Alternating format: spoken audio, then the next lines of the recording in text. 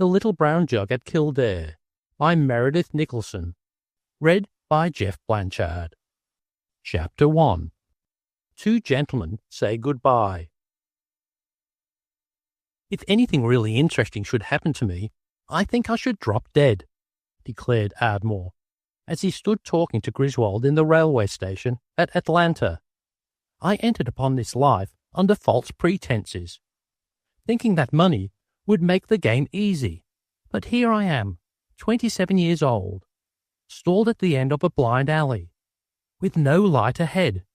And to be quite frank, old man, I don't believe you have the advantage of me. What's the matter with us, anyhow? The mistake we make, replied Griswold, is in failing to seize opportunities when they offer. You and I have talked ourselves hoarse 1,000 times, planning schemes we never pull off. We are cursed with indecision. That's the trouble with us. We never see the handwriting on the wall. Or if we do, it's just a streak of hieroglyphics. And we don't know what it means until we read about it in the newspapers.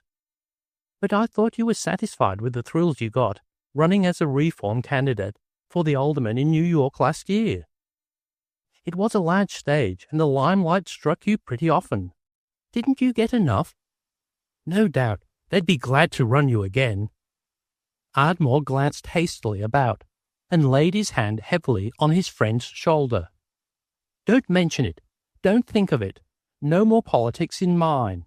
The world may go hang, if it waits for me to set it right. What I want is something different, a real adventure.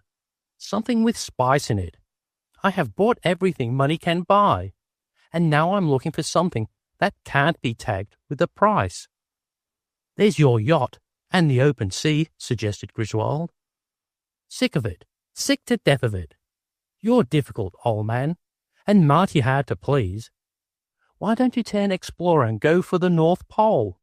Perfect bully. I thought of it a lot, but I want to be sure I've cleaned up everything else first. It's always up there waiting on ice, so to speak. But when it's done, once there will be nothing left. I want to save that for the last call. You said about the same thing when we talked up to Bet that first evening we met at the University Club. And now the Grand Lama sings in all the phonographs. And for a penny, you can see him in a kinetoscope, eating his luncheon. I remember very well that night. We were facing each other at a writing table, and you looked up timidly from your letter and asked me whether there were 2 G's in aggravate, and I answered that it depended on the meaning.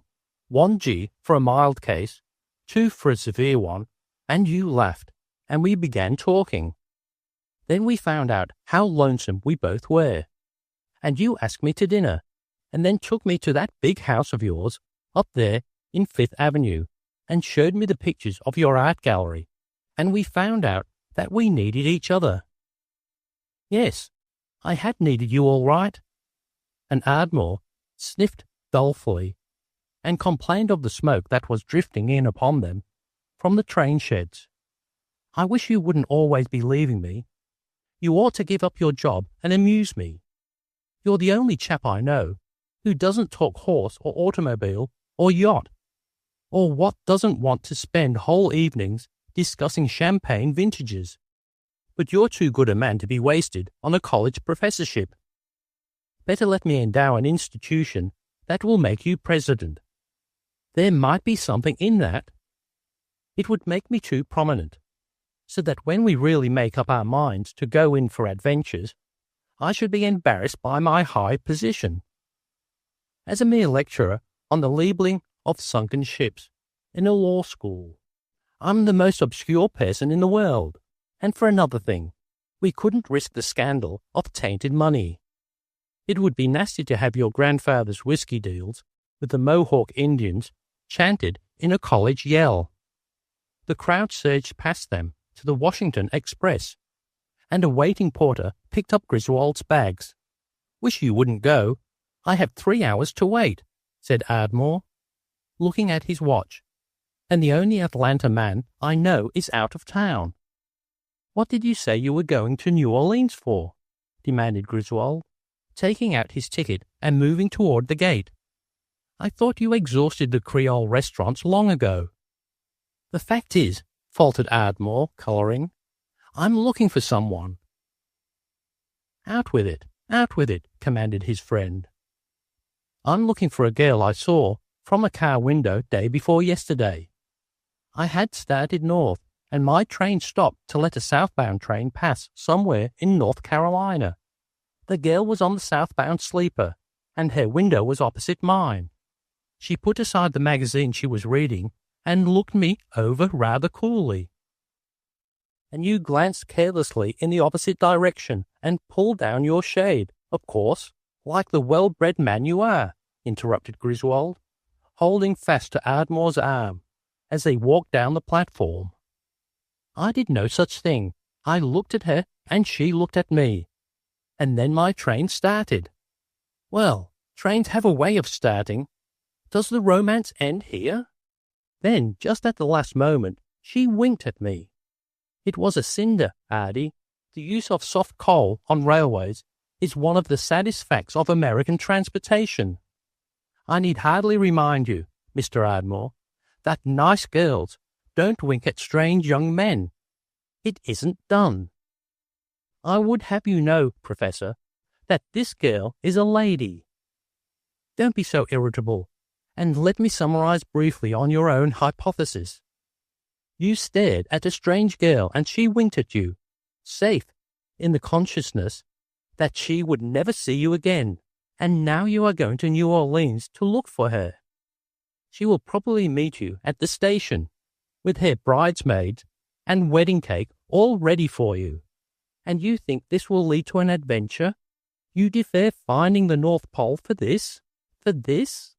Poor Ardy. But did she toss her card from the window? Why New Orleans? Why not Minneapolis or Bangor, Maine? I'm not an ass, Grizzy. I caught the name of the sleeper. You know, they're all named like yachts and tall buildings. The name of her car was the Alexandra. I asked our conductor where it was bound for, and he said it was a New Orleans car. So I took the first train back, ran into you here, and that's the whole story to date. I admire your spirit. New Orleans is much pleasanter than the polar ice, and the girl with the winking eye isn't to be overlooked in this vale of tears. What did this alleviating balm for tired eyes look like, if you remember anything besides the winked wink? She was bareheaded, and her hair was wonderfully light and fluffy, and it was parted in the middle and tied behind with a black ribbon in a great bow. She rested her cheek on her hand, her elbow on the window-sill, you know, and she smiled a little as the car moved off, and winked. Do you understand? Her eyes were blue, Grizzy, big and blue, and she was perfectly stunning. There are winks and winks, Ardy, observed Griswold, with a judicial air. There is the wink inadvertent, to which no meaning can be attached.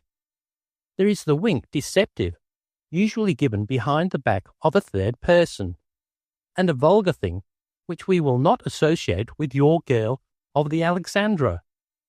And then, to be brief, there is the wink of mischief, which is observed occasionally in persons of exceptional bringing up. There are moments in the lives of all of us when we lose our grip on conventions, on morality even. The physiology of this matter is very subtle. Here you are, a gentleman of austerely correct life. Here is a delightful girl, on whom you flash in an out-of-the-way corner of the world, and she, not wholly displeased by the frank admiration in your eyes, for you may well concede that you stared at her. Well, I suppose I did look at her, admitted Ardmore reluctantly. Pardonably, no doubt, just as you would look at a portrait in a picture gallery, of course. This broadening school miss, who had never before lapsed from absolute propriety, felt the conventional world crumbling beneath her as the train started. She could no more have resisted the temptation to wink than she could have refused a caramel or an invitation to appear as best girl at a church wedding. Thus wireless communication is established between soul and soul for an instant only, and then you are cut off forever, perhaps in the next world, Ardie.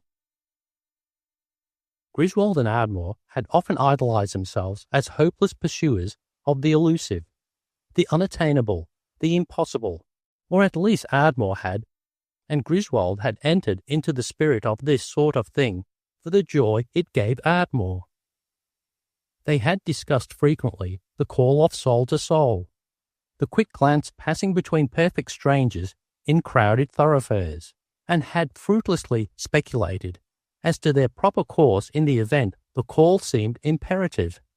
A glance of the eye is one thing, but it is quite another to address a stranger and offer eternal friendship. The two had agreed that while, soul call or no soul call, a gentleman must keep clear of steaming flirtations, and avoid even the most casual remarks to strange young women in any circumstances. A gentleman of breeding and character may nevertheless follow the world's long trails in search of a never-to-be-forgotten face. The fact is that Ardmore was exceedingly shy, and a considerable experience of fashionable society had not diminished this shortcoming. Griswold, on the other hand, had the Virginian's natural social instinct, but he suffered from a widely diffused impression that much learning had made him either indifferent or extremely critical where women are concerned. Ardmore shrugged his shoulders and fumbled in his coat pockets, as though searching for ideas. An austere composure marked his countenance at all times, and emphasized the real distinction of his clean-cut features. His way of tilting back his head and staring dreamingly into vacancy had established for him a reputation for stupidity that was wholly undeserved. Please limit the discussion to the present world, Professor. When Ardmore was displeased with Griswold, he called him Professor, in a withering tone that disposed of the academic life. We shall limit it to New Orleans or the universe, as you like. I'm disappointed in you, Grizzy. You don't take this matter in the proper spirit. I'm going to find that girl, I tell you. I want you to find her, Ardie, and throw yourself at her feet. Be it far from me to deprive you of the joy of search. I thoroughly admire your resolute spirit. It smacks of the old heroic times. Nor can I conceal from you my consuming envy. If a girl should flatter me with a wink, I should follow her thrice round the world. She should not elude me anywhere in the Copernican system. If it were not the nobler part for you to pursue alone, I should forsake my professorship and buckle on my armour and follow your standard. With the winking eye, for my battle cry. And Griswold hummed the words, beating time with his stick, much to Ardmore's annoyance. In my ignorance, Griswold continued, I recall but one allusion to the wink in Immortal Song. If my memory serves me, it is no less a soul than Browning who sings. All heaven, meanwhile, condensed into one eye, which fears to lose the wonder, should it wink. You seem worried, Ardie. Does the wink press so heavily, or what's the matter? The fact is, I'm in trouble. My sister says I've got to marry. Which sister? Mrs. Atchison. You know, Nellie. She's a nice girl, and she's a good sister to me, but she's running me too hard on this marrying business. She's going to bring a bunch of girls down to Ardsley in a few days, and she says she'll stay until I make a choice. Griswold whistled. Then, as we say in literary circles, you're up against it. No wonder you're beginning to take notice of the frolicsome boarding school girl who winks at the world. I believe I'd rather take chances myself with that amiable sort than marry into your Newport transatlantic set. Well, one thing's certain, Grizzy. You've got to come to Ardsley and help me out while those people are there. Nellie likes you. She thinks you're terribly intellectual and all that. And if you'll throw in a word now and then, why, I may be able to protect you from the crafts and assaults of your sister. You seem to forget, Ardy, that I'm not one of your American leisure class. I'm always delighted to meet Mrs. Atchison, but I'm a person of occupations. I have a consultation in Richmond tomorrow, then me for Charlottesville.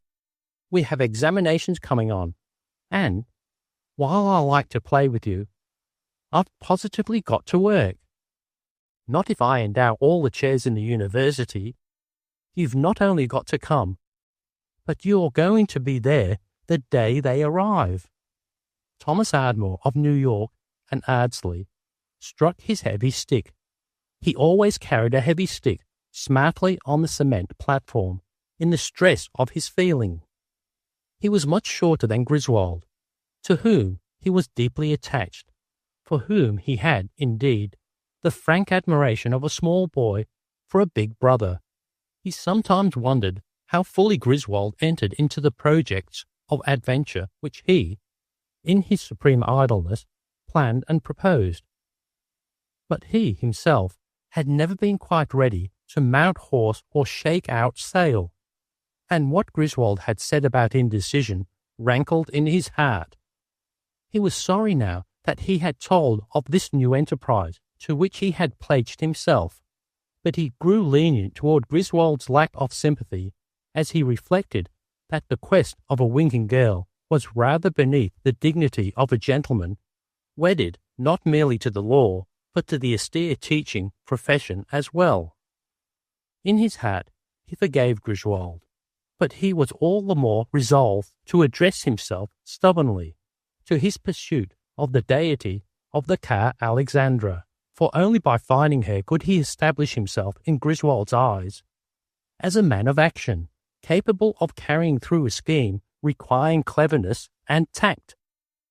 Ardmore was almost painfully rich, but the usual diversions of the wealthy did not appeal to him, and, having exhausted foreign travel, he spent much time on his estate in the North Carolina hills, where he could ride all day on his own land, and where he read prodigiously in a huge library that he had established with special reference to works on piracy, a subject that had attracted him from early youth.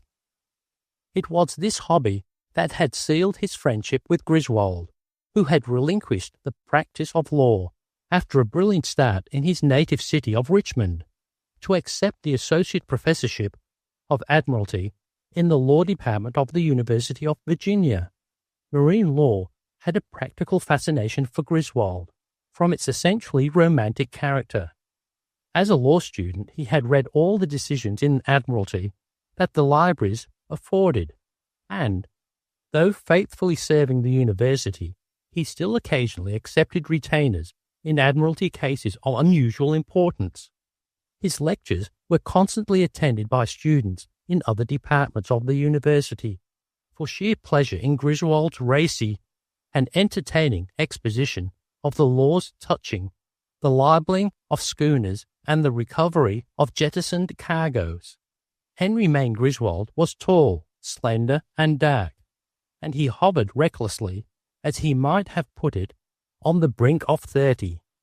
He stroked his thin brown moustache habitually, as though to hide the smile that played about his humorous mouth, a smile that lay even more obscurely in his fine brown eyes. He did violence to the academic traditions by dressing with metropolitan care, grey being his prevailing note, though he scarce ventured upon bold colour schemes that interested his students almost as much as his lectures.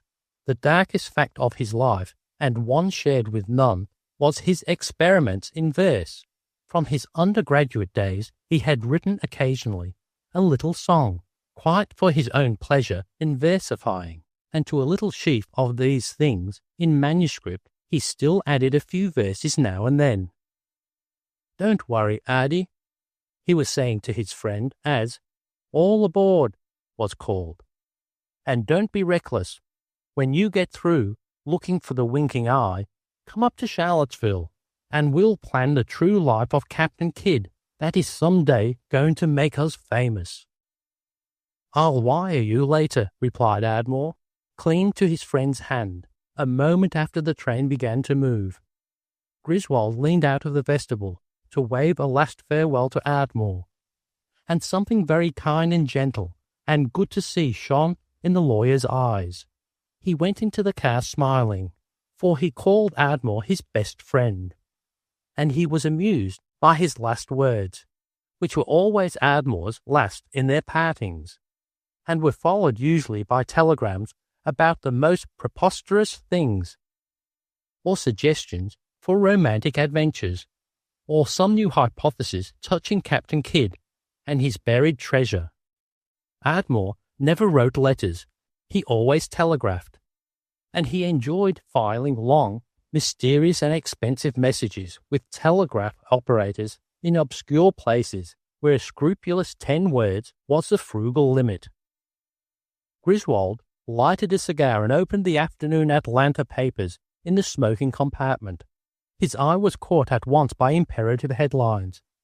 It is not too much to say that the eye of the continent was arrested that evening by the amazing disclosure, now tardily reaching the public, that something unusual had occurred at the annual meeting of the Cotton Planters Association at New Orleans on the previous day. Every copy reader and editor, every paragrapher on every newspaper in the land had smiled and reached for a fresh pencil as the preliminary bulletin announced the passing of harsh words between the governor of North Carolina and the governor of South Carolina. It may as well be acknowledged here that just what really happened at the Cotton Planters Convention will never be known, for this particular meeting was held behind closed doors, and as 2 governors were honoured guests of the association, no member has ever breathed a word touching an incident that almost sincerely deplored. Indeed, no hint of it would ever have reached the public had it not been that both gentlemen hurriedly left the convention hall, refused to keep their appointments to speak at the banquet that followed the business meetings, and were reported to have taken their first trains for their respective capitals. It was whispered by a few persons that the governor of South Carolina had taken a fling at the authenticity of the Mecklenburg Declaration of Independence. It was rumored in other quarters that the governor of North Carolina was the aggressor, he having, it was said, declared that a people, meaning the freemen of the Commonwealth of South Carolina, who were not intelligent enough to raise their own hay, and who, moreover, bought that article in Ohio, were not worth the ground necessary for their decent interment. It is not the purpose of this chronicle either to seek the truth of what passed between the 2 governors at New Orleans, or to discuss the points of history and agriculture raised in the statements just indicated. As everyone knows, the 20th of May, or was it the 31st, 1775, is solemnly observed in North Carolina as the day on which the patriots of Mecklenburg County severed the relations therefore existing between them and His Majesty, King George III. Equally well known is the fact that in South Carolina it is an article of religious faith that on the 20th day of May 1775, the citizens of Mecklenburg County, North Carolina, cheered the English flag and adopting resolutions reaffirming their ancient alliance to the British Crown. This controversy and the inadequacy of the South Carolina hay crop must be passed on to the pamphleteers, with such other vexed questions as Andrew Jackson's birthplace, more debated than Homer's, and not to be carelessly conceded to the strutting sons of Waxhaw. Griswold read of the New Orleans incident with a smile, while several fellow passengers discussed it in a tone of banter. One of them, a gentleman from Mississippi, presently produced a flask, which he offered to the others, remarking, as the governor of North Carolina said to the governor of South Carolina, which was, to be sure, pertinent to the hour and the discussion, and bristling with fresh significance.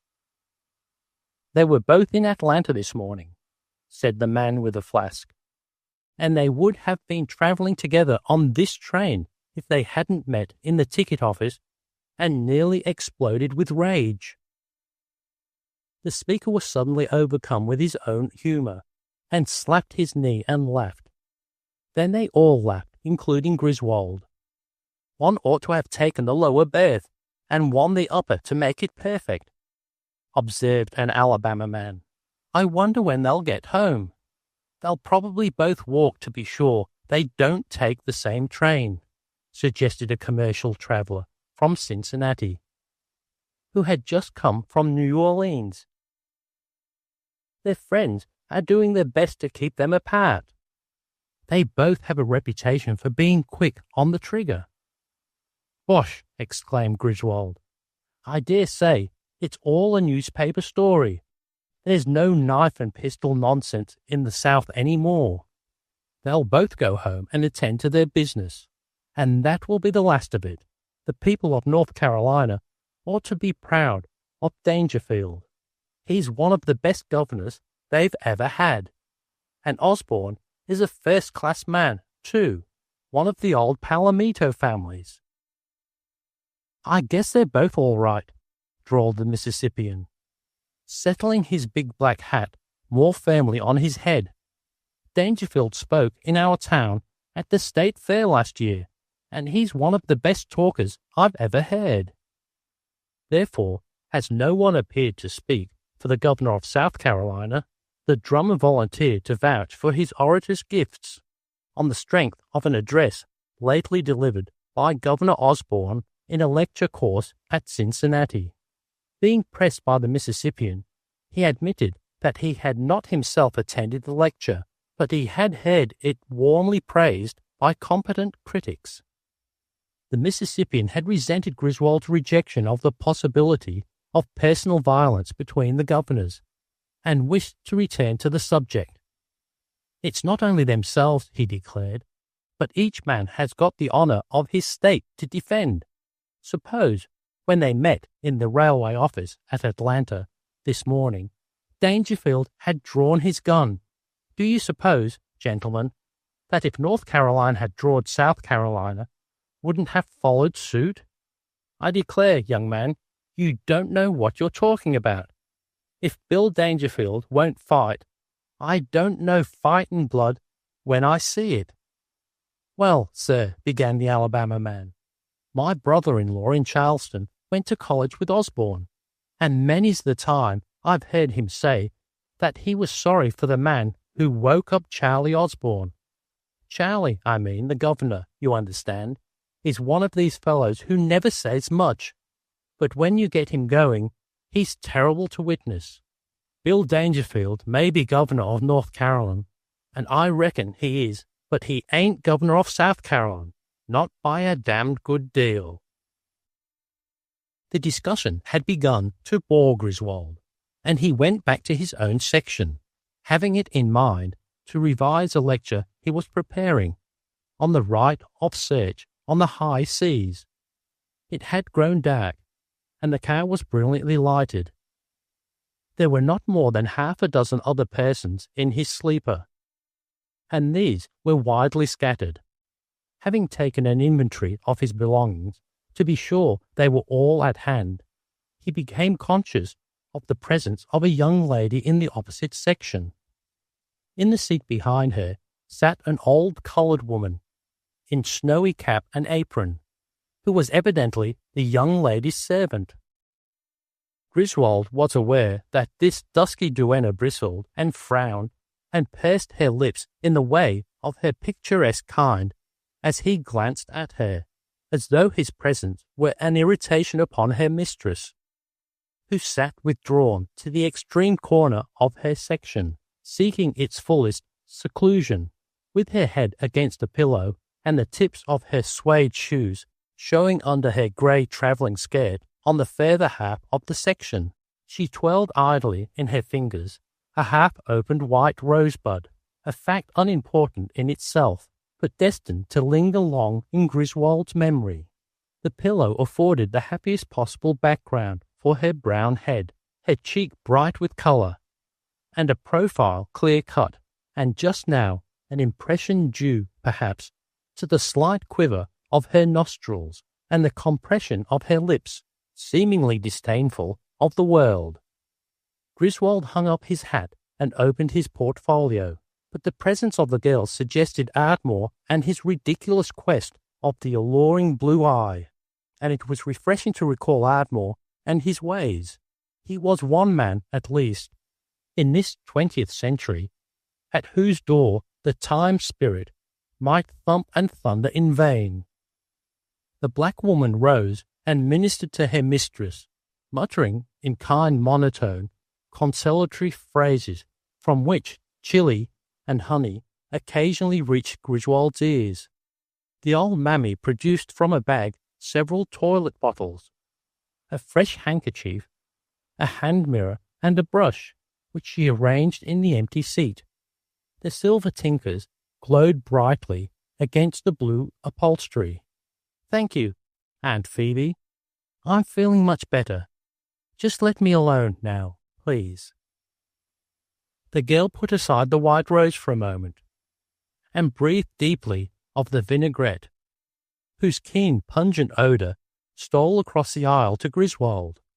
She bent forward, took up the hand mirror, and brushed her hair away from her forehead with half a dozen light strokes. She touched her handkerchief to the cologne flask, passed it across her eyes, and then took up the rose again and settled back with a little sigh of relief. In her new upright position, her gaze rested upon Griswold's newspapers, which he had flung down on the empty half of his section. One of them had fallen open and lay with its outer page staring with the bold grin of display type. Two governors at war. What did the governor of North Carolina say to the governor of South Carolina? The colour deepened in the girl's face. A slight frown gathered in her smooth forehead. Then she called the coloured woman, and a brief colloquy followed between them. In a moment Griswold was addressed in a tone and manner at once condescending and deferential. "If you please, sir, would you all know my misters look at your newspapers?" "Certainly. Take them along."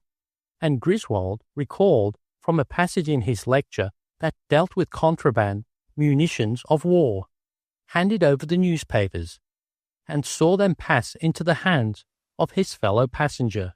He had read the newspapers pretty thoroughly, and knew the distribution of their contents, so that he noted with surprise the girl's immediate absorption in the telegrams from New Orleans, relating to the difficulty between the two governors. As she read, she lost her thought something of her splendid colour, and at one point in her reading, her face went white for a moment, and Griswold saw the paper wrinkle under the tightening grasp of her hands. The tidings from New Orleans had undoubtedly aroused her indignation, which expressed itself further in the rigid lines on her figure as she read, and in the gradual lifting of her head, as though, with some new resolution, she seemed to lose account of her surroundings, and several times Griswold was quite sure that he heard her half exclaim, "Preposterous! Infamous!" When she had finished the New Orleans telegrams, she cast the offending newspapers from her, then, recalling herself, summoned the black woman, and returned them to Griswold, the dusky agent expressing the elaborate thanks of her race for his courtesy. The girl had utterly ignored Griswold, and she now pulled down the curtain at her elbow with a snap and turned her face away from him.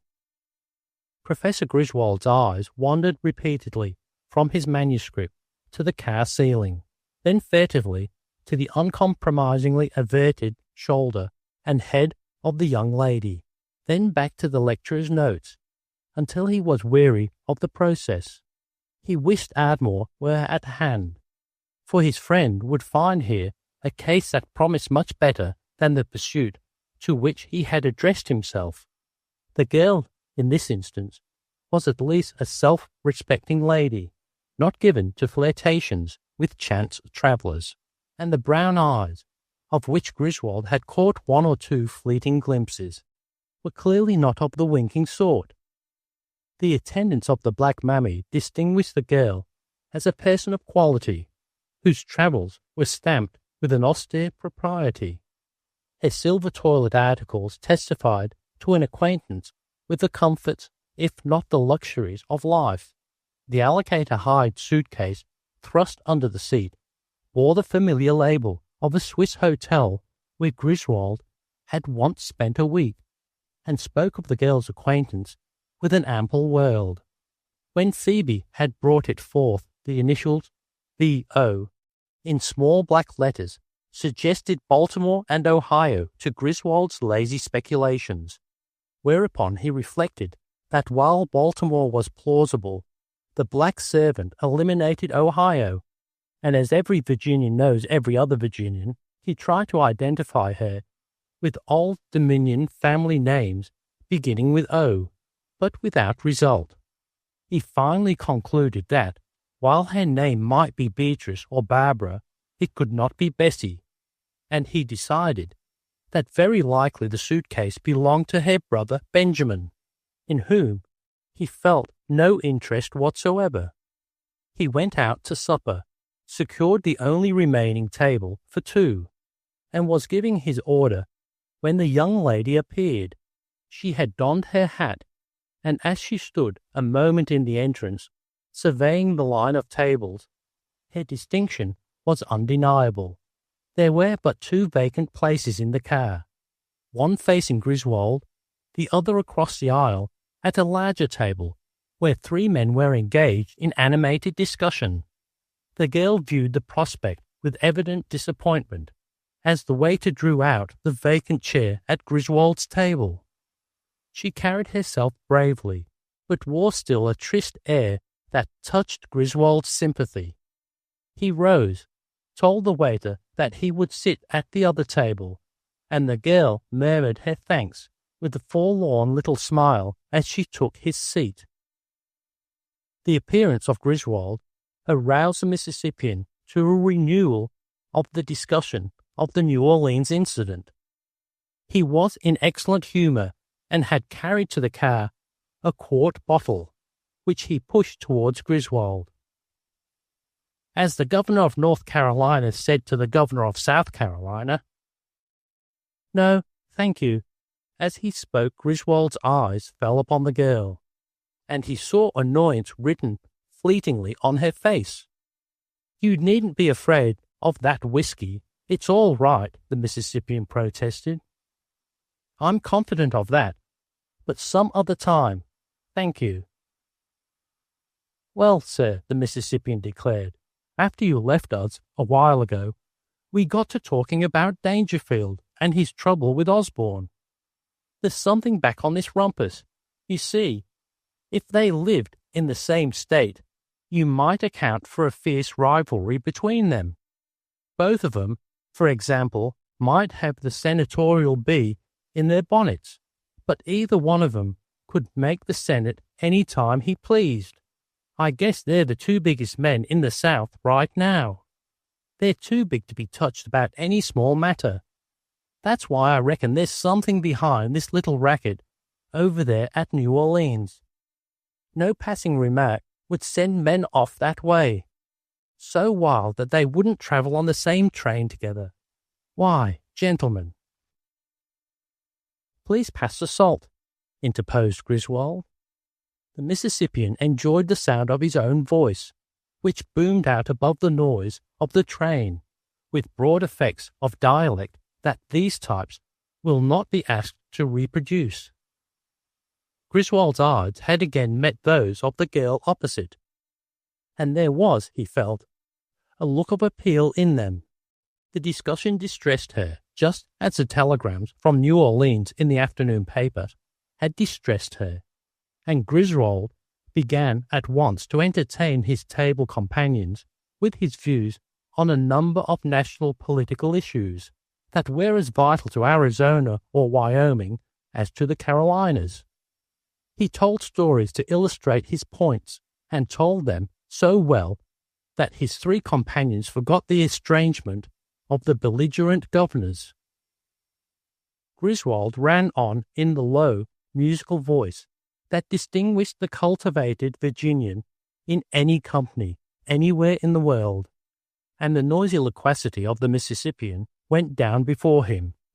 He was so intent on holding their attention that his dishes were taken from him almost untouched. The others lingered until his coffee was brought. He was so absorbed that he failed to see the smile that occasionally passed over the girl's face as some fragment of one of his stories found its way to her.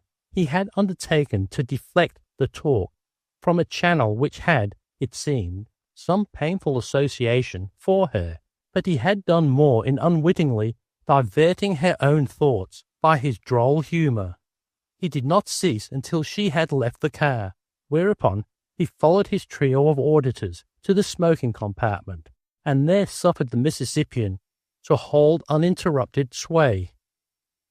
When he went back into the car at 11 o'clock, he found the girl and her maid still sitting in their sections, though most of the other berths, including his own, had been made up. The train was slowing down, and, wishing a breath of air before retiring, he went to the rear platform of the sleeper, which was the last car of the train. The porter had opened the door in the vestibule to allow the brakeman to run back with his torpedoes. The baggage car had developed a hot box, and, jumping out, Griswold saw lanterns flashing ahead where the trainman laboured with the sick wheel. The porter vanished, leaving Griswold alone. The train had stopped at the edge of a small town, whose scattering houses lay darkly against the hills beyond. The platform lamps of the station shone a quarter of a mile ahead. The feverish steel yielded reluctantly to treatment, and Griswold went forward and watched the men at work for a few minutes, then returned to the end of the train. He swung himself into the vestibule and leaned upon the guardrail, gazing down the track toward the brakeman's lantern. Then he grew impatient at the continued delay and dropped down again, pacing back and forth in the roadbed behind the becalmed train. The night was overcast with hints of rain in the air, and a little way from the rear lights it was pitch dark. Griswold felt sure that the train would not leave without the brakeman, and he was further reassured by the lanterns of the trainmen beside the baggage car. Suddenly, as he reached the car and turned to retrace his steps, a man sprang up, seemingly from nowhere, and accosted him. "I reckon you're the governor, ain't you?" "Yes, certainly, my man. What can I do for you?" replied Griswold instantly. "I reckon it was you when you first come out on the platform. I'm appointed to tell you, Governor, that if you have Bill Applewhite arrested in South Carolina, you'll get something one of these days you won't like. And if you try to find me, you'll get it quicker. Good night, Governor." "Good night," stammered Griswold. The last irony had crept into the word governor as the man uttered it and slipped away into the darkness. The shadows swallowed him up. The frogs in the ditch beside the track chanted dolorously. Then the locomotive whistled for the brakeman, whose lantern was already bobbing toward the train. As Griswold swung himself into the vestibule, the girl who had borrowed his newspapers turned away hurriedly and walked swiftly before him to her section. The porter, who was gathering her things together, said, as she paused in the aisle by her seat, "Beginning to get ready, Miss Osborne. We're gwine into Columbia 30 minutes late. All account that hot box." Griswold passed on to the smoking compartment and lighted a cigar. His acquaintances of the supper table had retired, and he was glad to be alone with his thoughts before the train reached Columbia. He dealt harshly with himself for his stupidity in not having associated the girl's perturbation over the breach between the governor of North Carolina and the governor of South Carolina with the initials on her travelling bag. He had been very dull, but it was clear to him now that she was either the daughter or some other near relative of the Governor Osborne. In a few minutes she would leave the train at Columbia, where the governor lived, and, being a gentleman, he would continue on his way to Richmond, and thence to the university, and the incident would be closed. But Griswold was a lawyer, and he had an old-fashioned southern lawyer's respect for the majesty of law. On the spur of curiosity or impulse, he had received a threatening message intended for the governor of South Carolina, who, from the manner of the delivery of the message, had been expected on this train. Griswold argued that the man who had spoken to him had been waiting at the little station near which they had stopped, in the hope of seeing the governor, that the waiting messenger had taken advantage of the unexpected halt of the train, and further, that some suggestion of the governor in his own appearance had deceived the stranger. He felt the least bit guilty at having deceived the man, but it was now clearly his duty to see that the governor was advised of the threat that had been communicated in so unusual a manner. He was pondering whether he should do this in person or by letter or telegram, when the rattle of the train over the switch frogs in the Columbian yards brought him to the point of decision. The porter thrust his head into the compartment. "Columbia, sir. Your berth's all ready, sir. You're going to Richmond? Yes, sir?" His hands were filled with the young lady's luggage. The lettering on the suitcase seemed, in a way, to appeal to Griswold and to fix his determination. "Porter, put my things off. I'll wait here for the morning train." Chapter 2. The Absence of Governor Osborne. Griswold spent the night at the Saluda House, Columbia, and rose in the morning with every intention of seeing Governor Osborne, or someone in authority at his office, as soon as possible, and proceeding to Richmond without further delay. As he scanned the morning newspaper at breakfast, he read with chagrin this item, prominently headlined, "Governor Osborne, who was expected home from the Cotton Planters' Convention yesterday morning, has been unavoidably detained in Atlanta by important personal business. Miss Barbara Osborne arrived last night and proceeded at once to the governor's mansion. Several matters of considerable importance await the governor's return. Among these is the matter of dealing with the notorious Bill Applewhite. It is understood that North Carolina officials are unwilling to arrest Applewhite, though his hiding place in the hills on the border near Kildare is well known. Although he runs back and forth across the state line at pleasure, he is a North Carolinian beyond question, and it's about time Governor Dangerfield took note of the fact. However, the governor of South Carolina may be relied on to act with his usual high sense of public duty in this matter."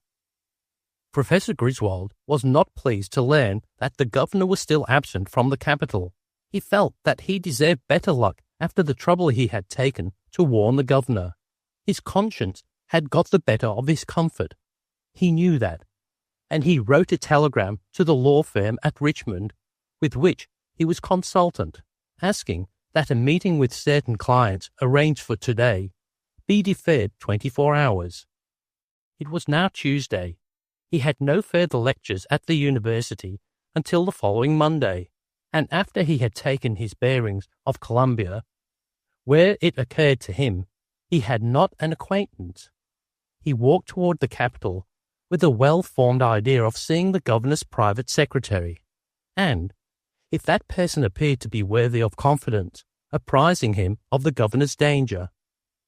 Standing in the many-pillared portico of the capital, Griswold turned to look down upon Columbia, a city distinguished to the most casual eye by streets an acre wide.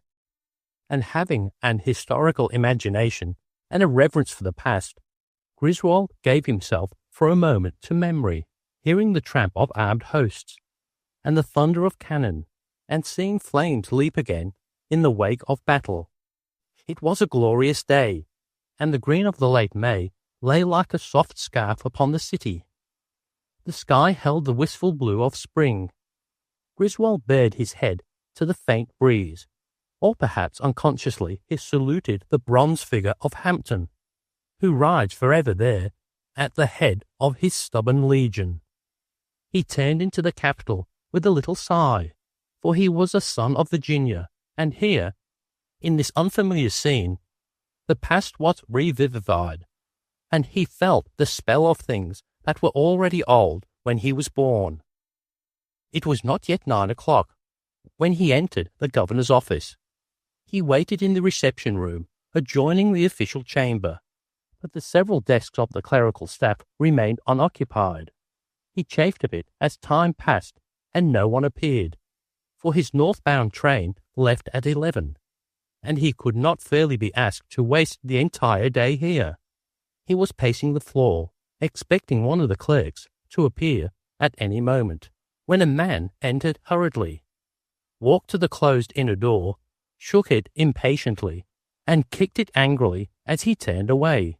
He was a short, thick-set man of 35, dressed in blue serge, and his movements were quick and nervous. He growled under his breath and swung round upon Griswold, as though to tax him with the responsibility for the closed door. "Has no one been here this morning?" he demanded, glaring at the closed desks. "If you don't count me, I should answer no," replied Griswold quietly. "Oh." The two gentlemen regarded each other for a moment, contemptuous dislike clearly written on the smaller man's face. Griswold, half smiling and indifferent. "I am waiting for the governor," remarked Griswold, thinking to gain information. "Then you're likely to wait some time," jerked the other. "The whole place seems to be abandoned. I never saw such a lot of people." "Not having seen them myself, I must reserve judgment," Griswold remarked, and the blue serge suit flung out of the room. Presently another figure darkened the entrance, and the coloured servant whom Griswold had seen attending Miss Osborne on the train from Atlanta swept into the reception room and, grandly, ignored his presence, sat down in a chair nearest the closed door of the inner chamber.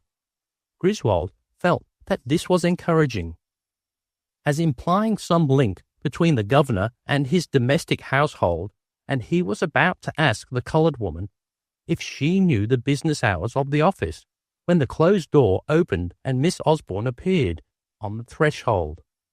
The coloured woman rose, and Griswold, who happened to be facing the door when it swung open, with such startling suddenness, stared an instant and bowed profoundly.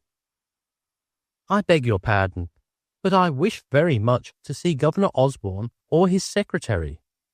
Miss Osborne, in white, trailing a white parasol in her hand, and with white roses in her belt, still stood half withdrawn inside the private office. "I'm very sorry that Governor Osborne and his secretary are both absent," she answered, and the two eyed each other gravely.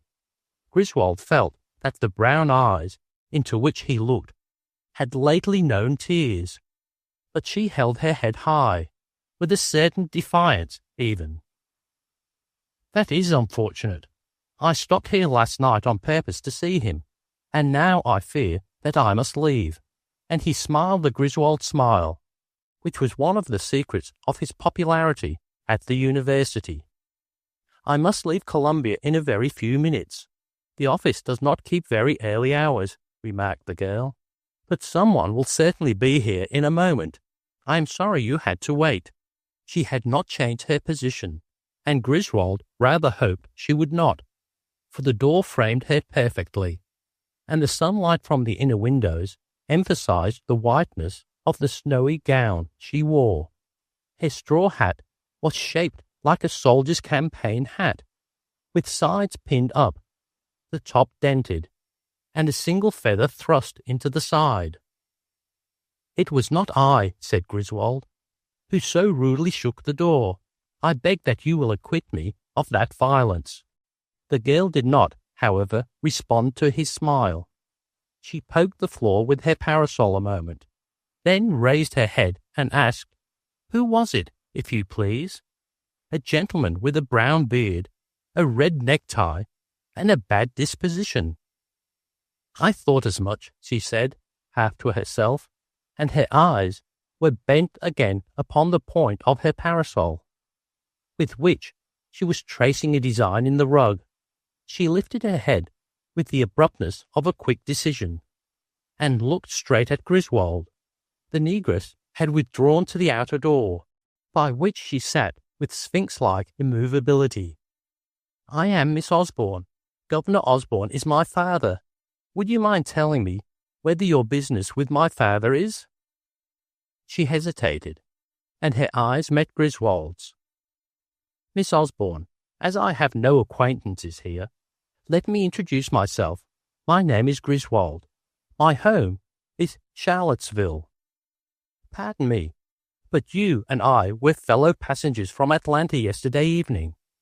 I am unacquainted with your father, and I have no business with him except—" He was not yet clear in his mind whether to tell her that her father's life was threatened. It did not seem fair to alarm her when he was powerless to help.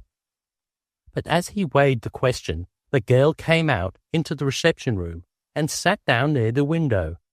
"Won't you have a seat, Mr. Griswold? May I ask you again whether you know the gentleman who came in here and beat the door a while ago?" "I never saw him before in my life." "That is very well. And now, Mr. Griswold, I am going to ask you to tell me, if you will, just what is it you wish to say to my father?" She was very earnest, and the request she made rang the least bit imperiously. She now held the white parasol across her lap in the tight clasp of her white-gloved hands. "I should not hesitate," began Griswold, still uncertain what to do. "You need not hesitate in the fear that you may alarm me. I think I know," as she half smiled now, "I think perhaps I know what it is. My reason for wishing to see your father is, then, to warn him that if a criminal named Applewhite is brought back from his hiding place on the North Carolina frontier and tried for his crimes in South Carolina, the governor of that state, your father, will be made to suffer by Applewhite's friends." "That is what I thought," said the girl, slowly nodding her head. "And now, to be quite honest about it, Miss Osborne, I must confess that I received this warning last night from a man who believed me to be the governor. To tell the truth, I told him I was the governor." The girl's eyes made a fresh inventory of Griswold. Then she laughed for the first time, a light laugh of honest mirth that would not be gainsaid. The beautiful colour deepened in her cheeks. Her eyes lighted merrily, as though at the drollery of Griswold standing, so to speak, in loco parentis. "I have my own confession to make. I heard what you said to that man. I had gone to the rear platform to see what was the matter. The stop there in that preposterous place seemed interminable. You must have known that I listened." "I didn't suppose you heard what that man said to me, or what I said to him. I don't know how I came to palm myself off as the governor. I am not in the habit of doing such things, but it was due, I think, to the fact that I had just been saying to a friend of mine at Atlanta." He ceased speaking, realizing that what he might have said to Ardmore was not germane to the point at issue. His responsibility for the life and security of Governor Osborne of the sovereign state of South Carolina was at an end, and he was entering upon a social chat with Governor Osborne's daughter. Some such thought must have passed through her mind, too, for she straightened herself in her chair and dropped the point of her parasol to the floor. But she was the least bit curious, in spite of herself. The young man before her, who held his hat and gloves so quietly, and who spoke with so nice a difference in a voice so musical, was beyond question a gentleman, and he had stopped at Columbia to render her father a service. There was no reason why she should not hear what he had said to his friend at Atlanta. "What had you been saying, Mr. Griswold?" "Oh, really nothing after all. I'm ashamed of it now. But he's the most amusing person, with nothing to do but to keep himself amused. We discuss many daring projects, but we are never equal to them. I had just been telling him that we were incapable of action, that while we plan our battles, the foe is already breaking down the outer defences and beating in the gates. You see, we are both very ridiculous at times, and we talk that sort of idiocy to keep up our spirits, and having berated my friend for his irresolution, I seized the first opportunity to prove my own capacity for meeting emergencies. The man flattered me with the assumption that I was the governor of South Carolina, and I weakly fell." Distress was again written in Miss Osborne's face. She had paid little heed to the latter half of Griswold's recital, though she kept her eyes fixed gravely upon him. In a moment the gentleman in blue serge, who had manifested so much feeling over the governor's absence, strode again into the room. "Ah, Miss Osborne, so you are back." He bowed over the girl's hand with a great deal of manner, then glanced at once toward the door of the private office. "Hasn't your father come in yet? I have been looking for him since 8 o'clock." "My father is not home yet, Mr. Bosworth." "Not home? Do you mean to say that he won't be here today?" "I hardly expect him," replied the girl calmly. "Very likely he will be at home tonight or in the morning." Griswold had walked away out of hearing, but he felt that the girl purposely raised her voice so that he might hear what she said. "I must know where he is. There's an important matter waiting, a very serious matter it may prove for him if he isn't here today to pass on it. I must wire him at once." "Very good. You had better do that, Mr. Bosworth. He's at the Peachtree Club, Atlanta." "Atlanta? Do you mean to say that he isn't even in this state today?" "No, Mr. Bosworth, and I advise you to telegraph him immediately, if your business is so urgent." "It isn't my business, Barbara. It's the state's business. It's your father's business. And if he isn't here to attend to it by tomorrow at the latest, it will go hard with him. He has enemies who will construe his absence as meaning." He spoke rapidly, with rising anger, but some gesture from the girl arrested him, and he turned frowningly to see Griswold calmly intent upon an engraving at the further end of the room. The coloured woman was dozing in her chair.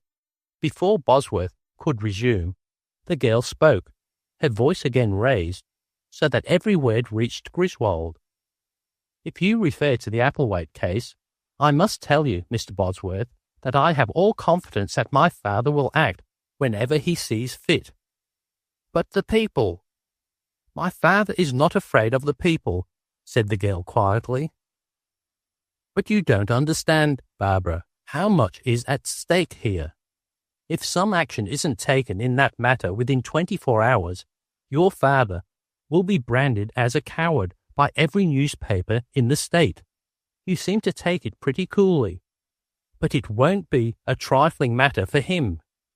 "I believe," replied the girl, rising, "that you have said all that I care to hear from you, now or at any further time, Mr. Bosworth, about this or any other matter." "But, Barbara—" Miss Osborne turned her back and walked to the window. Bosworth stared a moment, then rushed angrily from the room.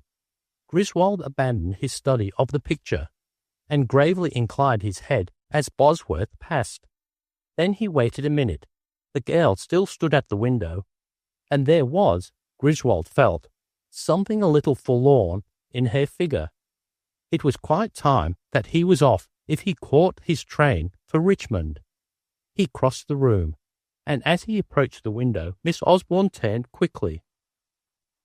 "It was kind of you to wait.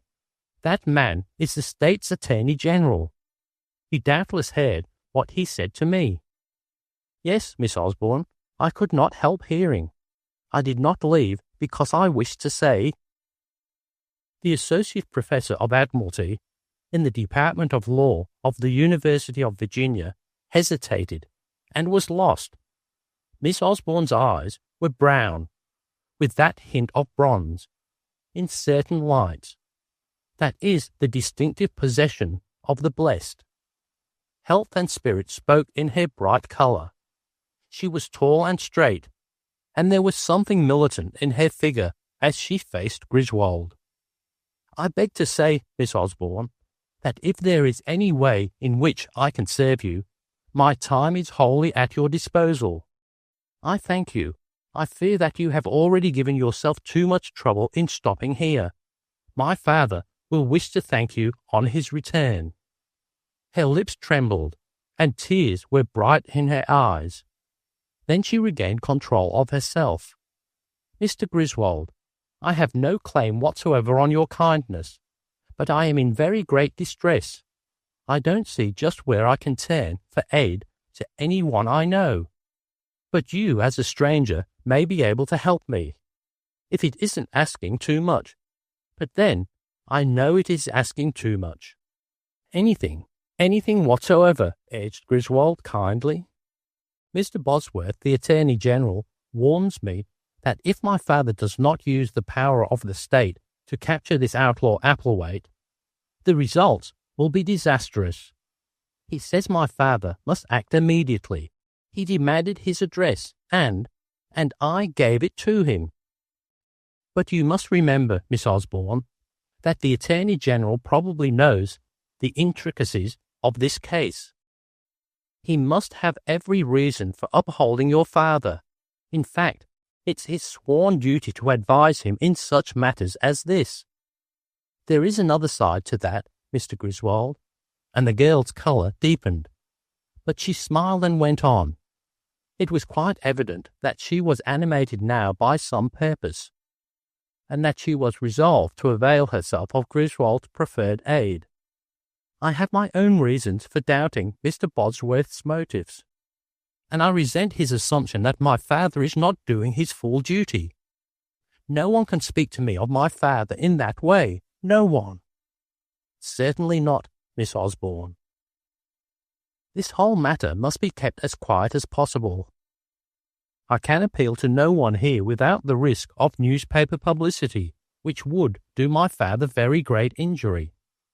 But if it is not altogether too great a favour, Mr. Griswold, may I ask that you remain here until tonight? Until my father returns? His secretary has been ill, and is away from town. The other clerks I sent away on purpose this morning. Father had left his office keys at home, and I came in to see if I could find the papers in the Applewhite case. They are there, and on the top of the packet is a requisition on the Governor of North Carolina for Applewhite's return. Signed? Signed. I'm sure he had only deferred acting in the case until his return, and he should have been back today. But of course he will be back. It is inconceivable that he should ignore, much less evade, a duty as plain as this, the governor of a state. It is preposterous. His business in Atlanta accounts for his absence.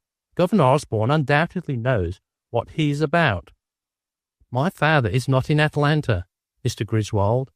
He is not at the Peachtree Club, and has not been. I have not the slightest idea where my father is. The echoing whistle of the departing Virginia Express reached them faintly, as they stood facing each other, before the open window in the governor's reception room. Chapter 3. The Jug and Mr. Ardmore.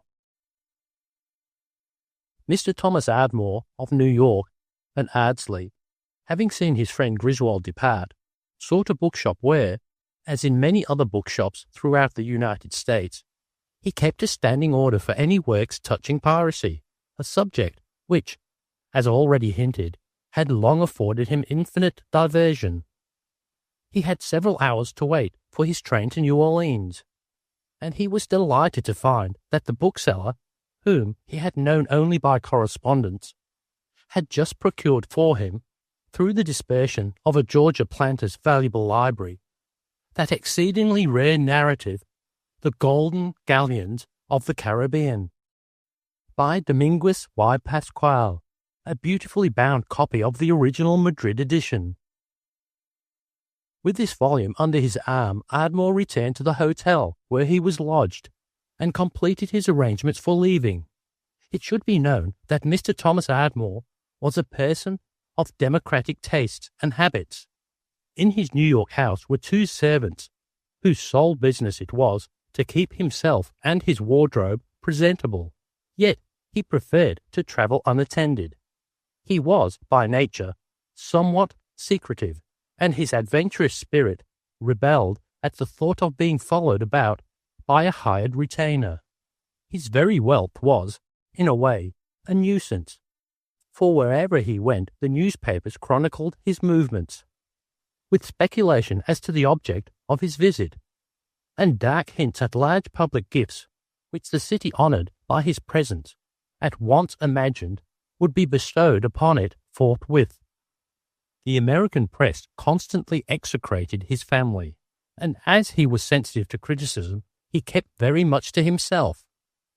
It was a matter of deep regret to Ardmore that his great-grandfather, whose name he bore, should have trifled with the morals of the red men, but he philosophized that it was not his fault, and if he had known how to squeeze the whiskey from the Ardmore millions, he would have been glad to do so.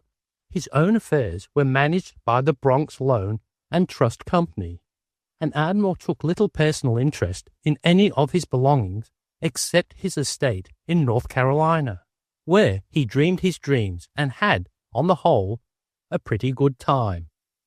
When he had finished packing his trunk, he went down to the dinner he had ordered to be in readiness at a certain hour, at a certain table, carefully chosen beforehand, for Ardmore was very exacting in such matters, and had an eye to the comforts of life, as he understood them. As he crossed the hotel lobby on his way to the restaurant, he was accosted by a reporter for the Atlanta Palladium, who began to question him touching various Ardmores who were just then filling rather more than their usual amount of space in the newspapers. Ardmore's family, with the single exception of his sister, Mrs. Atchison, bored him immensely. His 2 brothers and another sister, the Duchess of Ballywinkle, kept the family name in display type a great deal of the time, and their performances had particularly driven Thomas Ardmore from New York. He felt keenly his shame in being brother-in-law to a dissolute duke, and the threatened marriage of one of his brothers to a chorus girl had added, he felt, all too great a burden to a family tree whose roots, he could not forget it, were soaked in contraband rum. The reporter was a well-mannered youth, and Ardmore shook his hand encouragingly. He was rather curious to see what new incident in the family history was to be the subject of inquisition, and the reporter immediately set his mind at rest. "Pardon me, Mr. Ardmore, but is it true that your sister, the Duchess of Ballywinkle, has separated from the Duke? You may quote me as saying that while I am not quite sure, yet I sincerely hope the reports are true. To be frank with you, I do not like the Duke. In fact, strictly between ourselves, I disliked him from the first." And Ardmore shook his head gravely, and meditatively jingled the little gold pieces that he always carried in his trousers pockets. "Well, of course I had heard that there was some trouble between you and your brother-in-law.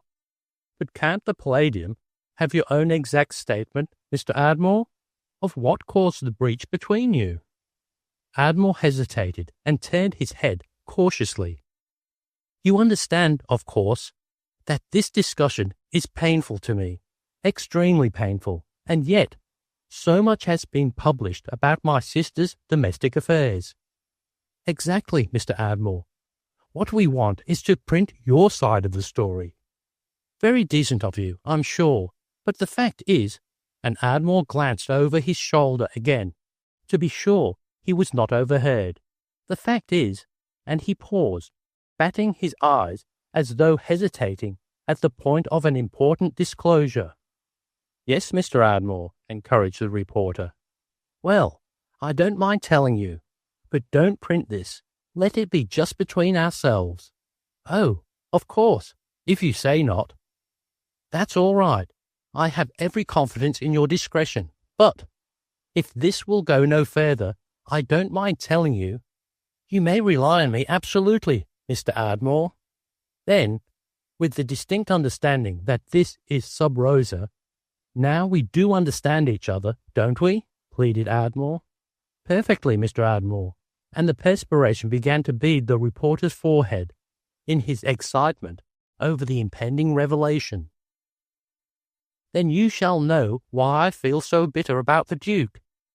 I assure you that nothing but the deepest chagrin over the matter causes me to tell you what I have never revealed before, not even to members of my family, not to my most intimate friend. I appreciate all that. Well, the fact is, but please never mention it, the fact is that His Grace owes me $4. I gave it to him in 2 bills. I remember the instant perfectly. 2 crisp new bills I had just got at the bank. His Grace borrowed the money to pay a cabman. It was the very day before he married my sister. Now let me ask you this. Can an American citizen allow a duke to owe him $4? The villain never referred to the matter again, and from that day to this I have made a rule never to lend money to a duke. The reporter stared a moment, then laughed. He abandoned the idea of getting material for a sensational article and scented the possibilities of a character sketch of the whimsical young millionaire. How about that story that your brother, Samuel Ardmore, is going to marry the chorus girl he ran over in his automobile? I hope it's true. I devoutly do. I'm very fond of music myself, and, strange to say, nobody in our family is musical. I think a chorus girl would be a real addition to our family. It would bring up the family dignity. You can see that. The Wise brought a story this afternoon that your cousin, Wingate Sindel, he is your cousin, isn't he? I'm afraid so. What's Siddy's latest? Why, it's reported that he's going to cross the Atlantic in a balloon. Can you tell us anything about that from the inside? Well, the ocean is only 4 miles deep. I'd take more interest in my cousin Siddy's ballooning if you could make it a couple of miles more to the dead men's chests. And now, much as I'd like to prolong this conversation, I've got to eat or I'll miss my train. If you don't mind saying, where are you going, Mr. Ardmore? I'd tell you in a minute, only I haven't fully decided yet, but I shall probably take the Sambo Flyer at 9:13. If you don't make me lose it. You have large interests in Arkansas, I believe, Mr. Ardmore? Yes, important interests. I'm searching for the original fiddle of the Arkansas Traveller. When I find it, I'm going to give it to the British Museum. And now you really must excuse me. Ardmore looked the reporter over carefully as they shook hands. He was an attractive young fellow, alert and good-humoured, and Ardmore liked him, as, in his shy way, he really liked almost everyone who seemed to be a human being. I'll tell you what I'll do with you, if you'll forget this rot we've been talking, and come up to Ardsley as soon as I get home. I'll see if I can't keep you amused for a couple of weeks. I don't offer that as a bribe. My family affairs are of interest to nobody but hostlers and kitchen maids. Wire me at Ardsley when you're ready. Throw away your lead pencil. Then come on and I'll show you the finest collection of books on Captain Kidd in the known world. What did you say your name is? Collins? Frank Collins? I never forget anything, so don't disappoint me.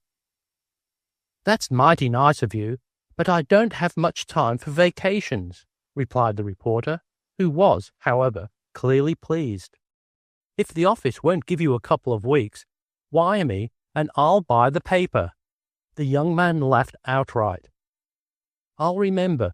I really believe you mean for me to come. Of course I do. It's all settled. Make it next week. Goodbye.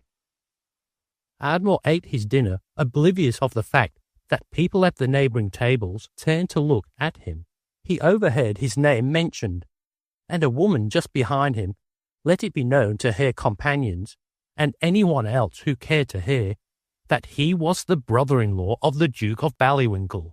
Another voice in the neighbourhood kindly remarked that Ardmore was the only decent member of the family, and that he was not the one whose wife had just left him, nor yet the one who was going to marry the chorus girl whose father kept a delicatessen shop in Hoboken.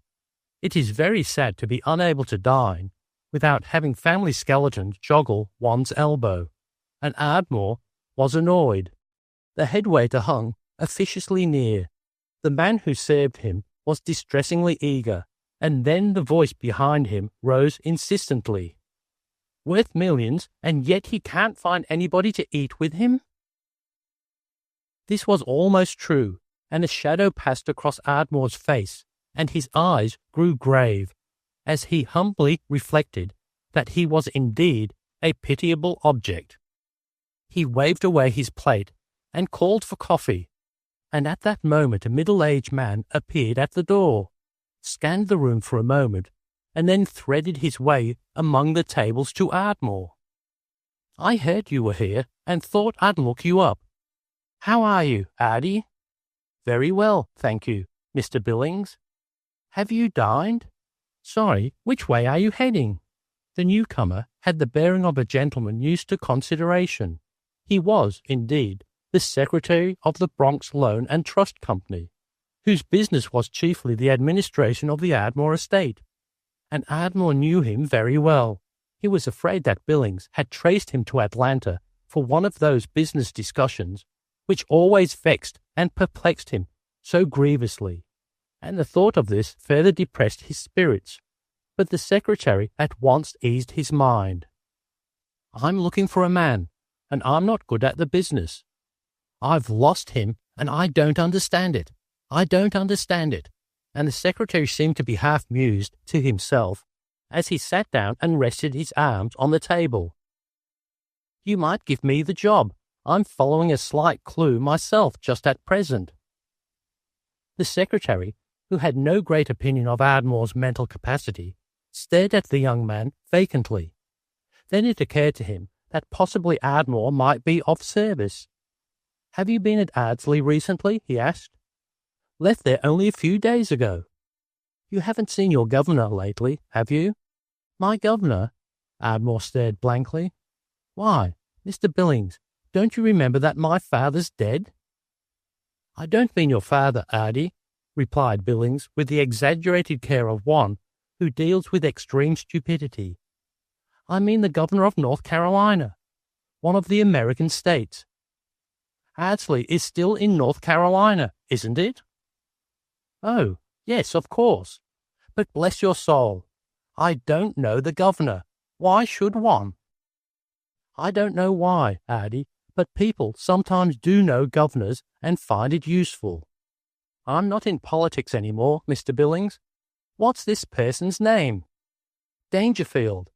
Don't you ever read the newspapers? Demanded the secretary, striving to control his inner rage. He was in trouble, and Ardmore's opaqueness taxed his patience, and yet Tommy Ardmore had given him less trouble than any other member of the Ardmore family. The others galloped gaily through their incomes. Tommy was rapidly augmenting his inheritance, from sheer neglect or inability to scatter his dividends. No, I quit reading newspapers after the noble Duke of Ballywinkle didn't break the bank at Monte Carlo that last time. I often wish, Mr. Billings, that the Mohawks had scalped my grandfather before they bought his whiskey. That would have saved me the personal humiliation of being brother-in-law to a duke. You mustn't be so thin-skinned. You pay the penalty of belonging to one of the wealthiest families in America. And Billings' tone was paternal. So I've heard, but I'm not so terribly proud of it. What about this governor? That's what troubles me. What of the governor? Billings dropped his voice so that no one but Ardmore could hear. He's missing, disappeared. That's the first interesting thing I've heard of a governor doing, said Ardmore. Tell me more. He's had a row with the governor of South Carolina at New Orleans. I was to have met him on an important matter of business this afternoon, but he's cleared out and nobody knows what's become of him. His daughter, even, who was in New Orleans with him, doesn't know where he is. When was she in New Orleans with him? Asked Ardmore, looking at his watch. She who? Asked Billings, annoyed. Why, the daughter. I don't know anything about the daughter, but if I could find her father, I'd give him a piece of my mind. And the secretary's face flushed angrily. Well, I suppose she isn't the one I'm looking for, anyhow, said Ardmore resignedly. I should hope not, blurted Billings, who had not really taken in what Ardmore said, but who assumed that it must necessarily be something idiotic. She had fluffy hair, persisted Ardmore, to this seriously minded gentleman, whose life was devoted to the manipulation of the Ardmore millions. Ardmore's tone was that of a child who persisted in babbling inanities to a distracted parent. Better let girls alone, Tommy. Mrs. Acheson told me you were going to marry Daisy Waters, and I should heartily approve the match. Did Nellie tell you that? I wonder if she's told Daisy yet. You'll have to excuse me now, for I'm taking the Sambo flyer. I'd like to find your governor for you, and if you'll tell me when he was seen last. Right here, just before noon today, and a couple of hours before I reached town. His daughter either doesn't know where he went, or she won't tell. Ah, the daughter. She remains behind to guard his retreat. The daughter is still here. She's a pepper little piece, and Billings looked guardedly around the room. That's she, alone over there in the corner, the girl with the white feather in her hat, who's just signing her check. There, she's getting up. Ardmore gazed across the room intently. Then suddenly a slight smile played about his lips. To gain the door, the girl must pass by his table, and he scrutinized her closely as she drew near and passed. She was a little girl, and her light, fluffy hair swept out from under a small blue hat in a shell-like curve, and the short skirt of her tailor-made gown robbed her, it seemed, of years to which the calendar might entitle her. She gave me the steadiest eye I ever looked into when I asked her where her father had gone, remarked Billings grimly, as the girl passed. She said she thought he'd gone fishing for whales. So she's Miss Dangerfield, is she? Asked Ardmore indifferently, and he rose, leaving on the plate, by a sudden impulse of good feeling toward the world, exactly double the generous tip he had intended giving. Billings was glad to be rid of Ardmore, and they parted in the hotel lobby, without waste of words. The secretary of the Bronx Loan and Trust Company announced his intention of remaining another day in Atlanta in the hope of finding Governor Dangerfield, and he was so absorbed in his own affairs that he did not heed, if indeed he heard, Ardmore's promise to keep an eye out for the lost governor. Like most other people, the secretary of the Bronx Loan and Trust Company did not understand Ardmore. But Thomas Ardmore, having long ago found himself ill-judged by the careless world, lived by standards of his own, and these would have meant nothing whatever to Billings. Ardmore's effects had been brought down and were already piled on a carriage at the door. In his pocket was his passage to New Orleans, and a stateroom ticket. At the cashier's desk, Miss Dangerfield paid her bill, just ahead of him. "If any telegrams come for my father, please forward them to Riley," said the girl. The manager came out personally to show her to her carriage, and having shut the door upon her, he wished Ardmore, who stood discreetly by, a safe journey. "Off for New Orleans, are you, Mr. Ardmore?" asked the manager courteously. "No," said Ardmore, "I'm going to Riley, to look at the tall buildings." Whereat the manager returned to his duties, gravely shaking his head. At the station, Ardmore caught sight of Miss Dangerfield, attended by 2 porters, hurrying towards the Tar Heel Express.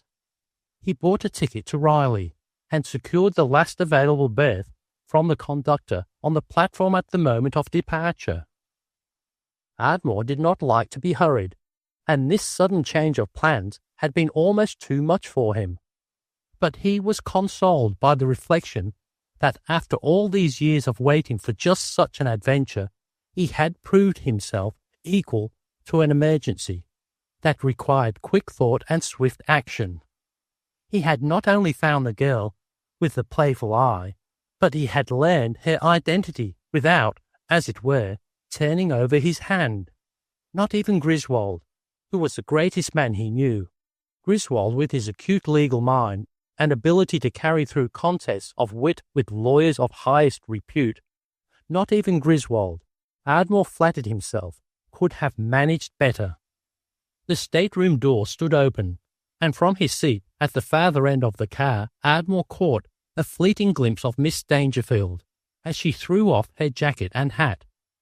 Then she summoned the porter, gave him her tickets, bade him a smiling good night, and the door closed upon her. The broad grin on the porter's face, a grin of delight as though he had spoken with some exalted deity, filled Ardmore with bitterest envy. He went back to smoke and plan his future movements.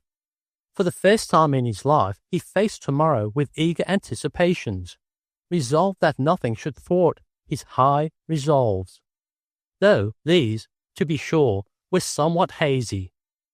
Then, from a feeling of great satisfaction, his spirit reacted, and he regretted that he had been deprived of the joy of prolonged search. If he could only have followed her until, at the last moment, when about to give up forever and accept the frugal consolations of memory, he met her somewhere face to face.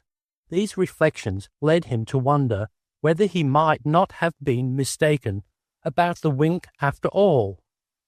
Griswold, with his wider knowledge of the world, had scouted the idea. Very likely if one of those blue eyes had actually winked at him, it had been out of mere playfulness, and he would never in the world refer to it when they met. Billings had applied the term peppery to her, and he felt that he should always hate Billings for this. Billings was only a financial automaton anyhow, who bought at the lowest and sold at the highest, and bored one very often with strangely worded papers, which one was never expected to understand. He did not know why Billings was so anxious to find Miss Dangerfield's father. But as between a man of Billings' purely commercial instincts and the governor of a great state like North Carolina, Ardmore resolved to stand by the Dangerfields to the end of the chapter. He was proud to remember his estate at Ardsley, which was in Governor Dangerfield's jurisdiction, and had been visited by the game warden, the state forester, and various other members of the governor's official household, though Ardmore could not remember their names. He had never in his life visited Riley, but far down some dim vista of memory he saw Sir Walter covering a mud puddle with his cloak for Queen Elizabeth. It was a picture of this moving incident in an old history that rose before him, as he tried vainly to recall just how it was that Sir Walter had lost his head. He wondered whether Miss Dangerfield's name was Elizabeth, though he hoped not, as the name suggested a town in New Jersey where his motor had once broken down on a rainy evening when he was carrying Griswold to Princeton to deliver a lecture. Ardmore smoked many pipes and did not turn in until after midnight. The car was hot and stuffy, and he slept badly. At some hour of the morning, being again awake and restless, he fished his dressing gown and slippers out of his bag and went out on the rear platform. He was the last car, and he found a camp stool and crouched down upon it in a corner of the vestibule and stared out into the dark. The hum and the click of the rails soothed him, and he yielded himself to pleasant reveries. Griswold was well on his way back to Virginia, he remembered. Dear old Grizzy, he murmured, but he resolved to tell Griswold nothing of the prosperous course of his quest.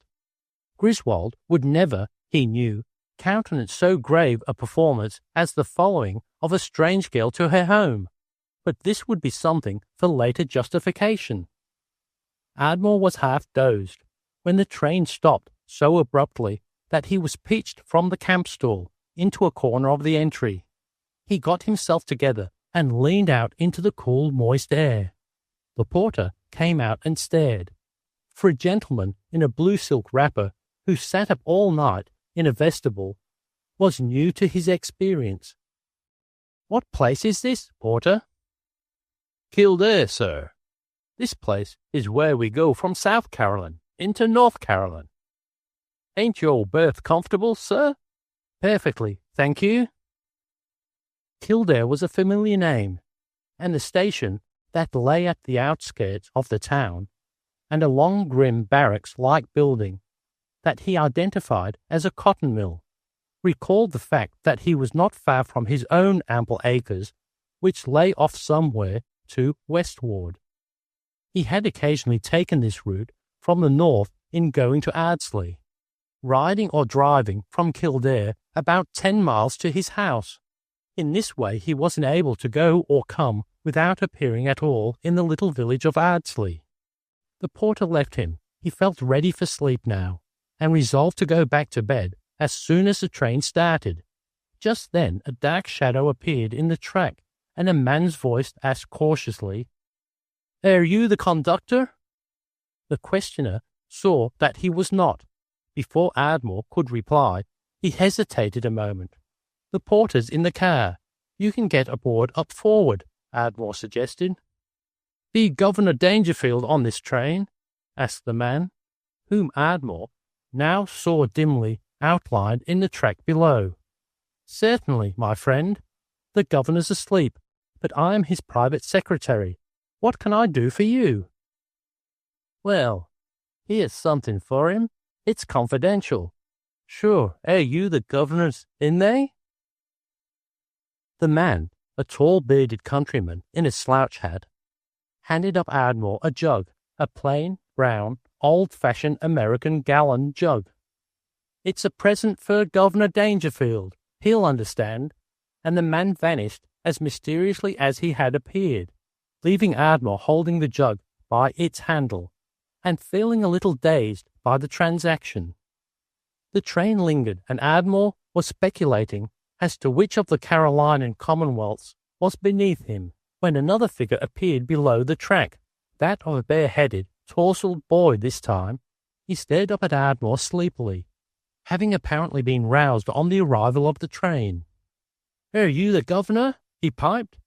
"Yes, my lad. In what way can I serve you?" And Ardmore put down his jug and leaned over the guardrail.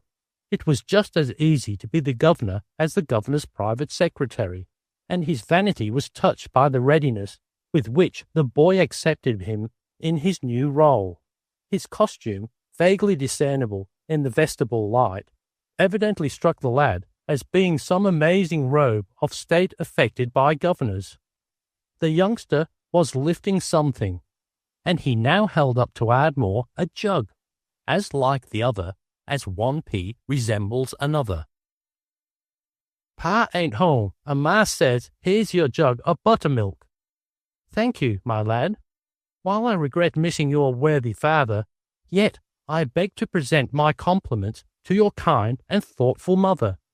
He had transferred his money to his dressing-gown pocket on leaving his berth, and he now tossed a silver dollar to the boy, who caught it with a yell of delight and scampered off into the night. Ardmore had dropped the jugs carelessly into the vestibule, and he was surveying them critically when the train started. The wheels were beginning to grind reluctantly when a cry down the track arrested his attention. A man was flying after the train, shouting at the top of his lungs. He ran, caught hold of the rail, and howled, "The governor ain't on there! Gimme back my jug!" "Indian giver," yelled Ardmore. He stooped down, picked up the first jug that came to hand, and dropped it into the man's outstretched arms. The porter, having heard voices, rushed out upon Ardmore, who held the remaining jug to the light, scrutinizing it carefully. "Please put this away for me, porter. It's a little gift from an old army friend." Then Mr. Ardmore returned to his berth, fully pleased with his adventures, and slept until the porter gave warning of Riley. Chapter 4. Duty and the Jug. Mr. Thomas Ardmore, 1 trunk, 2 bags, and a little brown jug, reached the Guildford house, Riley, at 8 o'clock in the morning. Ardmore had never felt better in his life. He assured himself, as he chose a room with care and intimated to the landlord his intention of remaining a week. But for the ill look of having his baggage marked, he should have registered himself falsely on the books of the inn. But feeling that this was not quite respectable, he assured the landlord, in response to the usual question, that he was not Ardmore of New York and Ardsley, but an entirely different person. "Well, I don't blame you for not wanting to be taken for any of that set," remarked the landlord sympathetically. "I should think not," returned Ardmore in a tone of deep disgust. The Guildford House coffee was not just what he was used to, but he was in an amiable humour and enjoyed hugely the conversation of the commercial travellers with whom he took his breakfast. He did not often escape from himself or the burden of his family reputation, and these strangers were profoundly entertaining. It had never occurred to Ardmore that man could be so amiable so early in the day, and his own spirits rallied as he passed the sugar, abused the hot bread, and nodded his approval of bitter flings at the inns of other southern towns of whose existence he only vaguely knew. They spoke of the President of the United States and of various old world monarchs in a familiar tone that was decidedly novel and refreshing, and he felt that it was a great privilege to sit at meat with these blithe spirits. Commercial travellers, he now realized, were more like the strolling players, the wandering knights, the cloaked riders approaching lonely inns at night, than any other beings he had met out of books. It was with the severest self-denial that he resisted an impulse to invite them all to visit him at Ardsley, or to use his house in Fifth Avenue whenever they pleased. When the man nearest him, who was having a second plate of corn cakes and syrup, casually inquired his line, Ardmore experienced a moment of real shame, but he remembered the jug he had acquired in the night he replied, "Crockery." "Mine's drugs.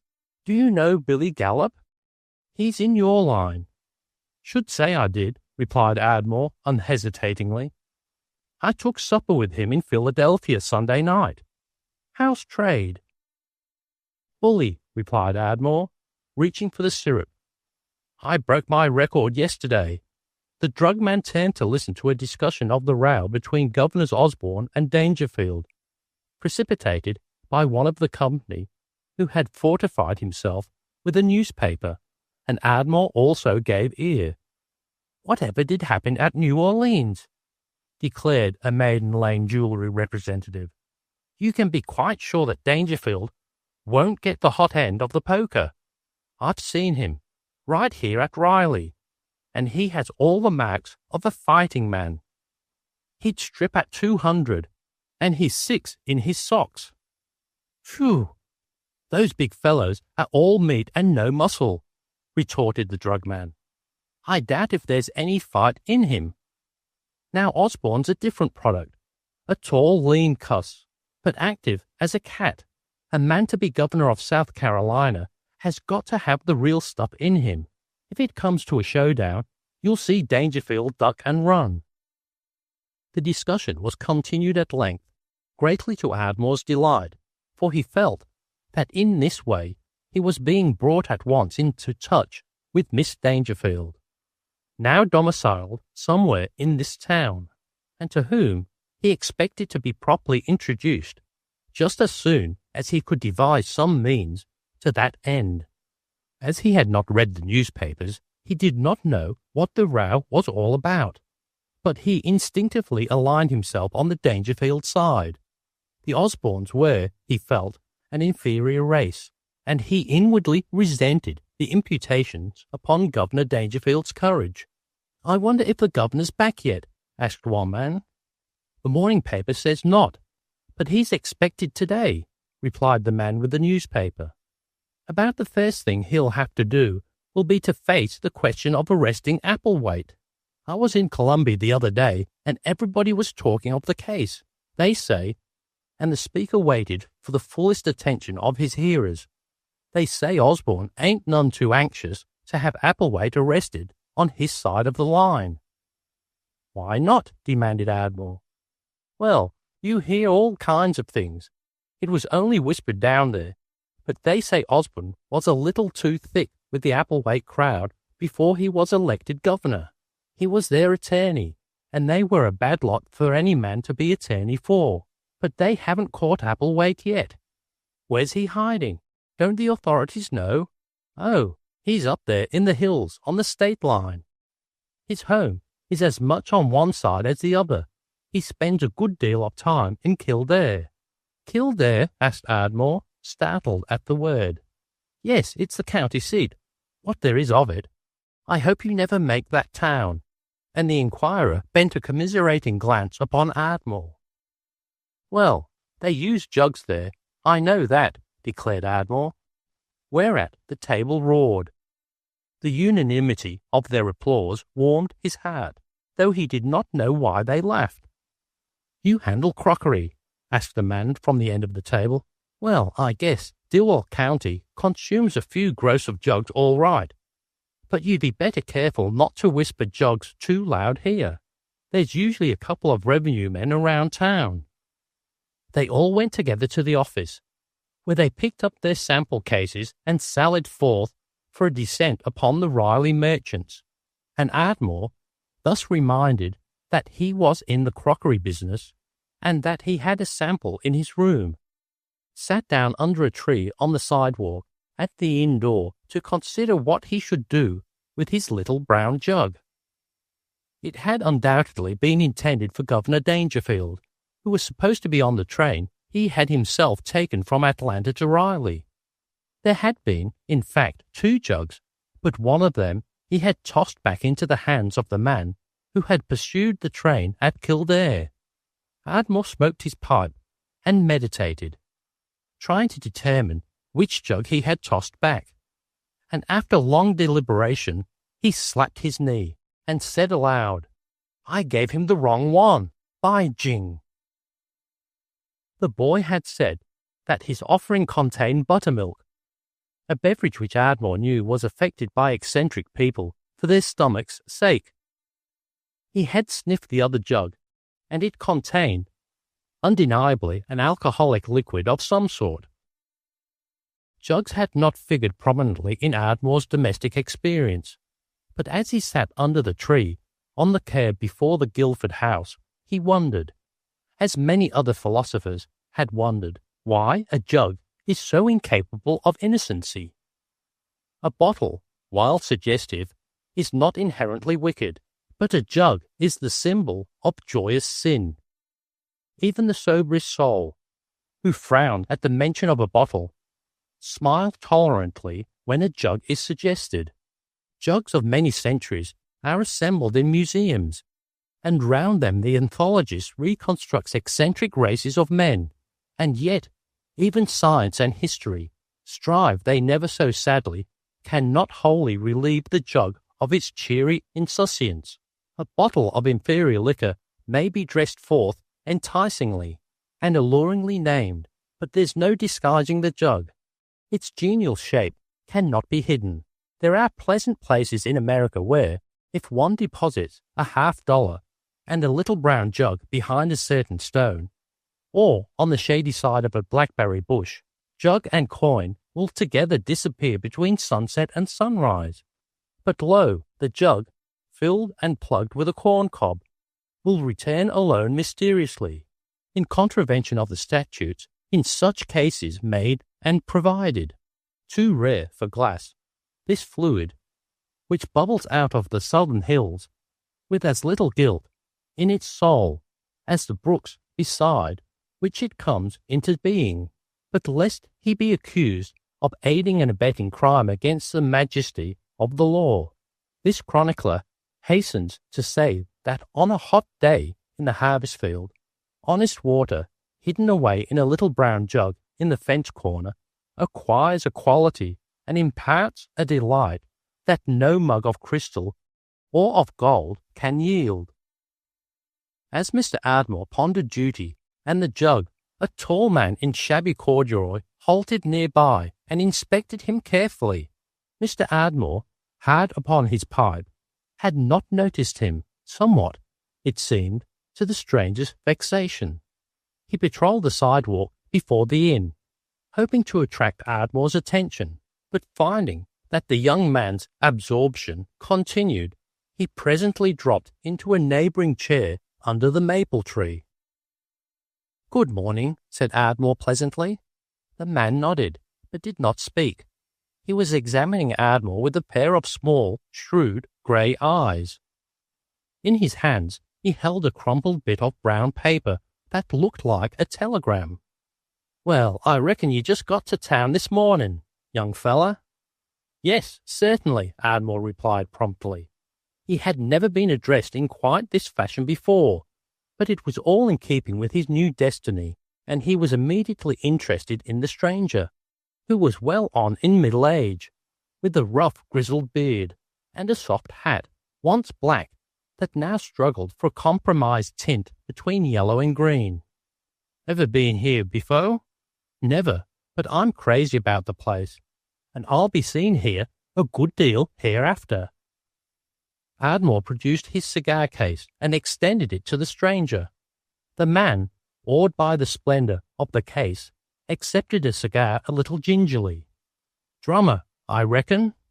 "Commercial traveller, we prefer to be designated," replied Ardmore with dignity. "I guess drummer's good enough down here. What do you carry?" "Jugs. I'm in the jug business. Never had any business but jugs."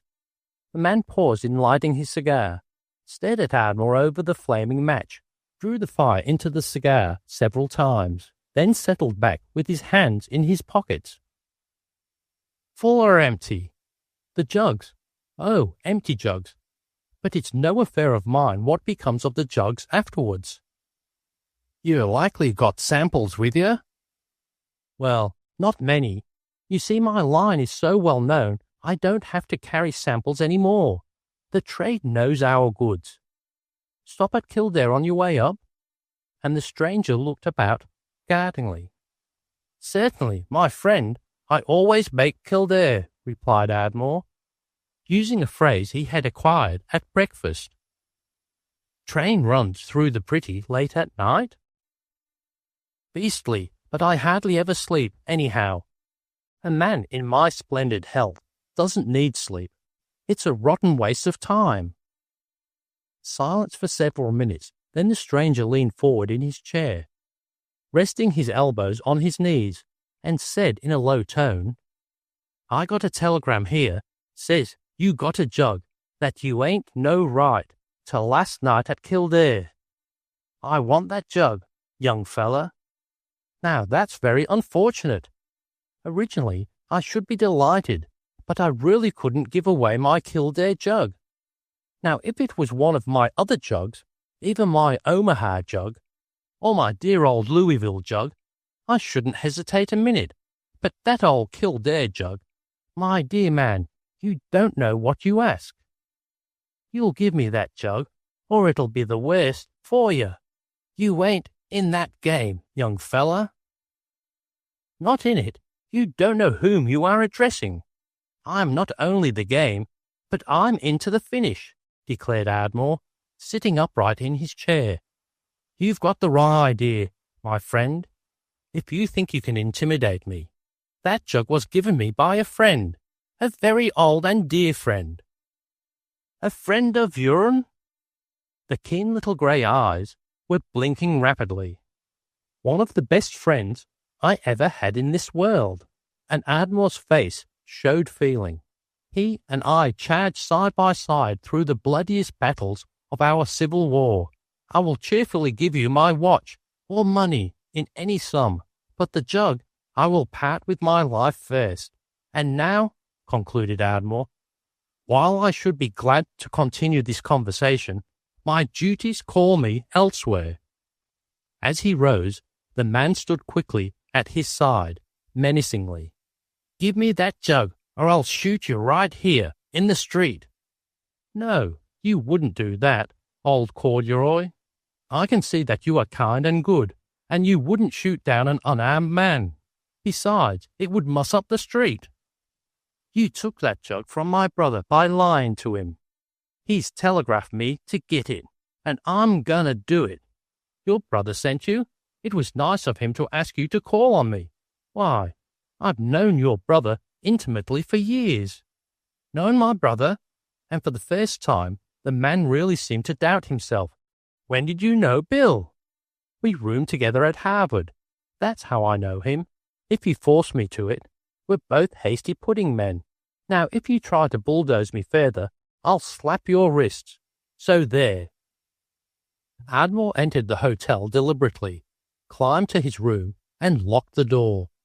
Then he seized the little brown jug, drew the stopper, and poured out a tumblerful of clear white fluid. He took a swallow and shuddered, as the fiery liquid seemed instantly to cause every part of his being to tingle. He wiped the tears from his eyes and sat down. The corncob stopper had fallen to the floor, and he picked it up and examined it carefully. It had been fitted tightly into the mouth of the jug by the addition of a bit of calico, and he fingered it for a moment with a grin on his face. He was, considering his tranquil past, making history rapidly, and he wished that Griswold, whom he imagined safely away on his law business at Richmond, could see him now, embarked upon a serious adventure that had already brought him into collision with a seemingly sane man who had threatened him with death. Griswold had been quite right about their woeful incapacity for rising to emergencies. But the episode of the jugs at Kildare was exactly the sort of thing they had discussed time and time again, and it promised well. His throat was raw, as though burned with acid, and it occurred to him for an anxious moment that perhaps he had imbibed a poison intended for the governor. He was about to replace the cob stopper when, to his astonishment, it broke in his fingers, and out fell a carefully folded slip of paper. He carried it to the window and opened it, finding that it was an ordinary telegraph blank, on which was written in clear round characters these words: "The Applewhite crowd never done you harm. If you have any of them arrested, you will be shot down on your own doorstep."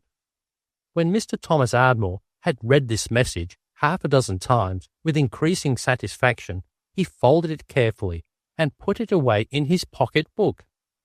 Taking half a sheet of notepaper, he wrote as follows: "Applewhite and his gang are cowards. Within 10 days, those that have not been hanged will be in jail at Kildare."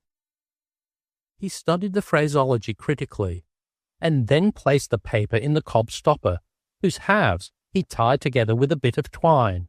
As the jug stood on the table, it was, to all appearances exactly as it had been when delivered to Ardmore on the rear of the train at Kildare, and he was thoroughly well pleased with himself.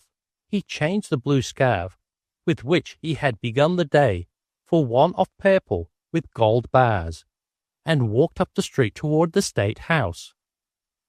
This venerable edifice, meekly reposing amid noble trees, struck agreeably upon Ardmore's fancy. Here was government enthroned in quiet dignity, as becomes a venerable commonwealth, wearing its years like a veteran who has known war and tumult, but finds at last tranquillity and peace. He experienced a feeling of awe, without quite knowing it, as he strolled up the walk, climbed the steps to the portico, and turned to look back from the shadow of the pillars. He had never but once before visited an American public building, the New York City Hall, and he felt that now, indeed, he had turned a corner and entered upon a new and strange world. He had watched army manoeuvres abroad with about the same attention that he gave to a ballet, and with a like feeling of beholding a show contrived for the amusement of spectators. But there was not even a policeman here to represent arsenals and bayonets. The only minion of government in sight was the languid operator of a lawn-mower, which rattled and hummed cheerily in the shadow of the soldiers' monument. There was something fine about a people who, as he learned from the custodian, would not shake down these historic walls obedient to the demands of prosperity and growth, but sent increased business to find lodgment elsewhere. He ascended to the toy-like legislative chambers, where flags of nation and state hung side by side, and where very seats and desks of lawmakers spoke of other times and manners. Mr. Ardmore, feeling that he should now be about his business, sought the governor's office, where a secretary, who seemed harassed by the cares of his position, confirmed Ardmore's knowledge of the governor's absence. "I didn't wish to see the governor on business," explained Ardmore pleasantly, leaning upon his stick with an air of leisure. "He and my father were old friends, and I always promised my father that I would never pass through Riley without calling on Governor Dangerfield." "That is too bad," remarked the young man sympathetically, though with a preoccupation that was quite eloquent of a larger affairs. "Could you tell me whether any members of the governor's family are at home?" "Oh, yes. Mrs. Dangerfield and Miss Jerry are at the mansion." "Miss Jerry?" "Miss Geraldine. We all call her Miss Jerry in North Carolina." "Oh, yes, to be sure. Let me see. It's over this way to the mansion, isn't it?" inquired Ardmore. "No, out the other end of the building, and turn to your right. You can't miss it." The room was quiet. The secretary, a young man of address and intelligence. Here, without question, was the place for Ardmore to discharge his business and to be quit of it. But having at last snatched a commission from fleeting opportunity, it was not for him to throw it to another man. As he opened the door to leave, the secretary arrested him. "Oh, mister, pardon me, but did you come in from the south this morning?" "Yes, I came up on the Tar Heel Express from Atlanta." "To be sure, of course you didn't sit up all night. There's some trouble brewing around Kildare. I thought you might have heard something, but of course you couldn't have been awake at 2 o'clock in the morning." The secretary was so anxious to acquit him of any knowledge of the situation at Kildare that it seemed kindest to tell him nothing. The secretary's face lost its anxiety for a moment, and he smiled. "The governor has an old friend and admirer up there who always puts a jug of fresh buttermilk on board when he passes through. The governor was expected home this morning, and I thought maybe—" "You're positive it's always buttermilk, are you?" asked Ardmore with a grin. "Certainly," replied the secretary with dignity. "Governor Dangerfield's sentiments as to the liquor traffic are well known." "Of course, all the world knows that, but I'm afraid all jugs look alike to me. But then, the fact is, I'm in the jug business myself. Good morning." The governor's mansion was easily found, and having walked about the neighbourhood until his watch marked 11, Ardmore entered the grounds and rang the bell at the front door.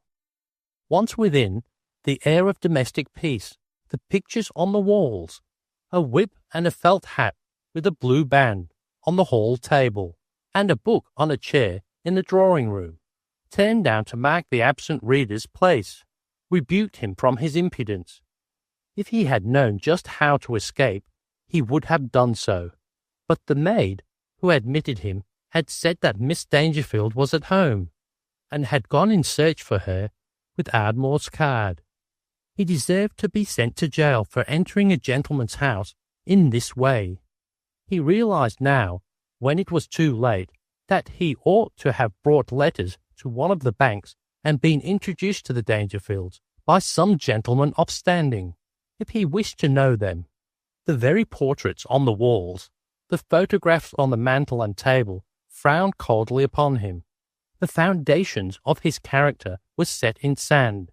He knew that, because he had found it so easy to lie, and he had been told in his youth that one sin paved the way for another.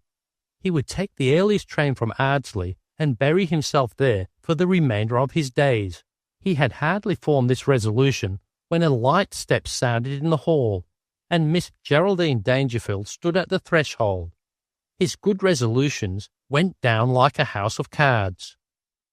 "Miss Dangerfield," he began, "I had the pleasure of meeting your father in New Orleans the other day, and as I was passing through town unexpectedly, I thought I should give myself the pleasure of calling on him. He said that in case I found him absent, I might call upon you. In fact, he wrote a line on a card for me to present, but I stupidly left it at my hotel."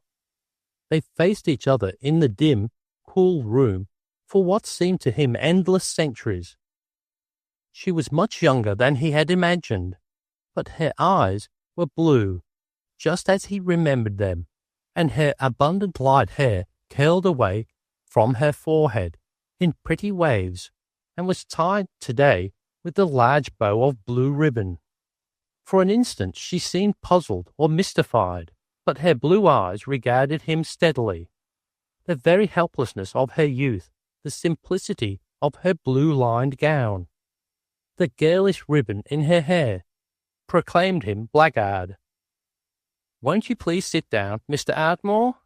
And when they were seated, there was another pause, during which the blue eyes continued to take account of him, and he fingered his tie, feeling sure that there was something wrong with it. "It's warm, isn't it?" "I suppose it is. It's a way summer has of being mostly warm." He was quite sure that she was laughing at him. There was a tinge of irony in the very way in which she pronounced warm, lingeringly, as though to prolong her contempt for his stupidity in not finding anything better to say. She had taken the largest chair in the room, and it seemed to hide her away in its shadows, so that she could examine him at her leisure as he sat under a window in the full glare of its light. "I enjoyed meeting your father so much, Miss Dangerfield. I think we are always likely to be afraid of great men, but your father made me feel at home at once. And he tells such capital stories. I've been laughing over them ever since I left New Orleans. Father has quite a reputation for his stories. When did you leave New Orleans, Mr. Ardmore?" "Sunday night. I stopped in Atlanta a few hours and came on through. What a fine old town Atlanta is. Don't you think so?" "I certainly do not, Mr. Ardmore. It's so dreadfully northernized." When she said northernized, her intonation gave those words a fine cutting edge. "I suppose, Mr. Ardmore, that you saw Papa at the luncheon at the Pharaoh's Club in New Orleans." "Why, yes, Miss Dangerfield. It was there I met the governor." "Are you sure it was there, Mr. Ardmore?" "Why, I think that was the place. I don't know my New Orleans as I should, but—" Ardmore was suddenly conscious that Miss Dangerfield had risen, and that she stood before him, with her fair face the least bit flushed, her blue eyes alight with anger, and that the hands at her sides were clenched nervously. "My father was not at a luncheon at the Pharaoh's Club, Mr. Ardmore. You never saw my father in your life. I know why it is you came here, and if you are not out of that door in 1 second, I shall call the servants and have them throw you out." She ceased abruptly and turned to look into the hall where steps sounded. "Is that you, Jerry?" "Yes, Mamma. I'll be up in just a minute. Please don't wait for me. It's only the man to see about the plumbing." The lady who had appeared for an instant at the door went on slowly up the stairs, and the girl held Ardmore silent with her steady eyes until the step died away above. "I know what you want my father for, Mr. Billings, and you are both pursuing him. It's infamous, outrageous, and it isn't his fault. I would have you know that my father is an honourable man." The bayonets were at his breast. He would ask for mercy. "Miss Dangerfield, you are quite mistaken about me. I shall leave Riley at once, but I don't want you to think I came here on any errand to injure or annoy your father. You are one of those Ardmores, and Mr. Billings represents you. You thought you could come here and trick me into telling where my father is. But I am not so easily caught.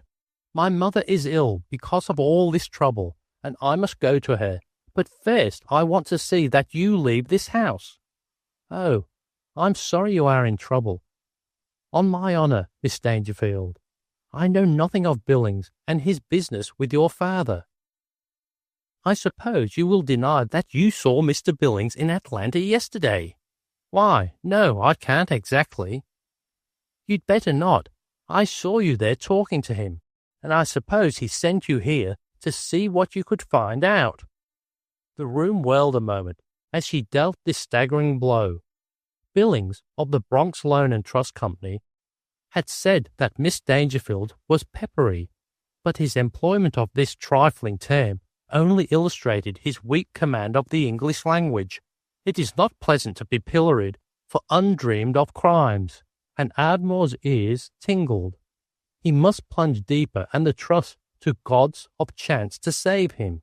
He brought himself together with an effort, and spoke so earnestly that the words rang oddly in his own ears.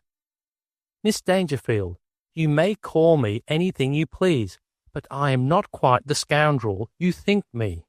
It's true that I was not in New Orleans, and I never saw your father in my life. I came to Riley on a mission that has absolutely nothing to do with Mr. Billings. He did not know I was coming. On the way here, a message intended for your father came into my hands. It was thrown on the train at Kildare last night. I had gone out on the platform because the sleeper was hot, and a warning to your father to keep his hands off of Applewhite was given to me. Here it is. It seems to me that there is immediate danger in this, and I want to help you. I want to do anything I can for you. I didn't come here to pry into your family's secrets, Miss Dangerfield. Honestly, I didn't. She took the piece of paper into her slim little hands and read it, slowly nodding her head, as if the words only confirmed some earlier knowledge of the threat they contained. Then she lifted her head, and her eyes were bright with mirth as Ardmore's wondering gaze met them. Did you get the jug? I got 2 jugs, to tell the truth, but when they seemed dissatisfied and howled for me to give one back, I threw off the buttermilk. You threw back father's buttermilk to the man who gave you the applejack? Oh, oh. Miss Jerry Dangerfield sat down and laughed, and Ardmore, glad of an opportunity to escape, found his hat and rushed from the house. Chapter 5. Mr. Ardmore officially recognized. She never did it. She never did. Mr. Ardmore, from a bench in the State House Park, thus concluded a long reverie. It was late afternoon, and he had forgotten luncheon in his absorption. There was no manner of use in recurring again to that episode of the lonely siding. He had found the girl, indubitably the girl, but not the wink. Miss Jerry Dangerfield was not the winking sort. He was well satisfied on that point, and so thoroughly ashamed into the bargain that he resolved to lead a different life and be very heedful of the cry of the poor in the future. His emotions had never been taxed as today, and he hoped that he might never again suffer the torture he had experienced as he waited in the governor's drawing-room for Miss Dangerfield to appear. After that agony, it had been a positive relief to be ordered out of the house. Her anger when she caught him lying about having met her father in New Orleans was superior to any simulated rage he had ever seen on the stage, and no girl with a winking eye would be capable of it. He was not clever, he knew that, but if he had had the brains of a monkey, he would not have risked his foolish wits against those of a girl like Geraldine Dangerfield, who had led him into an ambush and then shot him to pieces. She threatened to have the servants throw me out, he groaned, and her slight, tense figure rose before him, and her voice, still the voice of young girlhood, rang in his ears. As she read the threatening message from Kildare, he had noted the fineness of her hands, the curves of her fair cheek, the wayward curls on her forehead, and he remembered all these things now, but more than anything else, her wrath, the tiny fists, the flashing eyes as she confronted him. As he sat dejectedly on his park bench, he was unaware that Miss Geraldine Dangerfield, walking hurriedly through the park on her way from the governor's mansion to the state house, passed directly behind him. His attitude was so eloquent of despair that it could not have failed to move a much harder heart than that of Miss Dangerfield. Yet she made no sign. But a few minutes later, the private secretary came out on the steps of the State House, and after a brief survey of the landscape, crossed the lawn and called Ardmore by name. "I beg your pardon, but Miss Dangerfield wishes to say that she'd like to see you for a minute. She's at the governor's office." A prisoner sentenced to death and unexpectedly reprieved, with the rope already on his neck, could not experience greater relief than that which brought Mr. Thomas Ardmore to his feet. "You are sure of it? That there's no mistake?" "Certainly not. Miss Dangerfield told me I was to bring you back." Enthroned at the secretary's desk, a mass of papers before her, Miss Geraldine Dangerfield awaited him. He was ready to place his head on the block in sheer contrition for his conduct, but she herself took the initiative, and her tone was wholly amiable. "This morning, Mr. Ardmore." "Oh, please, forget this morning," he pleaded. "But I was rude to you. I threatened to have you thrown out of the house, and you had come to do us a favour. Miss Dangerfield, I cannot lie to you. You are one of the most difficult persons to lie to that I have ever met. I didn't come to Riley just to warn your father that his life was threatened. I can't lie to you about that." "Then you are a spy?" And Miss Dangerfield started forward in her chair so suddenly that Ardmore dropped his hat. "No, I'm not a spy. I don't care anything about your father. I never heard of him until yesterday." "Well, I like that," ejaculated Miss Dangerfield. "Oh, I mean that I wasn't interested in him. Why should I be? I don't know anything about politics. Neither does father. That's why he's governor. If he were a politician, he'd be a senator. But—" and she folded her hands and eyed him searchingly. "Here's a lot of telegrams from the sheriff of Dilwell County about that jug. How on earth did you come to get it?" "Lied, of course. I allowed them to think I was intimately associated in business with the governor, and they began passing me jugs.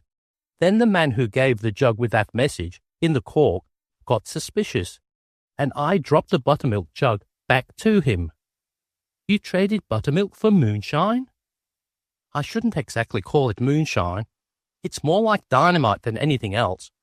I've written a reply to the note and put it back in the cork, and I'm going to return it to Kildare. What answer did you make to that infamous effort to intimidate my father? Demanded Miss Dangerfield. I told the Applewhite gang that they are a lot of cowards, and that the governor will have them all in jail or hanged within 10 days. Splendid, perfectly splendid. Did you really say that? What else could I do? I knew that that's what the governor would say. He'd have to say it, so I thought I'd save him the trouble. Where's the jug now, Mr. Ardmore? In my room at the hotel. The gang must have somebody on guard here. A gentleman who seemed to be one of them called on me this morning, demanding the jug, and if he's the man I think he is, he's stolen the little brown jug from my room in the hotel by this time. Miss Dangerfield had picked up a spool of red tape and was unwinding it slowly in her fingers and rewinding it. They were such nice little hands, and so peaceful in their aimless trifling with the tape that he was sure his eyes had betrayed him into imagining she had clenched them in the quiet drawing-room at the mansion. This office, now that its atmosphere enveloped him, was almost as domestic as the house in which she lived. The secretary had vanished, and a Sabbath quiet was on the place. The white inner shutters swung open, affording a charming prospect of the trees, the lawn, and the monument in the park outside. And pleasantest of all, and most soothing to his weary senses, she was tolerating him now. She had even expressed approval of something he had done, and he had never hoped for this. She had not even pressed him to disclose his real purpose in visiting Riley, and he prayed that she would not return to this subject, for he had utterly lost the conceit of his own lying gift. Miss Dangerfield threw down the spool of tape and bent toward him gravely. Mr. Ardmore, can you keep a secret? Nobody ever tried me with one, but I think I can, Miss Dangerfield, he murmured humbly. Then please stand up. And Ardmore rose, a little sheepishly, like a schoolboy who fears blame and praise alike. Miss Dangerfield lifted one of the adorable hands solemnly. I, acting governor of North Carolina, hereby appoint you my private secretary, and may God have mercy on your soul. You may now sit down, Mr. Secretary. But I thought there was a secretary already, and besides, I don't write a very good hand, Ardmore stammered. I am just sending Mr. Basford to Atlanta to find Papa. He's already gone, or will be pretty soon, but I thought your father would be home tonight. Miss Dangerfield looked out of the open window upon the park, then into the silent outer hall, to be sure she was not overheard. Papa will not be at home tonight, or probably tomorrow night, or the night afterward. I'm not sure we'll wait next Christmas dinner for Papa. But of course you know where he is. It isn't possible. And Ardmore stared in astonishment into Miss Dangerfield's tranquil blue eyes. It is possible. Papa is ducking his official responsibilities. That's what's the matter with Papa. And I guess they're enough to drive any man into the woods. Just look at all of this. Miss Dangerfield rested one of those diminutive hands of hers on the pile of documents, letters, and telegrams the secretary had left behind him. With a nod of the head, she indicated the governor's desk in the inner room, and it, too, was piled high with documents. I suppose, faltered Ardmore, that in the absence of the governor, the lieutenant governor would act. I think I read that once. You must have read it wrong, Mr. Ardmore. In North Carolina, in the absence of the governor, I am governor. Don't look so shocked when I say, I mean, me. Do you understand what I said? I heard what you said, Miss Dangerfield. I mean what I said, Mr. Ardmore. I have taken you into my confidence because I don't know you. I don't know anything about you. I don't want to know anything about you. I'd be ashamed to ask anybody I know to help me. The people of North Carolina must never know that the governor is absent during times of great public peril. And if you are afraid, Mr. Ardmore, you had better not accept the position. There's nothing I wouldn't do for you, blurted Ardmore. I'm not asking you. I would not ask you to do anything for me. I am asking you to do it for the old North State. Our relations, Mr. Ardmore, will not be social, but purely official. Do you accept the terms? I do, and I warn you now that I shall never resign. I have heard Papa say that life is short, and the tenure of office uncertain. I can remove you at any time I please. Now do you understand that this is a serious business? There's likely to be a lot of trouble, and no time for asking questions. So when I say it's so, it's so. It's so, repeated Ardmore docilely. Now, here's the sheriff at Kildare, on our side of the line, who writes to say that he is powerless to catch Applewhite. He's afraid of the dark, that man. You see, the grand jury in Dilwell County, that's Kildare, you know, has indicated Applewhite as a common outlaw. But the grand jurors were all friends of Applewhite, and the indictment was only to satisfy law and order sentiments and appease the Women's Civil League of Riley. Now, Papa doesn't.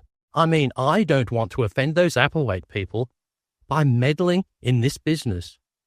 Papa wants Governor Osborne to arrest Applewhite in South Carolina. But I don't believe Governor Osborne will dare do anything about it. Now, Mr. Ardmore, I'm not going to have Papa called a coward by anybody, particularly by South Carolina people, after what Governor Osborne said of our state. Why, what did he say? He said in a speech at Charleston last winter that no people who fry their meat can ever amount to anything. And he meant us. I can never forgive him for that. Besides, his daughter is the stuck-upset thing.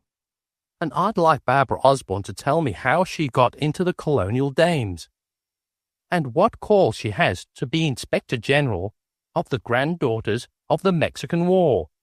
For I've heard my grandfather Dangerfield say many a time that old Colonel Osborne and his South Carolina regiment never did go outside of Charleston until the war was over and the American army had come back home. One tiny fist this time. Ardmore was sure of it. Her indignation against the Osbornes was so sincere, the pouting petulance to which it diminished so like a child's, and the gravity of the offence so novel in his simple experiences, that Ardmore was bound in chains before her speech was finished. The little droll with which she concluded gave heightened significance to her last three words, so that it seemed that all the veterans of the war with Mexico trudged by, bearing the flag of North Carolina, and no other banner. Governor Osborne is a contemptible ruffian, declared Ardmore with deep feeling. Miss Dangerfield nodded judicial approval, and settled back in her chair, the better to contemplate her new secretary, and said, I am a daughter of the Confederacy, and a colonial dame. What are you? I suppose you'll never speak to me again. Papa sent 3 expensive substitutes to the Civil War. 3, horribly. 2 of them deserted, and 1 fell into the Potomac on his way south and was drowned. I guess they didn't do you folks much harm. We'll forgive you that, but what did your ancestors do in the Revolution? I'm ashamed to say that my grandfather was a poor geezer. He died during Washington's second administration, still believing the Revolution a failure. Do you speak of the War of 1861 as the rebellion, or as the war between the states? I advise you to be careful what you say. And Miss Jerry Dangerfield was severe. I don't believe I ever mentioned it either way, so I'm willing to take your word for it.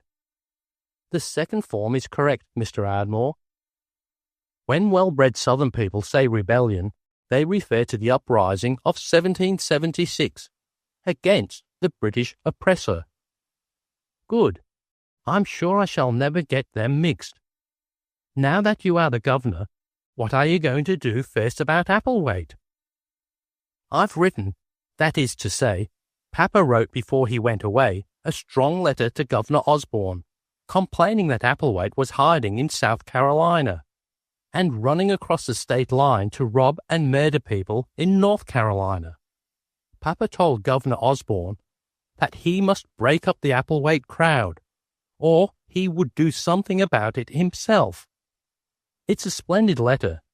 You would think that even a coward like Governor Osborne would do something after getting such a letter. Did he answer the letter? Answer it? He never got it. Papa didn't send it. That's the reason. Papa's the kindest man in the world. And he must have been afraid of hurting Governor Osborne's feelings.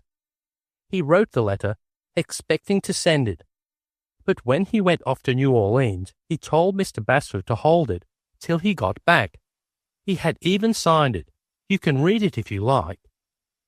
It was undoubtedly a vigorous epistle, and Ardmore felt the thrill of its rhetorical sentences as he read the official letter paper on which it was typewritten, and the signature of William Dangerfield, Governor of North Carolina, affixed in a bold hand, were sobering in themselves. The dignity and authority of one of the sovereign American states was represented here, and he had handed the paper back to Miss Dangerfield as tenderly as though it had been the original draft of Magna Carta. It's a corker, all right. I don't much like the way it ends. It says, right here, and she bent forward and pointed to the place under criticism. It says, trusting to your sense of equity and relying upon the continuance of the traditional friendship between your state and mine, I am, sir, awaiting your reply. Very respectfully, your obedient servant. Now, I wouldn't trust his sense of anything, and that traditional friendship business is just fluffy nonsense. And I wouldn't be anybody's obedient servant. I decided when I wasn't more than 15 years old, with a lot of other girls in our school, that when we got married, we'd never say obey. And we never have, though only 3 of our class are married yet. But we're all engaged. Engaged? Of course, we're engaged.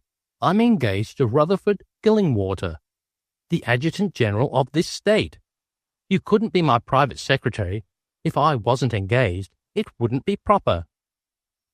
The earth was only a flying cinder on which he strove for a foothold. She had announced her engagement to be married, with a cool finality that took his breath away, and not realizing the chaos into which she had flung him, she returned demurely to the matter of the letter.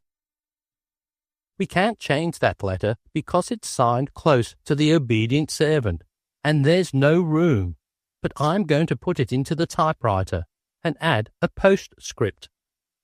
She sat down before the machine and inexpertly rolled the sheet into place. Then, with Ardmore helping her to find the keys, she wrote, I demand an immediate reply.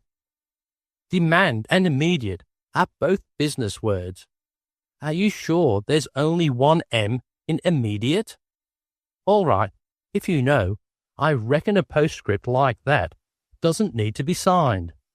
I'll just put WD there with Papa's stub pen, so it will look really fierce. Now, you're the secretary.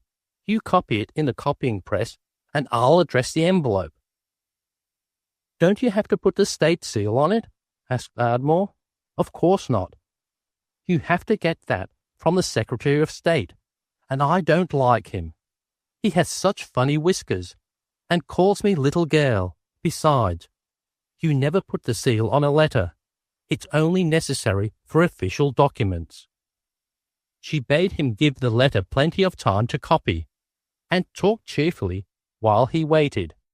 She spoke of her friends, as Southern people have a way of doing, as though everyone must of course know them, a habit that is illuminative of that delightful Southern neighbourliness that knits the elect of a commonwealth into a single family, that neither time and tide nor sword and brand can destroy. Ardmore's humility increased as the names of the great and good of North Carolina fell from her lips, for they were as strange to him as an Abyssinian dynasty. It was perfectly clear that he was not of her world, and that his own was insignificant and undistinguished compared with hers. His spirit was stayed somewhat by the knowledge that he, and not the execrable Gillingwater, had been chosen as her coadjutor in the present crisis.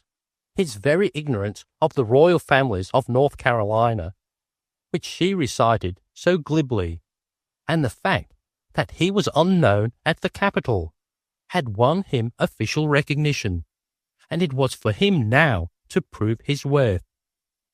The political plot into which he had been most willingly drawn pleased him greatly. It was superior to his fondest dream of adventure, and now, moreover, he had what he never had before, a defined purpose in life, which was to be equal to the task to which this intrepid girl assigned him. "Well, that's done," said Miss Jerry, when the letter, still damp from the copy-press, had been carefully sealed and stamped. "Governor Osborne will get it in the morning. I think maybe we'd better telegraph him that it's coming." "I don't see much use in that, when he'll get the letter first thing tomorrow," Ardmore suggested. "It costs money to telegraph, and you must have an economical administration. The good of it would be to keep him worried and make him very angry. And if he told Barbara Osborne about it, it would make her angry too. And maybe she wouldn't sleep any all night, the haunted thing. Hand me one of those telegraph blanks." The message, slowly thumped out on the typewriter, and several times altered and copied, finally read, "Riley, N.C. The Honourable Charles Osborne, Governor of South Carolina, Columbia, S.C. Have written by tonight's mail in Appleweight matter. Your vacillating course not understood. William Dangerfield, Governor of North Carolina." I reckon that will make him take notice. And Miss Jerry viewed her work with approval. "And now, Mr. Ardmore, here's a telegram from Mr. Billings, which I don't understand. See if you know what it means." Ardmore chuckled delightedly as he read, "Cannot understand your outrageous conduct in the bond matter. If payment is not made June 1st, your state's credit is ruined. Where is Foster? Answer to Atlanta. George P. Billings." "I don't see what's so funny about that. Mr. Basford was walking the floor with that message when I came to the office. He said Papa and the state were both going to be ruined. There's $250,000 to be paid on bonds that are coming due June 1st, and there isn't any money to pay them with. That's what he said. And Mr. Foster is the state treasurer, and he's gone fishing." "Fishing?" "He left word he had gone fishing. Mr. Foster and Papa don't get along together, and Mr. Basford says he's run off just to let those bonds default and bring disgrace on Papa and the state." Ardmore's grin broadened. The Appleweight case was insignificant compared with this new business with which he was confronted. He was vaguely conscious that bonds had a way of coming due, and that there is such a thing as credit in the world, and that it is something that must not be trifled with. But these considerations did not weigh heavily with him. For the first time in his uneventful life, vengeance unsheathed her sword in his tranquil soul. Billings had always treated him with contempt, as a negligible factor in the Ardmore millions, and here at last was an opportunity to balance accounts. I will show you how to fix Billings. Just let me have one of those blanks. And after much labour, and with occasional suggestions from Miss Jerry, the following message was presently read for the wires. Your infamous imputation upon my honour and that of the state shall meet with the treatment it deserves. I defy you to do your worst. If you come into North Carolina or bring legal proceedings for the collection of your bonds, I will fill you so full of buckshot that 40 men will not be strong enough to carry you to your grave. Isn't that perfectly grand? Murmured Jerry admiringly. But I thought your family and the Bronx Loan and Trust Company were the same thing. That's what Rutherford Gillingwater told me once. You are quite right. Billings works for us. Before I came of age, he used to make me ask his permission when I wanted to buy a new necktie. And when I was in college, he was always fussing over my bills and humiliating me when he could. But you mustn't make him so mad that he will cause Papa trouble and bring disgrace on our administration. Don't you worry about Billings. He's used to having people get down on their knees to him, and the change will do him good. When he gets over his first stroke of apoplexy, he will lock himself in a dark room and begin to think hard about what to do. He usually does all the bluffing, and I don't suppose anyone ever talked to him like this telegram in all his life. Where is this man Foster? Just fishing. That's what Mr. Basford said, but he didn't know where. Father was going to call a special session of the legislature to investigate him, and he was so angry that he ran off so that Papa would have to look after those bonds himself. Then this Applewhite case came up, and that worried Papa a great deal. Here's his call from the special session. He told Mr. Basford to hold that, too, until he came back from New Orleans. Ardmore read Governor Dangerfield's summons to the legislature with profound interest. It was signed, but the space for the date on which the lawmakers were to assemble had been left blank. It looks to me as though you had the whole state in your hands, Miss Dangerfield. But I don't believe we ought to call a special session just yet. It would be sure to injure the state's credit, and it will be a lot more fun to catch Foster. I wonder if he took all the state money with him. Mr. Basford said he didn't know and couldn't find out, for the clerks in the Treasury's office wouldn't tell him a single thing. One should never deal with subordinates, remarked Ardmore sagely. Deal with the principals. I heard a banker say that once, and he was a man who knew everything. Besides, it will be more fun to attend to the bonds ourselves. He seemed lost in reverie for several minutes, and she asked with some impatience what he was studying about. I was trying to think of a word they use when the government has war or any kind of trouble. It's something about a corpse, but I can't remember it. A corpse? How perfectly horrid. Can it be possible, Mr. Ardmore, that you mean the writ of habeas corpus? The twinkle in his eyes left her unable to determine whether his ignorance was real or assumed for his own amusement. That's it, beamed Ardmore. We've got to suspend it if worst comes to worst. Then you can put anyone you like into a dungeon, and nobody can get him out, not for 1,000,000 years. I wonder where they keep it, asked Jerry. It must be here somewhere. Perhaps it's in the safe.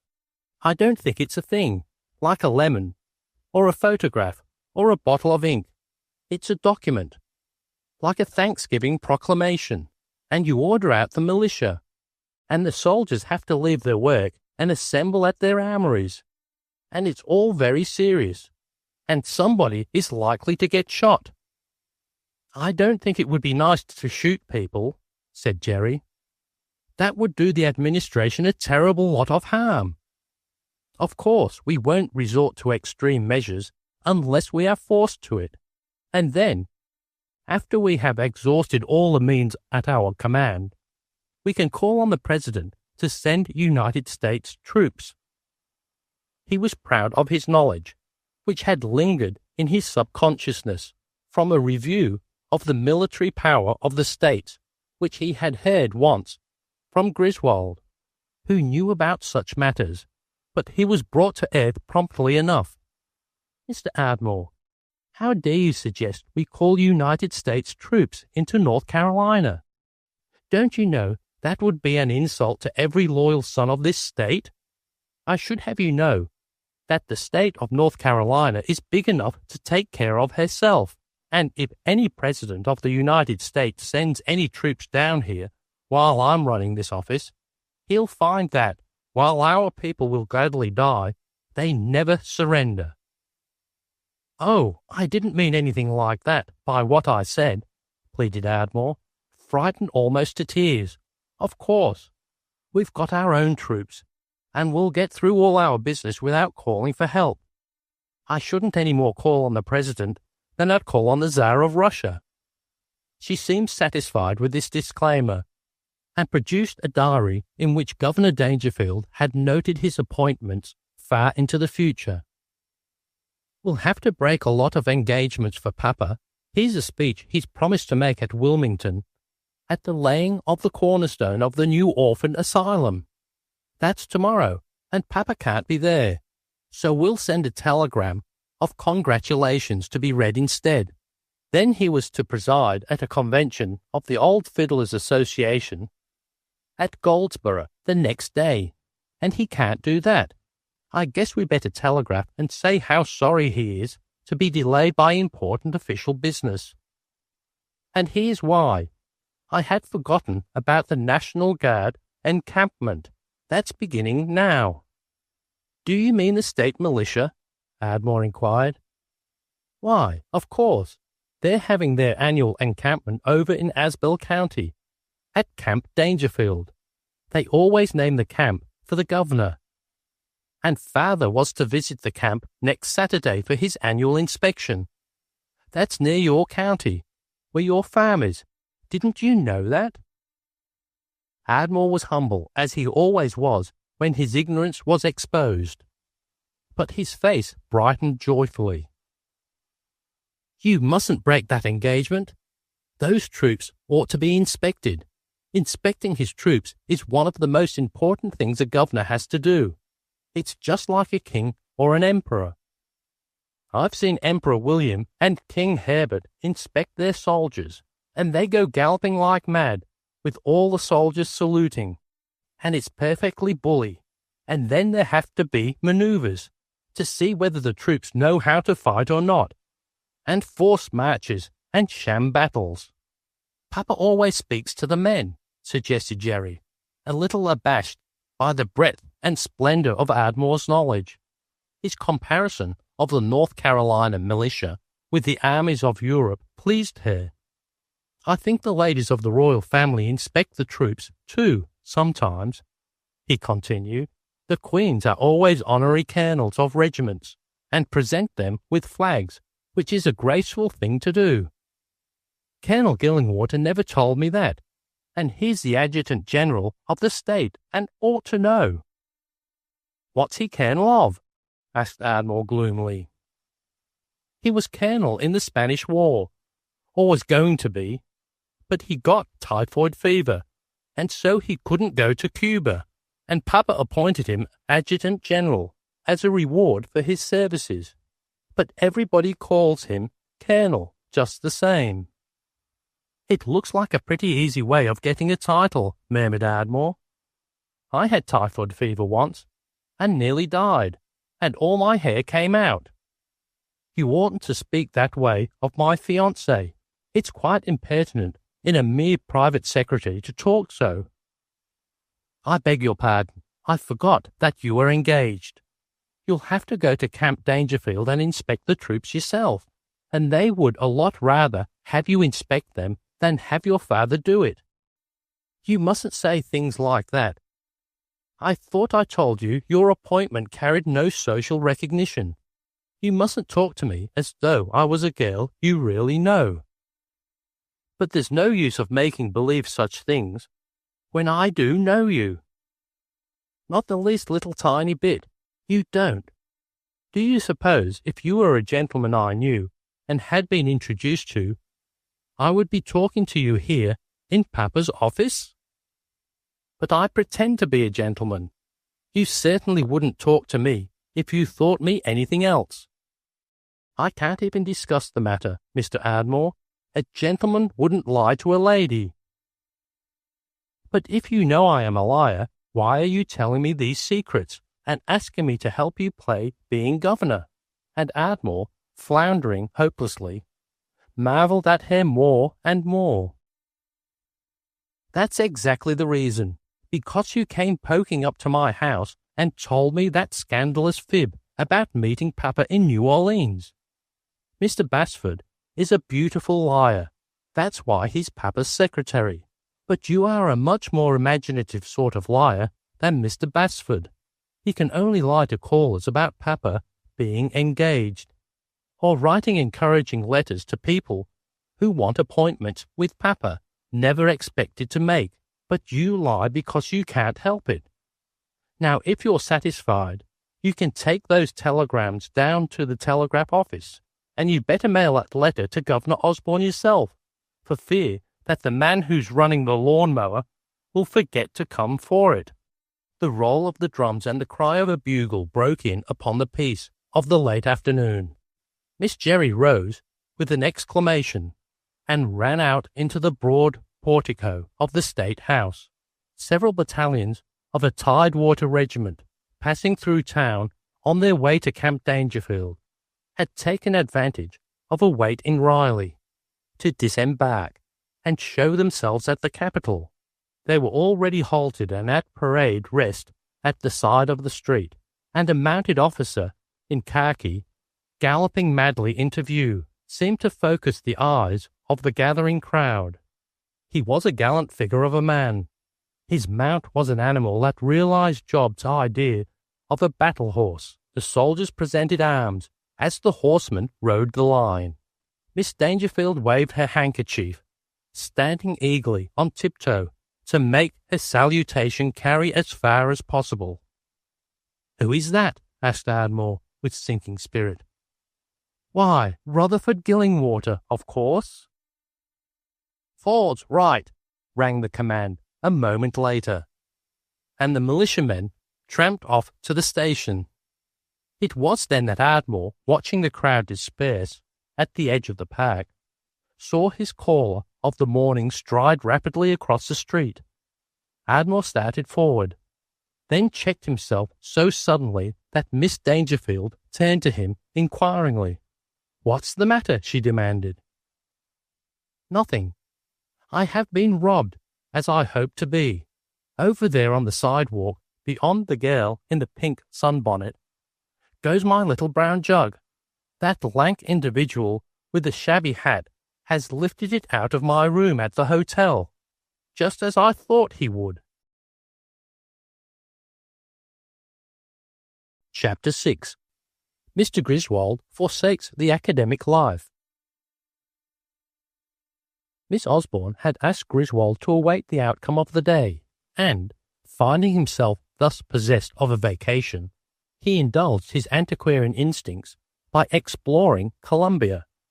The late afternoon found him in the lovely cathedral churchyard, where an aged Negro, tending the graves of an illustrious family, leaned upon his spade and recited the achievements and virtues of the dead. Men who had been lawmakers, others who had led valiantly to battle, and ministers of the Prince of Peace mingled their dust together, and across the crisp hedges a robin sang above Timrod's grave. As the shadows lengthened, Griswold walked back to the hotel, where he ate supper. Then, calling for a horse, he rode through the streets in a mood of more complete alienation than he had ever experienced in a foreign country. Yet the very sense of the summer night, stealing out from old gardens, the voices that reached him from open doorways spoke of home. As he reached the outskirts of town and rode on toward the governor's mansion, his mood changed, and he laughed softly, for he remembered Ardmore, and Ardmore was beyond question the most amusing person he knew. It was unfortunate, he generously reflected, that Ardmore, rather than himself, had not been plunged into this present undertaking, which was much more in Ardmore's line than his own. There would, however, be a great satisfaction in telling Ardmore of his unexpected visit to Columbia, in exchange for his friend's report of his pursuit of the winking eye. He only regretted that in the nature of things Columbia is a modern city, a seat of commerce as well as of government, a place where bank clearings are seriously computed, and where the jaunty adventurer with sword and ruffles is quite likely to run afoul of the police. Yet his own imagination was far more fertile than Ardmore's, and he would have hailed a troop of mail-clad men as joyfully as his friend had met them clanking in the highway. Thus, modern as we think ourselves, the least venturesome among us dream that some day some turn of a street corner will bring him face to face with what we please to call our fate, and this is a manifestation of our last drop of medieval blood. The grimmest seeker after reality looks out of the corner of his eye for the flutter of a white handkerchief from the ivied tower he affects to ignore, and, in spite of himself, he is buoyed by the hope that some day a horn will sound for him over the nearest hill. Miss Osborne met him at the veranda steps. Indoors, a mandolin and piano struck up the merry chords of the Utah girl. "My young sisters have company. We'll sit here, if you don't mind." She led the way to a quiet corner, and after they were seated, she was silent a moment, while the light from the windows showed clearly that her perplexity of the morning was not yet at an end. The music tinkled softly, and a breeze swept in upon them with faint odours of the garden. "I hope you won't mind, Mr. Griswold, if I appear to be ashamed of you. It's not a bit hospitable to keep you outside our threshold, but, you understand, I don't have to tell you." "I understand perfectly, Miss Osborne. It seems best not to let the others know just why you are here. I told my sisters that you were an old friend of father's who wishes to leave a message for him." "That will do first rate," he laughed. "My status is fixed. I know your father, but as for ourselves, we are not acquainted." He felt that he was seriously anxious and troubled, and he wished to hearten her if he could. The soft dusk of the faintly lighted corner folded her in. Behind her, the vines of the veranda moved slightly in the breeze. A thin, wayward shaft of light touched her hair, as though searching out the gold.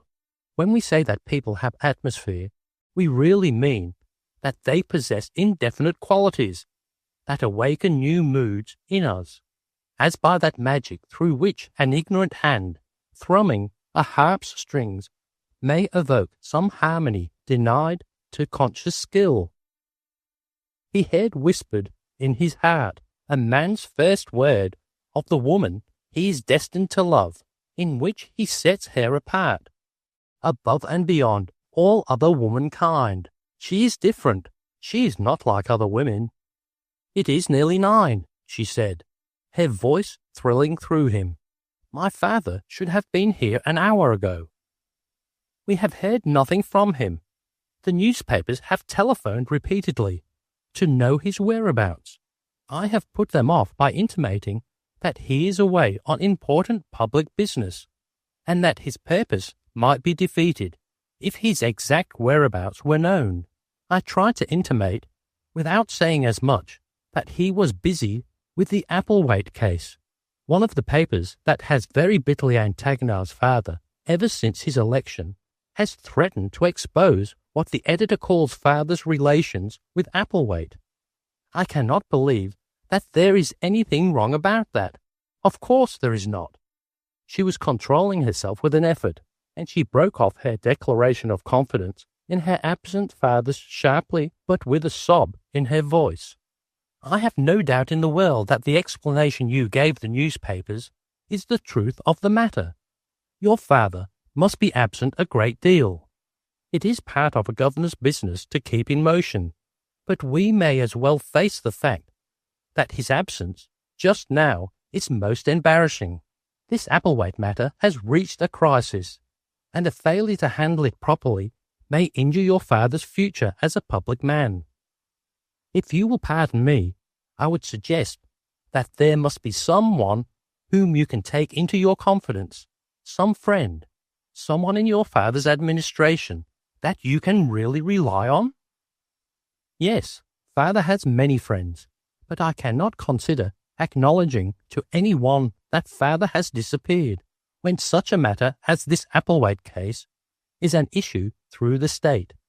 No, I have thought of every one this afternoon. It would be a painful thing for his best friends to know what seems to be the truth. Her voice wavered a little, but she was brave, and he was aware that she straightened herself in her chair, and, when wayward gleams of light fell upon her face, that her lips were set resolutely. You saw the Attorney General this morning, she went on. As you suggested, he would naturally be the one to whom I should turn, but I cannot do it. There is a reason, and she faltered a moment. There are reasons why I cannot appeal to Mr. Bosworth at this time. She shrugged her shoulders as though throwing off a disagreeable topic, and he saw that there was nothing more to be said on this point. His heartbeats quickened as he realized that she was appealing to him, that, though he was only the most casual acquaintance, she trusted him. It was a dictum of his, learned in his study and practice of the law, that issues must be met as they offer, not as the practitioner would prefer to have them, but as they occur. And here was a condition of affairs that must be met promptly, if the unaccountable absence of the governor was to be robbed of its embarrassing significance. As he pondered for a moment, a messenger rode into the grounds, and Miss Osborne slipped away and met the boy at the steps. She came back and opened a telegram, reading the message at one of the windows. An indignant exclamation escaped her, and she crumpled the paper in her hand. The impudence of it, she exclaimed. He had risen, and she now turned to him with anger and scorn deepening her beautiful colour. Her breath came quickly. Her head was lifted imperiously. Her lips quivered slightly as she spoke. This is from Governor Dangerfield. Can you imagine a man of any character or decency sending such a message to the governor of another state? She watched him as he read. Riley, N.C., the Honourable Charles Osborne, Governor of South Carolina, Columbia, S.C. Handwritten by tonight's mail in Applewhite matter. Your vacillating course not understood. William Dangerfield, Governor of North Carolina. What do you think of that? She demanded. I think it's impertinent, to say the least, he replied guardedly. Impertinent? It's the most contemptible, outrageous thing I ever heard of in my life. Governor Dangerfield has dilly-dallied with that case for 2 years. His administration has been marked from the beginning by the worst kind of incompetence. Why, this man Applewhite and his gang of outlaws only come into South Carolina now and then to hide and steal. But they commit most of their crimes in North Carolina, and they always have. Talk about a vacillating course. Father has never taken steps to arrest those men out of sheer regard for Governor Dangerfield. He thought North Carolina had some pride, and that her governor would prefer to take care of his own criminals. What do you suppose Applewhite is indicted for in this state? For stealing one ham, One single ham from a farmer in Mingo County, and he's killed half a dozen men in North Carolina. She paced the corner of the veranda angrily, while Griswold groped for a solution of the problem. The telegram from Riley was certainly lacking in the diplomatic suavity. It was patent that if the governor of North Carolina was not tremendously aroused, he was playing a great game of bluff. And on either hypothesis, a prompt response must be made to his telegram. I must answer this at once. He must not think we are so stupid in Columbia that we don't know when we're insulted. We can go through the side door to Father's study and write the message there. And she led the way. It might be best to wait and see what his letter is like, suggested Griswold, with a vague wish to prolong this discussion, that he might enjoy the soft glow of the student lamp on her cheek.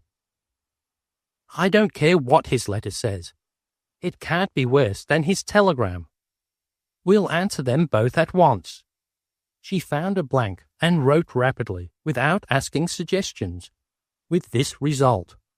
The Honourable William Dangerfield, Riley, N.C. Your extremely diverting telegram in Applewhite case received and filed. Charles Osborne, Governor of South Carolina. She met Griswold's obvious disappointment with prompt explanation. You see, the Governor of South Carolina cannot stoop to an exchange of Billingsgate with an underbred person like that, a big, solemn, conceited creature in long-frocked coat and shoestring necktie, who boasts of belonging to the common people. He doesn't have to tell anybody that when it's plain as daylight. The way to answer him is not to answer at all. The way to answer him is to make North Carolina put Applewhite in jail for crimes committed in that state, and then, if need be, we can satisfy the cry for vengeance in South Carolina by flashing our requisition. There is a rule in such cases that the state having the heaviest indictments shall have precedence, and you say that in this state it's only a matter of a ham. I am not acquainted with the South Carolina ham, he went on, smiling, but in Virginia the right kind of ham is sacred property, and to steal one is a capital offence. I should like to steal one such as I had last winter in Richmond. And Miss Osborne forgot her anger. Her eyes narrowed dreamily at an agreeable memory. Was it at Judge Randolph Wilson's? Asked Griswold instantly. Why, yes, it was at Judge Wilson's, Mr. Griswold. How did you know? I didn't know, I guessed, for I have sat at that table myself. The judge says grace twice when there's to be ham, once before soup, then again before ham. Then Thanksgiving after the ham would be perfectly proper. Miss Osborne was studying Griswold carefully. Then she laughed, and her attitude toward him, that had been tempered by a certain official reserve, became at once cordial. Are you the Professor Griswold, who is so crazy about pirates? I've heard the Wilsons speak of you, but you don't look like that. Don't I look like a pirate? Thank you. I had an appointment at Judge Wilson's office this morning to talk over a case in which I am interested. I remember now what he said about you. He said you really were a fine lawyer, but that you liked to read about pirates. That may have been what he said to you, but he has told me that the association of piracy and law was most unfortunate, as it would suggest unpleasant comments to those who don't admire the legal profession. And you are one of those Tidewater Griswolds, then, if you know the Randolph Wilsons. They are very strong for the Tidewater families. To hear them talk, you'd think the people back in the Virginia hills weren't really respectable. It's undeniably the right view of the matter, laughed Griswold, but now that I live in Charlottesville, I don't insist on it. It wouldn't be decent in me. And I have lots of cousins in Lexington, and through the valley. The broad view is that every inch of the old Dominion is holy ground. It is an interesting commonwealth, Mr. Griswold, but I do not consider it holy ground. South Carolina has a monopoly on that. And then the smile left her face, and she returned to the telegram. Our immediate business, however, is not with Virginia or with South Carolina, but with the miserable commonwealth that lies between. And that commonwealth, said Griswold, wishing to prolong the respite from official cares. That state, known in law and history as North Carolina, I have heard called by a delightful North Carolina lady I met once at Charlottesville, a valley of humility between two mountains of conceit. That seems to hit both of us. North Carolina isn't a state at all, Miss Osborne declared spitefully. It's only a strip of land where uninteresting people live. And now, what do you say to this telegram? Excellent. It's bound to irritate, and it leaves him in the dark as to Governor Osborne's intentions, and those intentions. During this byplay, he had reached a decision as to what should be done, and he was prepared to answer when she asked, with an employment of the pronoun that pleasantly emphasized their relationship. What are our intentions? We are going to catch Applewhite. That's the first thing. And until we get him, we're going to keep our own counsel. Let me have a telegram blank, and I will try my hand at being governor. He sat down in the governor's chair, asked the name of the county seat of Mingo, and wrote without erasure or hesitation this message. To the Sheriff of Mingo County, Turner Courthouse, S.C. Make every possible effort to capture Applewhite and any of his gang who are abroad in your county. Swear in all the deputies you need, and if friendliness of citizens to outlaws makes this impossible, wire me immediately, and I will send militia. Any delay on your part will be visited with severest penalties. Answer immediately by telegram. Charles Osborne, Governor of South Carolina. That's quite within the law, said Griswold, handing Barbara the message. And we might as well put the thing through at a gallop. I'll get the telegraph company to hold open the line to Turner Courthouse until the sheriff answers. As Barbara read the message, he saw her pleasure in the quick compression of her lips, the glow in her cheeks, and then the bright glint of her bronze-brown eyes as she finished. That's exactly right. I didn't know just how to manage such a thing, but I see that is the proper method. Yes, the sheriff must have his full opportunity to act. And what then? If the sheriff refuses to do anything? Then, and Griswold's jaw set firmly, and he straightened himself slightly before he added, in a quiet tone, then I'm going down there to take charge of the thing myself. Oh, that is too much. I didn't ask that. And I must refuse to let you take any such responsibility on yourself. To say nothing of the personal danger, I merely wanted your advice as a lawyer, for the reason that I dare not risk father's name even among his best friends. And your coming to the office this morning seemed so providential. He sought at once to minimize the value of his services, for he was not a man to place a woman under obligations, and, moreover, an opportunity like this to uphold the dignity and perhaps to exercise the power of a state laid strong hold upon him. He knew little enough about the Applewhite case, but he felt from his slight knowledge that he was well within his rights in putting spurs to the sheriff of Mingo County.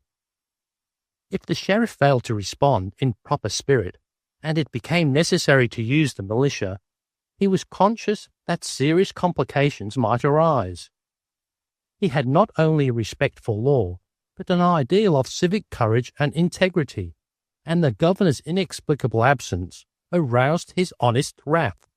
The idea that a mere girl should be forced to sustain the official honour and dignity of a cowardly father further angered him.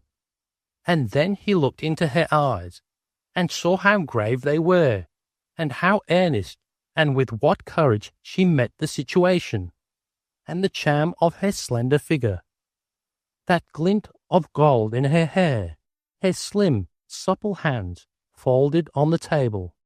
These things wrought in him a happiness that he had never known before, so that he laughed as he took the telegram from her. "There must be no mistake, no failure," she said quietly. "We are not going to fail. We are going to carry this through.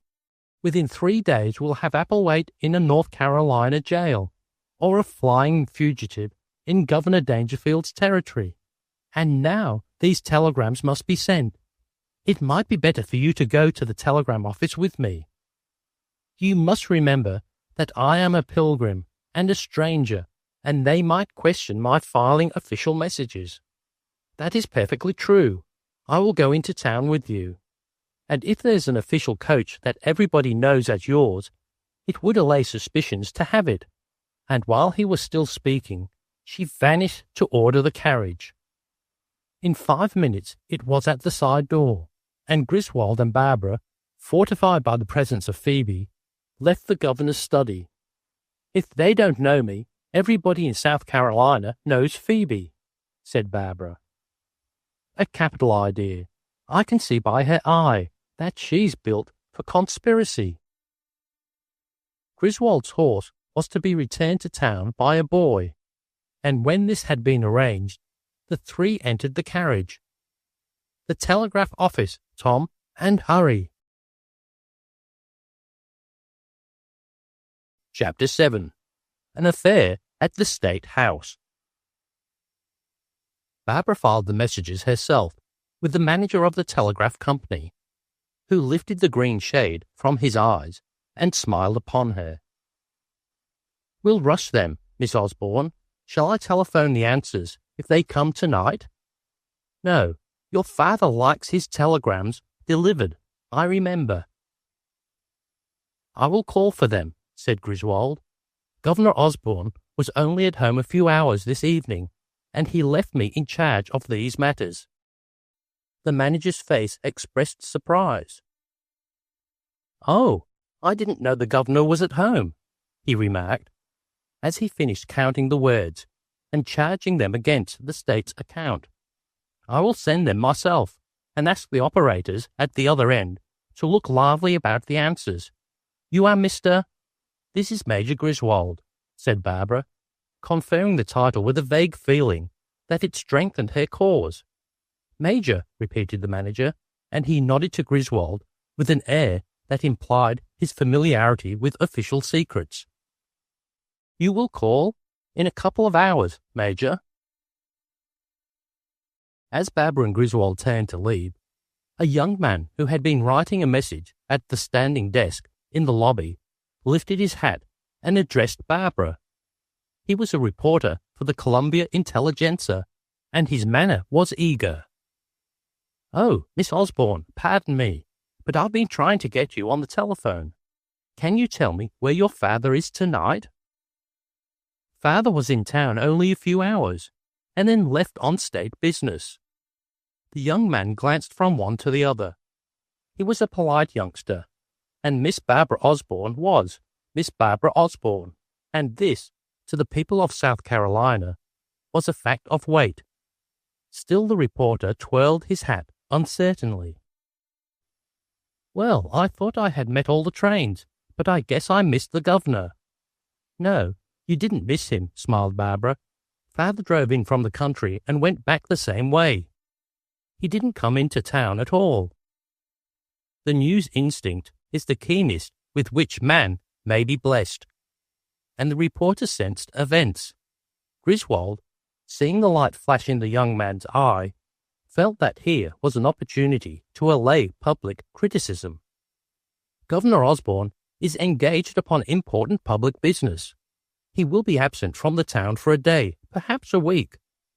He will not return to Columbia until the business is thoroughly disposed of."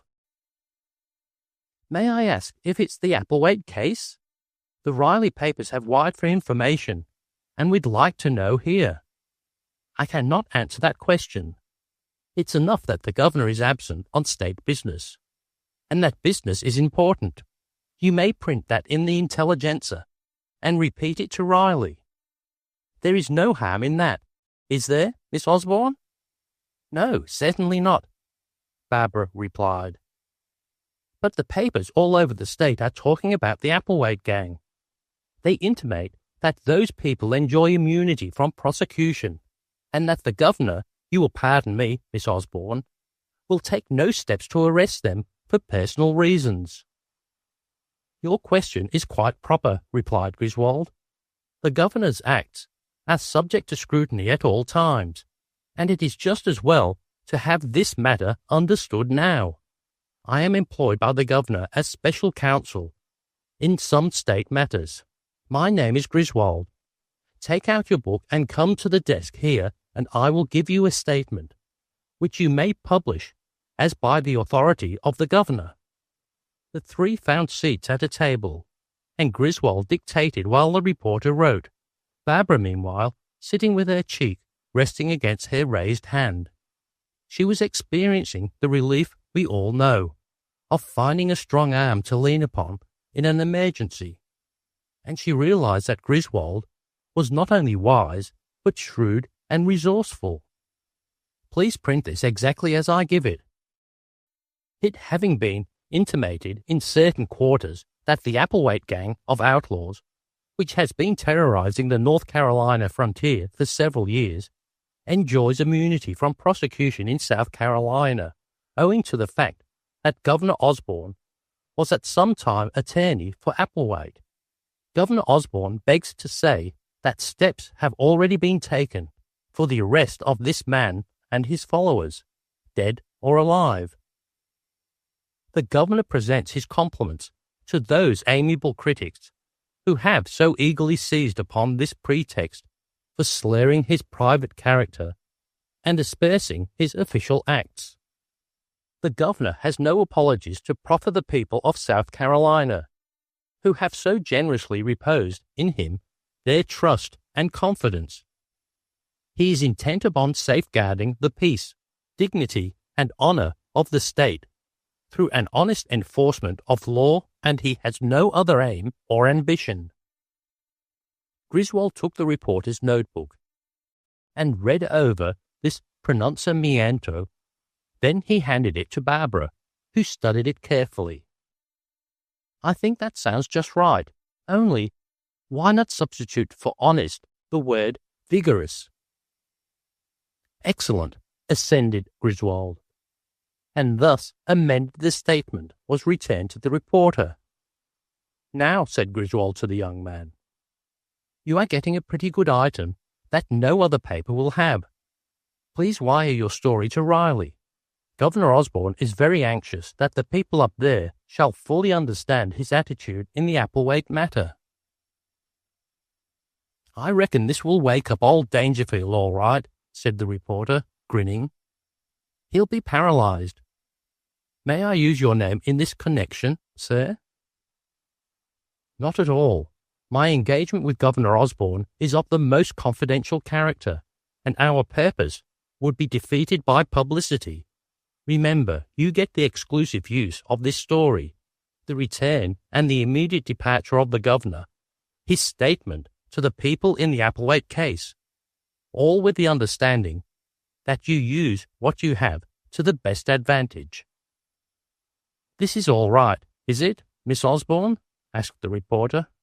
Major Griswold has full authority to act, and you need question nothing he tells you, Barbara replied.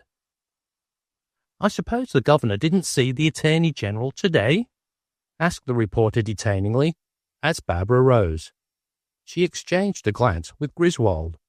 Father didn't see Mr. Bosworth at all, if that's what you mean. Didn't see him? Well, Bosworth didn't exactly tell me he had seen him today. But I asked him about the Applewhite case an hour ago, at his house, and he said the governor wasn't going to do anything. And that was the end of it, so far as the administration is concerned. print his story and see what happens. We have no comment to make on that, have we, Miss Osborne? Nothing at all, replied Barbara scornfully. I'm at the Saluda House at present. See me tomorrow and I may have another story for you. And Griswold shook the reporter warmly by the hand as they parted at the carriage door. Home, said Barbara for the reporter's benefit. And then, to Griswold, I must speak for another matter. Drive with me a little way until we can throw the reporter off. She spoke quietly, but he saw that she was preoccupied with some new phase of the situation. And as the carriage gained headway, she said earnestly, That young man told the truth. I am sure of it about Mr. Bosworth. I knew he would do something to injure father if he could. But I did not know he had the courage to go so far. It's only politics, Miss Osborne, said Griswold lightly. Besides, you may be sure that the intelligentsia will print the governor's side of it in its largest type. No, it's not politics. It is more despicable, more contemptible, more ungenerous even than politics. But he shall be punished, humiliated for his conduct. You shall fix his punishment yourself, laughed Griswold. But the state's business first. We have a little more to do before I am satisfied with the day's work. Yes, of course, we must leave nothing undone that father would do were he here to act for himself. We must be even more careful in his absence to safeguard his honour than the case really requires. We not only have his public responsibility, but our own into the bargain, insofar as we speak and act for him. And there's always the state. The Palomito flag must be kept flying at the masthead. Their eyes met as they passed under an electric lamp, and he saw how completely she was relying on his guidance. They were now at the edge of town, and she bade him stop the carriage. We must go to the State House, said Griswold. We must get the requisition to guard against treason in the citadel. Assuming that Governor Osborne really doesn't want to see Applewhite punished, we'd better hold the requisition anyhow. It's possible that your father had it ready, do pardon me, for a grandstand play, or he may have wanted to bring Applewhite into the friendly estate. But that's all conjecture. We'd better keep out of the principal streets. That reporter has a sharp eye. She gave the necessary directions and the driver turned back into Columbia. It was pleasant to find his accomplice in this conspiracy, a girl of keen wit, who did not debate matters or ask tiresome questions. The business ahead was serious enough, though he tried by manner, tone and words to minimize its gravity. If the Attorney General was serving a personal spite, or whatever the cause of his attitude, he might go far in taking advantage of the governor's absence. Griswold's relation to the case was equivocal enough, he fully realized, but the very fact of it, being without precedent, and so beset with pitfalls for all concerned, was a spur to action. In the present instance, a duly executed requisition for the apprehension of a criminal, which could not be replaced if lost, must be held at all hazards, and Griswold had determined to make sure of the governor's warrant before he slept. "Have you the official keys?" he asked. "Yes, I have been afraid to let go of them. There's a watchman in the building, but he knows me very well. There will not be the slightest trouble about getting in." The watchman, an old Confederate veteran, sat smoking in the entrance and courteously bade them good evening. "I want to get some papers from father's office, Captain." "Certainly, Miss Barbara." He preceded them, throwing on the lights, to the governor's door, which he opened with his own pass-key. "It's pretty lonesome here at night, Miss Barbara." "I suppose nobody comes at night," remarked Griswold. "Not usually, sir, but one or two students are at work in the library, and Mr. Bosworth is in his office." The veteran walked away, jingling his keys. Barbara was already in the private office, bending over the governor's desk. She found the right key, drew out a drawer, then cried out softly. She knelt beside the desk, throwing the papers about in her eagerness, then turned to Griswold with a white face. "The drawer has been opened since I was here this morning. The requisition and all the other papers in the case are gone." Griswold examined the lock carefully and pointed to the roughened edges of the wood. "A blade of the shears there, or perhaps the paper cutter, who knows? The matter is simple enough, so please do not trouble about it. Wait here a moment. I want to make some inquiries of the watchman." He found the old fellow pacing the portico, like a sentry. He pointed out the Attorney General's office, threw a few additional lights for Griswold's guidance, and resumed his patrol duty outside. The Attorney General's door was locked, but in response to Griswold's knock, it was opened guardedly. "I am very sorry to trouble you, Mr. Bosworth," began Griswold, quietly edging his way into the room. "But one never gets wholly away from business these days." He closed the door himself and peered into the inner rooms, to be sure the Attorney General was alone. Bosworth's face flushed angrily when he found that a stranger had thus entered his office with a cool air of proprietorship. Then he stared blankly at Griswold for a moment before he recalled where he had seen him before.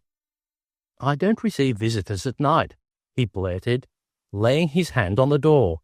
"I'm engaged, and you'll have to come in office hours."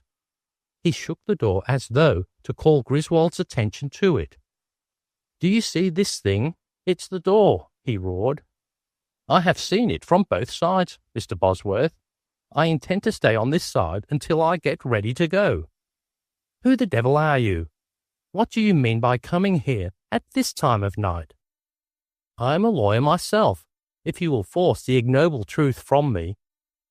Now, when you are perfectly quiet, and once more the sane, responsible human being you must be to have been trusted with the office you hold, we'll proceed to business. Meanwhile, please put on your coat. A man in his shirt sleeves is always at a disadvantage, and we Virginians are sticklers for the proprieties." The Attorney General's fury abated when he saw that he had to deal with a low-voiced young man who seemed unlikely to yield to intimidation. Griswold had, in fact, seated himself on a table that was otherwise covered with law books, and he sniffed with pleasure the familiar atmosphere of dusty law craft, which no one who has had the slightest acquaintance with a law office ever forgets. To his infinite amusement, Bosworth was actually putting on his coat, though it may have been a little absent-mindedly, to give him an opportunity to decide upon a plan for getting rid of his visitor. However this may have been, Bosworth now stepped to the side of the room and snatched down the telephone receiver. Griswold caught him by the shoulder and flung him round. "None of that. By calling the police, you will only get yourself into trouble. I'm bigger than you are, and I should hate to have to throw you out of the window. Now," and he caught and hung up the receiver, which was wildly banging the wall. "Now let us be sensible and get down to business." "Who the devil are you?" demanded Bosworth, glaring. "I'm special counsel for Governor Osborne in the Applewhite case. There's no use wasting any time in further identification. But if you take down that volume on Admiralty practice just behind you, you will find my name on the title page. Or, to save you the trouble, as you seem to be interested in my appearance, I will tell you that my name is Griswold and that my address is Charlottesville, Virginia." "You are undoubtedly lying. If you are smart enough to write a book, you ought to know enough about legal procedure to understand that the Attorney General represents the state, and special counsel would not be chosen without his knowledge." "Allow me to correct you, my learned brother. You should never misquote the opposing counsel. It's one of those rules of the game. What I said a moment ago was that I represented the governor, Governor Osborne. I didn't say I represented the state, which is a different matter, and beset with ultra vires pitfalls. There is no earthly reason why a governor should not detach himself, so to speak, from his office and act in propria persona as a mere citizen. His right to private remedy is not abridged by the misfortune of office holding. Whether he can himself be made defendant in an action at law touches that ancient question, whether the monarch or the state can be sued. That's a question law students have debated from the beginning of time, but we must not confuse it with the case at issue. The governor, as a citizen, may certainly employ such counsel as he pleases. And just now I represent him. Of course, if you want me to furnish a brief. Griswold's manner was deliberate and ingratiating. He saw that the Attorney General had not the slightest sense of humour, and that his play upon legal phrases was wasted. Bosworth grinned, but not at the legal status of monarchs and states. He had thought of a clever stroke, and he dealt the blow with confidence. "Let us assume," he said, "that you represent Mr. Osborne. May I ask the whereabouts of your client?" "Certainly. You may ask anything you please, but it will do you no good. It's an old rule of the game never to divulge a client's secret. Governor Osborne has his own reasons for being absent himself from his office. However, he was at home tonight." "I rather guess not, as I had all the trains watched. You'll have to do a lot better than that, Mr. Griswold. He has issued a statement to the public since you lied to the Intelligencer reporter about him today. I suppose it's part of your official duty to misrepresent the head of the state administration in the press. But the governor is in the saddle, and I advise you to be good." The Attorney General felt that he was not making headway. His disadvantage in dealing with a stranger whose identity he still questioned angered him. He did not know why Griswold had sought him out, and he was chagrined at having allowed himself to be so easily cornered. "You seem to know a good deal," he stared. "How did you get into this thing anyhow?" "My dear sir, I was chosen by the governor because of my superior attainments. Don't you see? But I am in a hurry now. I came here on a particular errand. I want that requisition in the Applewhite case, quick. If you please, Mr. Bosworth." He jumped down from the table and took his hat and stick. "Mr. Griswold, or whoever you are either a fool or a blackguard. There isn't any requisition for Applewhite. The governor never had the sand to issue any, if you must know the truth. If you knew anything about the governor, you would know that that's why Osborne is hiding himself. He can't afford to offend the Applewhites. If you must know the disagreeable truth, your coming here and asking me for the requisition is funny. If you had the brains to see it, poor old Osborne is scared to death, and I doubt if he's within 100 miles of here. You don't know the governor. I do. He's a dodger, a trimmer, and a coward." "Mr. Bosworth," began Griswold deliberately, "that requisition, duly signed and bearing the seal of the Secretary of State, as by the statutes in such cases made and provided, was in Governor Osborne's desk this morning. At the time, you were so daintily kicking the door in your anxiety to see the governor. It has since been taken from the drawer where the governor left it when he went to New Orleans. You have gone in there like a sneak thief, pried open the drawer, and stolen that document, and now—" "It's an ugly charge," mocked the Attorney General. "It's all of that," and Griswold smiled. "But you forget that you represent Mr. Osborne.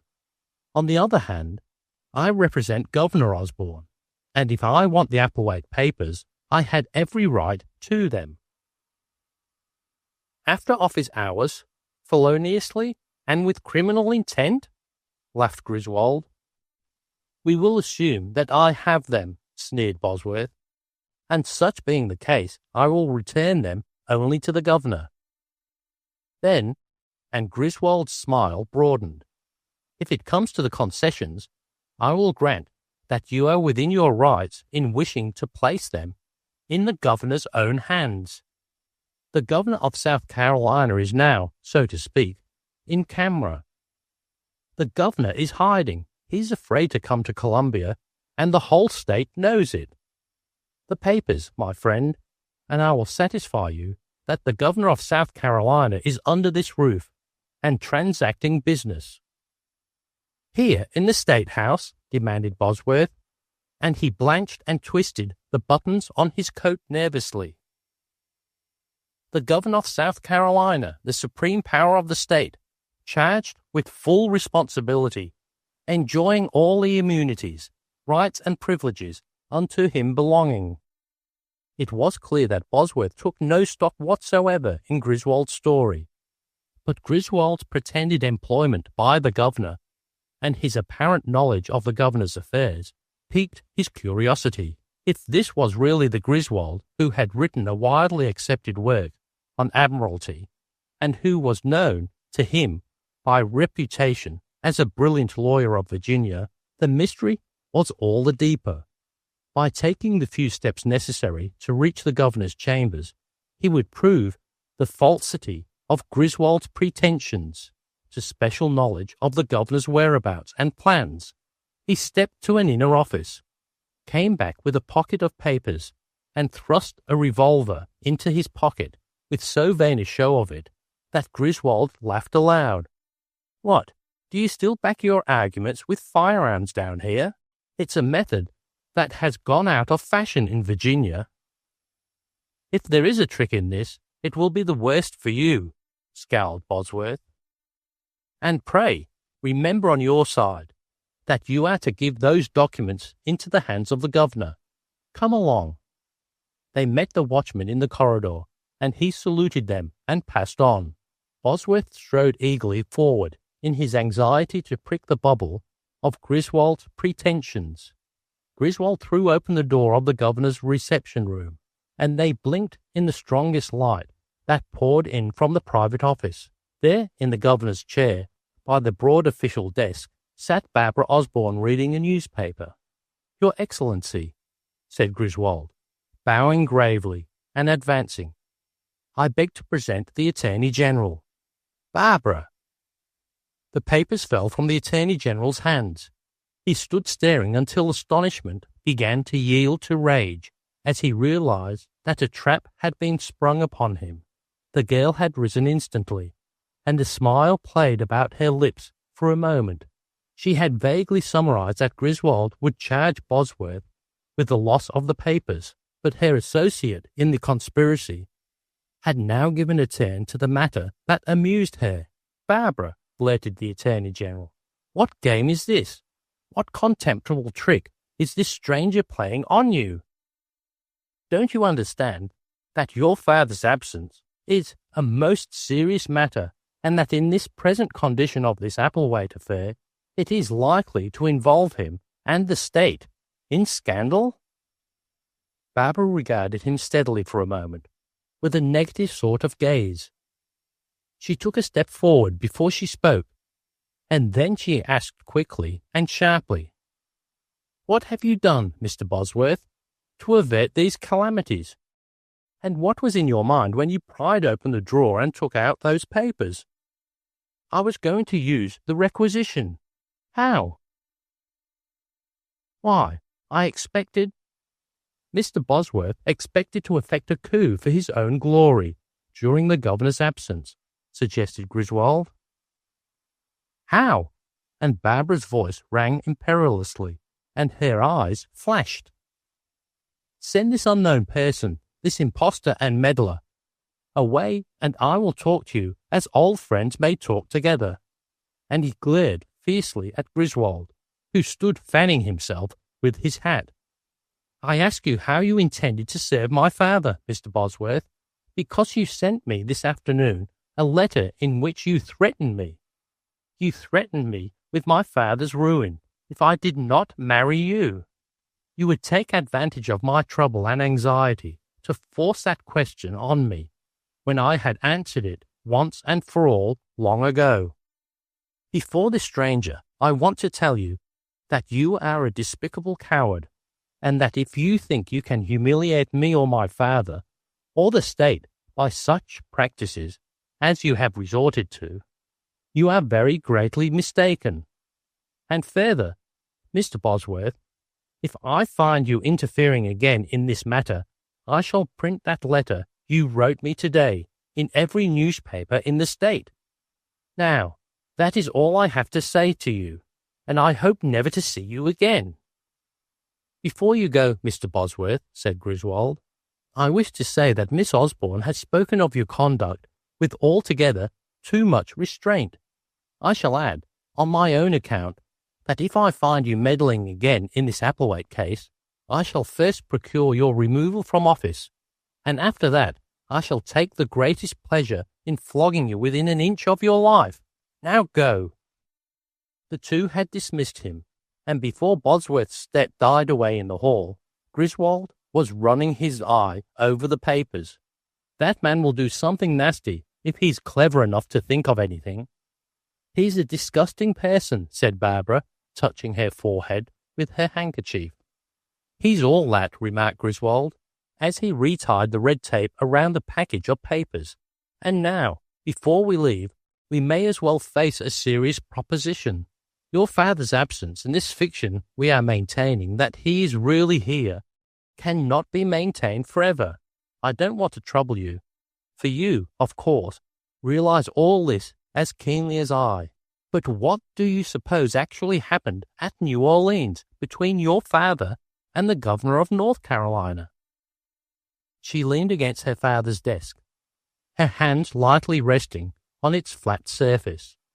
She was wholly serene now, and she smiled and then laughed. It couldn't have been what the governor of North Carolina said the governor of South Carolina in the old story. For father is strongly opposed to drink of all kinds, and in the story, I've forgotten where that story originated. Well, it happened a long time ago, and nobody really knows the origin. But according to tradition, at the crisis of a great row between two governors, the ice was broken by the governor of North Carolina saying to the governor of South Carolina those shocking words about its being a long time between drinks. What makes the New Orleans incident so remarkable is that father and Governor Dangerfield have always been friends, though I never cared very much for the Dangerfields myself. The only tiffs they have had have been purely for effect. When father said that the people of North Carolina would never amount to anything so long as they fry their meat, it was only his joke with Governor Dangerfield. But it did make North Carolina awfully mad, and Jerry, she's the governor's daughter, refused to visit me last winter just on that account. Jerry Dangerfield's a nice little girl, but she has no sense of humor. Chapter 8. The Labours of Mr. Ardmore.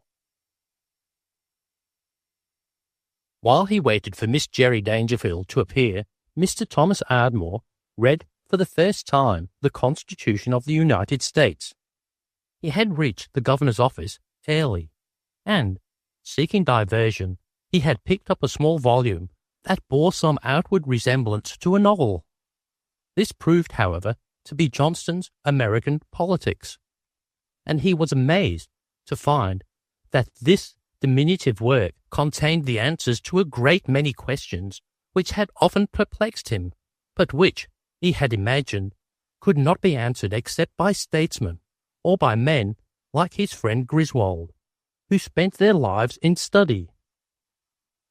He had supposed that the constitution of a great nation, like the United States, would fill many volumes, and be couched in terms bewildering and baffling, and it was perhaps the proudest moment in Mr. Ardmore's life when, In the cool and quiet of the May morning, in the historic chambers of the governor of North Carolina, it dawned upon him that the Charter of American Liberty filled hardly more space than the stipulations for a yacht race or a set of football rules, and that, moreover, he understood the greater part of it, or thought he did. Such strange words as attainder and capitation he sought out in the dictionary, and this also gave him a new sensation and thrill of pleasure at finding the machinery of knowledge so simple.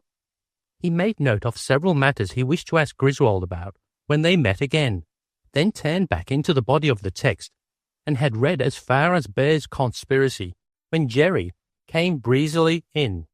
His experience for the first time in his life, that obsession of guilt, which sinks in shame the office boy who is caught reading a dime novel. Jerry seemed to tower above him like an avenging angel, and though her sword was only a parasol, her words cut deep enough. "Well, you are taking it pretty cool." "Taking what?" faltered Ardmore, standing up and seeking to hide the book behind his back. "Why, this outrageous article," and she thrust a newspaper under his eyes. "Do you mean to say you haven't seen the morning paper?" "To tell you the truth, Miss Dangerfield, I hardly ever read the papers." "What's that you were reading when I came in?" she demanded severely, withholding the paper until she should be answered. "It's a book about the government and the powers reserved to the states and that sort of thing. I was just reading the Constitution. I thought it might help us, I mean you, in your work." "The Constitution helped me? Hasn't it occurred to you before this that what I am doing is all against the Constitution and the revised statutes and all those books you see on the shelf there?" "But the Constitution sounds all right. It seems remarkably reasonable. You couldn't ask anything fairer than that. So are the 10 Commandments fair enough? But you're on the wrong track, Mr. Ardmore. If you're trying to support the present administration with stupid things in books. I don't follow precedents, Mr. Ardmore. I create them. But I should think you would have to be awfully careful not to mix up the business of the executive and judicial branches of the government. I think I heard Grizzy speak of that once, though I'm not certain. Grizzy knows more than almost any other living man. I don't doubt that your friend is a well-educated person, but in times like these, you've got to rise above the Constitution. And just now, it's more convenient to forget it. There's a Constitution of North Carolina, too, if you're looking for constitutions, but in good society such things are not mentioned. Papa always refers to the Constitution with tears in his eyes when he makes speeches. But Papa's very emotional. If I could make a speech, I should tell the people that I think of them that they're too silly and stupid for words. You are right, Miss Dangerfield. I have felt exactly the same way about people ever since I was defeated for alderman in New York. But let me have the paper. She turned to the morning mail while he read, and opened the envelopes rapidly. Such of the letters as she thought interesting or important she put aside.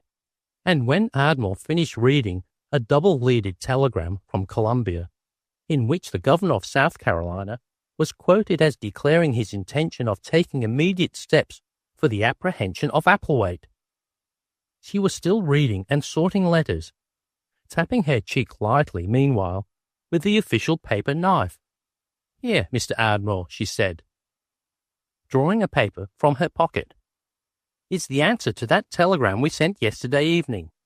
Suppose you read that next, and we can then decide what to do."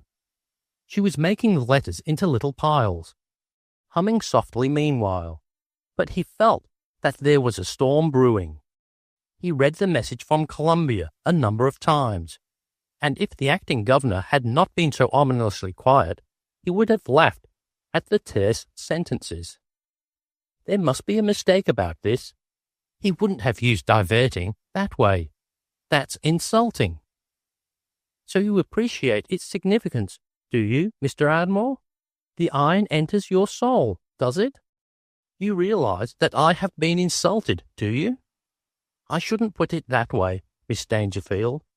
Governor Osborne would never have sent a message like that to you. He thought he was sending it to your father.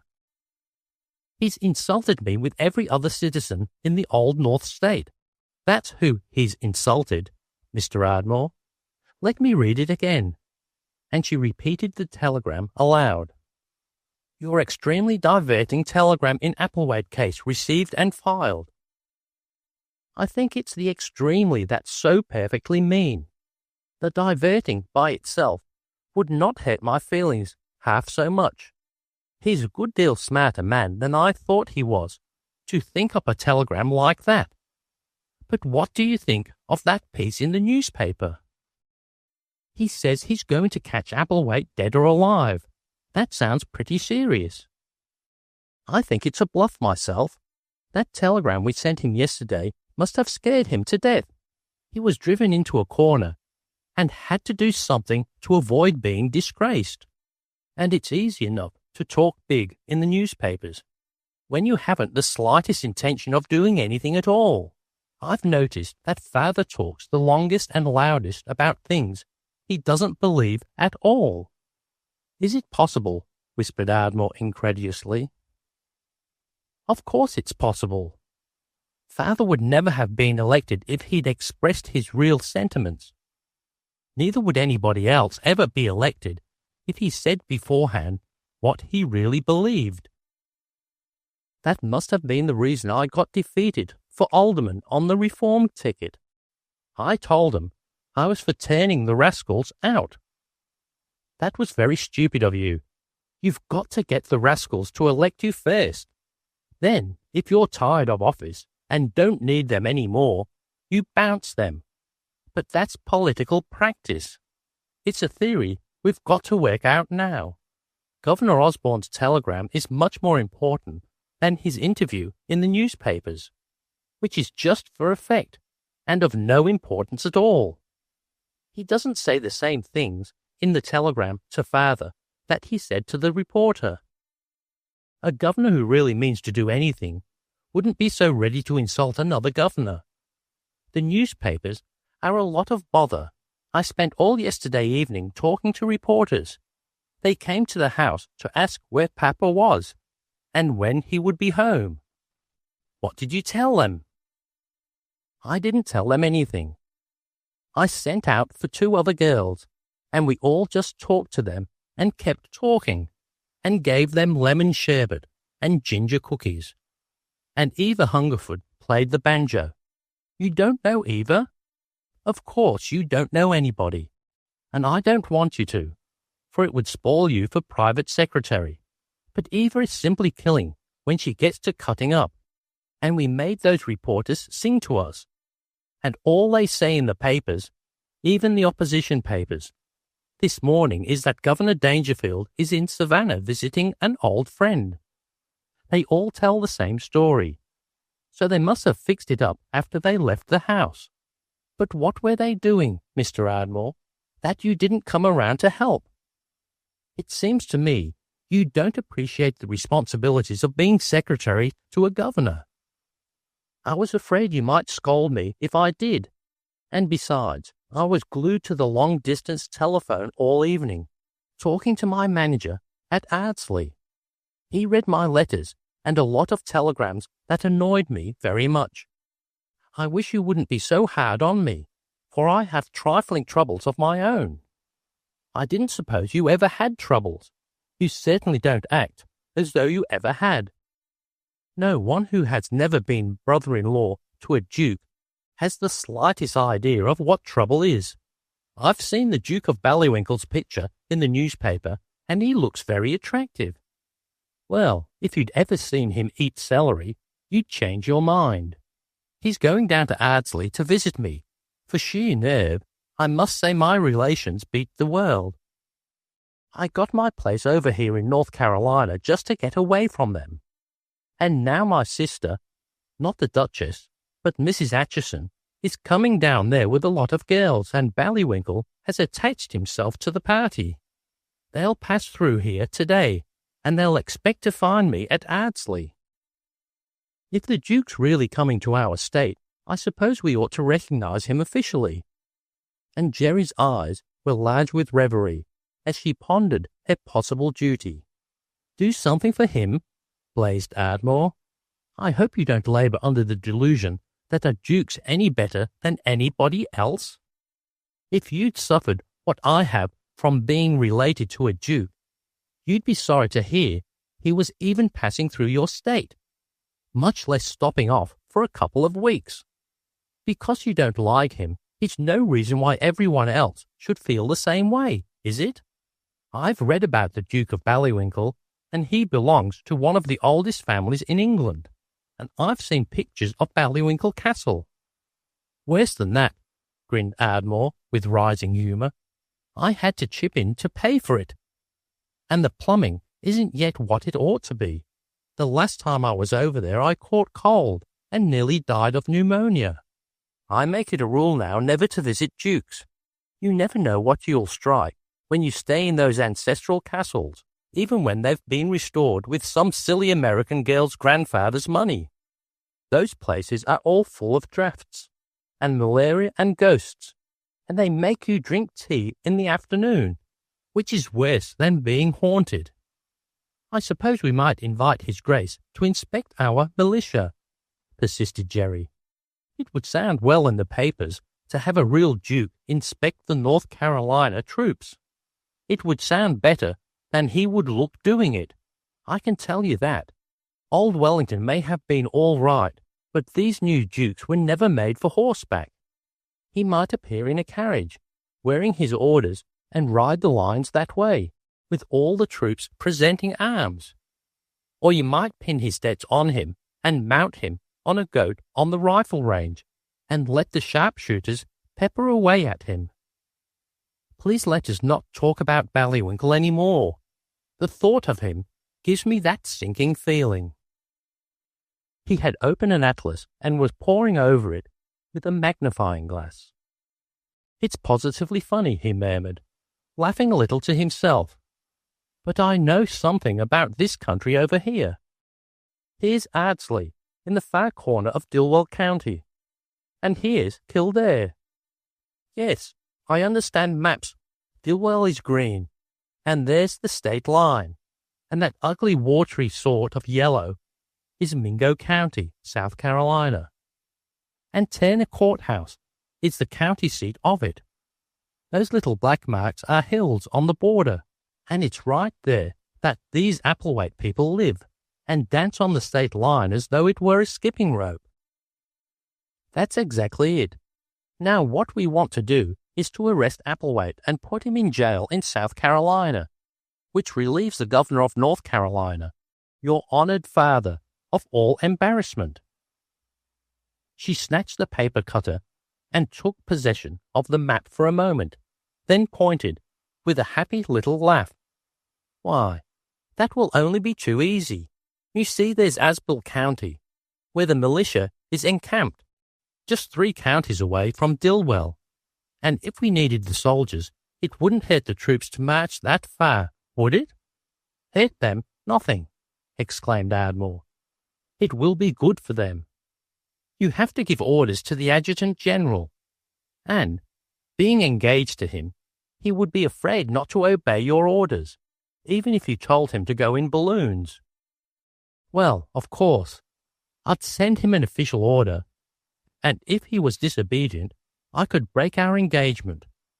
When I broke my engagement with Arthur Treadmeasure, it was only because he was 5 minutes late coming to take me to a dance.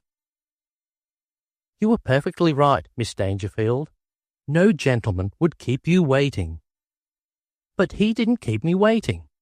I was sick in bed with a sore throat, and Mamma wouldn't let me go. But I thought it was very careless and taking too much for granted for him to think he could come poking along any time he pleased. So I ended everything. It would have interested Ardmore to know the total of Miss Dangerfield's engagements, but the time did not seem propitious for such enquiries. And, moreover, his awe of her as a young person of great determination and force of character increased. She spoke of employing the armed forces of the state as though playing with the militia were a cheerful pastime, like horseback riding or tennis. His heart sank as he foresaw the possibility of the gallant Gillingwater coming out of the Applewhite affair with flying colours, a hero knighted on the field for valour. The remembrance of Gillingwater receiving the salutes of the militia and riding off to the wars to the beat of drums had deprived Ardmore of sleep all night. "Well, there's the map, and there's that insulting telegram. What are you going to do about it?" asked Jerry. She seemed to be honestly inviting suggestions, and the very thought of this affected him like wine. He deliberated for several minutes while she watched him. A delicious country quiet lay upon the old state house. In the tranquil park outside, the birds whistled their high disdain of law and precedent. It was no small thing to be identified with a great undertaking like this, with the finest girl in the world, and he could not help thinking of the joy of telling Griswold, the sober professor and sedate lawyer, of this adventure when it should be happily concluded. Never again should Grizzy taunt him with his supineness before the open door of opportunity. "A governor," he began, "is always a dignified person who doesn't bother his head about little things like this, unless everybody else has gone to sleep. Now, who's the chief of police in a county like Dilwell? What do you call him?" "Do you mean the sheriff, Mr. Ardmore?" "Certainly. Now, give me those telegraph blanks, and I'll drop him a few lines to let him know that the government at Riley still lives. It is in the telegram alone that we Americans approach style. Our great commanders did much to form it. Our business strategies took the key from them. I propose to fight it out on this line.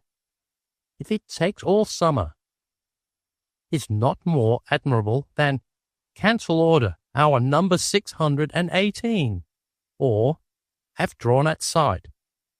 Through the most familiar and commonplace apparatus clicks and ticks the great American epic in phrases concise, unequivocal, and apt.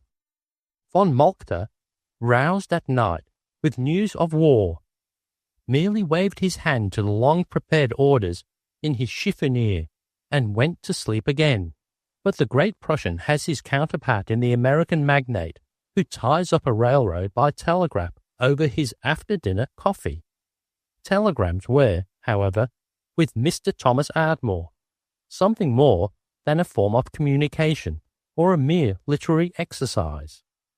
Letter writing seemed to him the most formidable of human undertakings, but with a pad of telegraph blanks under his hand, his spirit soared free, all untrammelled by the horror of the day tariff, whose steep slopes have wrought so much confusion and error among the economical. He gave to the wires and the wireless what he never would have confided to a stamp. He wrote and submitted to Miss Jerry Dangerfield the following: To the Sheriff of Dilwell County, Kildare, N.C. What is this I hear about your inability to catch Applewhite and the rest of his bunch? Your inattention to your duties is a matter of common scandal, and if you don't get anxious pretty soon, I shall remove you from your job, and then some. I shall be down soon to see whether you are pitching quoits at the blacksmith's shop or fishing for lobsters in the Raccoon Creek, instead of attending to your knitting. Your conduct has annoyed me until I am something more than vexed by your behaviour. The eyes of the great North State are upon you. Wire me at length just what you propose doing or not doing in this matter. William Dangerfield, Governor of North Carolina. What do you think of that? He asked, his pride falling as she scanned the paper carefully. Isn't it pretty expensive? Jerry inquired, counting the words to 10 and then roughly computing the rest. I'll take care of that, Miss Dangerfield. What I want to know is whether you think that will make the sheriff sit up. Well, here's what Father sent him only a week ago. I found it in his private letter book, and it's marked confidential in red ink. She read, "Act cautiously in Applewhite case. Indictment by grand jury is undoubtedly faulty, and Foster threatens trouble in case parties are arrested." And there's more like that. Papa never intended to do anything. That's as plain as daylight. Mr. Foster, the treasurer, comes from that county. He thought Papa was going to have to do something, so he's holding back the payment of the state bonds just to frighten Papa. You see, the state owes the Bronx Loan and Trust Company that $250,000, and if it's not paid by June 1st, the state will be everlastingly disgraced. Oh, yes, I'd forgotten about that. I don't see how you could forget about it. That must be almost as much money as there is in the world, Mr. Ardmore. We've got to raise it, anyhow, even if we go to the pawn shop. I pawned my watch once when I was in college, and Billings, he was my guardian, had shut me off. Grizzy, he's my friend. Grizzy says pawnbroking is only a more vulgar form of banking. There was a fella in my class at college who pawned his pawn ticket to get money to pay his laundress, and then gave the new ticket to a poor blind man. He's a big man in Wall Street, has a real genius for finance, they say. But please don't worry about this rascal Foster. We'll put some digitalis into the state's credit when the time comes. I think your telegram to the sheriff is all right, said Jerry, reading it again. If you'll go to the door and whistle for the messenger, we'll get it off. I'll sign it with the rubber stamp. Papa hardly ever signs anything himself. He says if you don't sign documents yourself, you can always repudiate them afterward, and Papa's given prayerful thought to all such things. Ardmore addressed himself once more to the map. It was clear that the Applewhite gang was powerful enough to topple great states upon their foundations. It had, to Ardmore's own knowledge, driven a governor into exile, and through the wretched Foster, who was their friend, the credit of the state was gravely menaced. The possibilities of the game fascinated Ardmore. He was eager for action on the scene of this usurpation and defiance. Responsibility, for the first time, had placed a warrant of trust in his hands, and, thus commissioned, the spurs of duty pricked his sides. I'll wait for the sheriff's answer, and if he shows no sign of life, I'll go down there this afternoon. Then you will undoubtedly be shot, Jerry declared, as though announcing a prospect not wholly deplorable. That has its disagreeable side, but a great many people have to be shot every year to keep up the average. And if the statistics need me, I won't duck. I'll call up my man on the telephone this forenoon and tell him to put my forester at Ardsley to work. He's a big fellow who served in the German army, and if he's afraid of anything, I haven't heard of it. If we can drive the gang into South Carolina, right along here, you see, and Miss Dangerfield bent her pretty head over the map and saw. If we can pass the chief outlaw on to Governor Osborne, then so much the better, and that's what we'll try to do. But you're only the private secretary, and you can't assume too much authority.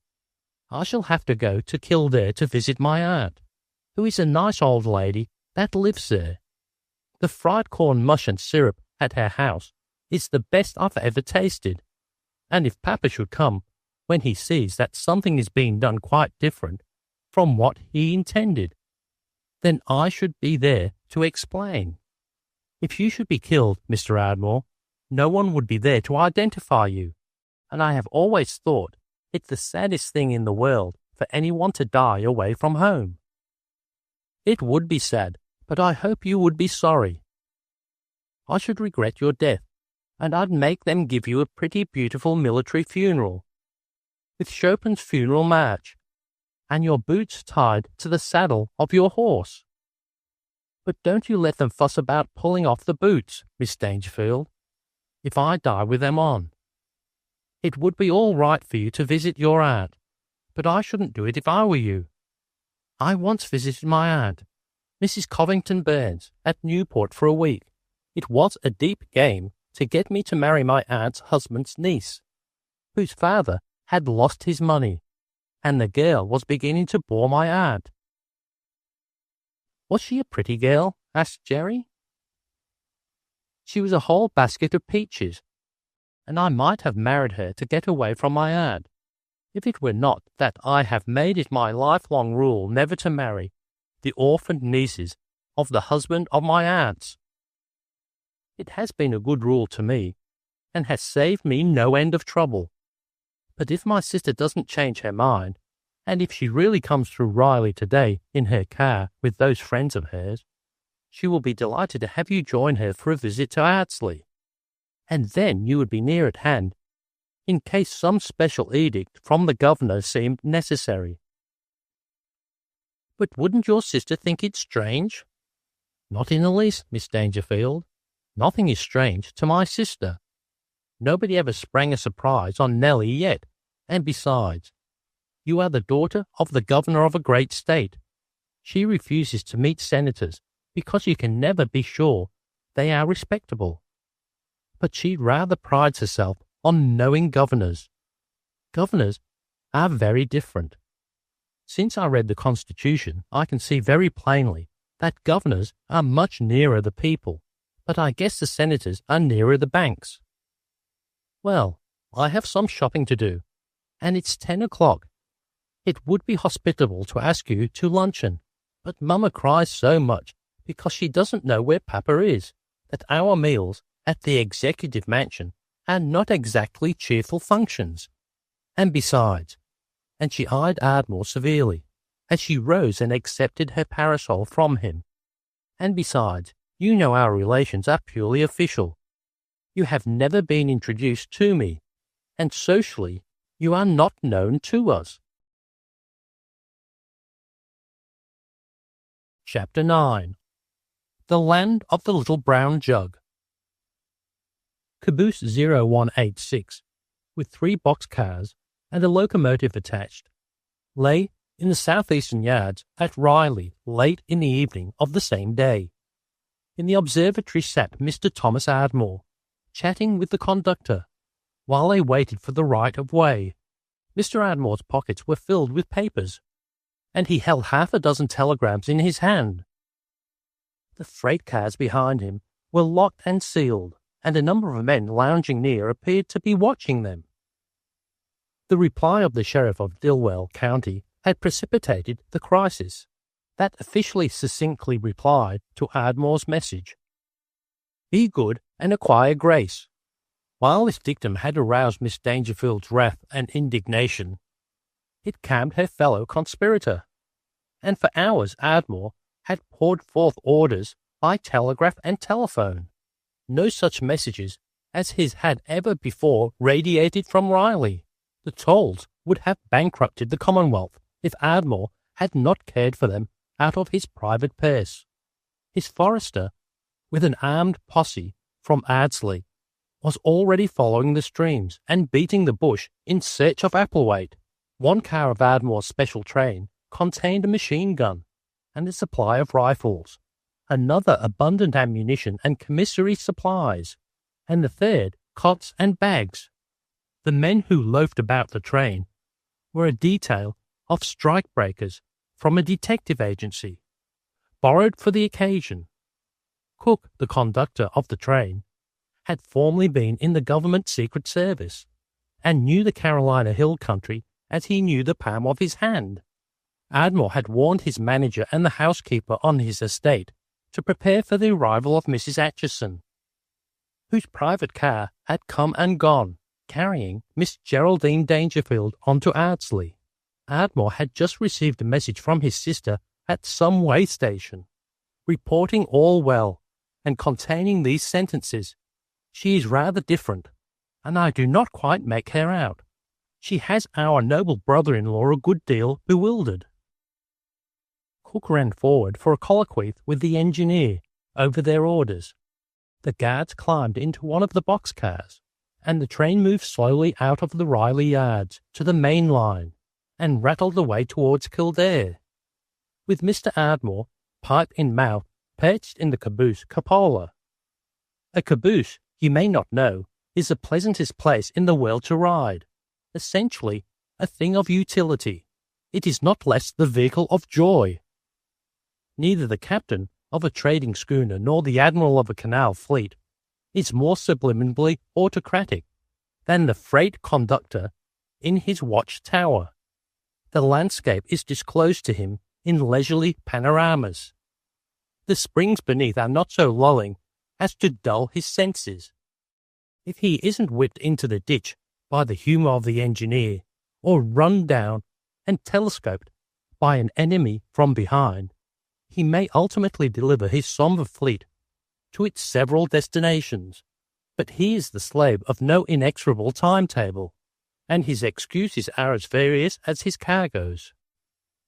Not Captain Kidd, nor another of the Dark Brotherhood sailed forth with keener zest for battle than Mr. Ardmore. Indeed, the trailing smoke of the locomotive suggested a black flag, and the thought of it tickled his fancy. Above bent the blue sky in the world, fields of corn and cotton, the brilliant crimson of German clover, and long stretches of mixed forest held him with enchantment. In a cornfield, a girl ploughing with a single steer, a little girl in a sunbonnet, who reached wearily up to the plough handles, paused and waved to him. And he knew the delight of the lonely mariner when a passing ship speaks to him with flags. And when night came, after the long, mystical twilight, the train passed now and then great cotton factories that blazed out from their 1,000 windows like huge steamships. When they sought a lonely siding to allow a belated passenger train to pass, the conductor brewed coffee and cooked supper, and Ardmore called in the detectives and trainmen.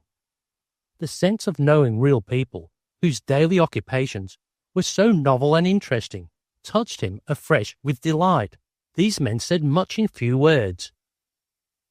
The taciturnity of Cook, the conductor, in particular, struck Ardmore as very fine, and it occurred to him that very likely men who had had the fun of doing things never talk of their performances afterward. One of the detectives chaffed Cook convertedly about some adventure in which they had been jointly associated. "I never thought they'd get the lead out of you after that business in Missouri. You were a regular mine," said the detective to Cook, and Cook glanced appreciatingly at Ardmore. "He's the little joker, all right." "You can't kill him," remarked the detective. "I've seen it tried." Before the train started, the detectives crawled back into their car, and Cook drew out some blankets, tossed them on a bench for Ardmore, and threw himself down without ado. Ardmore held to his post in the tower, as lone as the lookout is in a crow's nest. The night air swept more coolly in as they neared the hills, and the train's single brakeman came down as though descending from the sky, rubbed the cinders from his eyes, and returned to his vigil armed with a handful of Ardmore's cigars. For the greater part of the night they enjoyed a free track, and thundered the rails at a lively clip. Shortly after midnight Ardmore crawled below and went to sleep. At 5 o'clock Cook called him. "We're on the switch at Kildare. One of your men is here waiting for you." Big Paul, the German forester, was called in, and Ardmore made his toilet in a pail of water while listening to the big fellow's report. Cook joined in the conversation, and Ardmore was gratified to see that the two men met on common ground in discussing the local geography. The forester described in clear, straightforward English just what he had done. He had distributed his men well through the hills, and they were now posted as pickets on points favourable for observation. They had found along the streams 4 wildly scattered stills, and these were being watched. Paul drew a small map, showing the homes of the most active members of the Applewhite gang, and Ardmore indicated these points as nearly as possible on the county map he had brought with him. Here's Raccoon Creek. My own land runs right through there, just about here, isn't it, Paul? I always remember the creek because I like the name so much. You are right, Mr. Ardmore. The best timber you have lies along there, and your land crosses the North Carolina boundary into South Carolina. About here. There's Mingo County, South Carolina, you see? Well, that dashes me, exclaimed Ardmore, striking the table with his fist. I never knew one state from another, but you must be right. I'm positive of it, Mr. Ardmore. One of my men has been living there on the creek to protect your timber. Some of these outlaws have been cutting off our wood. It seems to me I remember the place. There's a log house hanging on the creek. You took me by it once. But it never entered my head that the state line was so close. It runs right through the house. And someone, years ago, blazed the trees along there, so it is very easy to tell when you step from one state to another. My man left there recently, refusing to stay any longer. These Applewhite people thought he was a spy, and posted a notice on his door warning him to leave, so I shifted him to the other end of the estate. Did you see the sheriff at Kildare? I haven't seen him. When I asked for him yesterday, I found he had left town and gone to Greensboro to see his sick uncle. Ardmore laughed and slapped his knee. Who takes care of the dungeons while he's away? There are no prisoners in the Kildare jail. The sheriff's afraid to keep any, and he's like the rest of the people around here. They all live in terror of Applewhite. Applewhite is a powerful character in these parts, said Cook, pouring the coffee he had been making and handing a tin cupful to Ardmore.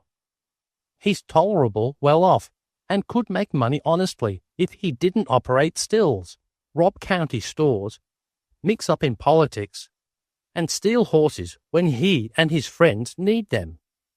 I guess he has never molested us any, has he, Paul? Asked Ardmore, not a little ashamed of his ignorance of his own business. A few of our cows stray away sometimes and never come back. And for 2 years we have lost the corn out of the crib away over here near the deer park. They've got the juice out of it before this, remarked Cook. That would be nice for me, wouldn't it? Said Ardmore, grinning. To be arrested for running a still on my place? We don't want to lose our right to the track, and we must get out of this before the whole community comes to take a look at us, said Cook, swinging out of the caboose. Ardmore talked frankly to the forester, having constant recourse to the map, and Paul sketched roughly a new chart, marking roads and paths so far as he knew them, and indicating clearly where the Ardsley boundaries extended. Then Ardmore took a blue pencil and drew a straight line. When we get Applewhite, we want to hurry him from Dilwell County, North Carolina, into Mingo County, South Carolina. We will go to the county town there and put him in jail. If the sheriff of Mingo is weak-kneed, we will lock Applewhite up anyhow, and telegraph the governor of South Carolina that the joke is on him. We will catch the man, said Paul gravely, but we may have to kill him. Dead or alive, he's got to be caught, said Ardmore, and the big forester stared at his employer a little oddly, for this lord proprietor had not been known to his employees and tenants as a serious character, but rather as an indolent person who, when he visited his estate in the hills, locked himself up unaccountably in his library, and rarely had the energy to stir up the game in his broad preserves. Certainly, sir, dead or alive, Paul repeated. Cook came out of the station and signalled the engineer to go ahead.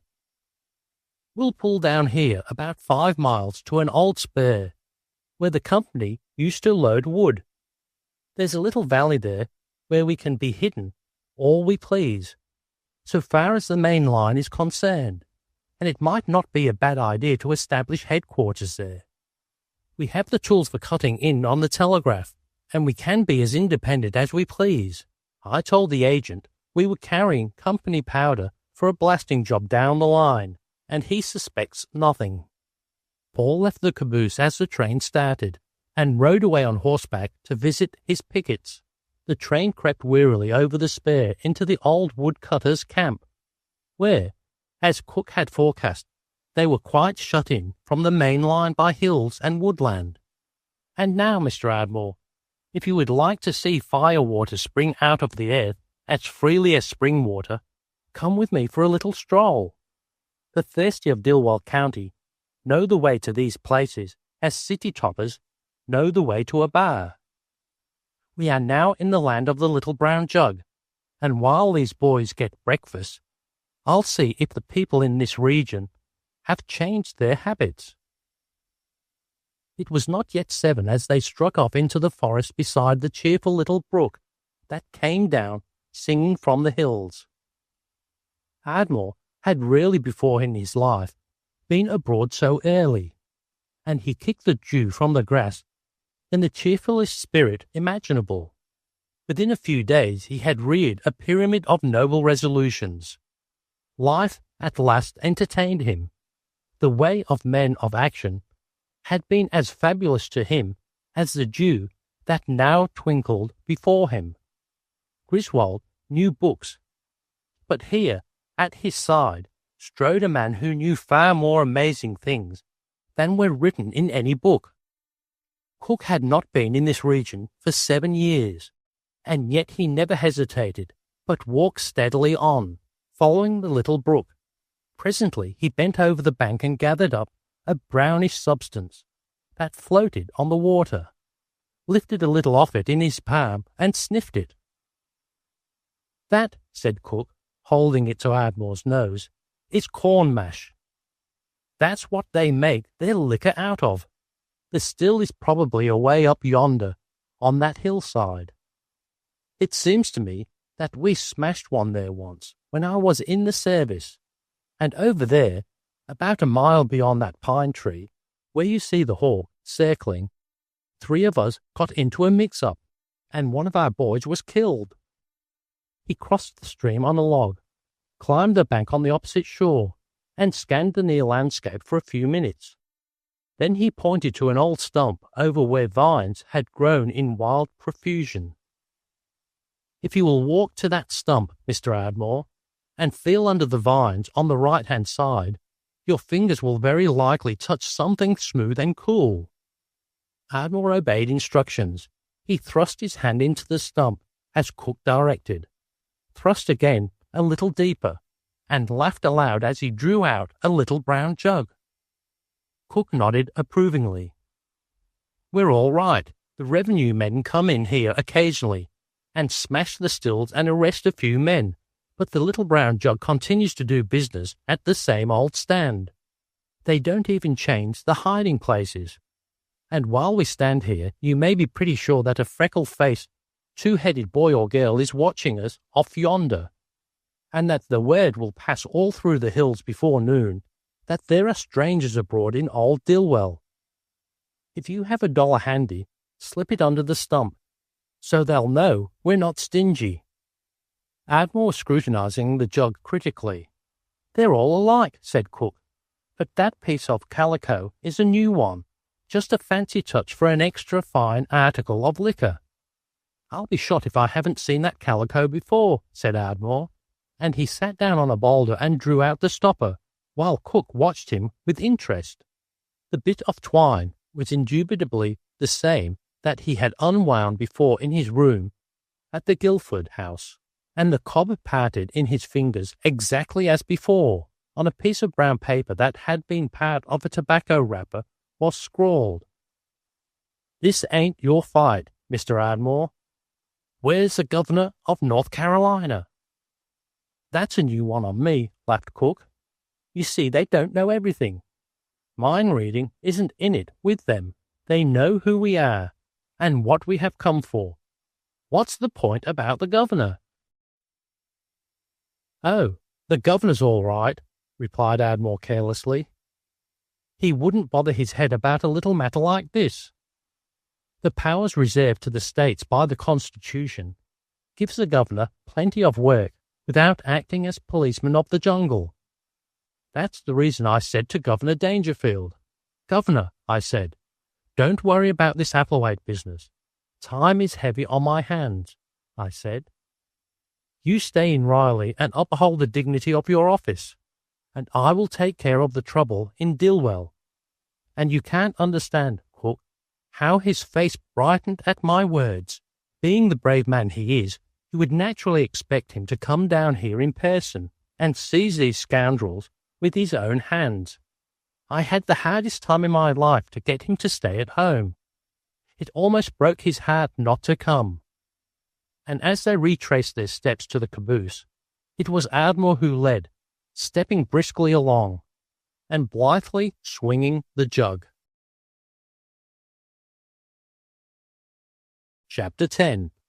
Professor Griswold takes the field. Barbara and Griswold stopped at the telegraph office on their way back to the executive mansion, and were met with news that the Sheriff of Mingo had refused to receive Griswold's message. "His private lines of communication with the capital are doubtless well established," said Griswold, "and Bosworth probably warned him, but it isn't of great importance. It's just as well for Applewhite and his friends, high and low, to show their hands." When they were again on the veranda, Griswold lingered for a moment with no valid excuse for delay beyond the loneliness of the night, and his keen delight in Barbara's voice, and her occasional low laughter, which was so pleasant to hear that he held their talk to a light key. That might have evoked it the more.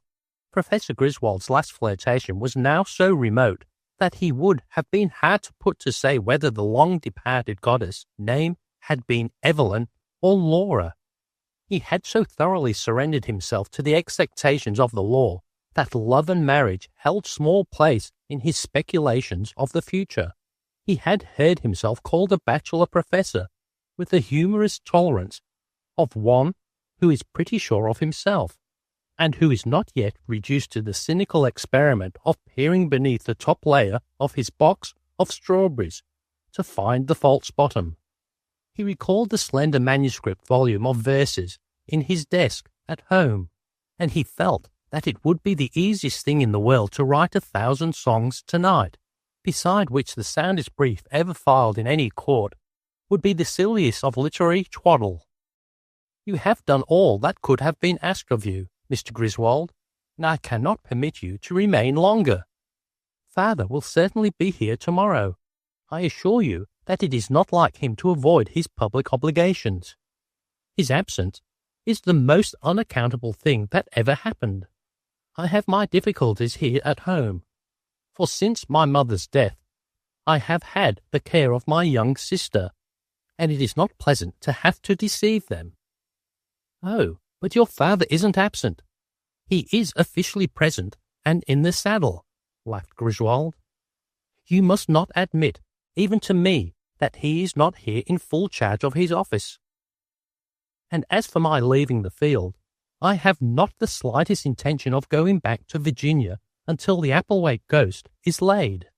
The governor of North Carolina brought to confusion, and the governor of South Carolina visibly present and thundering his edict again, so to speak, ex cathedra. My own affairs can wait, Miss Osborne. My university may go hang. My clients may be mulcted in direst damages. But just now I am your humble servant, and I shall not leave your service until my tasks are finished. I am consulting not my duty, but my pleasure. The joy of having a hand in a little affair like this, and being able to tell my friend Tommy Ardmore about it afterward, would be sufficient. Ardmore will never speak to me again for not inviting him to share in the game." He was more buoyant than she had seen him, and she liked the note of affection that crept into his tone as he spoke of his friend. Ardmore is the most remarkable person alive," Griswold continued. "You remember I spoke of him this morning.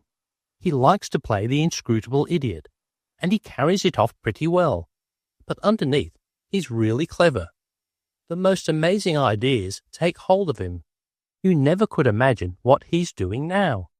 I met him accidentally in Atlanta the other day, and he was in pursuit of a girl's face that he had seen from a car window for only an instant on a siding somewhere." "He must have a romantic temperament," suggested Barbara. "Quite that. His family has been trying to marry him off to someone in their own set ever since I have known him. But he's extremely difficult. One of the most remarkable things about him is his amazing democracy. He owns a place on Fifth Avenue, but really occupies it, for he says it bores him. He has a camp in the Adirondacks, but I have never known him to visit it. His place in North Carolina pleases him, because there he commands space, and no one can crowd him or introduce him to people he doesn't want to meet.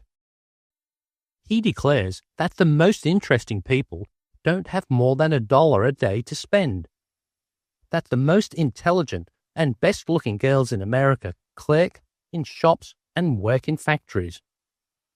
A philanthropic lady in New York supplies him every Christmas with a list of names of laundry girls, who seem to appeal particularly to Ardy's compassion, though he never knew one in his life. But he admires them for the zeal with which they destroy buttonholes and develop the decal edge cuff, and he has $20 bills mailed to them quite mysteriously, and without any hint of who Santa Claus really is. But the girl he saw from the car window, did she also appeal to him altruistically? No, it was her eye. He declared to me most solemnly that the girl winked at him." Griswold was aware that Miss Osborne's interest in Ardmore cooled perceptibly. "Oh," she said, with that delightful intonation with which a woman utterly extinguishes a sister. "I shouldn't have told you that," said Griswold, guiltily aware of falling temperature. "He is capable of following a winking eye at a perfectly respectable distance for 100 years, and of being entertained all the time by the joy of pursuit." "It seems very unusual," said Barbara, with cold finality. Griswold remembered this talk as, the next day, aboard the train bound for Turner Courthouse, the seat of Mingo County, South Carolina, he pondered a telegram he had received from Ardmore. He read and reread this message, chewing cigars and scowling at the landscape, and the cause of his perturbation of spirit may be roughly summarized in these words. On leaving the executive mansion the night before, he had studied maps in his room at the Saluda House and carefully planned his campaign. He had talked by telephone with the prosecuting attorney of Mingo County and found that official politely responsive. So much had gone well. Then the juxtaposition of Ardmore's estate to the border and the possible use of the house as headquarters stuck in upon him. He would, after all, generously take Ardmore into the game, and they would uphold the honor and dignity of the great Commonwealth of South Carolina together. The keys of all Ardmore's houses were, so to speak, in Griswold's pocket, and invitations were unnecessary between them. Yet, at Atlanta, Ardmore had made a point of asking Griswold down to help him while away the tedium of Mrs. Atchison's house party, and as a matter of form, Griswold had wired from Columbia, advising Ardmore of his unexpected descent. Even in case Ardmore should still be abroad in pursuit of the winking eye, the doors of the huge house would be open to Griswold, who had entered there so often as the owner's familiar friend.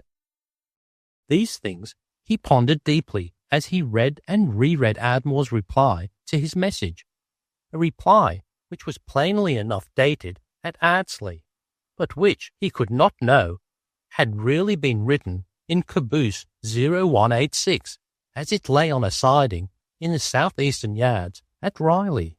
and thence dispatched to the manager at Ardsley, with instructions to forward it as a new message to Griswold at Columbia. The chilling words thus flung at him were, Professor Henry Main Griswold, Saluda House, Columbia, S.C. I am very sorry, old man, but I cannot take you in just now. Scarlet fever is epidemic among my tenants, and I could not think of exposing you to danger. As soon as the accused plague passes, I want to have you down. Ardmore.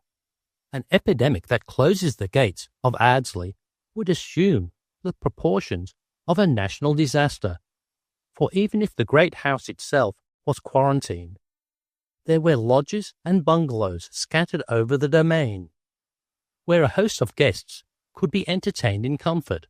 Griswold reflected that the very fact that he had wired from Columbia must have intimated to Ardmore that his friend was flying toward him. Pursuant to the Atlanta invitation, Griswold dismissed 1,000 speculations as unworthy. Ardmore had never shown the remotest trace of snobbiness, and as far as the threatening house party was concerned, Griswold knew Mrs. Acheson very well, and had been entertained at her New York house. The patronizing tone of the thing caused Griswold to flush at every reading. If the Ardsley dateline had not been so plainly written, if the phraseology were not so characteristic, there might be room for doubt. But Ardmore, of all men, had slapped him in the face. But, scarlet fever or no scarlet fever, the pursuit of Applewhite had precedent over private grievances. By the time he reached Turner Courthouse, Griswold had dismissed the ungraciousness of Ardmore, and his jaws were set with a determination to perform the mission entrusted to him by Barbara Osborne, and to wait until later for an accounting with his unaccountable friend. Arrived at Turner's, Griswold strode at once toward the courthouse. The contemptuous rejection of his message by the Sheriff of Mingo had angered Griswold, but he was destined to feel more poignant insolence when, entering the sheriff's office, a deputy languidly posed a letter V in a swivel chair, with his feet on the mantel, took a cob pipe from his mouth and lazily answered Griswold's importunate query with, "The sheriff ain't here, see? He's a visitin' his folks in Tennessee." "When will he be back?" demanded Griswold, hot of heart, but maintaining the icy tone that had made him so formidable in cross-examination. "I reckon I don't know, sir." "Do you know your own name?" persisted Griswold sweetly. "Go to hell, sir," replied the deputy. He reached for a match, relighted his pipe, and carefully crossed his feet on the mantel shelf. The moment Griswold's steps died away in the outer corridor, the deputy rose and busied himself so industriously with the telephone that within an hour, all through the Mingo Hills, and even beyond the state line, along lonely trails, across hills and through valleys, and beside cheery creeks and brooks, it was known that a strange man from Columbia was in Mingo County, looking for the sheriff and Applewhite, alias Potted, and his men were everywhere on guard. Griswold liked the prosecuting attorney on sight. His name was Habersham, and he was a youngster with a clear and steady grey eye. Instead of the Southern statesman, flowing Prince Albert, he wore a sack coat of grey jeans, and was otherwise distinguished by a shirt of white and blue check. He grinned as Griswold bent a puzzled look upon him. "I took your courses at the university 2 years ago, Professor, and I remember distinctly that you always wore a red cravat to your Wednesday lectures." "You have done well," replied Griswold, "for I never expected to find an old student who remembered half as much of me as that. Now, as I understood you over the telephone, Applewhite was indicted for stealing a ham in this county by the last grand jury, but the sheriff has failed or refused to make the arrest. How did the grand jury come to indict him if this outlaw dominates all the hill country? The grand jury wanted to make a showing of virtue, and it was, of course, understood between the foreman, the leader of the gang, and the sheriff that no warrant could be served on Applewhite. I did my duty. The grand jury's act was exemplary, and there the wheels of justice are blocked. The same thing is particularly true across the state line in Gillingwater County, North Carolina. These men, led by Applewhite, use their intimate knowledge of the country to elude pursuers. When at times the revenue men undertake a raid, and the county authorities have never seriously molested them, now and then one of these sheriffs will make a feint of going out to look for Applewhite.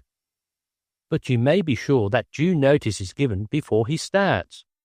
3 revenue officers have lately been killed while looking for these men, and the government is likely to take vigorous action before long. We may as well be frank, said Griswold, in the most professional voice. I don't want the federal authorities to take these men. It is important that they should not do so. This is an affair between the governors of the 2 Carolinas.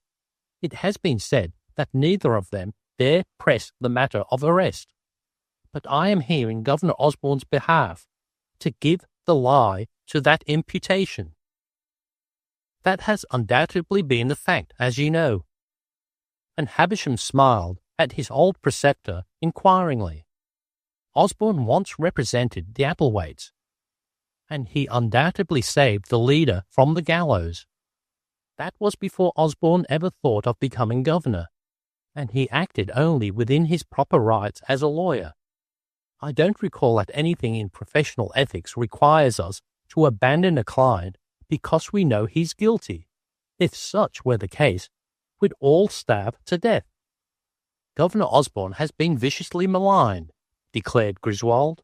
While he did at one time represent these people, no doubt thoroughly and efficiently, he holds the loftiest ideal of public service, and it was only when his official integrity was brought into question by unscrupulous enemies that he employed me as special counsel to carry this affair through to a conclusion. That accounts for my presence here, Havisham, and, with your assistance, I propose to force Governor Dangerfield's hand. Suppose all these people were arrested in Mingo County under these indictments. What would be the result? Trial and acquittal? Just that, in spite of any effort made to convict them. Well, Governor Osborne is tired of this business, and wants the Applewhite scandal disposed of once and for all. That's strange, remarked Havisham, clearly surprised at Griswold's vigorous tone. I called on the governor in his office at Columbia only 10 days ago, and he put me off. He said he had to prepare an address to deliver before the South Carolina Political Reform Association, and he couldn't take up the Applewhite case. And I called on Bosworth, the Attorney General, and he grew furiously angry, and I said I was guilty of the gravest malfeasance in not having brought those men to book long ago. When I suggested that he connive with the governor toward removing our sheriff, he declared that the governor was a coward. He seemed anxious to put the governor in a hole, though why he should take that attitude I can't make out, as it has been generally understood that Governor Osborne's personal friendliness for him secured his nomination and election to the Attorney Generalship, and I have heard that he is engaged to the governor's oldest daughter. He is a contemptible hound, replied Griswold with feeling, and at the proper time we shall deal with him, but it is of more importance just now to make Applewhite a prisoner in North Carolina. If he's arrested over there, that lets us out. And if the North Carolina authorities won't arrest their own criminals, we'll go over into Gillingwater County and show them how to be good. The man's got to be locked up, and he'd look much better in a North Carolina jail, under all the circumstances. That's good in theory, but how do you justify it in law? Oh, that's a merest matter of formula, my dear Havisham. All the usual processes of law go down before emergencies. The airiness of Griswold's tone caused the prosecutor to laugh, for this was not the sober associate professor of Admiralty, whose lectures he had sat under at the University of Virginia, but a different person, whose new attitude toward the law and its enforcement shocked him immeasurably. You seem to be going in for pretty loose interpretations. And if that plaster bust of John Marshall up there falls from the shelf, you need not be surprised. And Havisham still laughed. I might be impudent and cite you against yourself. That would constitute contempt of court, and I cannot just now spare your services long enough for you to serve a jail sentence. Go on now, and tell me what you have done and what you propose. Well, as I told you over the telephone, we hear a great deal about Applewhite and his crowd, but we never hear much of their enemies, who are, nevertheless, of the same general stock, and equally determined when aroused. 10 of these men I have quietly called to meet at my farm out here a few miles from town, on Thursday night. They come from different points over the country, and we'll have a small but grim posse that will be ready for business. You may not know it, but the Applewhites are most religious. Applewhite himself boasts that he never misses church on Sunday. He goes also to the midweek service on Thursday night, so I have learned, and thereby hangs our opportunity. Mount Nebo Church lies off here toward the north. It's a lonely point in itself, though it's the spiritual centre and the rendezvous for a wide area. If Applewhite can be taken at all, that's the place, and I'm willing to make the trial. Whether to stampede the church and make a fight, or seize him alone as he approaches the place, is a question for discussion with the boys I have engaged to go into the game. How does it strike you? First rate. 10 good men ought to be enough.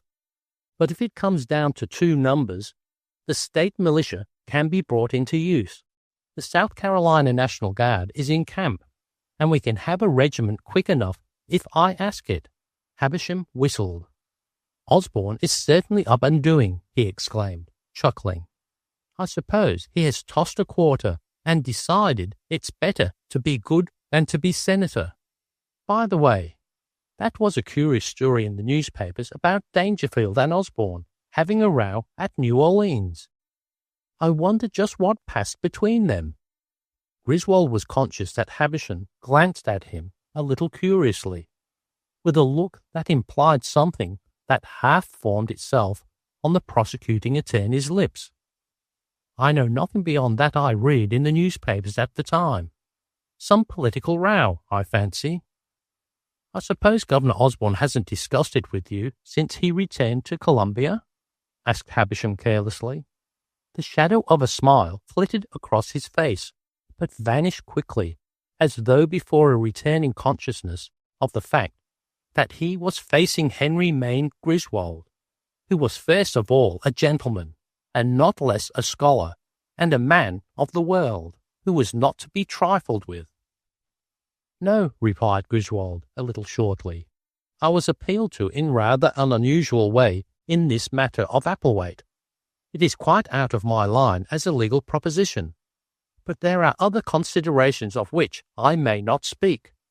Pardon me, murmured Havisham, but he asked, what was Governor Osborne doing when you left Columbia? When I left Columbia, remarked Griswold, and it was he that smiled now. To the best of my knowledge and belief, the governor of South Carolina was deeply absorbed in knitting a necktie, the colour of which was, I think, the orange of a Blue Ridge autumn sunset. And now, if you will kindly give me pen and paper, I will communicate the Applewhite situation and our prospects to my honoured chief. Chapter 11. 2 ladies on a balcony. The outer aspect of Ardsley is, frankly, feudal. The idea of a North Carolina estate had grown out of Ardmore's love of privacy and his wish to get away from New York where his family was all too frequently struck by the spotlight. The great tract of land once secured, he had not concerned himself about a house, but had thrown together a comfortable bungalow which satisfied him for a year. But Ardmore's gentle heart, inaccessible to demands of many sorts, was a defenceless citadel when appeals were made to his generosity. A poor young architect, lately home from the École des Beaux-Arts, with many honours but few friends, fell under Ardmore's eyes. The towers and battlements that soon thereafter crowned the terraced slopes at Ardsley, etching a noble line against the lovely panorama of North Carolina hills, testified at once to the architect's talent for adaptation and Ardmore's diminished balances at the Bronx Loan and Trust Company. On a balcony that commanded the sunset, a balcony bright with geraniums that hung daringly over a ravine on the west, Mrs. Acheson and Miss Jerry Dangerfield were cosily taking their tea, their white gowns, the snowy awning staring slightly in the hill air. The bright trifles of the tea-table mingled in a picture of charm and contentment.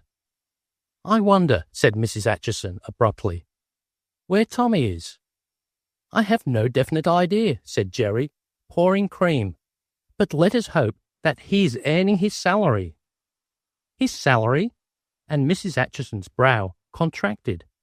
"Do you mean that my brother is taking pay for this mysterious work he is doing?"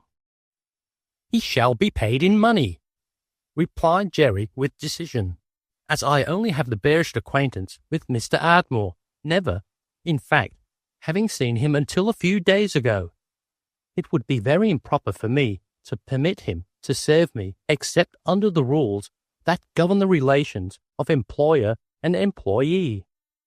Mrs. Acheson smiled with the wise tolerance of a woman of the world, and she was a lady, it must be said, who had a keen perception of that sane and ample philosophy of life which proceeds, we may say, for the sake of conversation, from the sense of humour.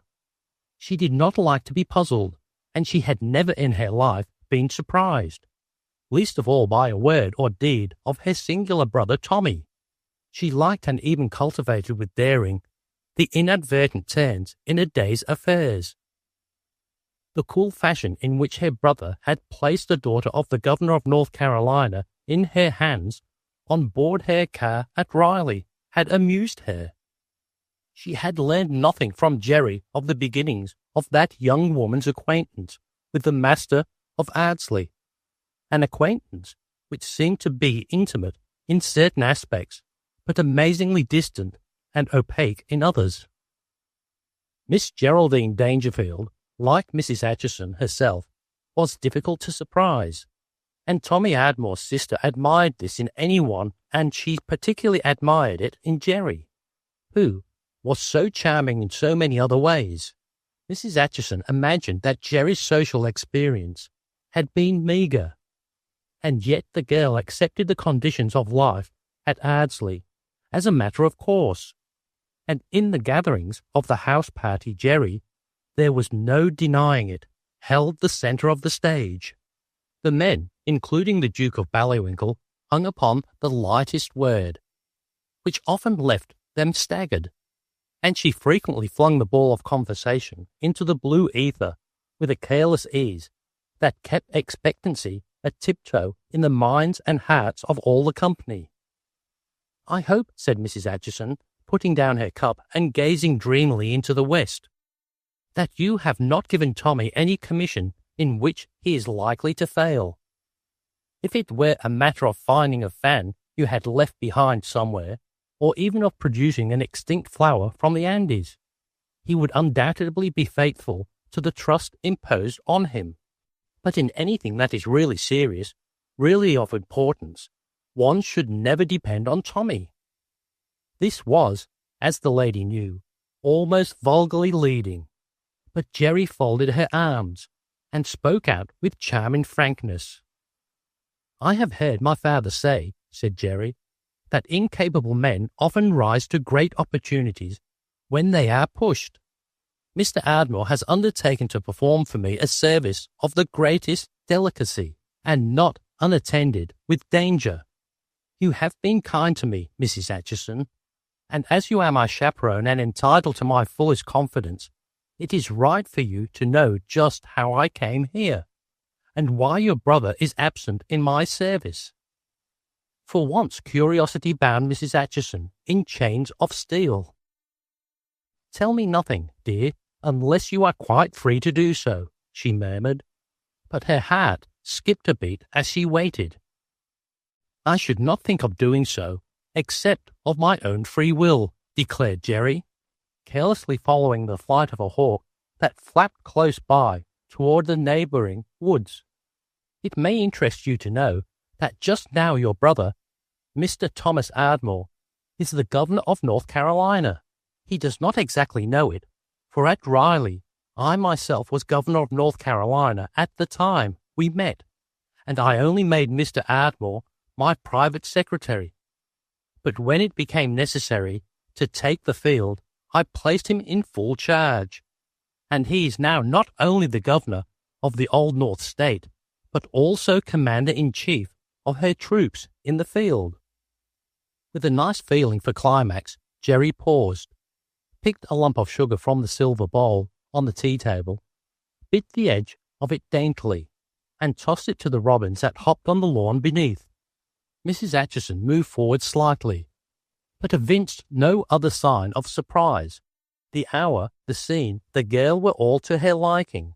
She would even prolong the delight of hearing the further history of her brother's amazing elevation to supreme power in an American Commonwealth. It was so foreign to all experience, so heavy with possibilities, so delicious in that it had happened to Tommy, of all men in the world. I trust, she said, smiling a little, that Tommy will not prove unworthy of the confidence you have reposed in him. If he does, said Jerry, slapping her hands together to free them of an imaginary sugar crumb, I shall never marry him. Then may I ask, Miss Dangerfield, if you and he are engaged? Not at all, Mrs. Acheson. Not only are we not engaged, but he has never even proposed to me. Besides, I am engaged to Colonel Rutherford Gillingwater, our adjutant general. Then if you are engaged to this military person, just wherein lies the significance of your threat never to marry my brother? That, said Jerry, is perfectly easy of explanation. Your brother and I have met only a few times, and I never become engaged to any man whom I have not known for a week at least. Marriage is a serious matter, and while the frequent breaking of engagements is painful in the extreme, I think one cannot be too careful in assuming the marriage bond. Mrs. Acheson wondered whether the girl was amusing herself at her expense, but Jerry's tone was grave, and Jerry's eyes were steady. Jerry was a new species, and she had appeared at a fortunate moment when Mrs. Acheson had almost concluded that the world is a squeezed lemon. In the view of the fact that you are engaged to Gillingwater, began Mrs. Acheson, anxious for further disclosures touching Jerry's ideas on matrimony. Colonel Rutherford Gillingwater, please, corrected Jerry. I don't quite grasp this matter of your attitude toward my brother. Unless I misunderstood you, you remarked a moment ago that unless he succeeds in his present undertaking, you would never marry him. That is exactly what I said, and I meant every word of it, declared Jerry. I will not conceal from you, Mrs. Acheson, my determination that your brother shall be my second husband. There was no question of Mrs. Acheson's complete surprise now. Your second husband, child? My second husband, Mrs. Acheson. Life is short at best, and I was told by my old mammy when I was a little child, she turned out afterward to be a real voodoo woman, that I should be married twice. I am very superstitious, and that made a great impression on my mind. It is not in keeping with my idea of life, Mrs. Acheson, to be long a widow, so that I think it perfectly right to choose a second husband even before I am quite sure that I have chosen wisely for my first. Has the military person weak lungs? No, but his mind is not strong. Anything sudden like apoplexy would be sure to go hard with him. Then you should be careful not to shock him. It would be almost criminal to break your engagement with him. That rests entirely with him, Mrs. Acheson. The man I love must be brave, tender, and true. After our present difficulties are over, I shall know whether Rutherford Gillingwater is the man I believe I am going to marry in October. But you spoke a moment ago of Tommy's official position. Is this arrangement a matter of general knowledge in North Carolina? No, it is not. You and he and I are the only persons who know it. Papa does not know it yet. And when Papa finds it out, it may go hard with him. You see, Mrs. Acheson. And Jerry leaned forward and rested an elbow on the tea table, and tucked her little chin into the palm of her hand. You see, Papa is very absent-minded, as great men often are, and he went away and forgot to perform some duties, which the honour and dignity of the state require to be performed immediately. There are some wicked men who have caused both North Carolina and South Carolina a great deal of trouble, but they must not be punished in this state, but in South Carolina, which is just over there somewhere. There are many reasons for that, which would be very tiresome to tell you about. But the principal one is that Barbara Osborne, the daughter of the governor of South Carolina, is the snippiest and stuck-up person I have ever known. And while your brother and I are in charge of this state, I have every intention of annoying her in every way I can. When Mr. Ardmore has caught those wicked men I spoke of, who really do not belong in this state at all, they will be marched straight into South Carolina, and then we shall see what Governor Osborne does about it. And we will show Barbara Osborne, whose father had never had to paper his dining room after the war between the states, with bonds of the Confederacy. We will show her that there is a good deal of difference between the Dangerfields and the Osbornes, and between the proud old North State and the state of South Carolina. And you have placed this business, requiring courage and finesse, in Tommy's hands? That is exactly what I have done, Mrs. Acheson. Your brother is no great distance from here, and we have exchanged telegrams today. But when I told you a moment ago that I did not know his whereabouts exactly, I spoke the truth. Your brother's appearance on the scene at the beginning was most providential. The stage was set, the curtain waited. Jerry extended her arms to indicate a breadth of situation. But there was no valiant hero. I needed a leading man. And Mr. Ardmore walked in like a fairy prince, ready to take the part. And what I shall say to you further, as my chaperone, will not, I hope, cause you to think ill of me. I love you more and more. You may tell me anything you like without fear of being misunderstood, but tell me nothing that you prefer to keep to yourself. If you were not Mr. Ardmore's sister, I should not tell you this, and I shall never tell another soul. I was coming home from a visit in Baltimore, and the train stopped somewhere to let another train pass. The two trains stood side by side for a little while, and in the window of the sleeper opposite me, I saw a young man who seemed very sad. I thought perhaps he had buried all his friends, for he had the appearance of one lately bereaved. It has always seemed to me that we should do what we can to cheer the afflicted, and this gentleman was staring out of his window very sadly, as though he needed a friend. And as he caught my eye, it seemed to me that there was an appeal in it that it would have been unwomanly for me to ignore. So, just as my train started, at the very last moment that we looked at each other, I winked at that gentleman with, I think, my right eye. Miss Jerry Dangerfield touched the offending member delicately with her handkerchief. Mrs. Acheson bent forward and took both the girl's hands. And that was Tommy, my brother Tommy? That gentleman has proved to be Mr. Thomas Ardmore. I had not the slightest idea that I should ever in the world see him again.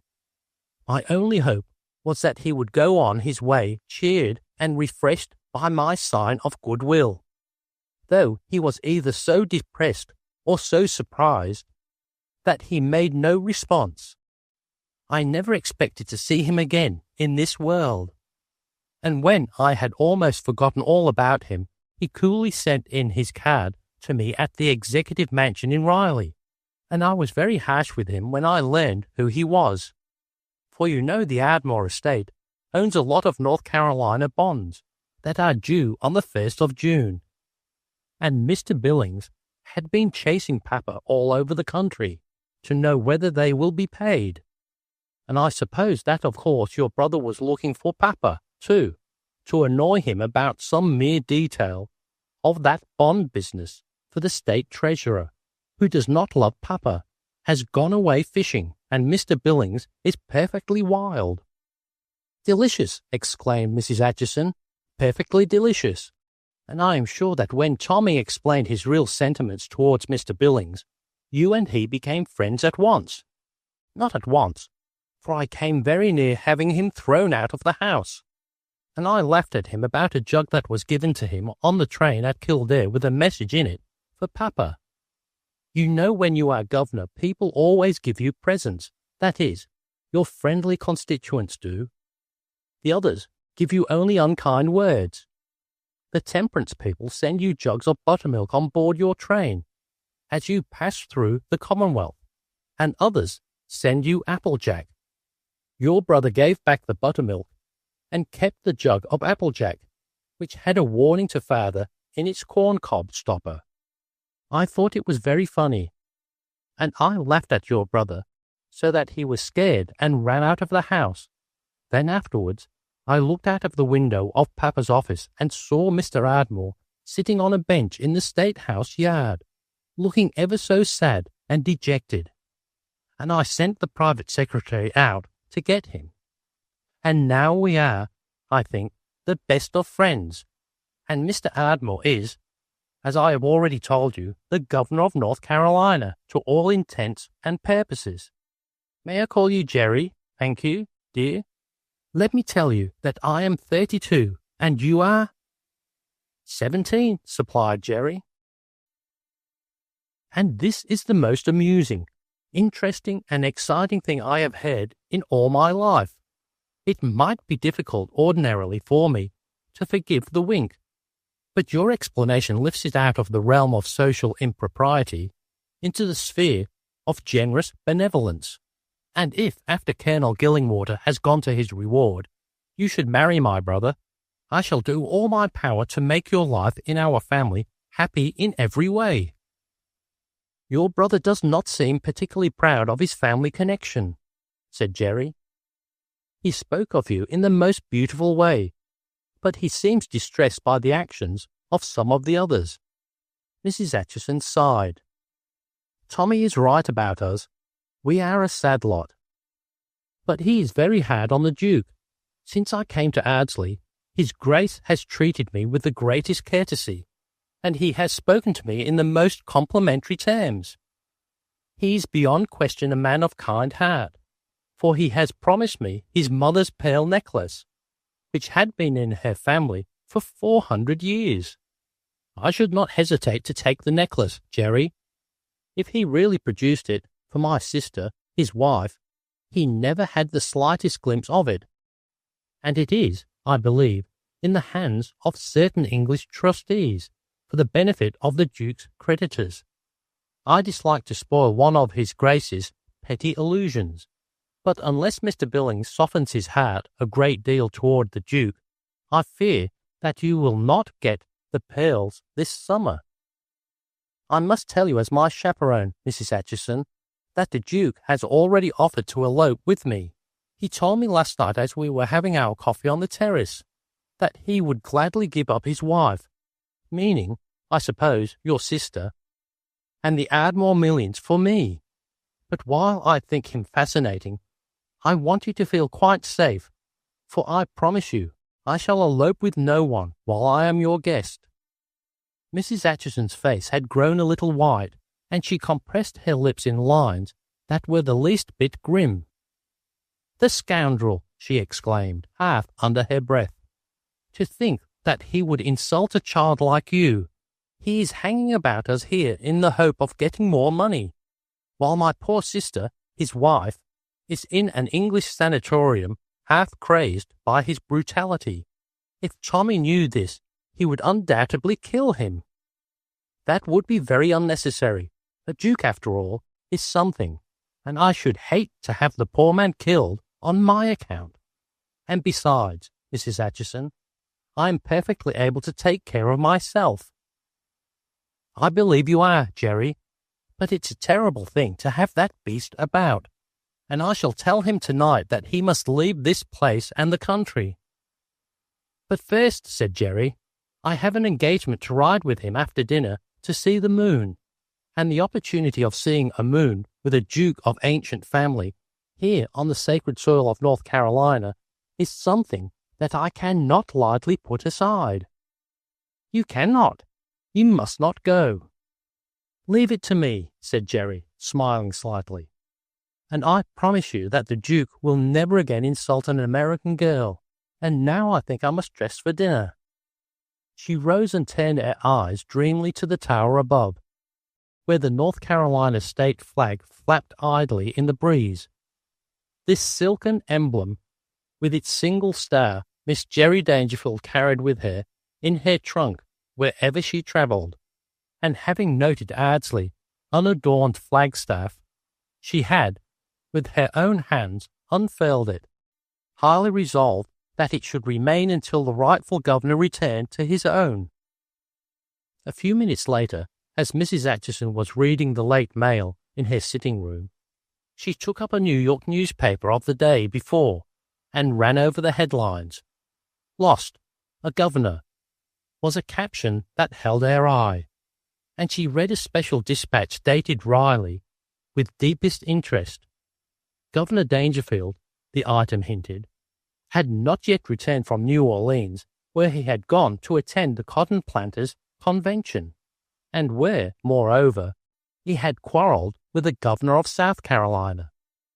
The cowardly conduct of both governors in dealing with the Applewhite band of outlaws was recited at length, and it was also intimated that Governor Dangerfield was deliberately absenting himself from his office to avoid meeting squarely the Applewhite issue. Mrs. Acheson smiled to herself. Then she laughed merrily as she rang for her maid. Little Jerry's story seems highly plausible as she told it, and yet she is perfectly capable of spinning romance with that pretty mouth of hers, particularly when backed by those sweet and serious blue eyes. Tommy and Jerry. The combination is irresistible. If she has really turned the state of North Carolina over to my little brother, something unusual will certainly happen before long. And Mrs. Acheson was quite right in her surmise, as we shall see. Chapter 12. The Embarrassments of the Duke of Ballywinkle.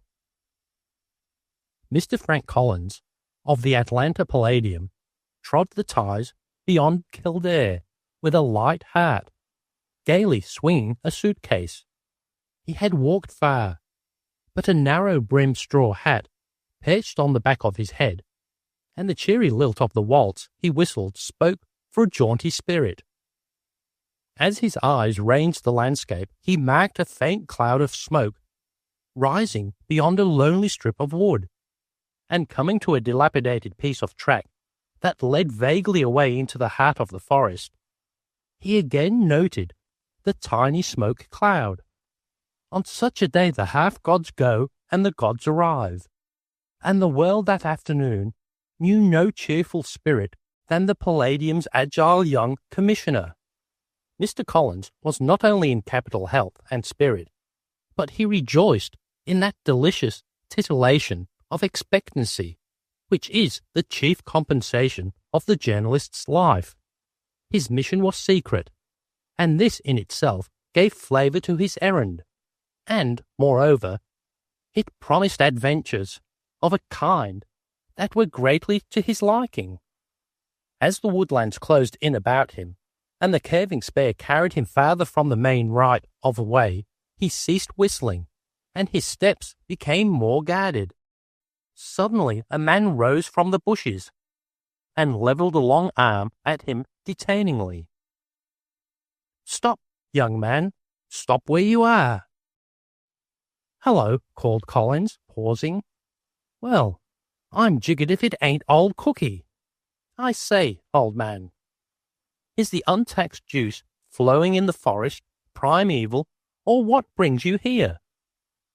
Cookie grinned as he recalled the reporter, whom he remembered as a particularly irrepressible specimen of his genius, whom he had met while pursuing moonshiners in Georgia.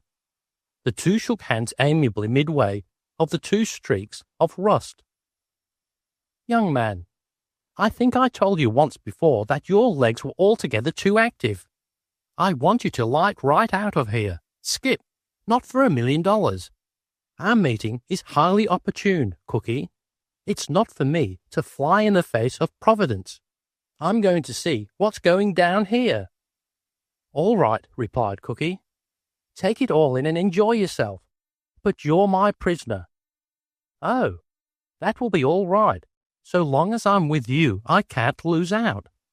"March," Cookie called, dropping behind, and thus the two came in a few minutes to the engine, the cars, and the caboose. From the locomotive a light smoke still trailed hazily upward. Thomas Ardmore, coatless and hatless, sat on the caboose steps writing messages on a broad pad, while a telegraph instrument clicked busily within. One of his men had qualified as an operator, and a pile of messages at his elbow testified to Ardmore's industry. Ardmore clutched in his left hand a message recently caught from the wire, which he reread from time to time with increasing satisfaction. It had been sent from Ardsley and ran, "I shall ride tonight on the road that leads south beyond the Red Bungalow, and on the bridle path that climbs the ridge on the west called Sunset Trail. A certain English gentleman will accompany me. It will be perfectly agreeable to me to come back alone. G.D." Ardmore was still writing when Cookie stood beneath him under the caboose platform. "I beg your pardon, Mr. Ardmore, but this is our first prisoner." Ardmore signed a dispatch and then looked up and took the pipe from his mouth. Collins lifted his hat politely. "Ah, Mr. Ardmore, you see I have taken advantage of your exceedingly kind invitation to look you up in North Carolina. He was looking for you very hard when I found him, Mr. Ardmore," interposed Cookie. "Your appearance delights me," said Ardmore, extending his hand to the reporter. "It was nice of you to walk out here to find me. Wouldn't they put you up at the house?" "Well, the fact is, I didn't stop there. My paper sent me in this general direction on business, but I had every honourable intention of making you that visit after I finished my assignment. But Cookie here says I'm arrested. He's a dangerous character and can't be allowed to run loose in these parts. I'm going to tie him up," said Cookie. "May I ask you, Mr. Collins, just what you are doing here?" inquired Ardmore. "You may, and I'll bet a boiled goose that Cookie and I are on the same job." "What are you looking for?" demanded Ardmore's chief of staff. "It's a big story if I get it, and I have every intention of getting it," said Collins guardedly. "Out with it," commanded Ardmore. "The fact is, then, that I'm looking for a person of importance." "Go right on, please." "And that person is the governor of North Carolina, who is mysteriously absent from Raleigh. He attended the Cotton Planters' Convention in New Orleans. He got as far as Atlanta on his way home, and then disappeared. I need not say to gentlemen of your intelligence that a lost governor is ripe fruit in my business, and I have reason to believe that for some purpose of his own, the governor of North Carolina is hiding in this very neighbourhood. Cookie glanced at Ardmore for instructions, but the master of Ardsley preferred to keep the matter in his own hands. So you want to find the governor of North Carolina, do you? Well, you shall not be disappointed.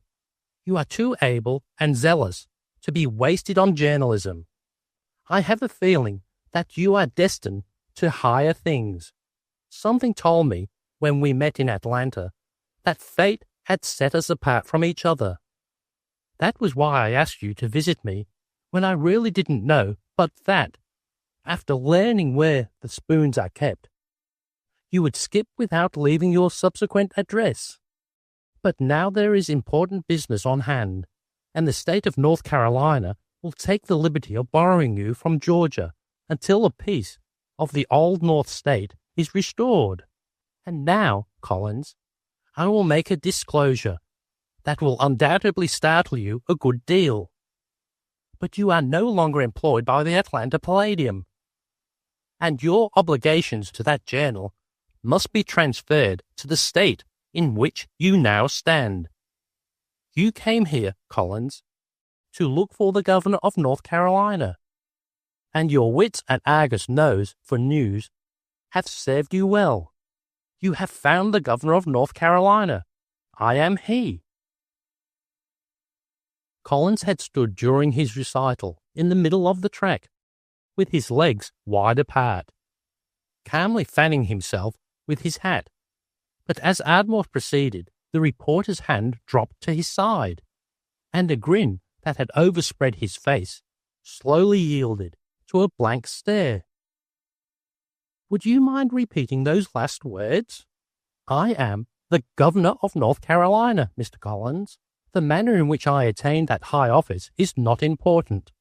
It must suffice that I am in sole charge of the affairs of this great state, without relief from valuation or appraisement laws, and without benefit of clergy.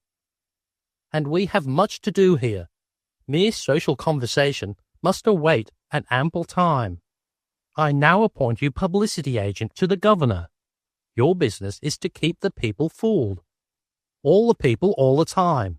In other words, you are chief liar to the administration, a position of vast responsibility, for which you have, if I am a judge of character, the greatest talents. You will begin by sending out word that Governor Dangerfield has given up all work at present but the destruction of the Applewhite gang. These stories that the governor has hidden himself to dodge certain duties are all punk. Do you understand? He is serving the people as he has always served them, faithfully and with the noblest self-sacrifice. That's the sort of stuff I want you to jam into the newspapers all over the world. And remember, my name does not appear in the business at all, neither now nor hereafter. But by the ghost of John C. Calhoun, don't you see that I'm losing the chance of my life in my own profession? There's a story in this that would put me to the top and carry me right into New York. And Collins glanced about his suitcase as though meditating flight. Your appointment has gone into effect, said Ardmore with finality. And if you bolt, you will be caught and made to walk the plank. And so far as your future is concerned, you shall have a newspaper of your own anywhere you please as soon as this war is over.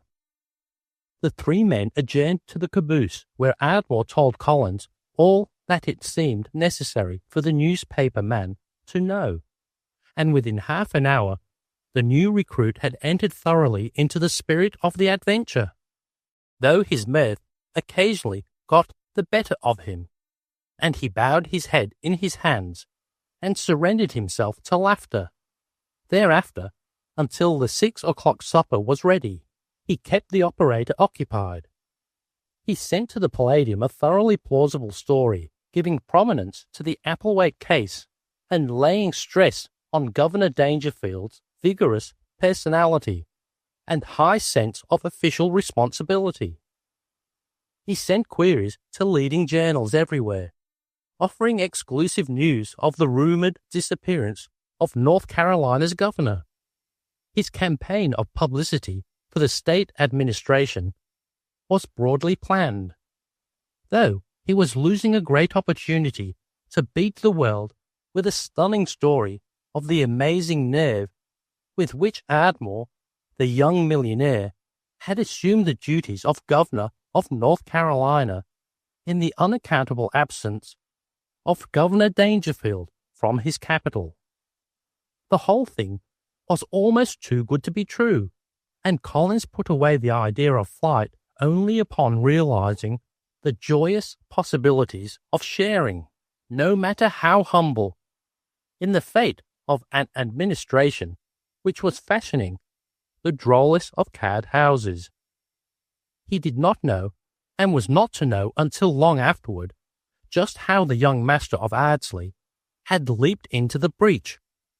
But Ardmore was an extraordinary person, whose whims set him quite apart from other men, and while even he escaped being shot, the present enterprise would undoubtedly lead to a long term in jail. Collins had committed himself to Ardmore's cause, and would be faithful to it, no matter what happened. Ardmore took Collins more fully into his confidence during the lingering twilight, and the reporter made many suggestions that were of real value. Meanwhile, Cookie's men brought 3 horses from the depths of the forest and saddled them. Cookie entered the caboose for a final conference with Ardmore, and a last look at the maps. "Too bad," remarked the governor, "that we must wait until tomorrow night to pick up the Applewhaites, but our present business is more important. It's time to move, Cookie."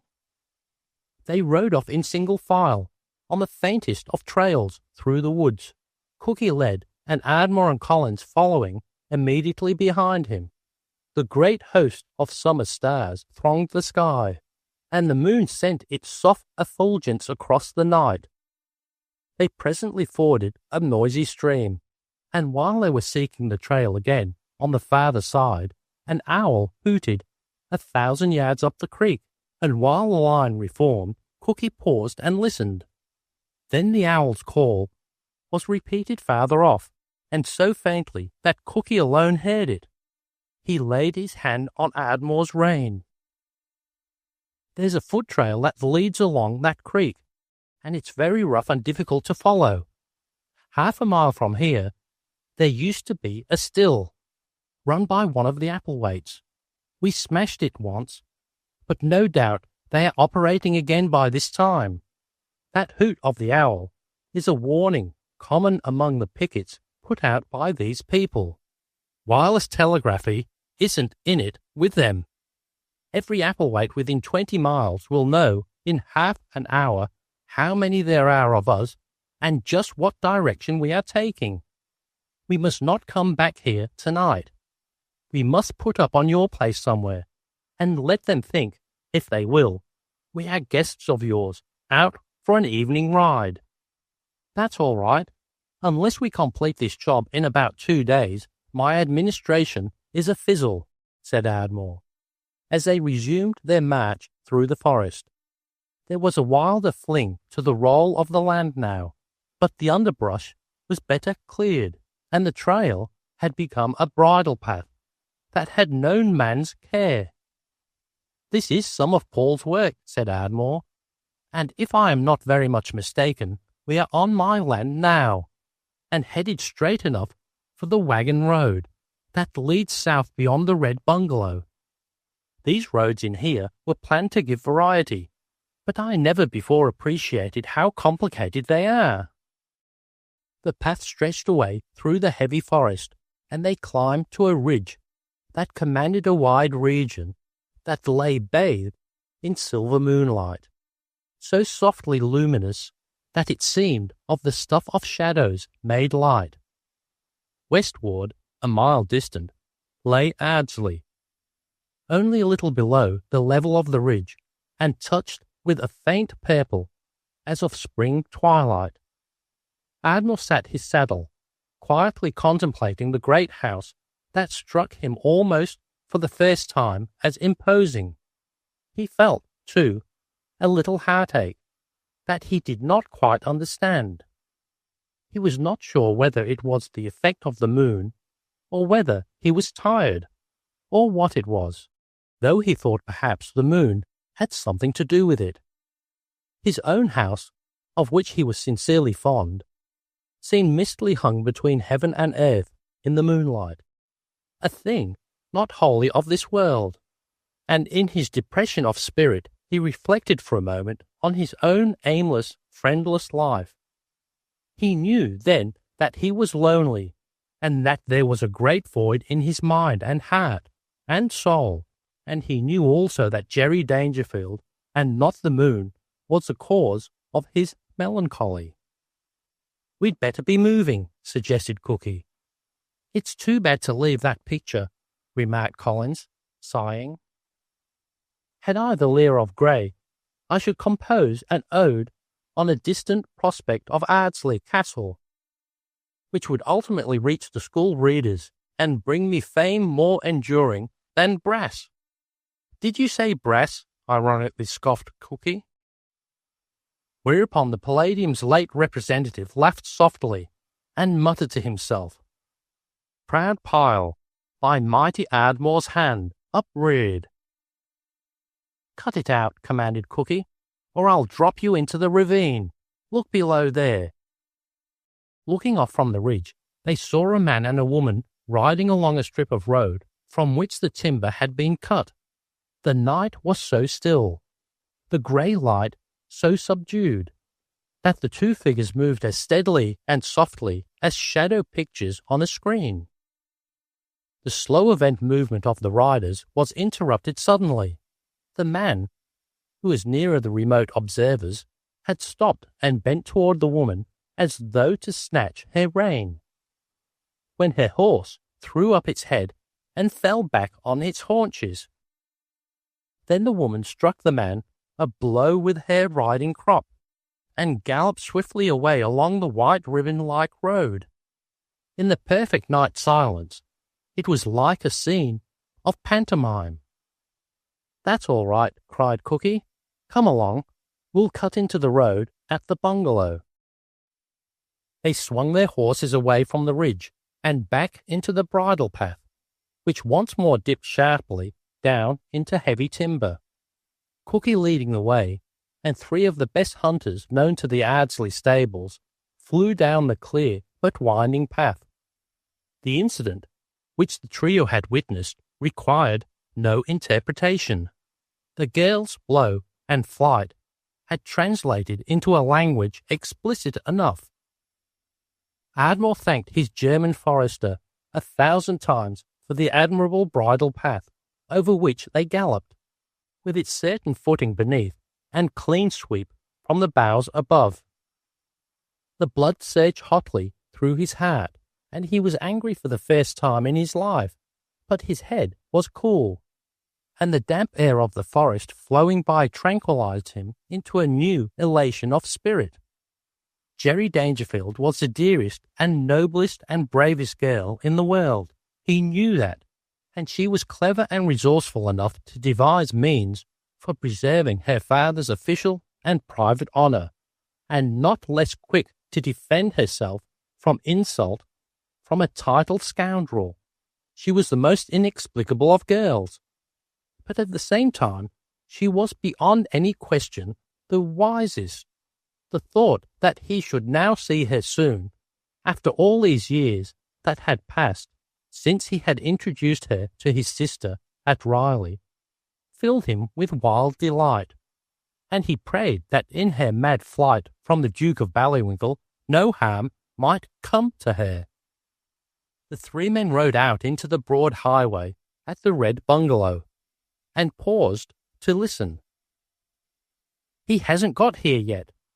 Only one person has passed, and these must be the tracks of the girl's horse," said Cookie, who had dismounted and struck matches, the better to observe the faint hoof prints in the hard shell road. "He'll be along in a minute. Let us get into the shadow of the bungalow, and when he comes, we'll ride out and nail him. The bungalow's a sort of way house. I often stop here when I am out of the estate and want to rest. I have the key in my pocket."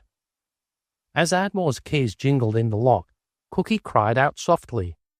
Their quarry was riding swiftly toward them, and he drew rein before the bungalow as Cookie and Collins rode out to meet him.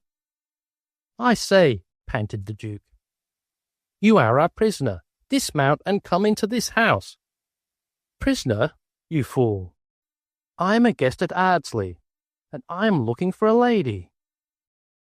"That's a very unlikely story. Collins, help the gentleman down," and the reporter obeyed instructions with so much zeal that the noble gentleman fell prone, and was assisted to his feet with a fine mockery of helpfulness. "I tell you, I am looking for a lady whose horse ran away with her. I am the Duke of Ballywinkle, and brother-in-law to Mr. Ardmore. I'll have you sent to jail if you stop me here." "Come along, Duke, and we'll see what you look like," said Cookie, leading the way to the bungalow veranda, where Ardmore was lighting lamps. It was a long room finished in black oak, with a fireplace at one end, and a table in the centre. The floors were covered with handsome rugs, and the walls were hung with photographs and etchings. Ardmore sat on the back of a leather settee, in a pose assumed at the moment of the Duke's entrance. It was a pose of entire nonchalance, and Ardmore's cap, perched on the back of his head, and his brown hair rumpled boyishly, added to the general effect of comfort and ease. The Duke blinked for a moment in the lamplight, then roared out joyously, "Ardy, old boy," and advanced towards his brother-in-law with outstretched hand. "Keep him off. He's undoubtedly quite mad," said Ardmore, staring coldly, and bending his riding crop across his knees. "Collins, please ride on after the lady and bring her back this way." Cookie had seated the prisoner rather rudely in a chair, and the noble Duke, having lost the power of speech, in amazement and fright, rubbed his eyes and then fastened them incredulously on Ardmore. But there was no question about it. He had been seized with violence. He had been repudiated by his own brother-in-law, the useless, stupid Tommy Ardmore, who, at best, had only a child's mind for pirate stories, and who was indubitably the most negligible of negligible figures in the drama of life as the Duke knew it. "Cookie," began Ardmore, addressing his lieutenant gravely from his perch on the settee, "what is the charge against this person?" "He says he's a duke," grinned Cookie, taking his cue from Ardmore's manner, "and he says he's visiting at Ardsley." "That," said Ardmore with decision, "is credible only to the gentleman's romantic imagination. His face is anything but dukely, and there's a red streak across in which points clearly to the recent sharp blow of a weapon, and no one would ever strike a duke. It's utterly incredible." And Ardmore lifted his brows and leaned back with his arms at length and his hands clasping the riding crop, as he contemplated with supreme satisfaction the telltale red line across the Duke's cheek. The Duke of Ballywinkle leapt to his feet, the colour that suffused his pale face hiding for a moment the mark of the riding stick. "What the devil is this joke, Ardy?" screamed the Duke. "You know I am a guest at your house. You know I am your sister's husband. I was riding with Miss Dangerfield, and her horse ran away with her, and she may come to harm unless I go after her.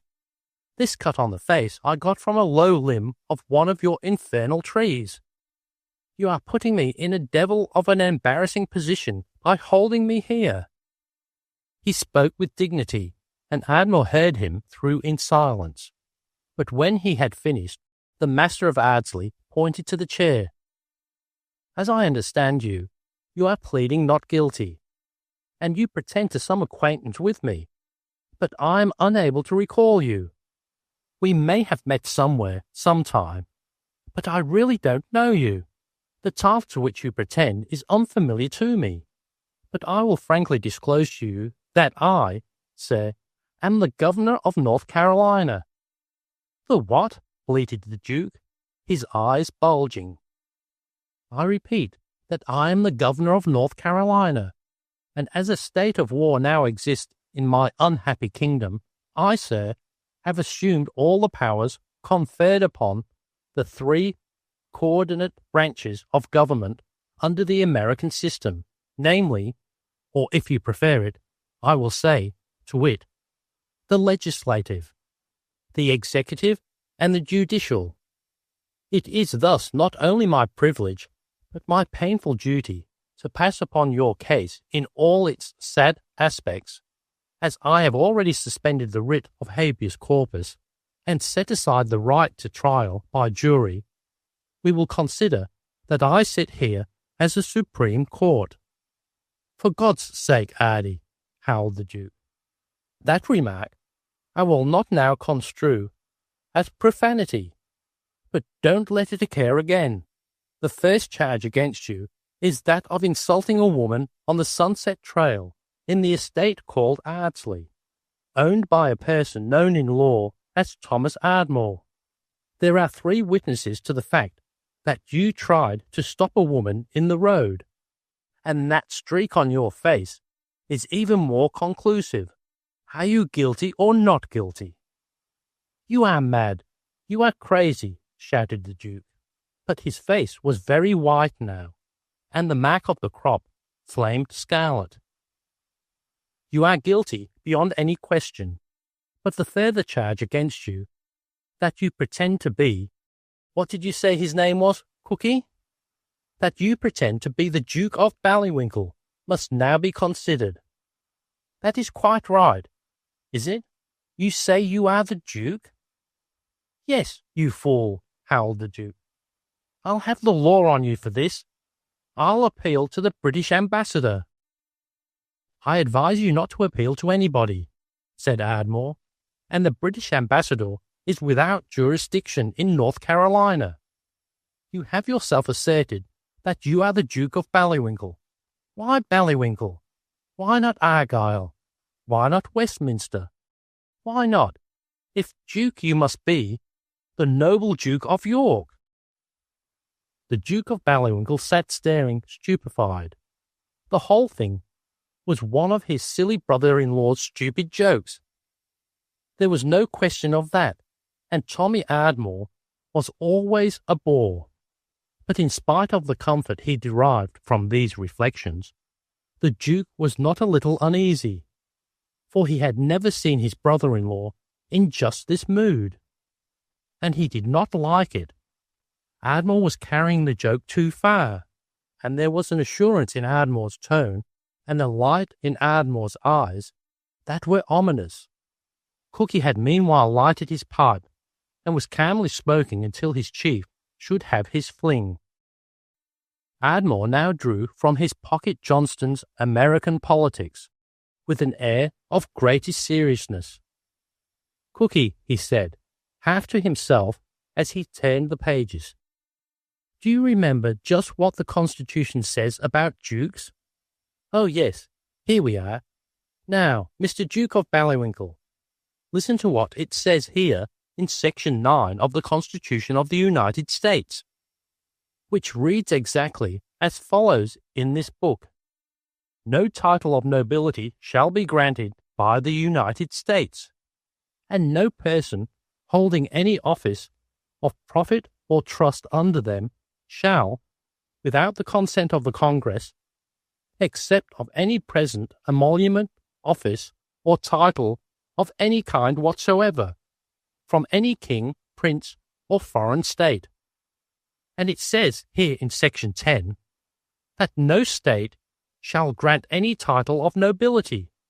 Now, Mr. Ballywinkle, is it perfectly clear that this government can't recognize anything that it can't create, for that would be foolish. As I, the governor of North Carolina, can't make a duke, I can't see one. You are therefore wholly illegal. It's against the most sacred laws of the land for you to be here at all. And, painful though it is to me, it is nevertheless my duty to order you to leave the United States at once, never to return. In fact, if you ever appear in the United States again, I hereby order that you be hanged by the neck until you be dead. One of Mr. Cookie's men will accompany you to New York tomorrow, and see to it that you take passage on a steamer bound for a British port. The crime of you having insulted a woman will still hang over you until you are well east of Sandy Hook.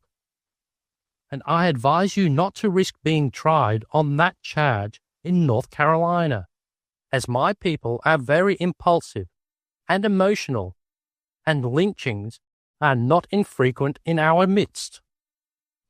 You shall spend tonight in my official caboose some distance from here, and your personal effects will be brought from Ardsley, where, you have said, you are a guest of Mr. Thomas Ardmore, who is officially unknown to me.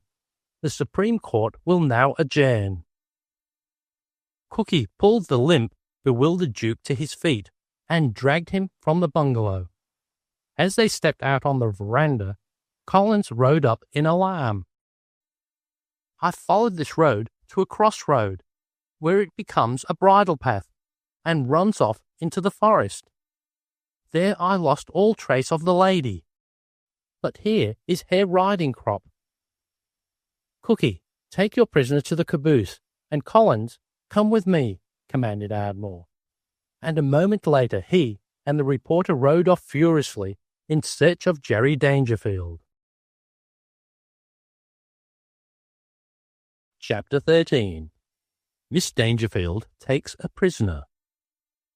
A dozen men carrying rifles across their saddle-bows rode away from Havisham's farm on the outskirts of Turner Courthouse and struck a rough trail that led a devious course over the hills. At their head rode the guard of the expedition, a long silent man on a mule. Griswold and Havisham followed immediately behind him on horseback. Their plans had been carefully arranged before they left their rendezvous, and save for an occasional brief interchange between the prosecuting attorney and the governor's special representative, the party jogged on in silence. Havisham's recruits were, it may be said, farmers of the border, who had awaited for years just such an opportunity as now offered to avenge themselves upon the insolent Applewaits. Nearly every man of the party had some private score to settle, but they had all been sworn as special constables and were sobered by the knowledge that the power of the state of South Carolina was back of them. Thus, at the very hour that Mr. Ardmore and his lieutenants rode away from the lonely anchorage of the caboose, Professor Griswold and his cavalcade set out for Mount Nebo Church. While the Master of Ardsley was revenging himself upon the Duke of Ballywinkle, his dearest friend, against whom he had closed the doors of his house, was losing no time in setting forth upon a mission which, if successful, would seriously interfere with all Mr. Ardmore's hopes and plans. Ardmore's scarlet-fever telegram no longer rankled in the breast of the Associated Professor of Admiralty of the University of Virginia, for Griswold knew that no matter what might be the outcome of his effort to uphold the dignity of the sovereign state of South Carolina, his participation in any such adventure would so cover his friend with envy that he would have him forever at his mercy. Thomas Ardsley deserved punishment. There was no doubt of that. And as Professor Griswold was not more or less than a human being, he took comfort of the reflection. The guide of the expedition pushed his mule forward at a fast walk, making no excuses to Griswold and Havisham for the roughness of the trails he chose, nor troubling to give warning of sharp turns where a horse, being less wise than a mule, tobogganed madly before finding a foothold. Occasionally, a low-hanging limb switched the associate professor sharply across the face. But his temper continued serene where the trail was darkest and steepest, and he found himself ignoring Havisham's occasional polite questions about the university in his effort to summon up in memory certain ways of Barbara Osborne, which baffled him. He deplored the time he had given to the study of a stupid profession like the law, when, if he had applied himself with equal diligence to poetry, he might have made for himself a place at least as high in belles-lettres. In his college days, he had sometimes thumbed a guitar, and there was a little song in his heart, half-formed, and with only a line or two as yet tangible, which he felt sure he could write down on paper if it were not for the bugle summoned him to war. It was a song of white rose, which a lover wore in his heart, through winter and summer, and it never changed, and the flight of the seasons had no manner of effect on it. "Check up, can't ya?" snarled the man on the mule, laying hold of Griswold's rein, and thus halted, Griswold found that they had been circling round a curiously symmetrical, thickly wooded hill, and had finally come to a clearing whence they were able to gaze far off toward the north. "We are almost out of bounds," said Havisham, pointing. "Over there somewhere, across the hills, lies North Carolina. I am as thoroughly lost as you can possibly be. But these men know where they are. How far is it, Billy?" He addressed the silent guide. "To Mount Nebo?" "About 4 miles. And I reckon we better let out a little now, or they'll sing the doxology before we get there." "What's that light away off there?" asked Havisham. The guide paused to examine it, and the faint glow far down the vale seemed to perplex him. He spoke to one or two of the natives, and they viewed the light ruminatively, as is their way. "That must be on Ardmore's land," said the leader finally. "It shoots out all sorts of ways round here, and I reckon that's about where Raccoon Creek cuts through." "That's very likely," said Havisham. "I've seen the plat of what Ardmore owns on this side of the border at the courthouse, and I remember that there is a long strip in Mingo County that is Ardsley's land. Ardmore has houses of one kind and another scattered all over the estate, and those lights may be from one of them. You know the place, don't you?" "Yes, I've visited there," admitted Griswold. "But we'd better give it a wide berth. The whole estate is simply infested with scarlet fever. They're quarantined." "I guess that's a joke," said Havisham. "There's a big party on there now, and I have seen some of the guests in Turner's within a day or two." "Within how many days?" demanded Griswold, his heart sinking at the thought that Ardmore had lied to him to keep him away from Ardsley, from Ardmore's house. The thought of it really hurt him now. Could it be possible that Ardmore had guests so distinguished that he, Griswold, was not worthy to make their acquaintance? He experienced a real pang as he thought that here he was, with a short ride of the home of his dearest friend, the man of whom most he loved of all men, and that he had been denied the door of that friend's house. "Come on," called Havisham. Half the company rode ahead to gain the farther side of the church. The remainder, including Griswold and Havisham, soon dismounted and tied their horses out of sight of the county road, which they had latterly been following. "We are in plenty of time," said Havisham, looking at his watch. "The rest of the boys are closing in from the other side, and they will be ready for Applewhite when he finishes his devotions. We've been studying the old man's habits, and he has a particular place where he ties his horse back of the church. It's a little apart from the fence where most of the congregation hitch, and he chose it, no doubt, because in case of a surprise, He would have plenty of room for manoeuvring. 2 men are going to lay for him, seize and gag him, and carry him into the wood back of the church. And then we're off across the state line to lock him up in jail at Kildare and give Governor Dangerfield the shock of his life. It sounds simple enough, but it won't be long before Applewaite's friends miss him. You must remember that they are a shrewd lot. We've got to take our chances. Let's hope we are as shrewd as they are, replied Havisham. They moved softly through the wood, and presently the faint sound of singing reached them.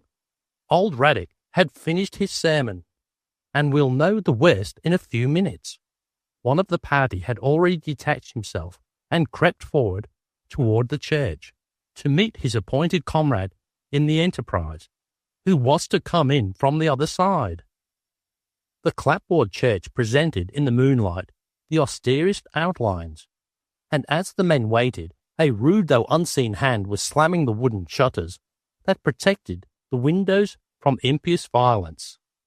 We could do with less moon, muttered Havisham, as he and Griswold peered through the trees into the churchyard. There goes Bill Applewaite now, whispered one of the natives at his elbow, and Griswold felt his heartbeats quicken as he watched a tall figure silhouetted against the church and moving swiftly toward the rear of the building. At the front of the church, voices sounded as the departing worshippers rode or drove slowly away. Havisham laid his hand suddenly on Griswold's arm. They've got him. They've nailed him. See? There. They're yanking him back into the timber. They've taken him and his horse. Griswold saw nothing but a momentary confusion of shadows. Then perfect silence hung over the woods behind the little church. The congregation was slowly dispersing, riding away in little groups. Suddenly a voice called out in the road 100 yards beyond the church. Hey there, where's Bill? Oh, he's gone long ago, yelled another. In a moment more the church door slammed, and a last figure rode rapidly away. Now we'll see what's happened, said Havisham. It looks almost too easy. The members of Griswold's party, who had been thrown round to the farther side of the church, began to appear, one at a time. There was no nervousness among any of the band, a fact that impressed Griswold. They were all risking much in this enterprise, but they were outwardly unperturbed, and chewing their tobacco silently while they awaited the return of the 2 active agents in the conspiracy who had dealt directly with Applewaite. Havisham counted heads and announced all present or accounted for. The tall leader who had ridden the mule was the first to rise out of the underbrush, through which he had crawled statitiously from the rear of the church. His companion followed a few seconds later. We've got Bill, all tied and gagged, and a sitting of his hoss, drawled the leader. And the hoss is tied to the back fence. Rest of his boys thought he'd gone ahead, but they may miss him and come back. He's safe enough, and if we're kept away from him, we'll be ready to light out if the gang scents trouble and comes back to look for Bill. You sure he's tied up so he can't break away or yell? He's as good as dead. A setting of his horse in the thicket back there. And now, said Havisham, what we've got to do is to make a run for it and land him across the border and stick him into a North Carolina jail, where he rightfully belongs. The question is, can we do it all in one night? Or had we better lock him up somewhere on this side of the line and take another night for it? The sheriff over there in Kildare is Applewaite's cousin, but we'll lock him up with Bill to make a family party of it. We'd better not try too much tonight, counselled Griswold. It's a big thing to have the man himself. If it were not for the matter of putting Governor Dangerfield in a hole, I'd favour hurrying with Applewaite to Columbia, just for the moral effect of it on the people of South Carolina. We'd make a big killing for the administration that way, Havisham. Yes, you'd make a killing all right, but you'd have Bill Applewhite on your hands, which Governor Osborne has not until lately been anxious for," replied Havisham, in a low tone that was heard by no one but his old preceptor. "You'd better get over the idea that we're afraid of this outlaw," rejoined Griswold. "The governor of North Carolina dare not call his soul his own where these hill people are concerned, but the governor of South Carolina is a different sort." "The governor of North Carolina is filling the newspapers with his own virtuous intentions in the matter," remarked Havisham, "but his sudden zeal puts one upon inquiry. I hope you don't imply that the motives of the governor of South Carolina are not the worthiest?" demanded Griswold hotly.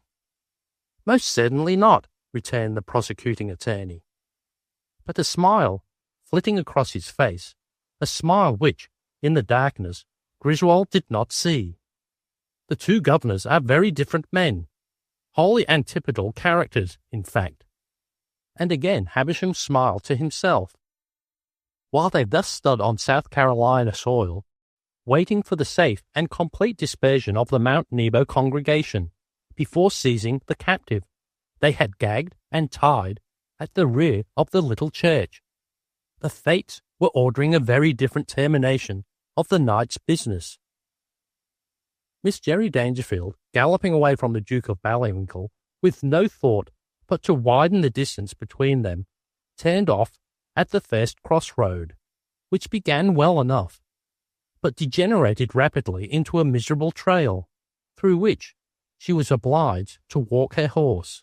Before she was aware of it, she was in the midst of a clearing, where labourers had lately been cutting timber, and she found, on turning to make her way out, that she was quite lost, for 3 trails, all seemingly alike, struck off into the forest. She spoke aloud to the horse to reassure herself, and smiled as she viewed the grim phalanx of stumps. She must, however, find her way back to Ardsley, for there were times when Jerry Dangerfield could be very serious with herself, though it rarely pleased her to be serious with other people, and she knew that the time had long passed for her return to the house. If her conspiracy with Thomas Ardmore had proved successful, the Duke would not return to the great house, but her own prolonged absence was something that had not been in her programme. She did not know then that the 3 men had witnessed her flight from the Duke, or that they had taken swift vengeance upon him for his unpardonable conduct in the moon-blanched road. It was not Jerry's way to accept misfortune tamely, and after circling the wall of timber that shut her in the hope of determining where she had entered, she chose a trail at random and plunged into the woods. She assumed that probably all the roads and paths on the estate led more or less directly to the great house or to some lodge or bungalow. She had lost her riding crop in her mad flight, and she broke off a switch, tossing its leaves into the moonlight and laughing softly as they rained about her. Jerry began whistling gently to herself, for she had never been lost before, and it is not so bad when you have a good horse, a fair path, sweet odorous woods, and the moon to keep you company. She forded a brook which was silver to eye and ear, and let her horse stand midway of it for joy in the sight and sound. She had kept no account of time, but rather imagined that it had not been more than half an hour since the Duke of Ballywinkle left her so unceremoniously. Suddenly ahead of her, through the woods, floated the sound of singing, one of those strange, wavering piu cantique peculiar to the south. She rode on, thinking to find help and a guide back to Ardsley. Then the music ceased, and the lights now flashed faintly before her. But she went forward guardedly. "I'm much more lost than I thought I was, for I must be away off the estate," she reflected. She turned and rode back a few rods, and dismounted, and tied her horse to a sapling. She was disappointed at not finding the camp of Ardmore's woodcutters, to whom she would unhesitatingly have confided herself, but it seemed wise now to exercise caution in drawing to herself the attention of strangers. She did not know that she had crossed the state line and was in South Carolina, or that the singing she had heard floated from the windows of Mount Nebo Church. She became now the astonished witness of a series of incidents that occurred so swiftly as fairly to take her breath away. A tall, loosely articulated man came from the direction of the church and walked toward her. She knelt at the tree and watched.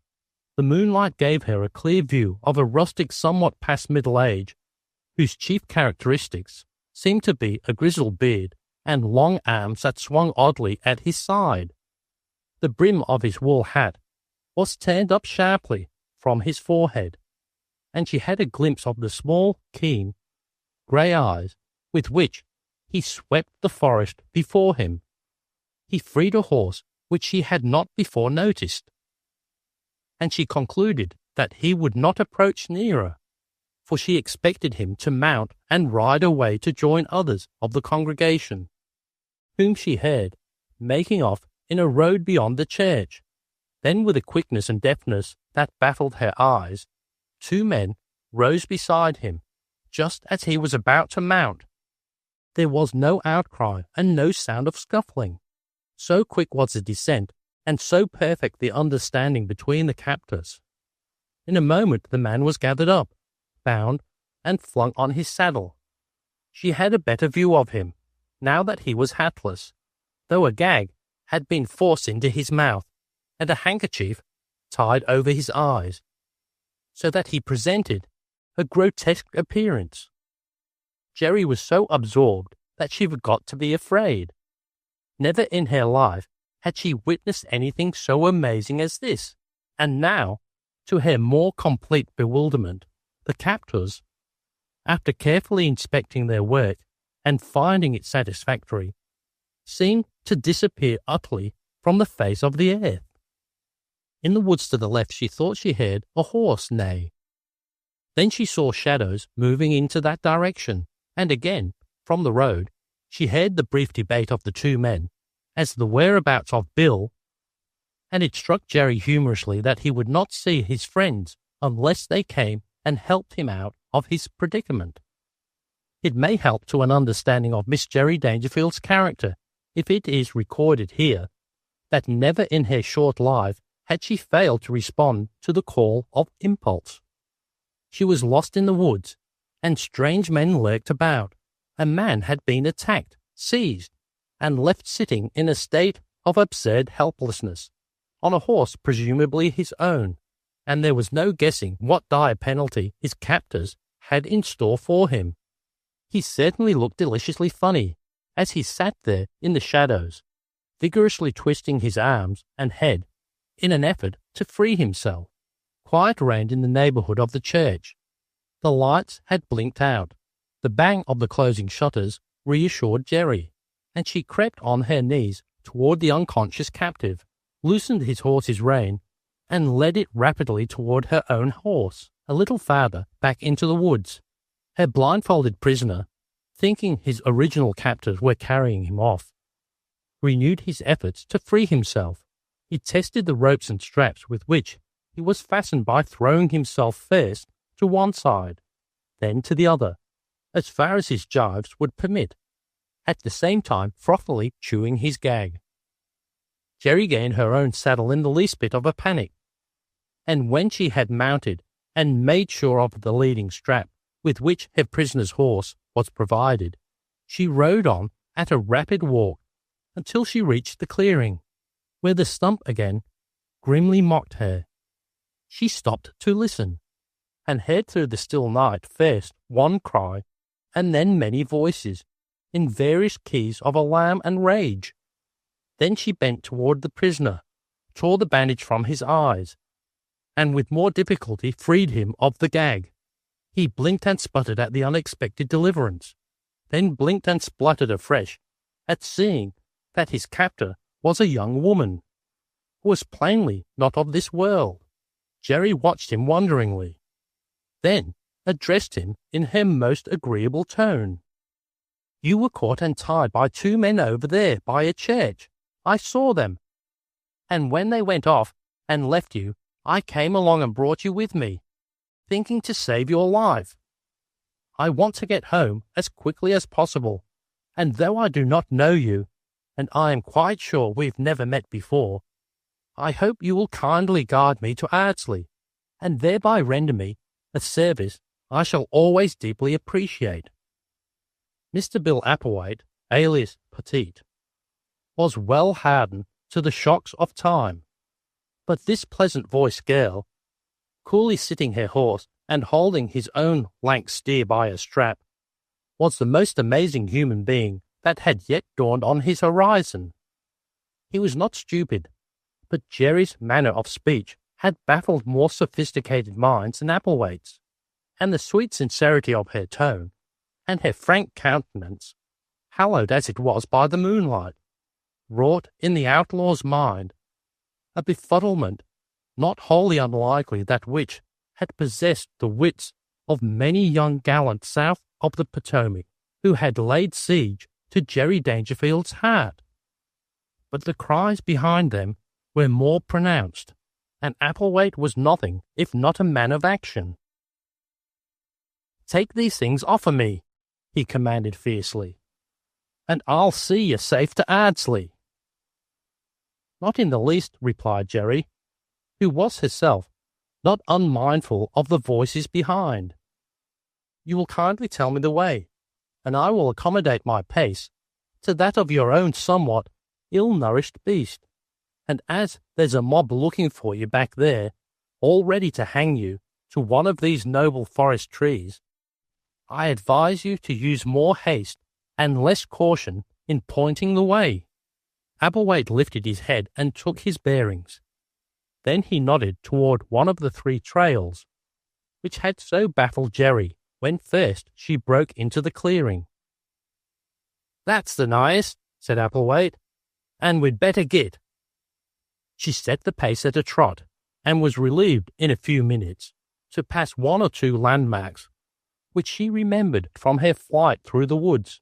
As they splashed through the brook she had forded, she was quite confident that the captive was playing her no trick, but that in due course she should strike the high road to Ardsley, which she had abandoned to throw off the Duke of Ballywinkle.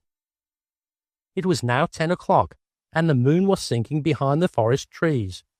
Jerry took advantage of an occasional straight strip of road to go forward at a gallop, but these stretches did not offer frequently, and the 2 riders kept pretty steadily to a smart trot.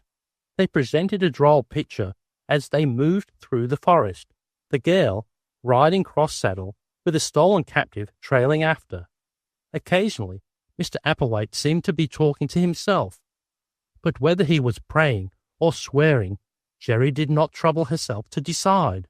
It was enough for her that she had found a guide out of the wilderness by stealing a prisoner from his enemies, and this was amusing, and sent bubbling in her heart those quiet springs of mirth that accounted for so much in Jerry Dangerfield. As they walked their horses through a bit of sand, the prisoner spoke. "Who are you, little gal?" Jerry turned in the saddle, so that Applewhite enjoyed a full view of her face. "I am perfectly willing to tell you my name, but first it would be more courteous for you to tell me yours, particularly as I am delivering you from a band of outlaws who undoubtedly intended to do you harm. I reckon they are scared to follow us, gal.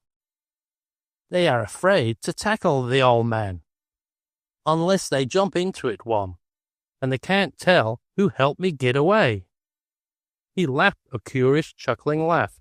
He had ceased to struggle at his bonds, but seemed resigned to his strange fate. He had not answered Jerry's question, and had no intention of doing so. The sudden attack at the church had aroused all his cunning.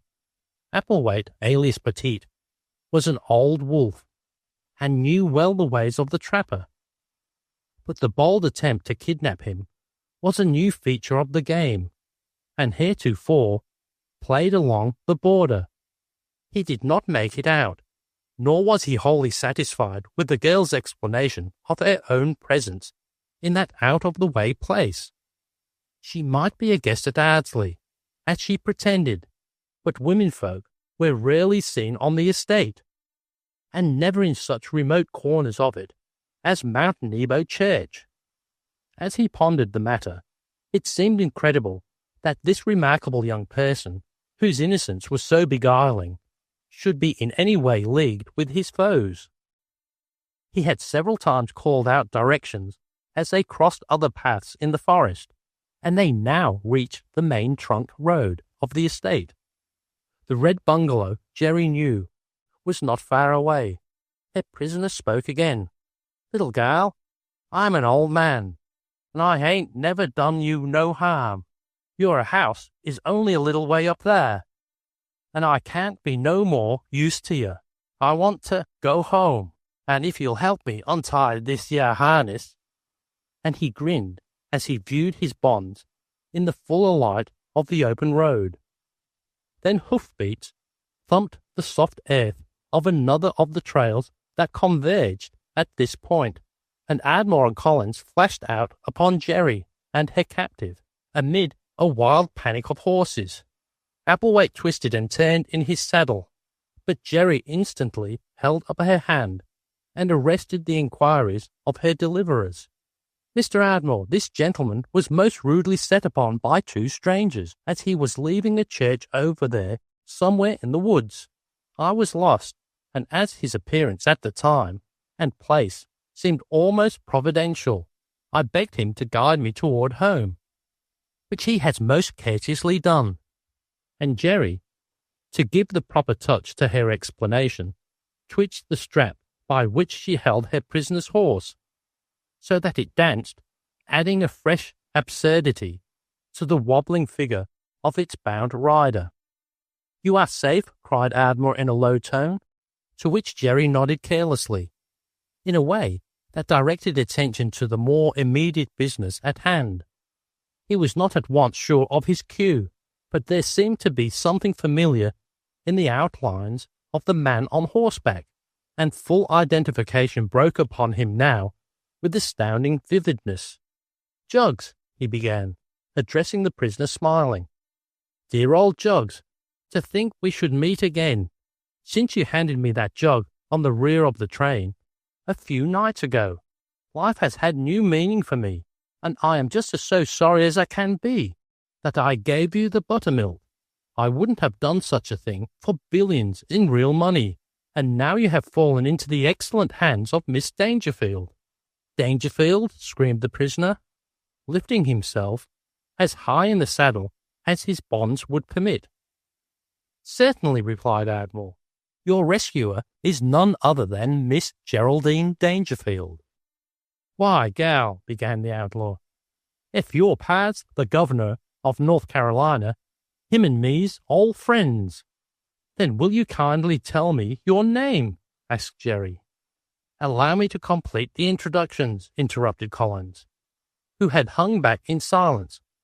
"Unless my eyes deceive me, which is wholly improbable, this is a gentleman whom I once interviewed in the county jail at Riley, and he was known at the time as William Applewhite, alias Petite."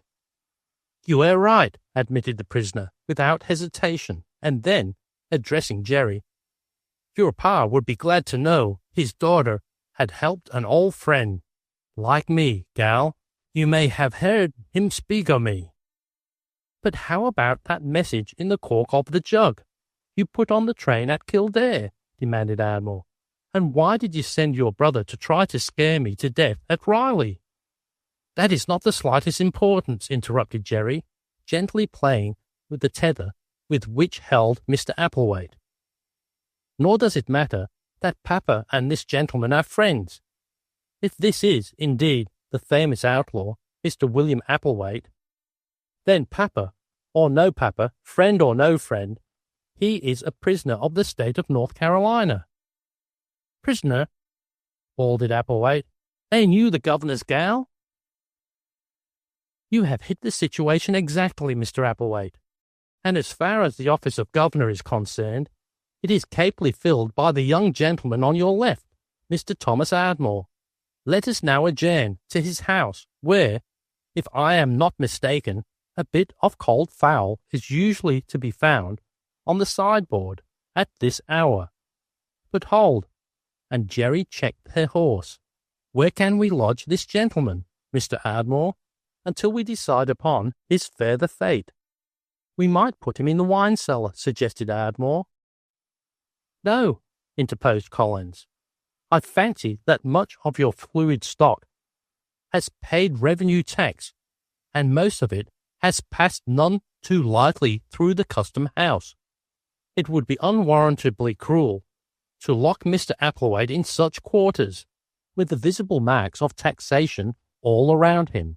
Still, the sight of stamps would probably destroy his thirst, though his rugged independence might so far assert itself that he would smash a few of your most expensive importations out of sheer deviltry.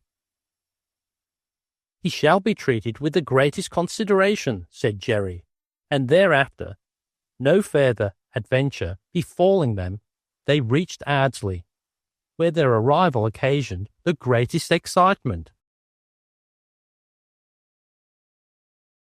Chapter 14. A Meeting of Old Friends. Havisham's men had proved exceedingly timid when it came to the business of threshing the woods for Applewhite, whom they regarded with a new awe, now that he had vanished so mysteriously. They had searched the woods guardedly, but the narrow paths that led away into the dim fastnesses of Ardsley were forbidding, and these men were not without their superstitions. They had awaited for years an opportunity to strike at the Applewhite faction. They had at last taken their shot, and had seemingly brought down their bird. But their lack of spirit in retrieving the game had been their undoing. They had only aroused their most formidable enemy, who would undoubtedly lose no time in seeking revenge. They were a dolorous band who, after wearily beating the woods, dispersed in the small hours of the morning, having found nothing but Applewhite's wool hat, which only added to their mystification. We ought to have taken him away on the run, said Havisham bitterly, as he and Griswold discussed the matter on the veranda of the prosecutor's house, and watched the coming of the dawn. I didn't realize that those fellows lived in such mortal terror of the old man, but they refused to make off with him until the last of his friends had got well out of the way. I ought to have had more sense myself than to have expected the old fox to sit tied up like a calf ready for market. We had all his friends accounted for.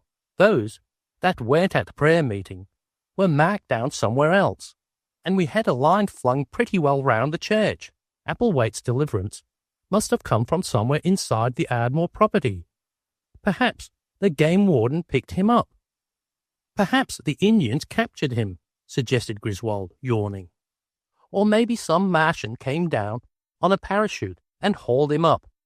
Or, as scarlet fever is raging at Mr. Ardmore's castle, and his tone was icy, Applewhite was probably seized all of a sudden and broke away in his delirium.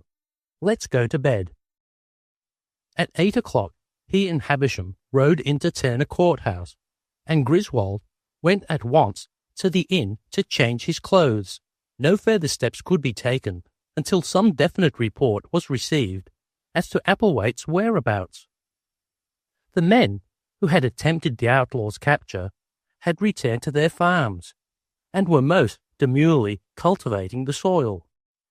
Griswold was thoroughly disgusted at the ridiculous failure of Havisham's plans, and not less severe upon himself for failing to push matters to a conclusion the moment the outlaw was caught, instead of hanging back to await the safe dispersion of the Mount Nebo congregation. It had been the most puerile transaction possible, and he was aware that a report of it which he must wire at once to Miss Barbara Osborne, would not impress that young woman with his capacity of trustworthiness in difficult occasions. The iron that had already entered into his soul drove deeper. He had ordered a fresh horse, and was resolved to return to Mount Nebo Church for a personal study of the ground in broad daylight. As he crossed the musty parlour of the little hotel, to his great astonishment, Miss Osborne's black Phoebe, stationed where her eyes ranged the whole lower floor of the inn, drew attention to herself in an elaborate courtesy. "Miss Barbara wished me to say, she done come here on business, and she like for to see you all right away. She done bring her seddle, and were a gwine readin' till you come back. She's a gettin' ready, and I'll go tell her you done come. She got a heap o' trouble, that young missus, so she have." And the black woman's pursed lips seemed to imply that Professor Griswold was in some measure responsible for Miss Osborne's difficulties. As he stared out into the street, a negro brought a horse bearing a better saddle than Mingo County had ever boasted, and hitched it near the horse he had secured for himself. An instant later he heard a quick step above, and Miss Osborne, sedately followed by the black woman, came downstairs. She smiled and greeted him cordially, but there was trouble in her brown eyes. "I didn't warn you of my coming. I didn't want to be a nuisance to you. But there's a most unaccountable perplexity. It doesn't seem right to burden you with it. You have already been so kind about helping me, but I dare not turn to our oldest friends. I have been afraid to trust father's friends at all since Mr. Bosworth acted so traitorously. My time is entirely at your service, Miss Osborne, but I have a shameful report to make of myself. I must tell you how miserable I have failed before you trust me any further. We, that is to say, the prosecuting attorney of this county and a party he got together of Applewaite's enemies, caught the outlaw last night, took him with the greatest ease, but he got away from us. It was all my fault, and I'm deeply disgusted with myself." He described the capture and the subsequent mysterious disappearance of Applewaite, and confessed the obvious necessity for great caution in further attempts to take the outlaw, now that he was on guard. Barbara laughed reassuringly at the end of the story. Those men must have felt funny when they went back to get the prisoner and found that he had gone up into the air. But there's a new feature of the case that's more serious than the loss of this man. And the trouble again possessed her eyes. "Well, it's better not to have our problems too simple. Any lawyer can win an easy case, though I have seemed to have lost my first one for you," he added penitently. She made no reply, but drew from her purse a cutting from a newspaper and handed it to him. "That's from last night's Columbia Vidette, which is very hostile to my father." He was already running over the heavily loaded column that set forth without equivocation the fact that Governor Osborne had not been in Columbia since he went to New Orleans. It scouted the story that he was abroad in the state on official business, connected with the Applewaite case, the yarn which Griswold had forced upon the friendly reporter at the telegraph office in Columbia. The governor of a state, the vidette went on to elaborate, could not vanish without leaving some trace of himself, and a vidette representative had traced the steps of Governor Osborne from New Orleans until the italics are the vidette's. He had again entered South Carolina under cover of night, and for purposes which, for the honor of the state, the vidette hesitated to disclose. The writer of the article had exhausted the possibilities of gentle suggestion and vague innuendo in an effort to create an impression of mystery and to pique curiosity as to further developments, which were promised at any hour. Griswold's wrath was aroused, not so much against the newspaper, which he assumed had some fire for its smothered trifle of smoke, but against the governor of South Carolina himself, who was causing the finest and noblest girl in the world infinite anxiety and pain. "This thing is preposterous," he said lightly. "The idea that your father would attempt to enter his own state surreptitiously is inconceivable in these days when public men are denied all privacy, and when it's any man's right to deceive the press if he finds it essential to his own comfort and peace.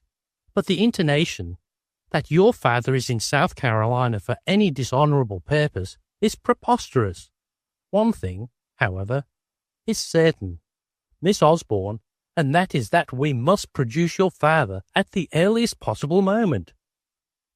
But, and Barbara hesitated, and her eyes, near tears as they were, wrought great havoc in Griswold's soul. "But father must not be found until this Applewhite matter is settled. You understand, without making me speak the words, that he might not exactly view the matter as we do." It was a painful subject, and the fact that she was driven by sheer force of circumstances to appeal to him, a stranger, to aid her to perform a public service in her father's name, rallied all his good impulses to her standard. It was too delicious a matter for discussion. It was a thing to be ignored, and he assumed at once a lighter tone. "Come, we must solve the riddle of the lost prisoner at once, and your father will undoubtedly give an excellent account of himself when he gets ready. Meanwhile, the fiction that he is personally carrying the war into the Applewhite country must be maintained, and I shall step to the railway station and wire the Columbia newspaper in his name that he is in Mingo County on the trail of the outlaws."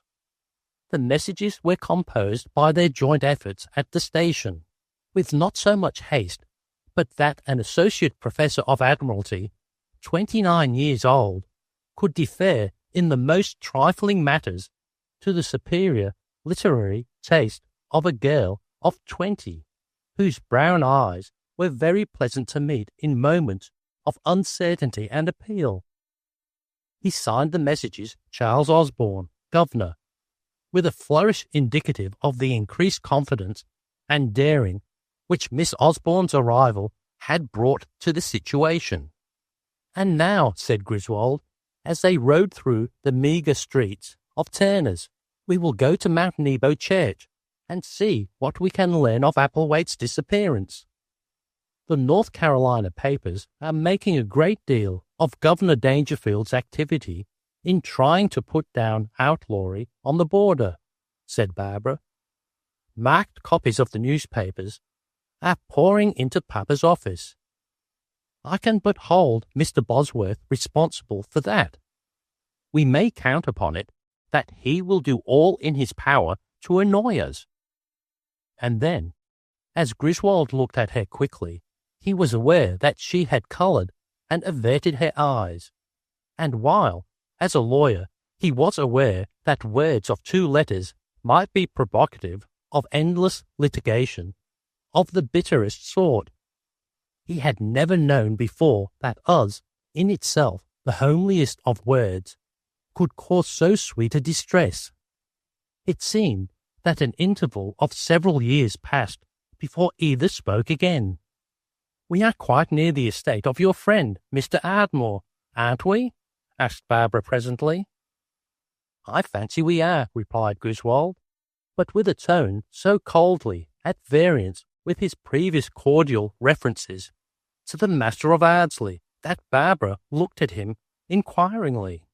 "I'm sorry that I should have given you the impression, Miss Osborne, that Mr. Ardmore and I are friends, as I undoubtedly did at Columbia. He has, for some unaccountable reason, cut my acquaintance in a manner so unlike him that I do not pretend to explain it, nor, I may add, is it of the least importance." "I was a little surprised," returned Barbara. with truly feminine instinct for mingling in the balm of consolation the bitterest and most poisonous herbs, that you should have had for a friend a man who frankly follows girls whose appearance he fancies. Even Mr. Ardmore's democratic enthusiasm for the downtrodden laundry girl does not wholly mitigate the winking episode. He had, only for a few days ago, invited me to visit him, though I had been to his house so often that the obscurest servant knew that I was privileged even beyond the members of Mr. Ardmore's own family in my freedom of the place. When I saw that his house would be a convenient point from which to study the Applewhite situation, I wired him that I was on the way, and to my utter amazement he replied that he could not entertain me, that scarlet fever was epidemic on the estate, on those almost uncounted acres. And with a gulp and a mist in his eyes, Griswold drew rein and pointed, from a hill that had now borne them to a considerable height, towards Ardsley itself, dreamily basking in the bright morning sunlight within its cincture of hills, meadows, and forest. "I never saw the place before. It's perfectly splendid," cried Barbara, forgetting that Griswold must be gazing upon it with the eyes of an exile, viewing grim, forbidding battlements that once hailed him in welcome. "It's one of the most interesting houses in America," observed Griswold, who strove at all times to be just. "There's a flag flying." "I can't make out what it is," said Barbara. "It's probably to give warning of the scarlet fever. It would be like Ardy to do that. But we must hurry on to Mount Nebo." He knew the ways of Ardsley thoroughly, better, in fact, than its owner ever had in old times. But in his anger at Ardmore, he would not set foot on the estate if he could possibly avoid doing so in reaching the scene of the night's contretemps.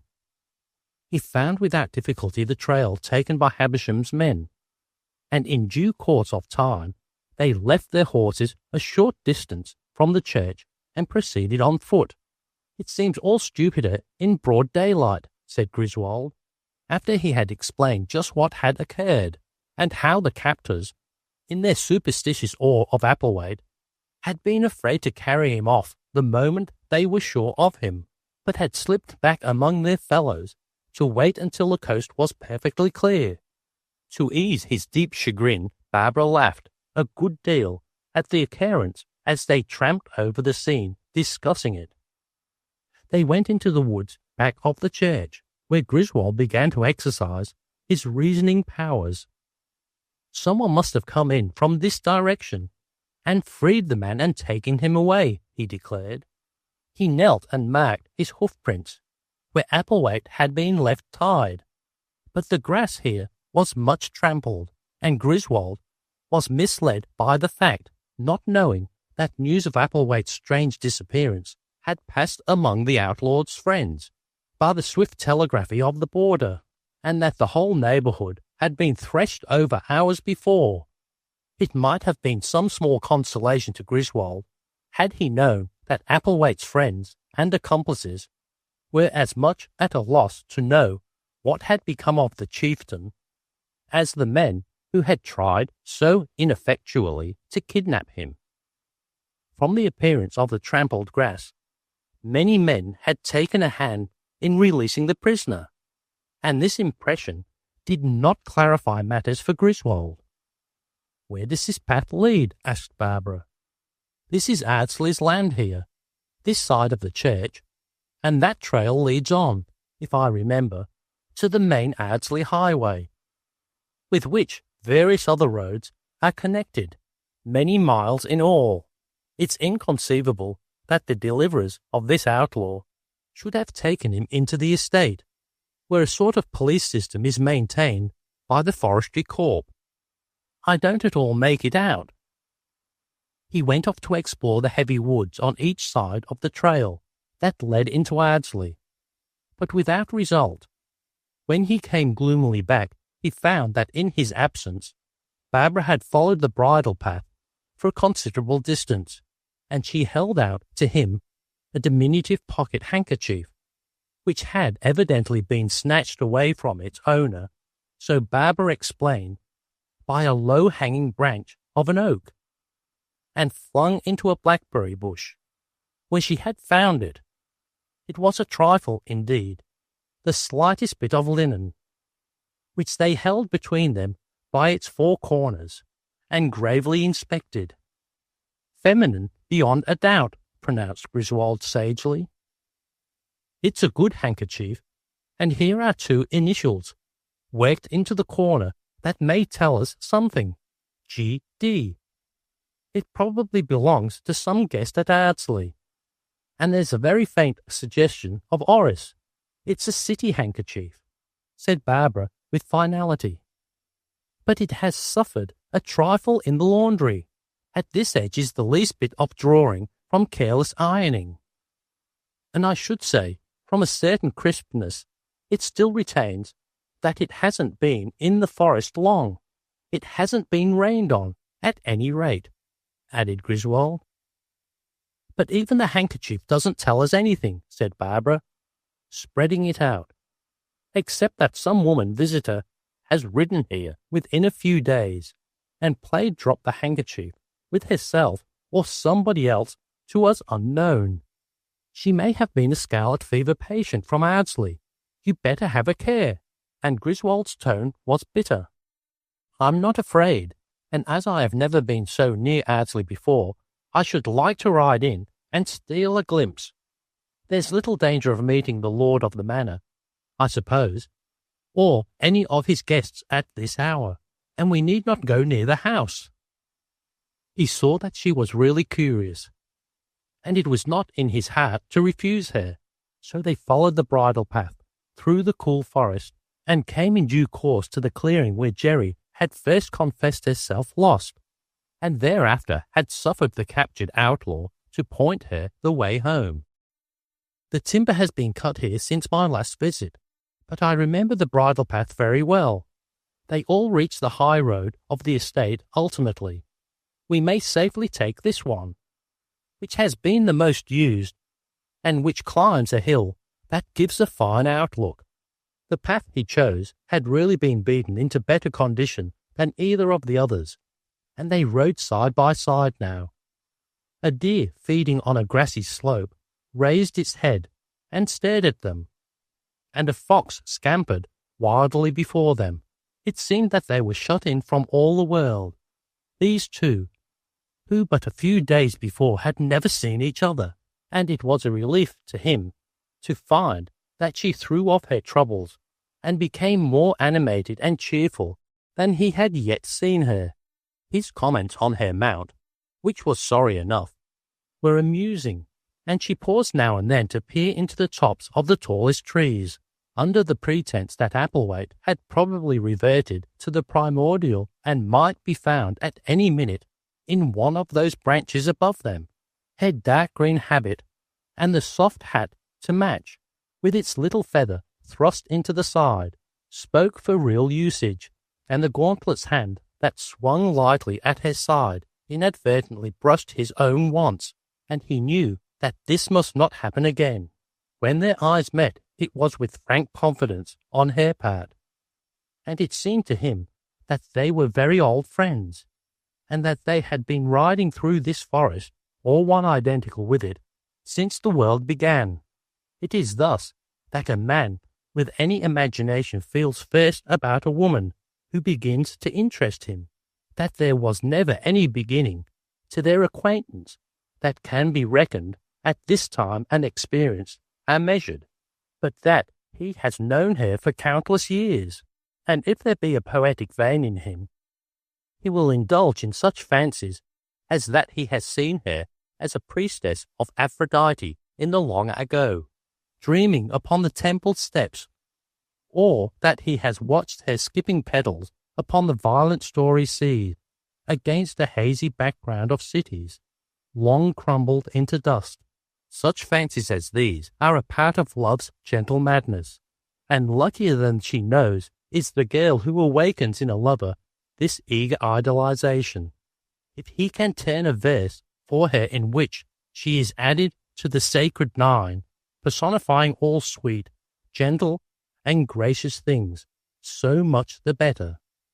Just what he, on the other hand, may mean to her, just what form of deification he evokes in her, he can never know, for the women who write of such matters have never been those who are sincere or worth heeding, and they never will be, so long as women's heart remains what it has been from the beginning, far hidden and filled with incommunicable secret beliefs and longings, and tremulous with fears that are beyond man's power to understand.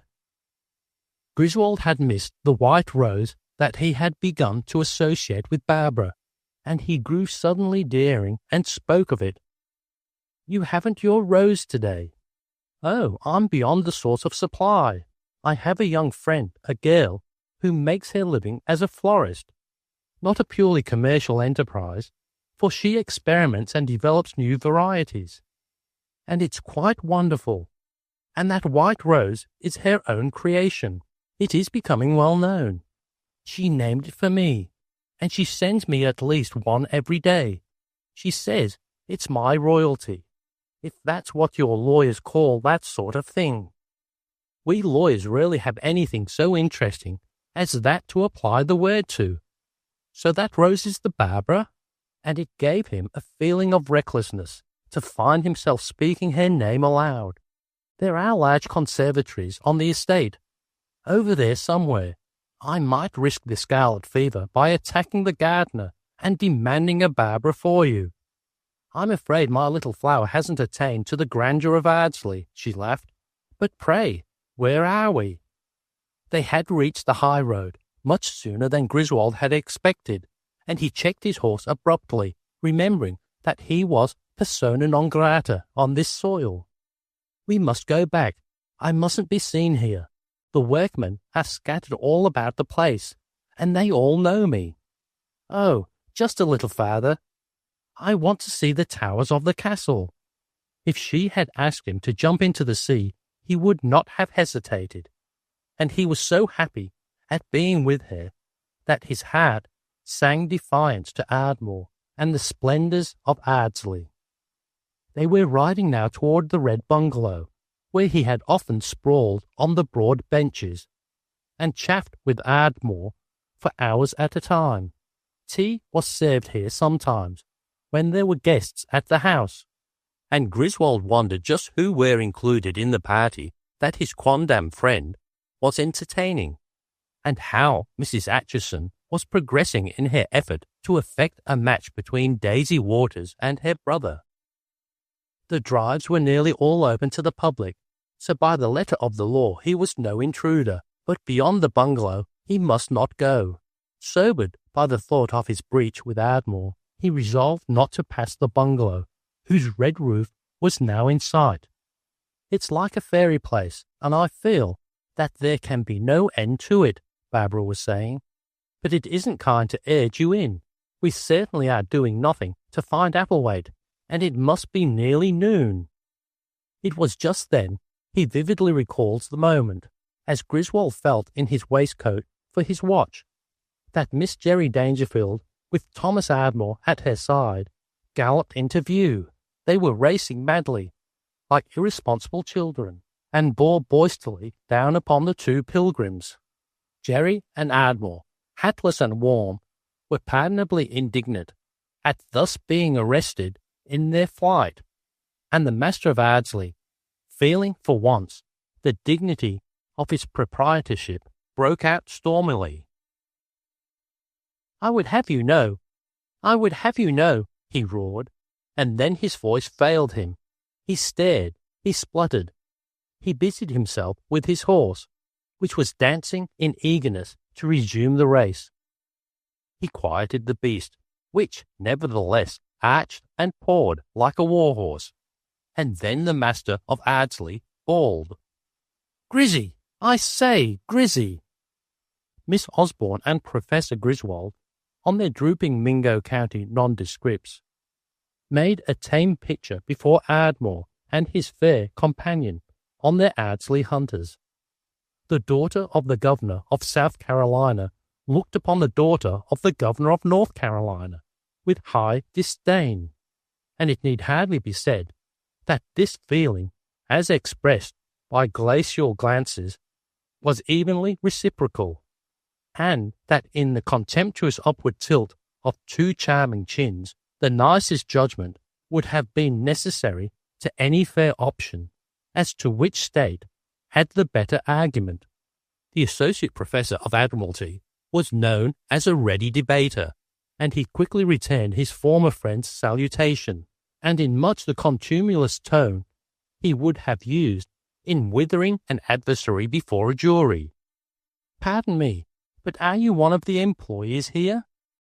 "Why, Grizzy, old man, don't look at me like that. How did you—" "I owe your master an apology for riding upon his property at a time when pestilence is giving you cause for so much concern. The death rate from scarlet fever is deplorably high." "Oh, Grizzy," cried Ardmore, "you have addressed me familiarly by a nickname, sometimes used by intimate friends, though I can't for the life of me recall you. I want you to know that I am here in an official capacity, on an errand for the state of South Carolina."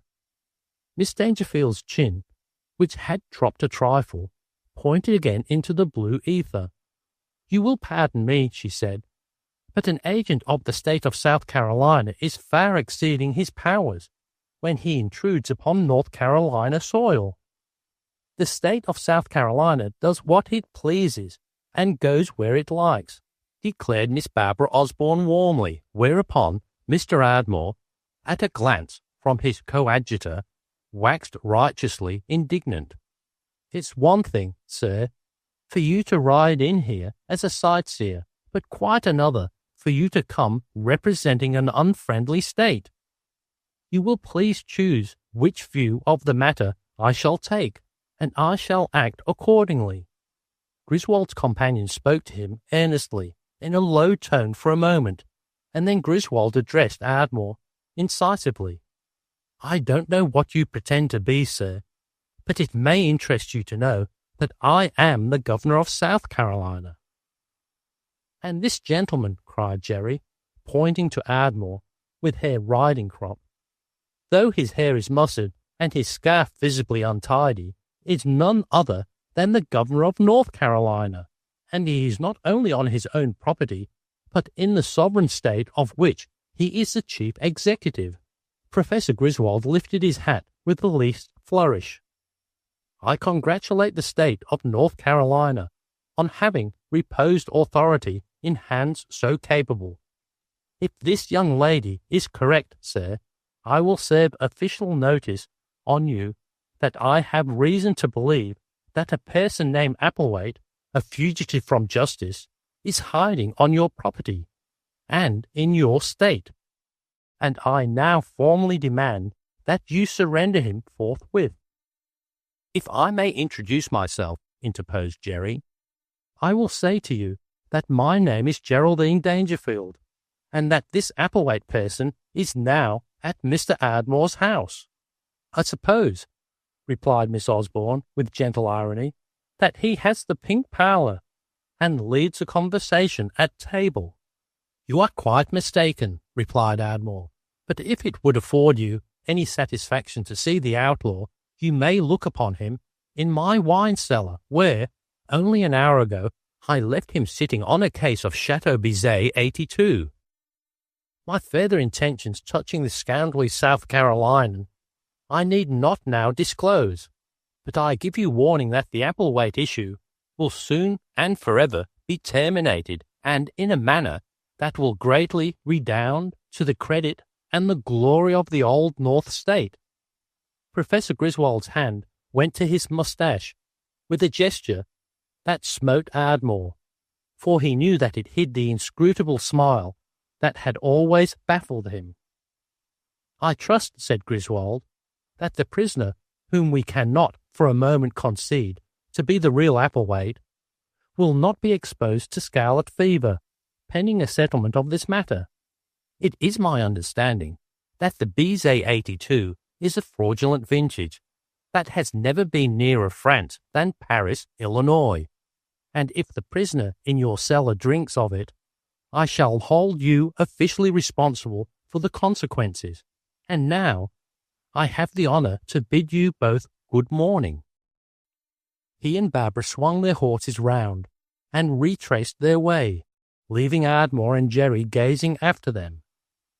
When the shabby beasts from the stable at Turner Courthouse had borne Miss Osborne and Griswold out of sight, beyond the bungalow, Ardmore turned blankly to Jerry. "Have I gone blind or anything? Unless I'm crazy, that was dear old Grizzy. But who is that girl?"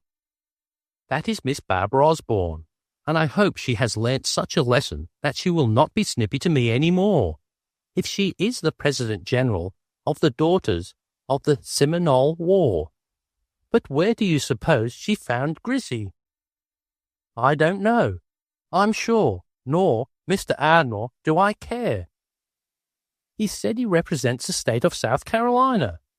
Do you suppose the governor has really employed him?" "I do not," said Jerry emphatically, "for he appears intelligent, and intelligence is something that would never appeal to Governor Osborne. It is quite possible," mused Jerry aloud, "that Miss Osborne's father has disappeared like mine, and that she is running his office with Mr. Griswold's aid. If so, we shall probably have some fun before we get through with this." "If that's true, we shall have more than fun," exclaimed Ardmore, thoroughly aroused. "You don't know Grizzy. He's the smartest man alive, and if he's running this Applewhite case for Governor Osborne, he'll keep us guessing. Why did I ever send him that scarlet fever telegram, anyhow? He'll fight harder than ever for that, and all I wanted was to keep him away until we had got all through with this business here, so I could show him what a great man I had been, and how I had been equal to an opportunity when it offered. I wish you to remember, Mr. Ardmore, that you still have your opportunity, and that I expect you to carry this matter through to a safe conclusion, and to the honour of the Old North State. I have no intention of failing, Miss Dangerfield." And with this they turned and rode slowly back toward the house. Professor Griswold and Miss Osborne were silent until the forest again shut them in. Then, in a sequestered spot, Griswold suddenly threw up his head and laughed long and loud. "It doesn't strike me as being so amusing," remarked Miss Osborne. "They have Applewhite in their wine cellar, and I don't see for the life of me how we are going to get him out.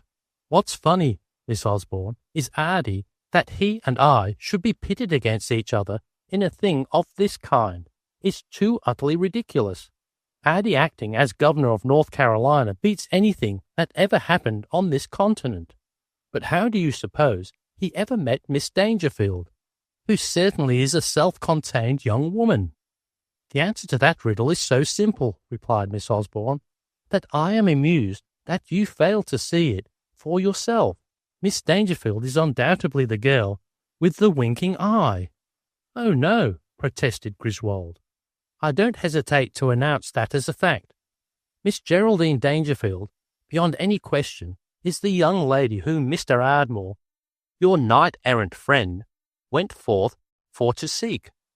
Just how they met we shall perhaps learn later on, but just now it seems rather necessary for us to adopt some plan of action, unless you feel that you do not wish to oppose your friend. Oppose him? I have got to whip him to the dust if I shake down the very towers of his stronghold. It's well we have the militia on the road. With the state army at our back, we can show Tommy Ardmore a few things in state administration that are not dreamed of in his philosophy." "Do you suppose they really have Applewhite?" asked Barbara. "Not for a minute. They told us that story merely to annoy us when they found what we were looking for. That touch about the wine cellar is characteristically Ardmore-esque. If they had Applewhite, you may be sure they wouldn't keep him on the premises. Whereupon they rode back to Turner Courthouse much faster than they had come. Chapter 15. The Prisoner in the Corn Crib. Jerry and Ardmore sat at a long table in the commodious Ardsley Library, which was a modification of a Gothic chapel. It was on the upper floor, with broad windows that had the effect of bringing the landscape indoors, and the North Carolina sky is, we must concede, a pleasant thing to have at one's elbow. A large accumulation of mail from the governor's office at Riley had been forwarded, and Jerry insisted that it must be opened and disposed of in some way. Governor Dangerfield was, it appeared, a subscriber to a clipping bureau, and they had been examining critically a batch of cuttings related to the New Orleans incident. Most of them were in a frivolous key, playfully reviving the ancient query as to what the governor of North Carolina really said to the governor of South Carolina. Others sought causes for the widely reported disappearance of the two governors, and still other reports boldly maintained that Governors Dangerfield and Osborne were at their capitals engaged in the duties of their respective offices. "It's a good thing we got hold of Collins," observed Ardmore, putting down a clipping from a New York paper in which the reports of Governor Dangerfield's disappearance were analysed and tersely dismissed. "For he knows how to write, and he's done a splendid picture of your father on his throne attending to business, and his little stingers for Osborne are the work of genius. There is a certain finish about Mr. Collins lying that is refreshing," replied Jerry, "and I cannot help thinking that he has a brilliant future before him if he enters politics. Nothing pains me more than a careless, ill-considered, silly lie, which is the best that most people can do. But it would be very interesting to know whether Governor Osborne has really disappeared, or just how your friend the Virginian professor has seized the reins of state. Do you suppose he got a jug from somewhere and met Miss Osborne and— Do you think she may have, possibly closed one eye in his direction?" asked Ardmore dubiously. Mr. Ardmore, and Jerry pointed at him with a bronze paper cutter to make sure of his attention.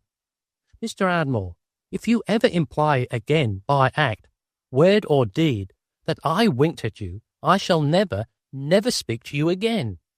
I should think that a man with a nice sister like Mrs. Acheson would have a better option of women than you seem to have. I never saw you until you came to my father's house to tell me about the jug, and you know I didn't. And as for that Barbara Osborne, while I don't doubt that even in South Carolina a daughter of the Seminole War might wink at a gentleman in a moment of extreme provocation, I doubt if she did, for she lacks animation, and has no more soul than a gum overshoe."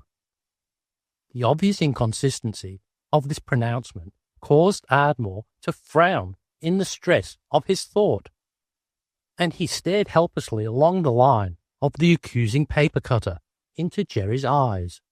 "Oh, cheer up," she cried in her despair of him. "And forget it. I'll say this to you, Mr. Ardmore, that if I ever winked at you, and I never did, I'm sorry I did it. Sometime when you haven't so much work on your hands as you have this morning, just think that over and let me know where you land. And now, look at these things, please." "What is all this stuff?" he demanded, as she tossed him a pile of papers. "They refer to the application for pardon of a poor man who's going to be hanged for murder tomorrow, unless we do something for him. And he has a wife and 3 little children, and he has never committed any other crime but to break into a smokehouse and steal a side of bacon." "Did he shoot in self-defense, or how was it?" asked Ardmore judiciously. "He killed a painless dentist, who pulled the wrong tooth," answered Jerry, referring to the papers. "If that's all, I don't think we can stand for hanging him. I read a piece against capital punishment in a magazine once, and the arguments were very strong. The killing of a dentist should not be a crime anyhow, and if you know how to pardon a man, why, let's do it. But we'd better wait until the last minute, and then send telegram to the sheriff to stop the proceedings just before he pulls the string, which makes it most impressive and gives a better effect." "I believe you are right about it," said Jerry. "There's an old pardon right here in this bundle, which we can use. It was made out for another man who stole a horse that afterwards died, which Papa said was a mitigating circumstance. But the week before his execution, the man escaped from jail before Papa could pardon him. Suppose we don't let them hang anybody while we're running the state," suggested Ardmore. "It's almost as though you murdered a man yourself, and I couldn't tie my neckties afterwards without a guilty feeling. I can't imagine anything more disagreeable than to be hanged. I heard all of Tristan und Isolde once, and I have seen half an Ibsen play, and those were hard things to bear. But I suppose hanging would be just as painful, and there would be no supper afterwards to cheer you up." "You shouldn't speak in that tone of afterwards, Mr. Ardmore," said Jerry severely. "It isn't religious, and while we're on the subject of religion, may I ask the really, truly wherefore of Miss Daisy Waters' sudden return to Newport?" And Jerry's tone and manner were carelessly demure. "She went home," replied Ardmore, grinning. "She left Ardsley for 2 reasons, one of which she stated at the breakfast table, and the other she handed me privately. She said at the breakfast table that she was called home by insipid whooping cough in the household of her brother-in-law's cousin's family. As she has no brother-in-law, that cannot be true. What she said to me privately was that the house party had grown very much larger than Mrs. Atchison had originally planned it, and that I am so busy that so many guests must be a burden." Jerry stroked her cheek reflectively. "I thought Miss Waters wouldn't last long after I asked her if rusty nail water really would remove freckles. My own freckles are exactly 7 in number, and I am not ashamed of them. But Miss Waters seemed very sensitive on the subject, though I thought her freckles useful in diverting attention from her drugstore hair."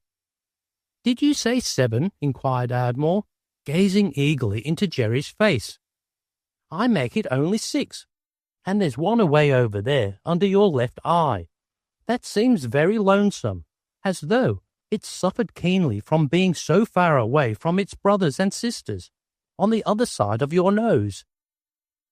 "Mr. Ardmore," and Jerry again indicated the person addressed by pointing with the paper cutter, "Mr. Ardmore, it is downright impudent of you to talk to me about my appearance in any terms. But when you speak of my face as though it were a map in a geography, and of my freckles as though they were county seats, or lakes, or strange places in China, then I must protest with all my strength. If you don't change the subject immediately, I shall refuse to pardon this person who killed the painless dentist, and he shall be hanged by the neck till he be dead. And you, Mr. Thomas Ardmore, will be guilty of his murder." The discussion of Miss Jerry Dangerfield's freckles ceased abruptly on the appearance of Big Paul, the forester. A body of South Carolina militia is marching across country from the south. One of my men heard of it down at Turner Courthouse last night, and rode to where the troops were encamped. He learned that it was a practice march for the militia. There's several companies of infantry, so he reports, and a piece of artillery. "Bully for the old Grizzy!" exclaimed Ardmore. "They're coming this way, are they, Paul?" And the 3 bent over the map. "This is the place, sir. They seem to be planning to get around Turner's without stirring up the town. But it would take a good deal to wake up Turners, laughed the big German. Jerry placed her finger on the state line. If they dare cross that, if they as much dare. If they dare, we shall show them a few things. Take all the men you need, Paul, to watch their movements. That will do. The forester lingered. You remember that we spoke the other day of the log house on Raccoon Creek, where the Applewaites had driven off our man? Yes, Paul. It is where the state line crosses the heavy woods, and the farthest outpost, so to speak, on my property. When you cross the little creek, you're in South Carolina. You said some of these Applewaite fellows had been cutting off the timber down there, if I remember rightly. Yes, sir, replied the forester, twirling his cap awkwardly. But some of the people on the estate have said— He broke off in an embarrassment so unlike him that Jerry and Ardmore looked at him curiously. Well, Paul, what's the matter? If the cabin has been burned down, it's no serious matter. Why, sir, some of the men passing there at night say they see lights and hear sounds in the cabin, though no one from the estate goes there. A child died in the house last spring, and, well, you know how some of these people are. Ghosts? Cried Ardmore. The property is growing more valuable all the time. Tell them that whoever captures the ghost and brings it here shall have a handsome present. So far it's only a light in an abandoned house. Is that it? Well, they say it's very strange. And it was clear that the German was not wholly satisfied to have his employer laugh off the story. Cheer up, Paul. We have bigger business on hand than the chasing of ghosts just now. When we get through with these other things, I'll go over there myself and take a look at the spook. As Paul hurried away, Jerry seized a pen and wrote this message. Rutherford Gillingwater, Adjutant General, Camp Dangerfield. Asbel, N.C. Move all available troops by shortest route to Kildare at once and report to me personally at Ardsley. Make no statement to newspapers. Answer. Dangerfield, Governor. I guess that will bring him running, said Ardmore, calling a servant and ordering the message dispatched immediately. But when he comes, expecting to report to the governor, and finds that he isn't here, what do you suppose he will do? Mr. Ardmore, began Jerry, in the tone of sweet tolerance with which one arraigns a hopeless child. Mr. Ardmore, there are times when you tax my patience severely. You don't seem to grasp the idea that we are not making explanations to inferiors in our administration. Colonel Gillingwater will undoubtedly be a good deal surprised to get that message. But when the first shock is over, he will obey the orders of his commander-in-chief. And the fact that he is ordered to report to Ardsley will not be lost on him, for he will see in that a possible social opportunity, and a chance to wear some of his uniforms that he has never worn before. He will think that Papa is really here to test the efficiency of the troops, and that as Papa is a guest at Ardsley, which we know he isn't, there will probably be some great social functions in this house, with Papa's staff dressed up and all shiny in gold braid. Since Rutherford Gillingwater had the typhoid fever during the Spanish War, I have not been sure that he is as much interested in fighting as he is in the purely circus work of being a soldier. I just now recall that when Papa was about to order out the troops to stop a railroad strike last spring, Rutherford Gillingwater went to all the trouble of having tonsillitis, and was so ill that he could hardly leave his room, even after the strike had been settled by arbitration.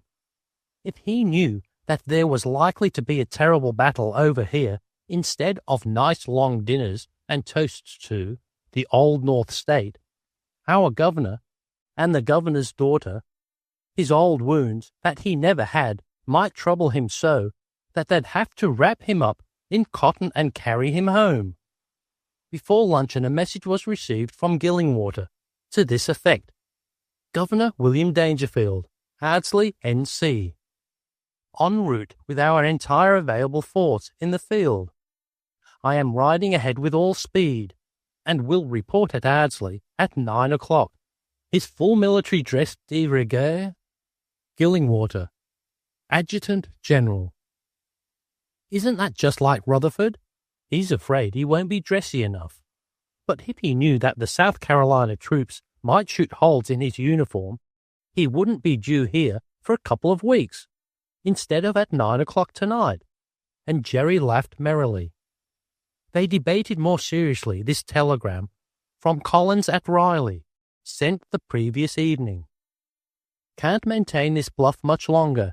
Even the friendly newspapers are growing suspicious. State credit jeopardized by disappearance of Treasurer Foster. Billings of Bronx Loan and Trust here in a great fury over bond matter. Do you know Governor's whereabouts? Things are certainly growing more exciting, was Ardmore's comment. I suppose even a gifted liar like Collins can't muzzle the press forever. You can't go on fooling all North Carolina all the time, either, said Jerry. And I suppose when Papa gets tired of being scared, he will turn up in Riley and tell some plausible story about where he has been and what has happened. When it comes to being plausible, no one can touch Papa. Maybe he's dead, suggested Ardmore gloomily. That is a real inspiration on your part, Mr. Ardmore, and it's very sweet of you to mention it. But I have no idea that any harm has come to Papa.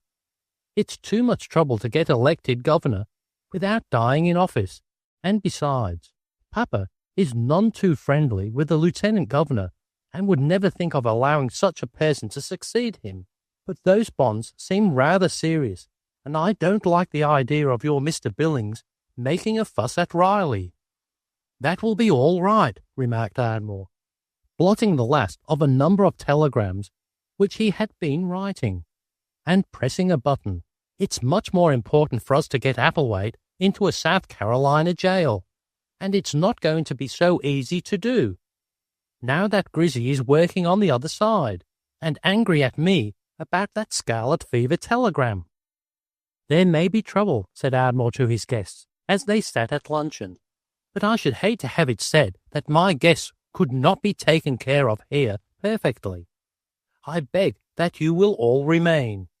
If there's to be a row, why don't you call the police, and be done with it, asked a sad young member of the company. His motor number had so often figured in reports of speed law violations that he was known as 1880.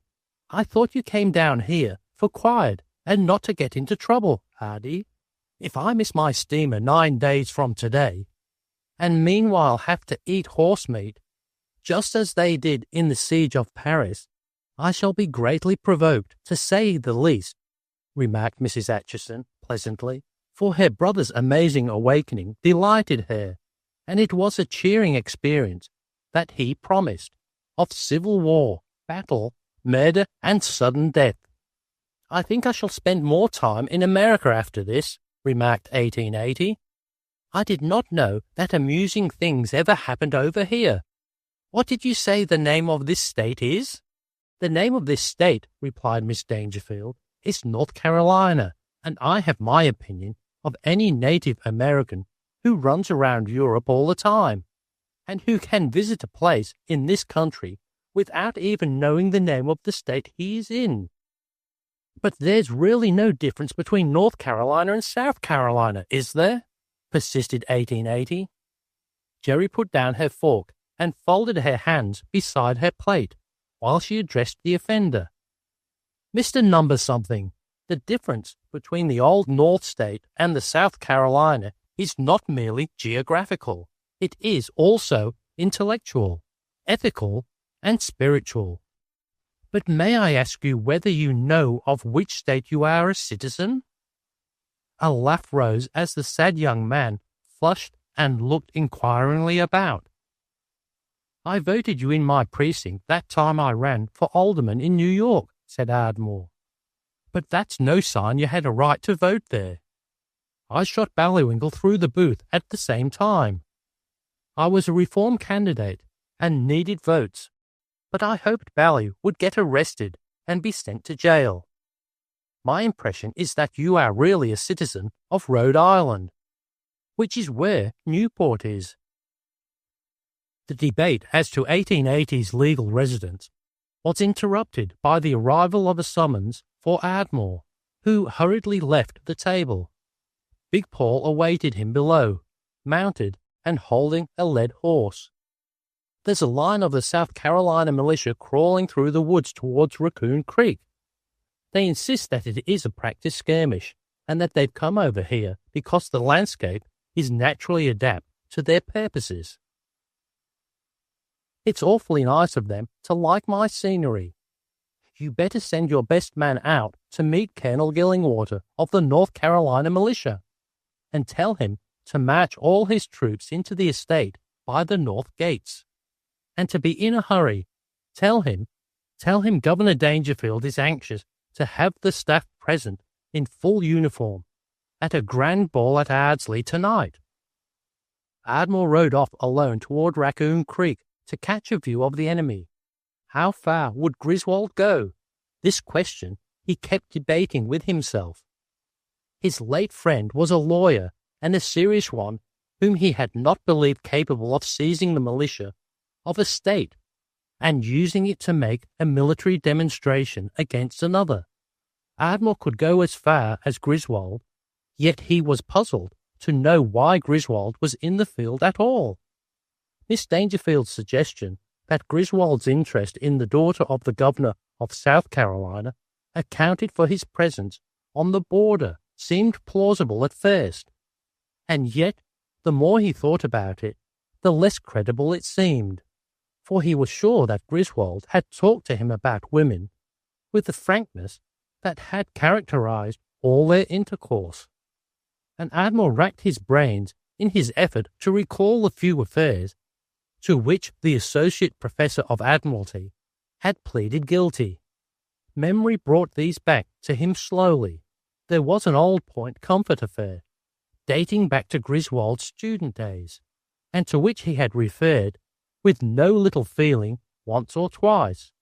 And there was a York Harbour affair that came a little later, and there was the girl he had met on a steamer, about whom Griswold had shown sensitiveness when Ardmore had made bold to wit him.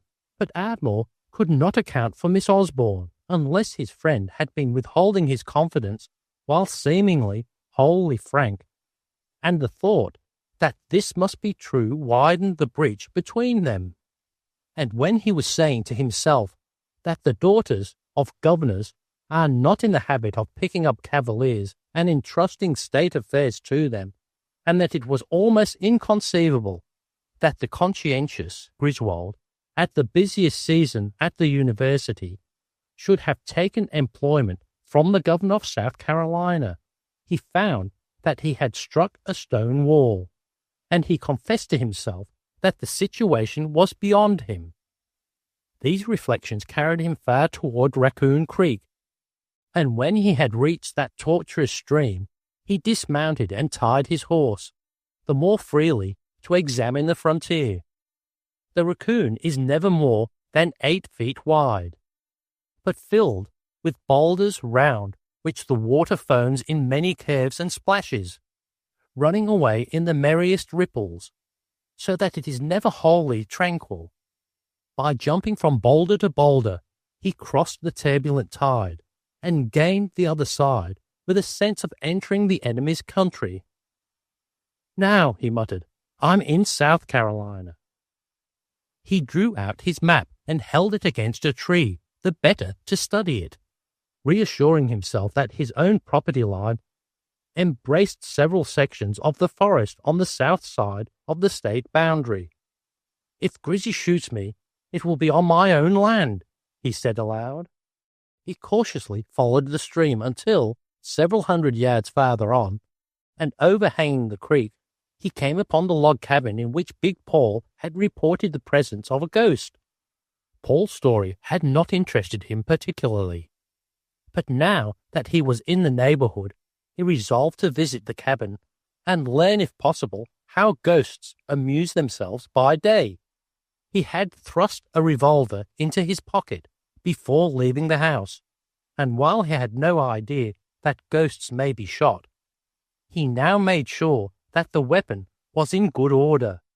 As he sat on a log slipping the cylinder through his fingers, he heard whistling farther along the creek, followed quickly by the snapping of twigs under a heavy tread, and a moment later a tall, slender man broke into view. The stranger was dressed like a countryman, but he was unmistakably not of the Ardsley force of workmen, for these wore a rough sort of uniform. His hands were thrust carelessly into the side pockets of a grey jeans coat. They were thrust in deep so that the coat sagged at the pockets. His trousers were turned up from a pair of rough shoes, and he wore a grey flannelette shirt, the collar of which was guiltless of a tie. He was smooth-shaven, and carried in his mouth a short pipe, which he paused to relight when about a dozen yards from Ardmore. Then, as he held the lighted match above the pipe bowl for an instant to make sure his tobacco was burning, Ardmore jumped up and covered him with the pistol. "I beg your pardon," said the master of Ardsley, "but you're my prisoner." The stranger shook the flame out of the matchstick carefully and threw it away before turning towards his captor. "Young man," he said with perfect self-possession, "don't fool with that gun. It might go off." His drawl was characteristic of the region. His tone was one of amused tolerance. Ardmore was short of stature, and his knickerbockers, leggings, and Norfolk jacket were not wholly consonant with the revolver, which, however, he levelled very steadily at the stranger's head. "You are an intruder on my property," said the master of Ardsley, "and unless I am much mistaken, you have been playing ghost in that cabin. I've heard about you. Your gang has been cutting off my timber about long enough, and this game of playing ghost to scare my men won't do." "Stealing your timber?" And the stranger was clearly surprised.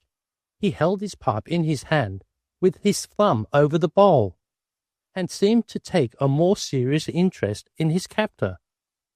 "And now," continued Ardmore, "I am about tired of having this end of the country run by the Applewaites and their disreputable gang, so I am going to lock you up." The stranger turned toward the cabin, one corner of which was plainly visible, and shrugged his shoulders. "I have nothing to do with the Applewaites, and I assure you I am not a timber thief." "Then you must be the one who has lifted a few steers out of my herd." "It makes no difference just what branch of the business you are engaged in, for we're picking up all the gang, and you've got to come along with me." The captive showed signs of anger for the first time.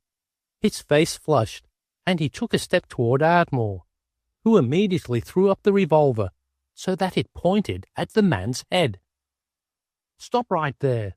We've got Old Man Applewhite, so you've lost your leader, and I tell you the gig's up. We'll have you all in jail before another 24 hours has passed. I judge from the tone of your remarks that you are Ardmore, the owner of Ardsley. Am I right?" "You are quite right, and you are a member of a disreputable gang of outlaws that has been bringing shame upon the state of North Carolina. Now, I want you to march straight ahead of me. Step lively now," and Ardmore flourished the pistol menacingly. "March!" The man hesitated, flung up his head defiantly, then moved slowly forward. The flush in his face had deepened, and his eyes flashed angrily, but Ardmore, his cap on the back of his head, himself presented a figure so severe, so eloquent of righteous indignation, that the stranger tamely obeyed him. "We will cross the creek right here," he ordered. "It's a pretty jump there from that boulder. There, that was bully. Now right along there over the log. See the trail? Good. It was warm and the captive was perspiring freely. He moved along docilely, and finding that he manifested no inclination to bolt, Ardmore dropped the revolver to his side, but with his finger on the trigger. He was very proud of himself, for while to Miss Jerry Dangerfield undoubtedly belonged the honour of capturing the thief Applewhite, yet he had single-handedly arrested a member of the famous gang, and he had already resolved upon a convenient method of disposing of his prisoner. They paused while Ardmore mounted his horse, silencing the captive, who took the opportunity to break out protestingly against what he termed an infamous outrage upon personal liberty. "You've taken me from one state into another without due process of law," declared the stranger, thinking to impress Ardmore, as that young gentleman settled himself in his saddle. "Go right on now. That's a good fellow," replied the master of Ardsley, lifting the revolver warmingly. "Whether it's North Carolina or South Dakota, it doesn't make a particle of difference to me. As I remarked before, it's my property. I tell you, and I do what I please here." "I'll show you whether you do or not," snorted the prisoner, who was trudging along doggedly, with the nose of Ardmore's horse occasionally poking his back. They soon reached a field where some labourers were at work, and Ardmore called them to him for instructions. "Boys, this is one of the timber thieves. Put him in that corn crib until I come back for him. The nights are warm, the sky is perfectly clear, and you will kindly see that he does not lack for food." The two of the men jumped forward and seized Ardmore's prisoner, who now broke forth in a torrent of wrath, struggling vigorously in the hands of the sturdy fellows who had laid violent hands on him. "That's right, boys, that's right, easy there. Now in he goes." A series of corn cribs fringed the field, and into one of these, from which half the corn had been removed, the prisoner was thrust sprawling upon the yellow ears, and when he rose and flung himself round, the door of the corn crib slammed in his face. He bellowed with rage now, seeing that his imprisonment was a serious matter, and that it seemed likely to be prolonged indefinitely. "They always told me you were a fool," he howled, "but I didn't know anything as crazy as you are was loose in the world. Thank you, the head of your gang is much more polite. He's sitting on his case of Chateau Bizet in my wine cellar, playing solitaire." "Applewhite in your wine cellar?" bawled the captive in astonishment. "Certainly. I was afraid to lock him in a room with a bath for fear it might give him hydrophobia, but he's perfectly content in the wine cellar. What are you going to do with him?" "I haven't decided yet just what to do with him, but the scoundrel undoubtedly belongs in South Carolina, and I have every intention of making his own state punish him." The prisoner leaned heavily against his prison door, and glared out upon his jailer with a new, fierce interest. "I tell you, I've nothing to do with the Applewhites. I don't want to reveal my identity to you, you young beggar, but I demand my legal rights." "My dear sir," retorted Ardmore, "you have no legal rights, for the writ of habeas corpus doesn't go here. You seem rather intelligent for a barn burner and timber thief. Come now, what is your name?" The prisoner gazed down upon the impenetrable figure of his captor through the slats of the corn crib. Ardmore returned his gaze with his most bland and childlike air. Many people had been driven to the point of madness by Ardmore's apparent dullness. The prisoner realized that he must launch a thunderbolt if he would disturb a self-possession so complete, a tranquillity as sweet as the fading afternoon. "Mr. Ardmore, I dislike to do it, but your amazing conduct makes it necessary for me to disclose my identity." And the man's manner showed real embarrassment. I knew it, nodded Ardmore, folding his arms across his chest. You're either the King of Siam or the Prince of Potosky. As either, I salute you." "No," roared the captive, beating impotently against the door of the cage with his hands. "No, I'm the Governor of South Carolina." This statement failed, however, to produce the slightest effect on Mr. Ardmore, who only smiled slightly, a smile less incredulous than disdainful. "Oh, phew, that's nothing," he replied. "I'm the Governor of North Carolina." And mounting his horse, he gravely lifted his hat to the prisoner and galloped away. While Mr. Ardmore was securing his prisoner in the corn crib, it may be interesting to return for a moment to the haunted log cabin on Raccoon Creek, the interior of which was roughly but comfortably furnished. Above were two small sleeping rooms, and beside the bed in each stood a suitcase and a hand satchel. In each room hung, on convenient hooks, a long black frock coat, a pair of trousers of light cloth, and a broad-brimmed black felt hat. Coat, trousers, and hat were exactly alike. In the room below sat a man in his shirt sleeves, his feet on a cheap deal table, blowing rings from a cigar.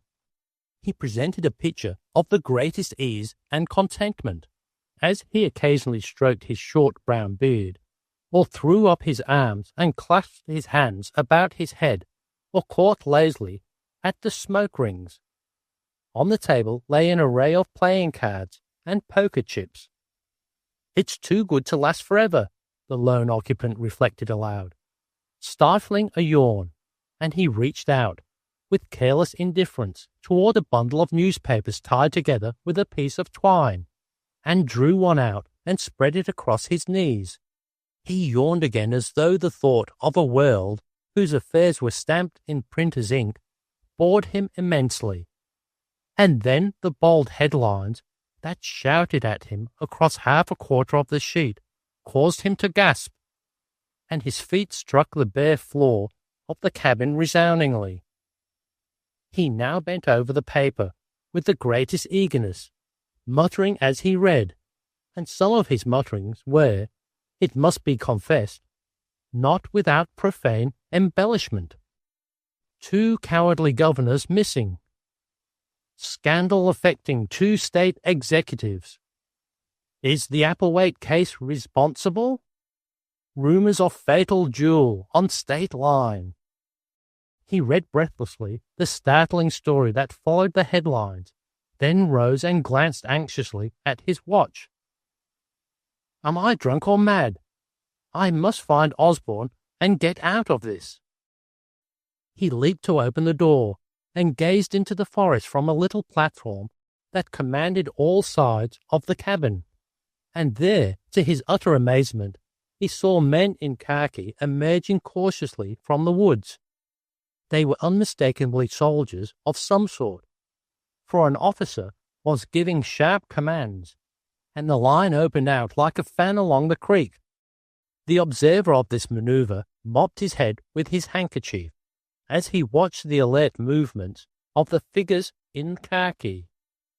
He was so absorbed that he failed to hear stealthy steps at the rear of the platform, but he was now rudely aroused by two uniformed youngsters with SCNG on their caps, who sprang upon him and bore him with a crash to the pungent floor. "You're our prisoner," shouted one of them, rising when he found that the prisoner yielded without resistance. "What for?" blurted the captive, sitting up and rubbing his elbows. "For being Bill Applewhite, alias Petite. Get up, now, and come with us to headquarters, or my instructions are to break your head." "Who in the devil are you?" panted the prisoner.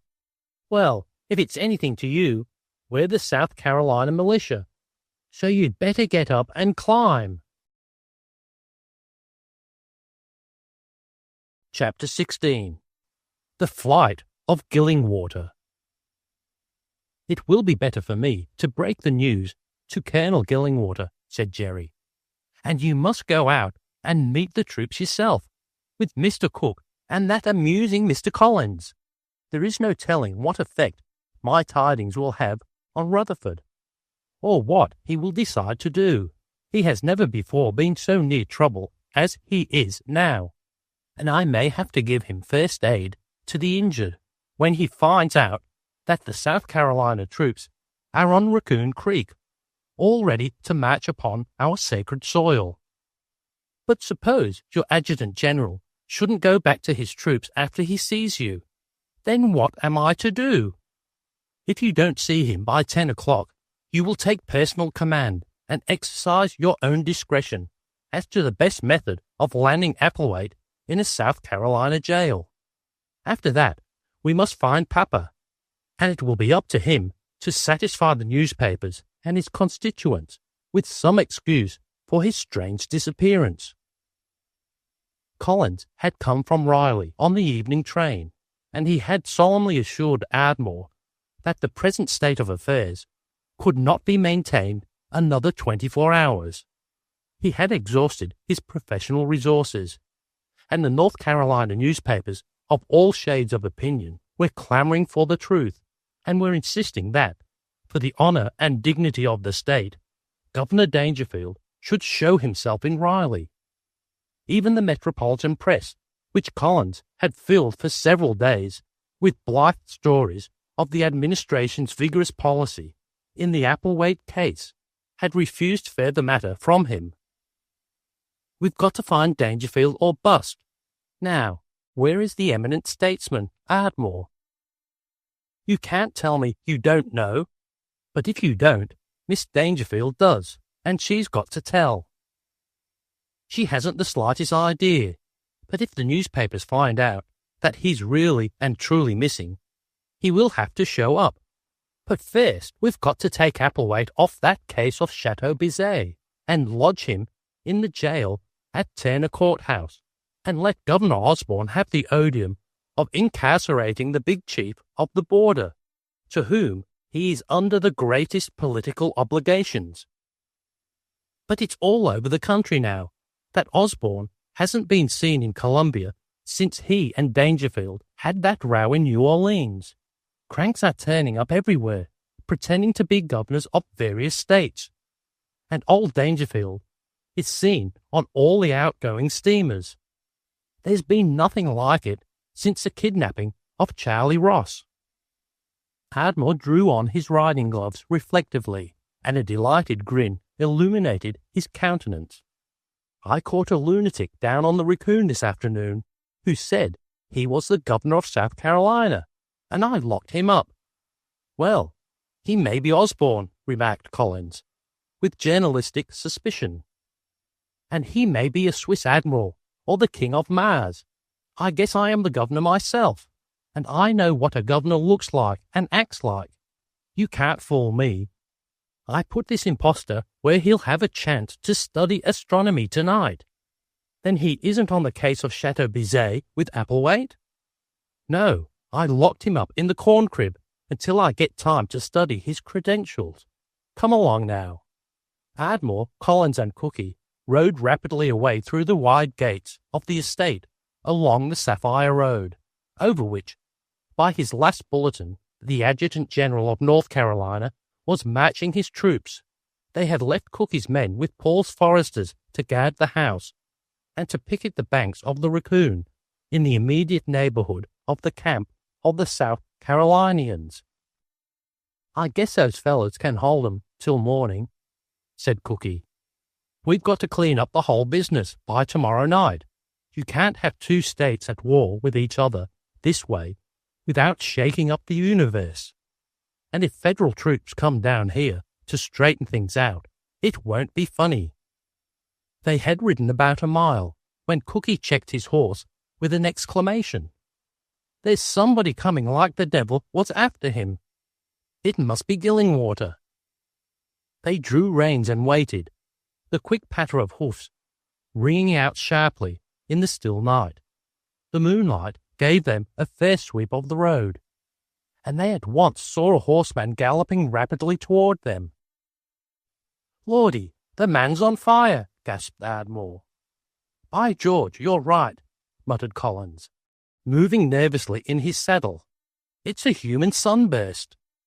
It's only his gold braid, explained the particular cookie. He must have on solid gold armour, then, declared Collins. Seeing three men drawn across the road, the horseman began to check his flight. Men, he shouted, as his horse pawed the air with its forefeet. Is this the road to Ardsley? Right you are, yelled Cookie, and they were aware of a flash, a glitter, that startled and dazzled the eye, and Colonel Rutherford Gillingwater thundered on. Ardmore looked at his watch. He's undoubtedly a man of action, if I ever saw one, and I think we are to be congratulated on having so gallant a commander for our troops, said the master of Ardsley, but the sight of Rutherford Gillingwater had filled his soul with jealous foreboding. He had heard that women are prone to fall in worship before warriors in their battle armour, and he was sure that Jerry Dangerfield was a girl of infinitely kind heart, who might not, when face to face with the issue, subject the man she had engaged to marry to any severe test. They rode on, however, and saw presently the lights of campfires, and a little later were ceremoniously halted at the roadside by an armed guard. It had been arranged that Collins, who had once been a second lieutenant in the Georgia militia, should be present as an officer of the regular army, detailed as special aid to Governor Dangerfield during the encampment, and that, in case Gillingwater failed to return promptly, he should take command of the North Carolina forces. An open field had been seized for the night's camp, and the tent already shone white in the moonlight. The three men introduced themselves to the militia officers, and Collins expressed their regret that they had missed the adjutant general. Governor Dangerfield wishes you to move your force onto Ardsley, should we fail to meet Colonel Gillingwater, and you had better strike your tents and be in readiness to advance in case he doesn't personally return with orders. Captain Collins, as he had designated himself, apologized for not being in uniform. I lost my baggage train, he laughed, and Governor Dangerfield is so anxious not to miss this opportunity to settle the Applewhite case that I hurried out to meet you with these gentlemen. Applewhite, exclaimed the group of officers in amazement. None other than the great Applewhite, responded Collins. The governor has him in his own hands at last, and is going to carry him across the border and into a South Carolina bastille, as a little pleasantry on the governor of South Carolina. He's had a sudden change of heart if he's captured Applewhite, remarked a major incredulously. His policy has always been to let old Bill alone. It's only a ripple of the general reform wave that's sweeping the country, suggested Ardmore cheerfully. Turn the rascals out, put the rascals in, keep the people hopeful and the jails full. That's the Dangerfield watchword. Well, I guess Dangerfield knows how to drive the hearse if there's got to be a funeral, observed the quartermaster. The governor's not a man to ride inside if he can find another corpse. And they all laughed and accepted the situation as promising better division than they had expected from the summer manoeuvres. The militia officers gave the necessary orders for breaking the half-formed camp, and then turned their attention to the entertainment of their guests. Ardmore kept track of the time, and promptly at 10 o'clock Collins rose from the log by the roadside where they had been sitting. We must obey the governor's orders, gentlemen, said Collins courteously, and march at once to Ardsley. I, you understand, am only a courier, and your guest for the present. If you please, asked Cookie, when the line had begun to move forward. What is that wagon over there? He pointed to a mule team hitched to a quartermaster's wagon that a negro was driving into position across the rough field. It was piled high with luggage, a pyramid that rose black against the heavens, one of the militia officers, evidently greatly annoyed, bawled to the driver to get back out of the way. "Pardon me," said Collins politely, "but is that your personal baggage, gentlemen?" "That belongs to Colonel Gillingwater," remarked the quartermaster. "The rest of us have a suitcase apiece." "Do you mean," demanded Ardmore, "that the adjutant general carries all that luggage for himself?" "That is exactly it, but," continued the quartermaster loyally, "you never can tell what will happen when you take the field this way, and our chief is not a man to forget any of the details of military life. In Washington we all think very highly of Colonel Gillingwater," remarked Collins, "with noble condescension, and in case we should become involved in war, he would undoubtedly be called to high rank in the regular establishment." "It's too bad," said Cookie, as the three drew aside and waited for a battery of light artillery to rumble into place behind the infantry. "It's too bad, Collins, that it didn't occur to you to impersonate the President of the French Republic or Emperor William. You'll be my death before we finish this job." "This won't be so funny when Dangerfield gets hold of us," grinned the reporter. "We better cheer up all we can now. We're playing with the state of North Carolina as though it were a beanbag. But what's that over there?" The pyramidal baggage wagon had gained the road behind them and lingered uncertainly, with the driver asleep and waiting for orders. The conspirators were about to gallop forward to the head of the moving column when Collins pointed across the abandoned campground to where a horseman, who had evidently made a wide detour of the advancing column, rode madly toward the baggage wagon. "The gentleman's trying to kill his horse, I should judge," murmured Ardmore. "By Jove!" "It's Gillingwater," chorused the trio. The rider in his haste had overlooked the men in the road. He dashed through the wide opening in the fence left by the militiamen, took the ditch by the roadside at a leap, wakened the sleeping driver on the wagon with a roar, and himself leaped upon the box and began turning the horses. "What do you think he's doing?" asked Cookie. "He's in a hurry to get back to Mother's cooking," replied Ardmore.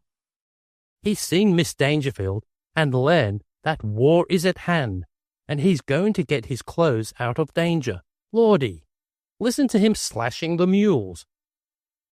"But you don't think—" The wagon had swung round and already was in rapid flight. Collins howled in glee. "Come on, we can't miss a show like this." "Leave the horses then. There's a hill there that will break his neck. We'd better stop him if we can," cried Cookie, dismounting. They threw their reins to the driver of the wagon, who had been brushed from his seat by the impatient adjutant general, and was chanting weirdly to himself at the roadside.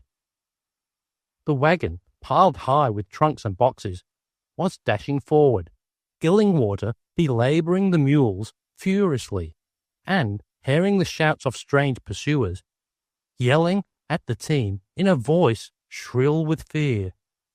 "Come on, boys," shouted Ardmore, thoroughly aroused.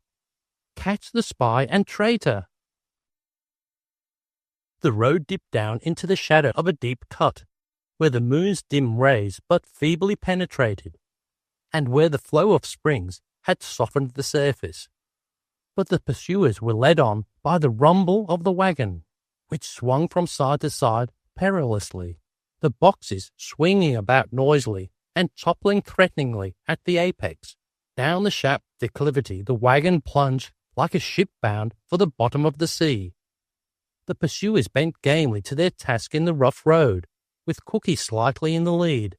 Suddenly he shouted warningly to the others, as something rose darkly above them like a black cloud, and a trunk fell with a mighty crash only a few feet ahead of them.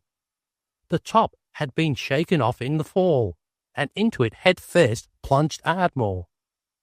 "There's another coming," yelled Collins. And a much larger trunk struck and split upon a rock at the roadside. Clothing of many kinds strewed the highway. A pair of trousers, flung fiercely into the air, caught on the limb of a tree, shook free like a banner, and hung there somberly etched against the stars. Ardmore crawled out of the trunk, screaming with delight.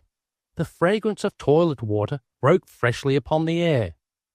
"It's his ammunition," bawled Ardmore, rubbing his head where he had struck the edge of a tray. "His scent bottles are smashed, and it's only by the grace of Providence that I haven't cut myself on broken glass."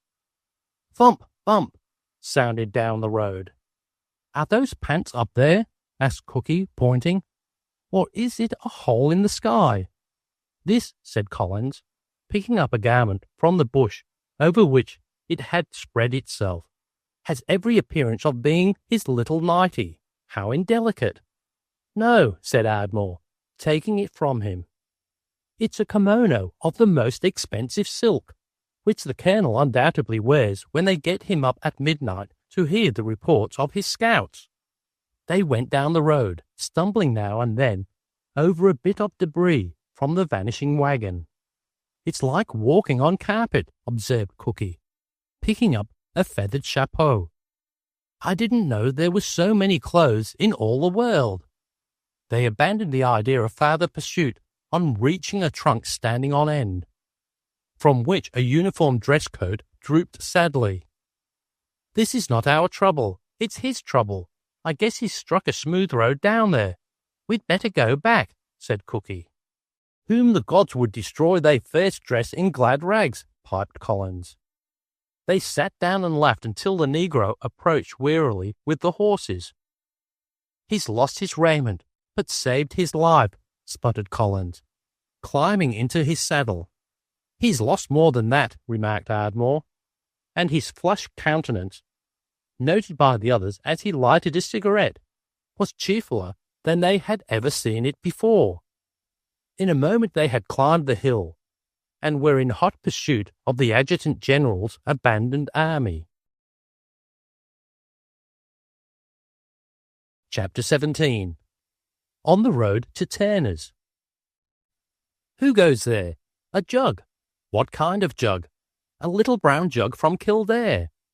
Thus Mr. Thomas Ardmore tested his pickets with a shibboleth of his own devising. The sturdy militiamen of North Carolina patrolled the north bank of Raccoon Creek at midnight, aware that riotous flood alone separated them from their foes. The terraces at Ardsley bristled with the guns of the First Light Battery, while, upon a cot in the wine cellar beneath, Mr. Bill Applewaite, alias Petite, slept the sleep of the just. He was rudely aroused, however, at 9 o'clock in the morning by Ardmore, Cookie and Collins, and taken out through the kitchen to one of the Ardsley farm wagons. Big Paul held the reins, and 4 of Cookie's detectives were mounted as escort. Ardmore, Cookie, and Collins were to accompany the party as a board of strategy in the movement upon Turner Courthouse, South Carolina. Applewaite, the terror of the border, blinked at the lanterns that flashed about him in the courtyard. He had been numbed by his imprisonment, and even now he yielded himself docilely to the inevitable. His captor in the first instance at Mount Nebo had been clear enough, and he could have placed his hand on the men who did it if he had been free for a couple of hours. This he had pondered over his solacing solitaire as he sat on the case of Chateau Bizet in the Ardsley wine cellar. But the subsequent events had been altogether too much for him. He had been taken from his original captors by a girl, and while the ignominy of this was not lost on the outlaw, his wits had been unequal to the further fact, which he had no ground for disbelieving, that this captive within the walls of Ardsley had been due to a daughter of the very governor of North Carolina, whom he had counted his friend.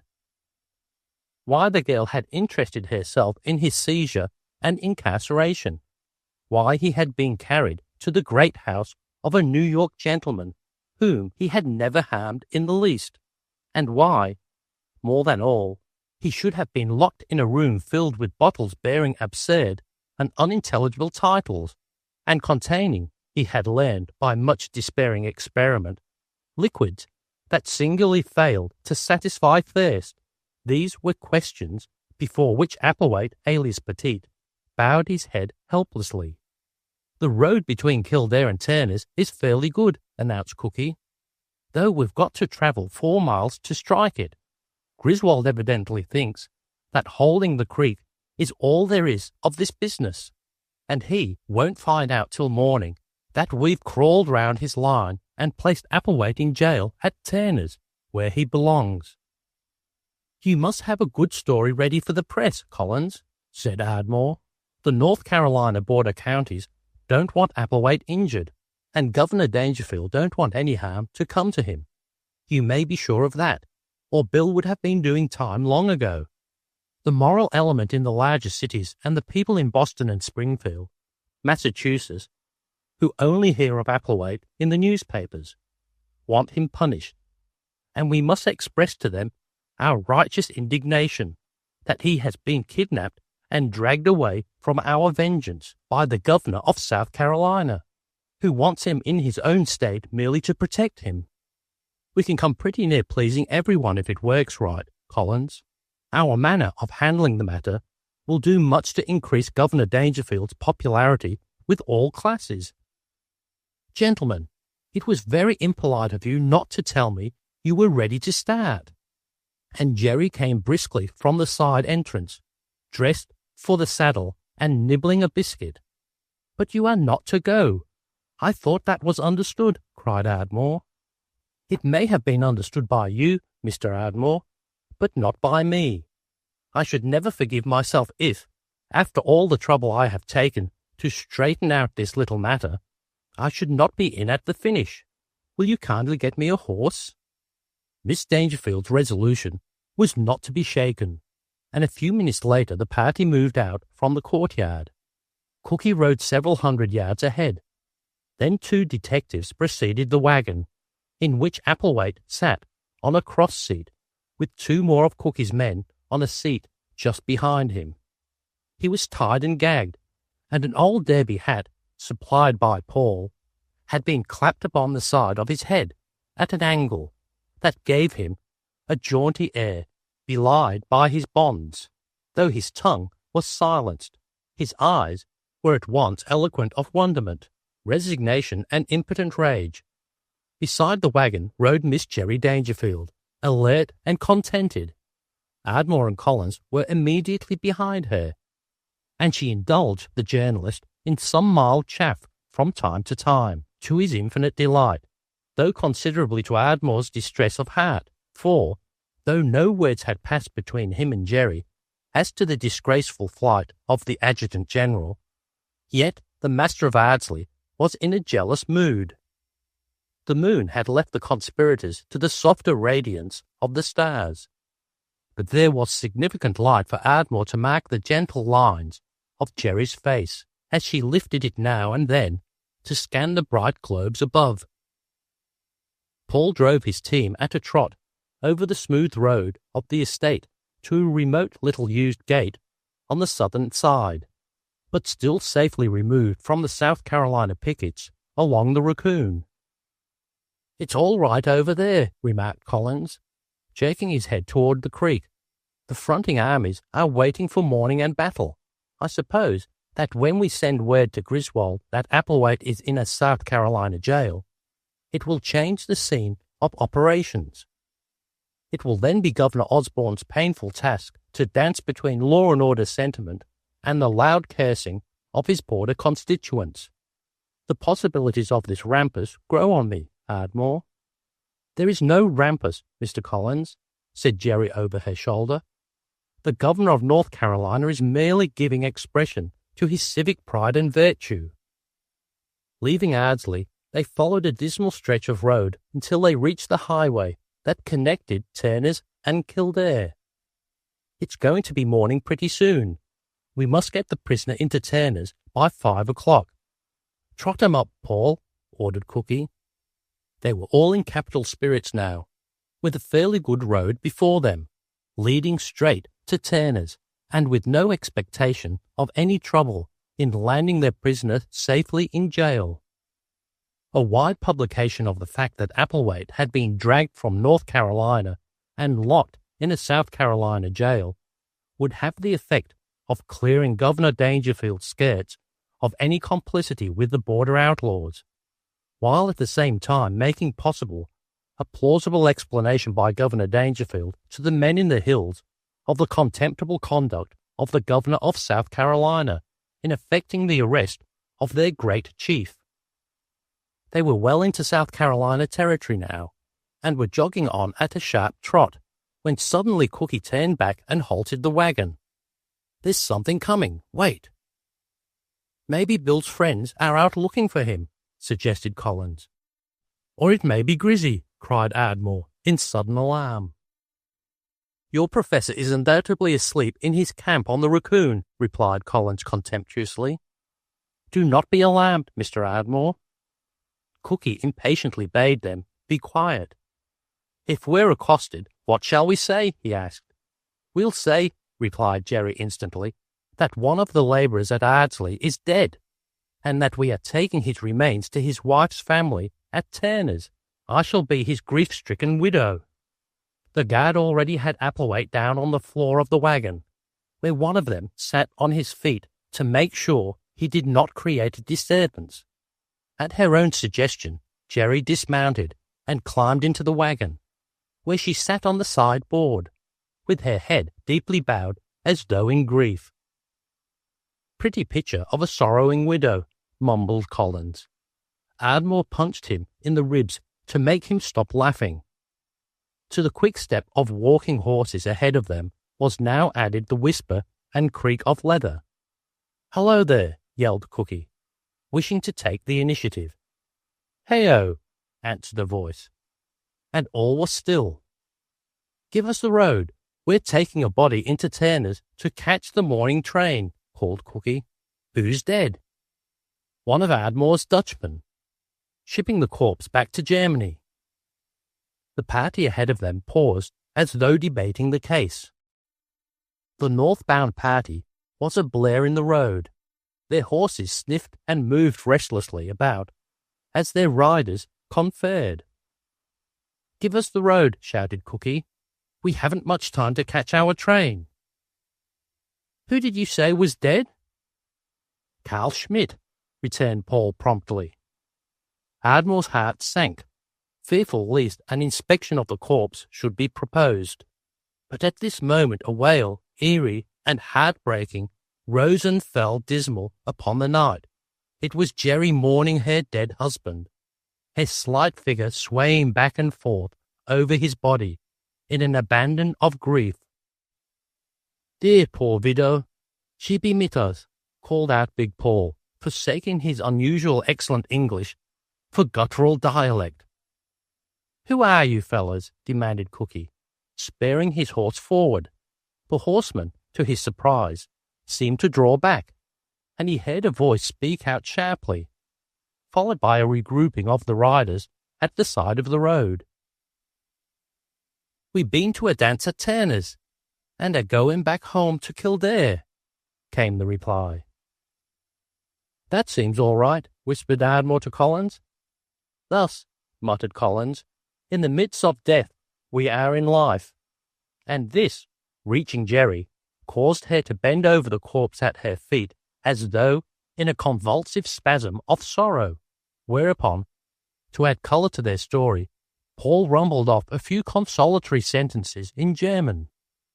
"Give us the road," commanded Cookie, and without further parley they started ahead, closing about the wagon to diminish, as far as possible, the size of the caravan. Paul kept the horses at a walk, as became their sad errand, and Jerry continued to weep dolorously. They passed the horsemen at a slight rise in the rolling road. The party bound for Turner's moved steadily forward. The horsemen huddled about the wagon, with Jerry's led horse between Ardmore and Collins at the rear. At the top of the knoll hung the returning dancers, well to the left of the road, permitting with due respect the passing of the funeral party.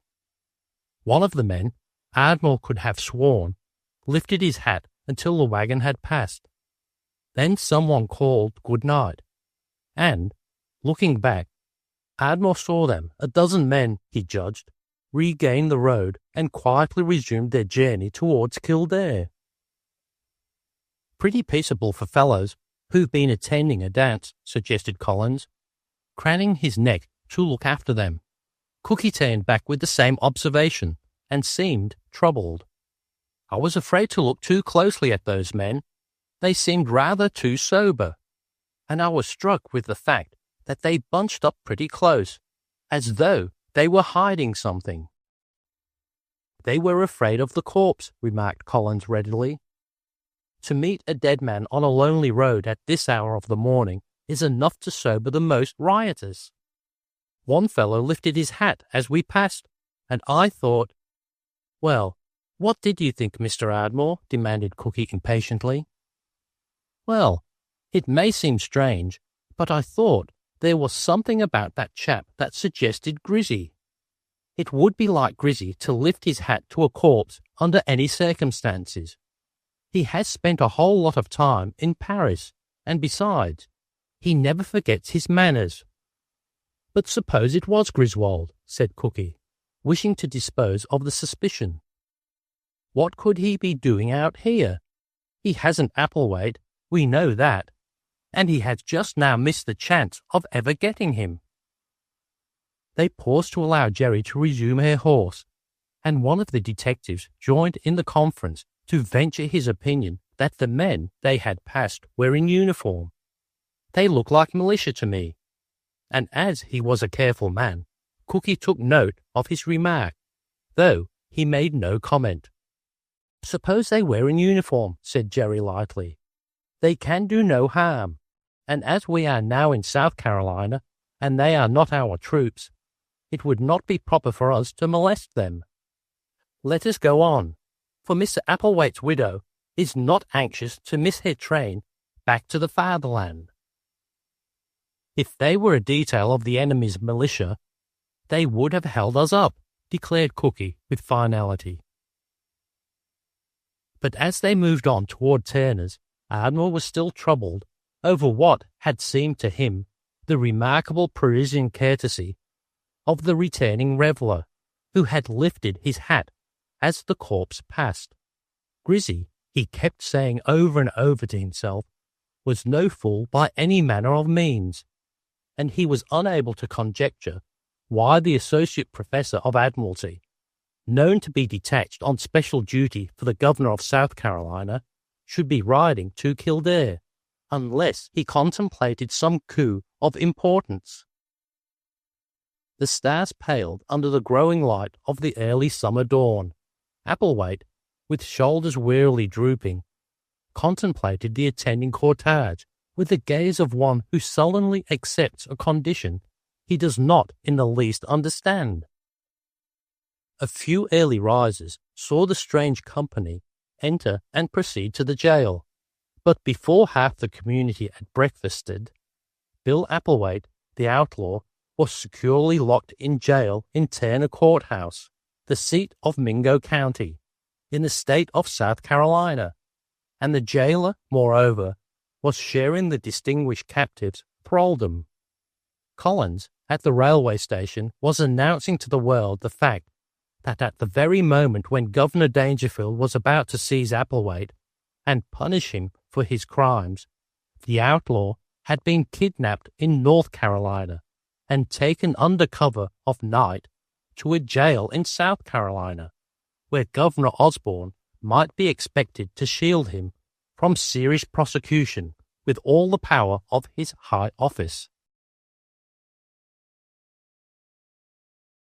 Chapter 18. The Battle of the Raccoon.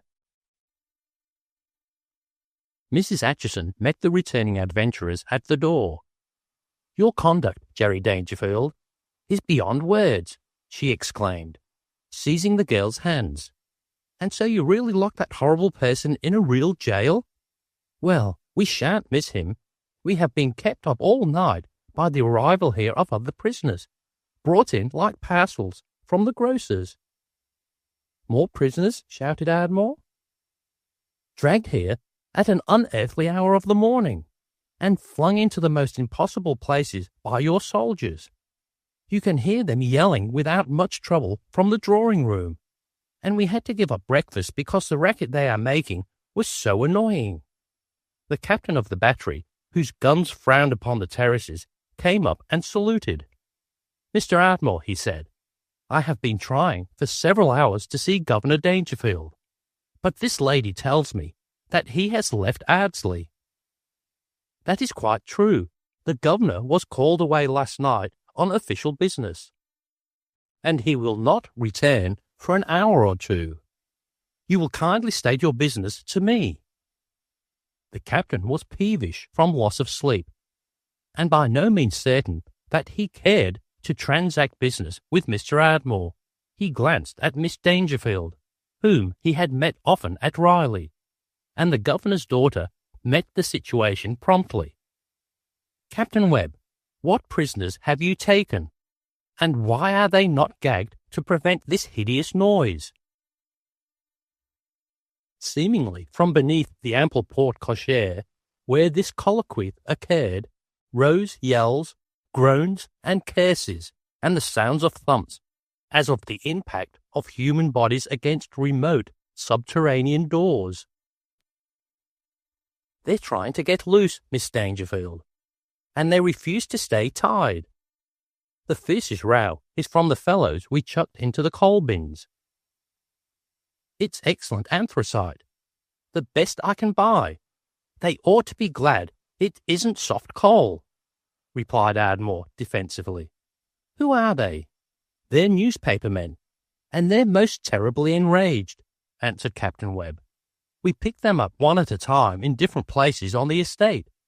They say they're down here looking for Governor Dangerfield. Collins grinned his delight. Oh, perfect hour, he sang. We'll keep them until they promise to be good and print what we tell them. The little squeaky voice you hear occasionally, hark, that's Peck of the Consolidated Press. He scooped me once on a lynching, and here he is where I get even with him. You have done well, Captain Webb, said Jerry with dignity, and I shall urge your promotion upon Papa at the earliest moment possible. Are these newspaper gentlemen your only prisoners? No, we gathered up 2 other parties, and one of them is in the servants' laundry. The other, a middle-aged person, I lodged in the tower, where he can enjoy the scenery. He pointed to the tower, from which the flag of North Carolina waved gently in the morning breeze. The prisoner up there made an awful rumpus. He declares he will ruin the whole state of North Carolina for this. Here is his card, which, in a comparatively lucid interval, he gave me to hand to you at the earliest possible moment. And Captain Webb placed a visiting card in Ardmore's hands. A smile struggled for the possession of Ardmore's countenance, but he regained control of himself promptly, and his face grew severe. He gave the card to Jerry, who handed it to Mrs. Acheson, and that lady laughed merrily. Your prisoner, Captain Webb, is George P. Billings, Secretary of the Bronx Loan and Trust Company of New York. What was he doing when you seized him? Demanded Ardmore. He was chasing the gentleman who's resting on the anthracite. He chased him and chased him around a tea house out here somewhere on the place, and finally this person in the coal hole fell, and they both rolled over together. The gentleman in the coal hole declares that he's Foster, the state treasurer of North Carolina. But his face got so scratched on the shrubbery that he doesn't look in the least like Mr. Foster. I have sent him witch hazel and court plaster, and we can get a doctor for his wounds, if necessary, said Mrs. Acheson. The sergeant rushed up in hot haste with a demand from Colonel Dorbenspec of the North Carolina First to know when Governor Dangerfield could be seen. The South Carolina pickets have been withdrawn, and our officers want orders from the governor in person, said the messenger. Then they shall have orders, roared Ardmore. "If our men dare abandon their outposts—" He turned and rode furiously toward the border, and in his rage he had traversed 1,000 yards before he saw that Jerry was close behind him. As they passed the Red Bungalow, the crack of scattering rifle shots reached them. "Go back, go back! The war's begun!" cried Ardmore. But, though he quickened his pace of his horse, Jerry clung to his side. "If there's war, I hope there is, I shall not shrink from the firing line, Mr. Ardmore." As they dashed into their own lines, they came upon the regimental officers, seated in comfortable chairs from the Red Bungalow, calmly engaged in a game of cards. "Great God, men!" blurted Ardmore. "Why do you sit here when the state's honour is threatened? Where was that firing?" "You seem rather placid, gentlemen, to say the least," added Jerry, coldly bowing to the officers, who had risen at her approach. "Unless I am greatly mistaken, that is the flag of South Carolina I see flaunted in yonder field." And she pointed with a gauntleted hand to a palmetto flag beyond the creek. "It is, Miss Dangerfield," replied the colonel politely, "and you can see their pickets occasionally, but they have been drawn back from the creek, and I apprehend no immediate advance." "No advance? Who are we to wait for them to offer battle? Who are we to play bridge and wait upon the pleasure of a cowardly enemy?" And Jerry gazed upon the furious Ardmore with admiration, as he roared at the officers, who stood holding their caps deferentially before the daughter of their commander-in-chief. Ardmore, it was clear, they did not take very seriously, a fact which she inwardly resented. "I don't think it would be quite fair," said the colonel mildly, "to force issues today." "Not force issues," yelled Ardmore. "With your brave sons of the Old North State, not force battle? In the name of the Constitution, I ask you, why not?" "For the reason," replied the colonel, "that the South Carolina troops ate heavily of green apples last night in an orchard over there by their camp, and they have barely enough men to maintain their pickets this morning. These, you can see, they have withdrawn a considerable distance from the creek. Then tell me why they have been firing upon our lines. Why have they been permitted to shoot at our helpless and unresisting men if they are not ready for war? They were not shooting at our men, Mr. Ardmore. Their pickets are very tired from loss of sleep, and they were trying to keep awake by shooting at a buzzard that hung over a field yonder, where there is, our scouts inform us, a dead calf lying in one of your pastures. They shall have better meat. Buzzards shall eat the whole state of South Carolina before night. Colonel, I order you to prepare at once to move your troops across that creek." The colonel hesitated. "I regret to say, sir, that we have no pontoons." "Pontoons? Pontoons? What, by the shade of Napoleon, do you want with pontoons when you have legs?" "Again, sir, I order you to advance your men." It was at this crisis that Jerry lifted her chin a trifle and calmly addressed the reluctant colonel. "Colonel Dorbenspec, in my father's name, I order you to throw your troops across the Raccoon." A moment later, the clear notes of the bugle rose above the splash and bubble of the creek. There was no opportunity for a grand onward sweep. It must be a scramble for the southern shore over the rocks and fallen timber in that mad torrent. And the Raccoon is a stream from all time dedicated to noble uses and destined to hold mighty kingdoms in leash. One might well hesitate before crossing this wayward Rubicon. The Mississippi is merely an excuse for appropriations, the Potomac the sporting ground of congressmen and shad. No other known stream is so happily calculated as the foaming Raccoon to delight at once the gods of battle and the gentle sons of song.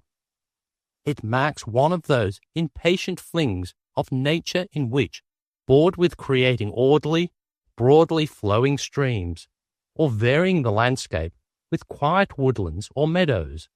She abandons herself for a moment to the madness and, shaking water and rocks together, as in dice box, splashes them out with joyous laughter.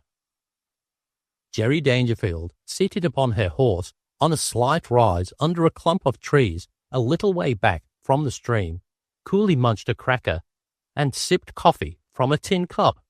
Ardmore, again calm, now that Dorbenspec had been spared to action, smoked his pipe and watched the army prepare to advance. Beyond the creek, and somewhat removed from it on the South Carolina side, a rifle cracked, and far against the blue arch a huge, black, lugubrious object, rising with a last supreme effort, as though to claim refuge of heaven, fell clawing at space with sprawling wings, then collapsed and pitched earthward until the trees on the farther shore hid from sight. A feeble cheer rose in the distance.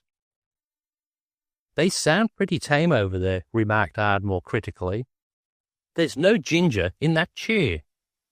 "The ginger," suggested Colonel Dorbenspec ironically, "is probably all in their stomachs." One gun from the battery was brought down and placed on a slight eminence to support the advance, for which all was now in readiness. The bugle sang again, and the men of one company sprang forward and began leaping from rock to rock, silently, steadily moving upon the farther shore. Here and there some brown and khaki-clad figure slipped and splashed into the stream, with a wild confusion of brown leggings. But on they went intrepidly. The captain, leading his men through the torrent, was first to gain the southern shore. He waved his sword, and with a shout his men clambered up the bank and formed in neat alignment. This was hardly accomplished before an ununiformed figure dashed from a neighbouring blackberry thicket and waved a white handkerchief. He bore something in his hand, which to Ardmore's straining vision seemed to be a small wicker basket. "It's a flag of truce," exclaimed Colonel Dorbenspec, and a sigh that expressed incontestable relief broke from that officer. "The cowards!" cried Ardmore. "Does that mean they won't fight?" "It means that hostilities must cease until we have permitted the bearer of the flag to carry his message into our lines." The man with the basket was already crossing the creek in charge of a corporal. "I have read somewhere about being careful of the Greeks bearing gifts," said Jerry. "There may be something annoying in that basket." The bearer of the basket gained the North Carolina shore and strode rapidly toward Miss Dangerfield, Ardmore, and Colonel Dorbenspec. He handed the trifle of a basket to the colonel, who gazed upon its contents for a moment with unspeakable rage. The colour mounted in his neck almost to the point of apoplexy, and his voice bellowed forth an oath so bleak, so fraught with peril to the human race, that Jerry shuddered and turned away her head as from a blast of flame. The colonel cast the wicker basket from him with a force that nearly tore him from his saddle.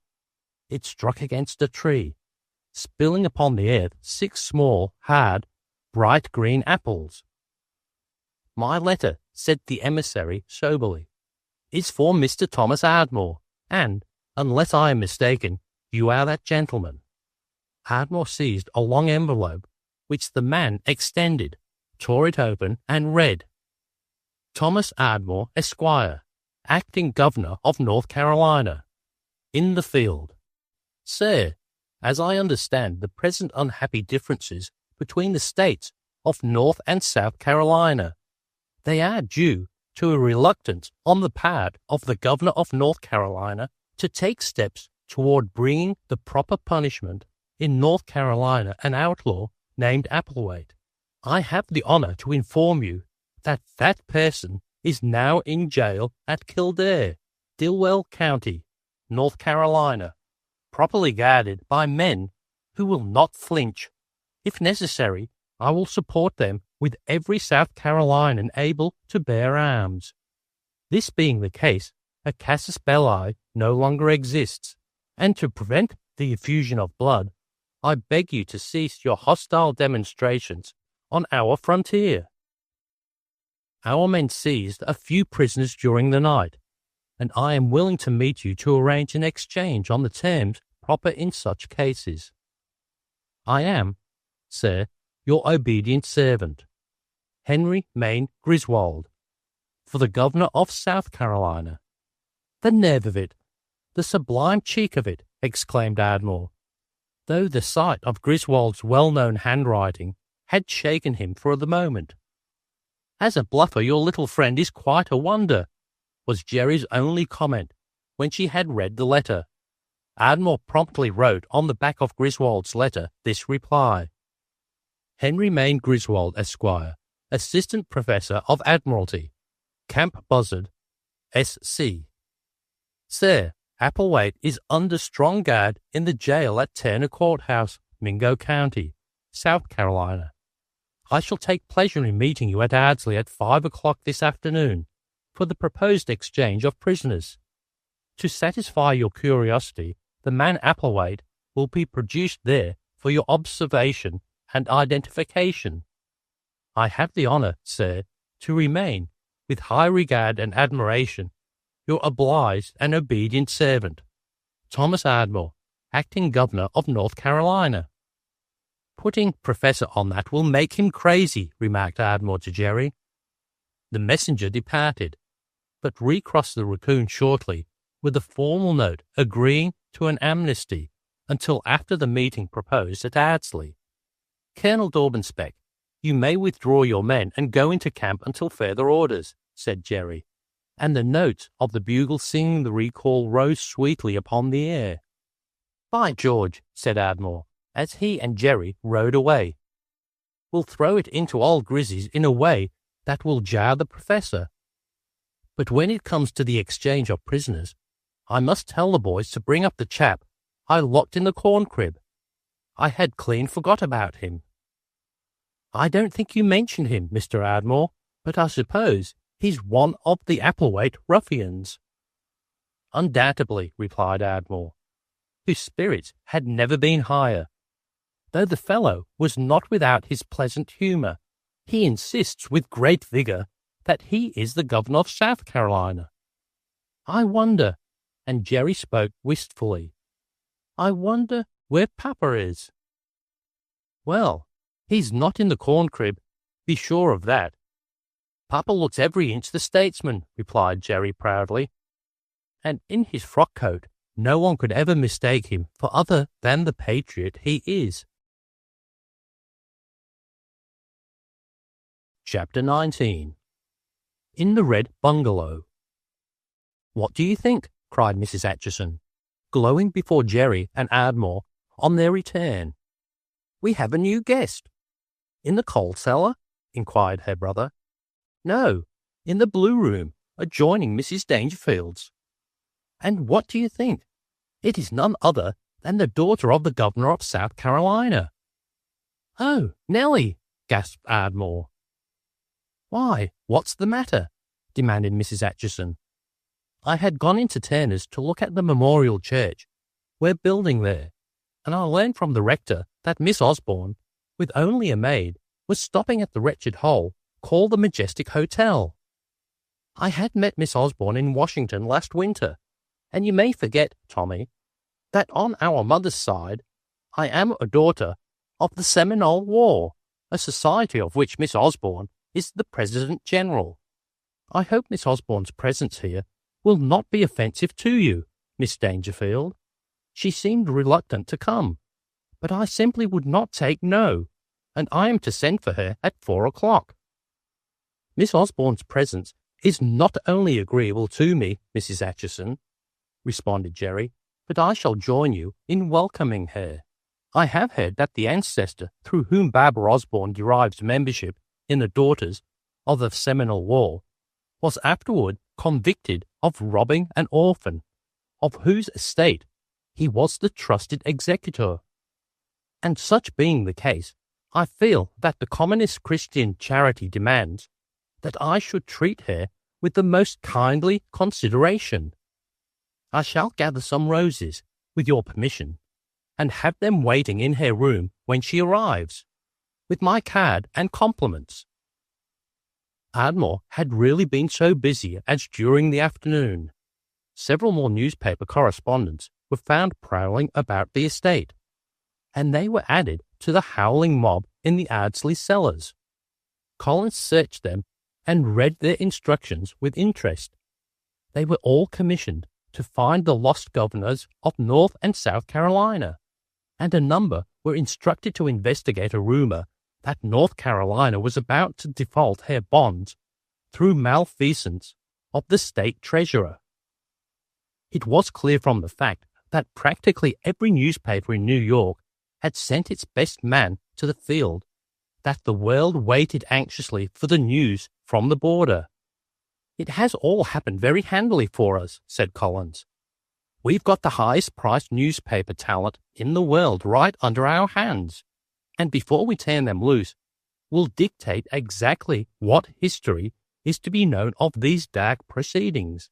Those fellas couldn't get anything out of either Kildare or Turner's for some time, as Paul's men have cut the wires and Cookie has operators at the railway stations to see that nothing is sent out. When we've settled down with Griswold and proved to him that he's lost out and that the real Mr. Applewhite is in his jail, not ours, we'll have to find Governor Dangerfield and be mighty quick about it," replied Ardmore. "Paul says there's a battery of South Carolina artillery guarding the Dilwell County Jail, and that they've fooled the people into thinking they're North Carolina troops, and nobody can get within 4 blocks of the jail. They must have somebody in the jail at Kildare. I don't like the looks of it. I hope those men we left guarding old Applewhite in the Mingo jail know their business.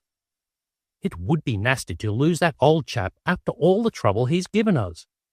They'll keep him or eat him, if I know old Cookie." Jerry, a pleasing figure to contemplate in white lawn and blue ribbons, suggested that the meeting take place in the library, as more like an imperial council chamber, but Ardmore warmly dissented from this. A peace should never be signed, he maintained, in so large a house as Ardsley.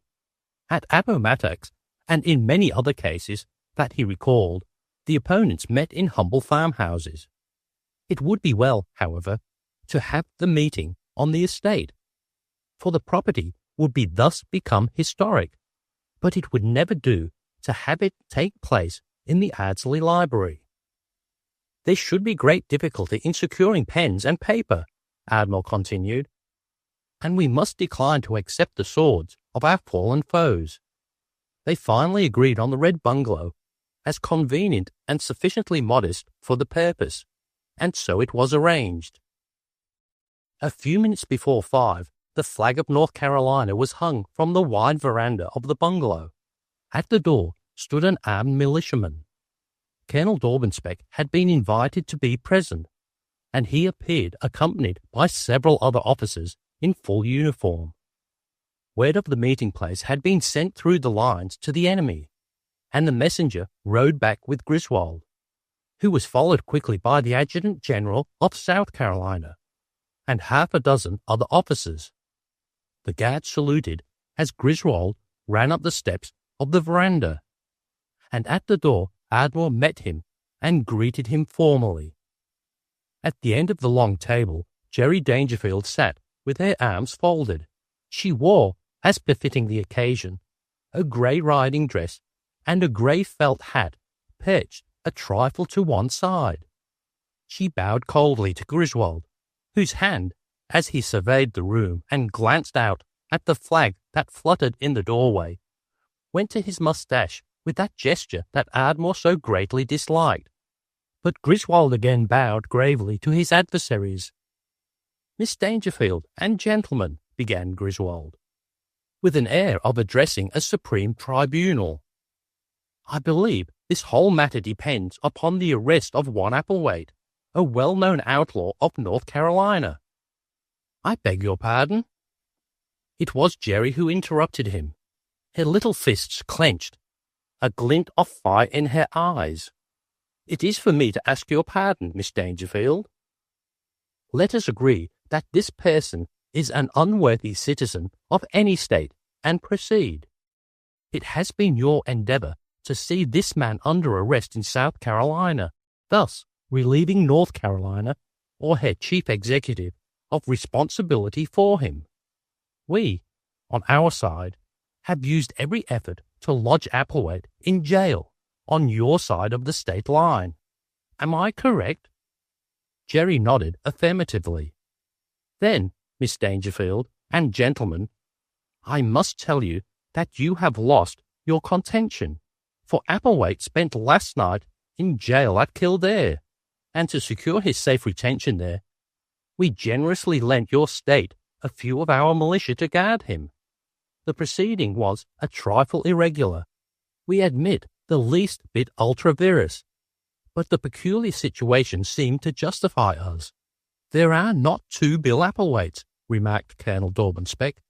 "I assure you that the real criminal spent last night in jail at Turner Courthouse, guarded by trustworthy men, and we are able to produce him." "The quickest way to settle this point, Professor Griswold, is by bringing in your man," remarked Ardmore icily. On the other hand, and Griswold's tone was confident, as there is no reason for doubt that we have the real Applewhite, and as we are on your territory, and in a measure your guests, it is only fair that you produce the man you believe to be Applewhite, that we may have a look at him first." "Certainly," said Jerry. "Our prisoner does not deny his identity. It gives us pleasure to produce him." A nod from Colonel Dorbenspec, the orderly at the door, ran off to where Cookie and the prisoner waited. In the interval, there was a general exchange of introductions at the bungalow. The Adjutant General of South Carolina was in a merry mood and began chaffing Ardmore upon the deadly character of apples found in his orchard beyond the Raccoon. "I deeply regret," said Ardmore, rubbing his chin, "that the Adjutant General of North Carolina is suffering from a severe attack of the paralysis agitans and will be unable to meet with us." "I deplore the fact," replied the Adjutant General of South Carolina, "for one of our scouts picked up a darky in the highway a while ago, who had on a uniform dress coat with the initials R.G. sewed in the pocket." "If you will return that garment to me, General," said Ardmore, "I will see that it reaches Colonel Gillingwater by special messenger, where, upon his couch of pain, he chafes over his enforced absence from the field of danger." Steps sounded on the veranda, and all rose as Cookie appeared in the door, leading his handcuffed prisoner, who stood erect and glared at the company in gloomy silence. "This man," said Ardmore, "we declare to be Bill Applewhite, alias Petite. I ask you, sir," he addressed the prisoner, "to state whether you are not known by one or both of these names?" The man nodded his head and grumbled a reluctant affirmative.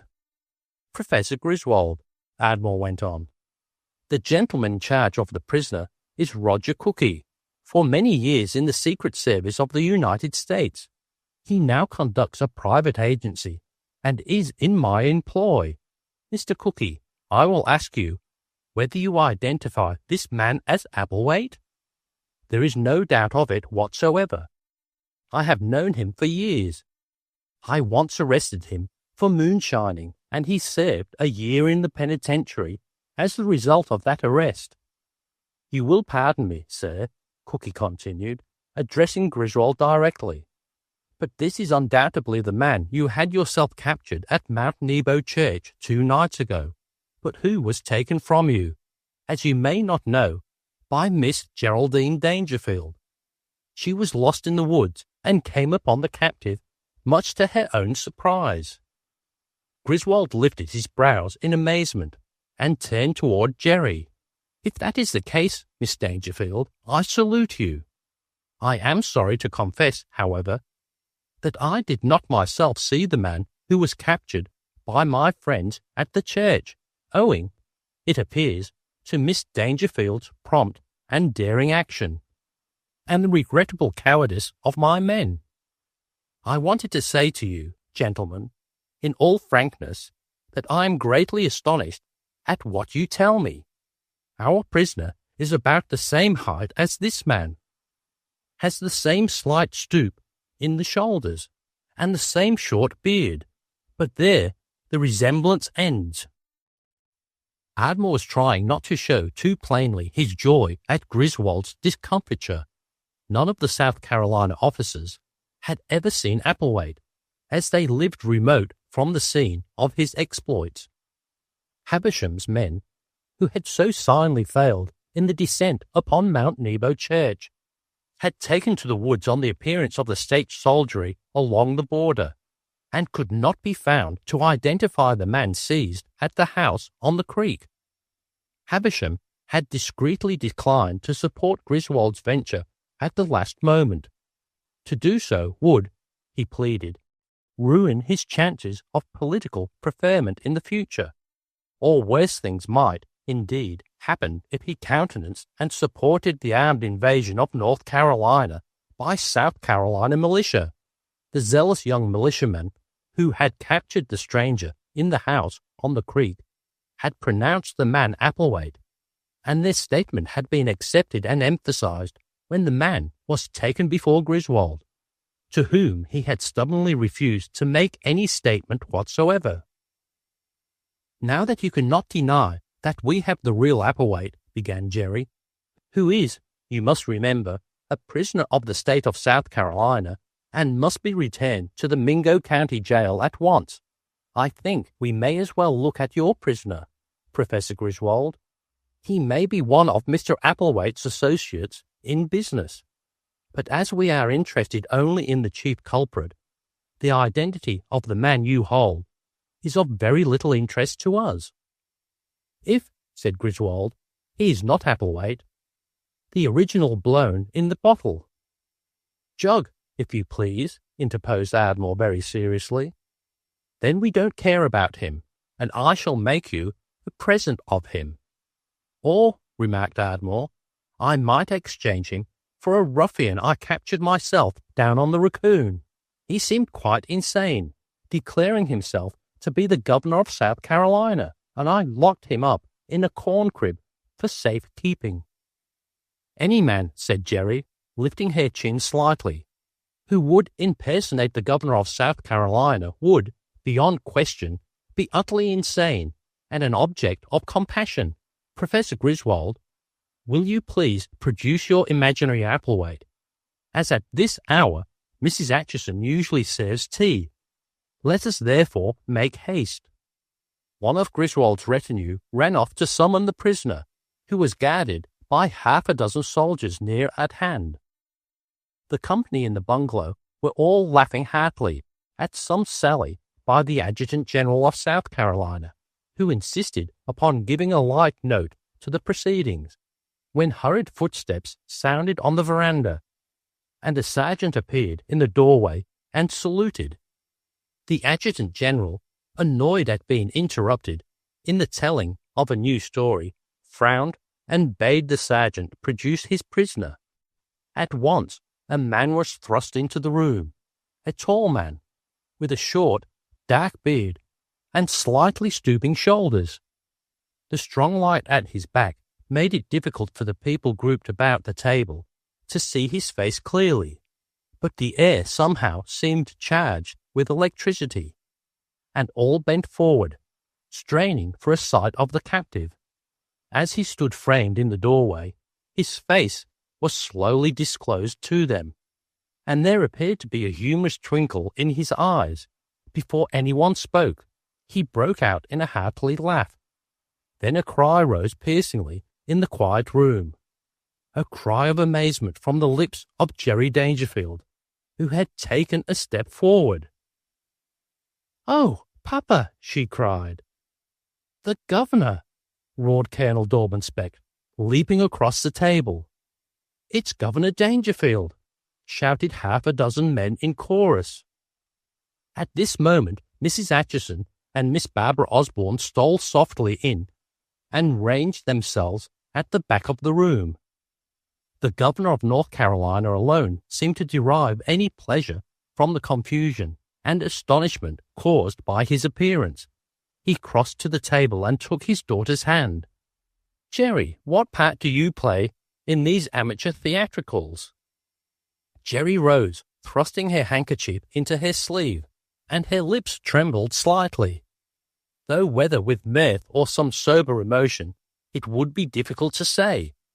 The room at once gave her attention, seeing that she was about to speak.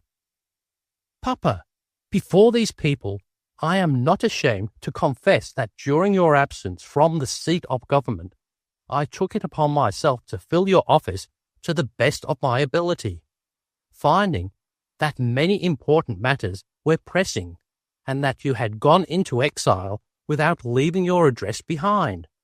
I made Mr. Ardmore, the gentleman on my left in the pale grey suit and lavender tie, first private secretary, and then, when occasion required, acting governor, though in reality he did nothing without my entire approval. I am happy to say that nothing has been neglected, and your reputation as a great statesman and friend of the people has not suffered at our hands. We arrested Mr. Applewhite, who is standing there by the fireplace, and landed him in the Mingo County Jail as a joke on Governor Osborne, and to appease the demands of the press and the Women's Civil League of Riley. The copies of our correspondence on this and other matters will tell you the story more completely. And as for Governor Osborne, I have taught him a lesson in the etiquette that should obtain between governors that he is not likely to forget. You will find that we have not hesitated to grant pardons, and we have filled, in one instance, the office of Justice of the Peace, made vacant by resignation. The key to your desk, Papa, is behind the clock on the mantel in your private room. "Ladies and gentlemen," began the governor of North Carolina, laying a hand upon the table, and with the other seizing the lample of his rough, brown coat, a pose made familiar by all his photographs. "The jails of North Carolina are more uncomfortable than I had believed them to be, and I have taken a slight cold, which compels me to be briefer than this interesting occasion demands. You have witnessed here an exhibition of filial devotion that has, I am sure, touched us all. It is well worth while for me to have suffered arrest and imprisonment to realize the depths of my daughter's love, and the jealousy with which she has safeguarded my private and public honour." He felt for a handkerchief and touched it gently to his eyes, but Collins declared afterward that Governor Dangerfield was exactly like his daughter, and that one never could be sure that his mirth was genuine.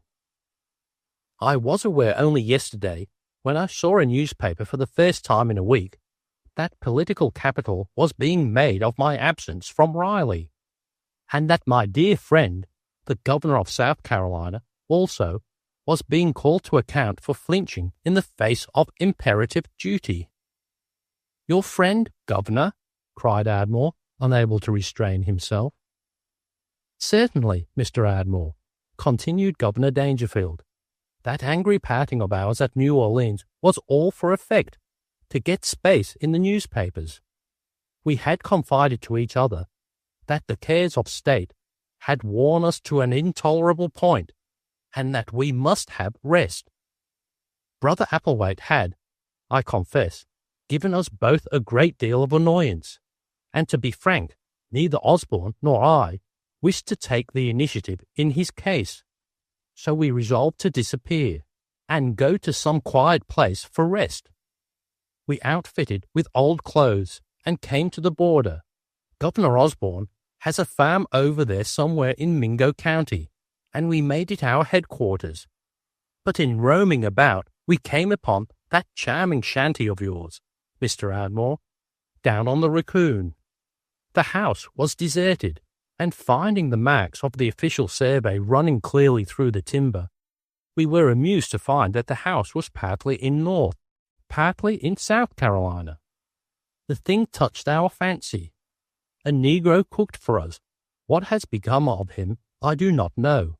We cut ourselves off from the mail and telegraph and received no newspapers until a packet came yesterday, and it was only a few minutes after I saw from the headlines of the Vidette what a row was going on that I realized that strange things may happen when the king goes a-hunting. As he paused, Miss Osborne stepped forward, the men making way for her. If this be true, Governor Dangerfield, may I ask you, sir, what has become of my father? Governor Dangerfield smiled.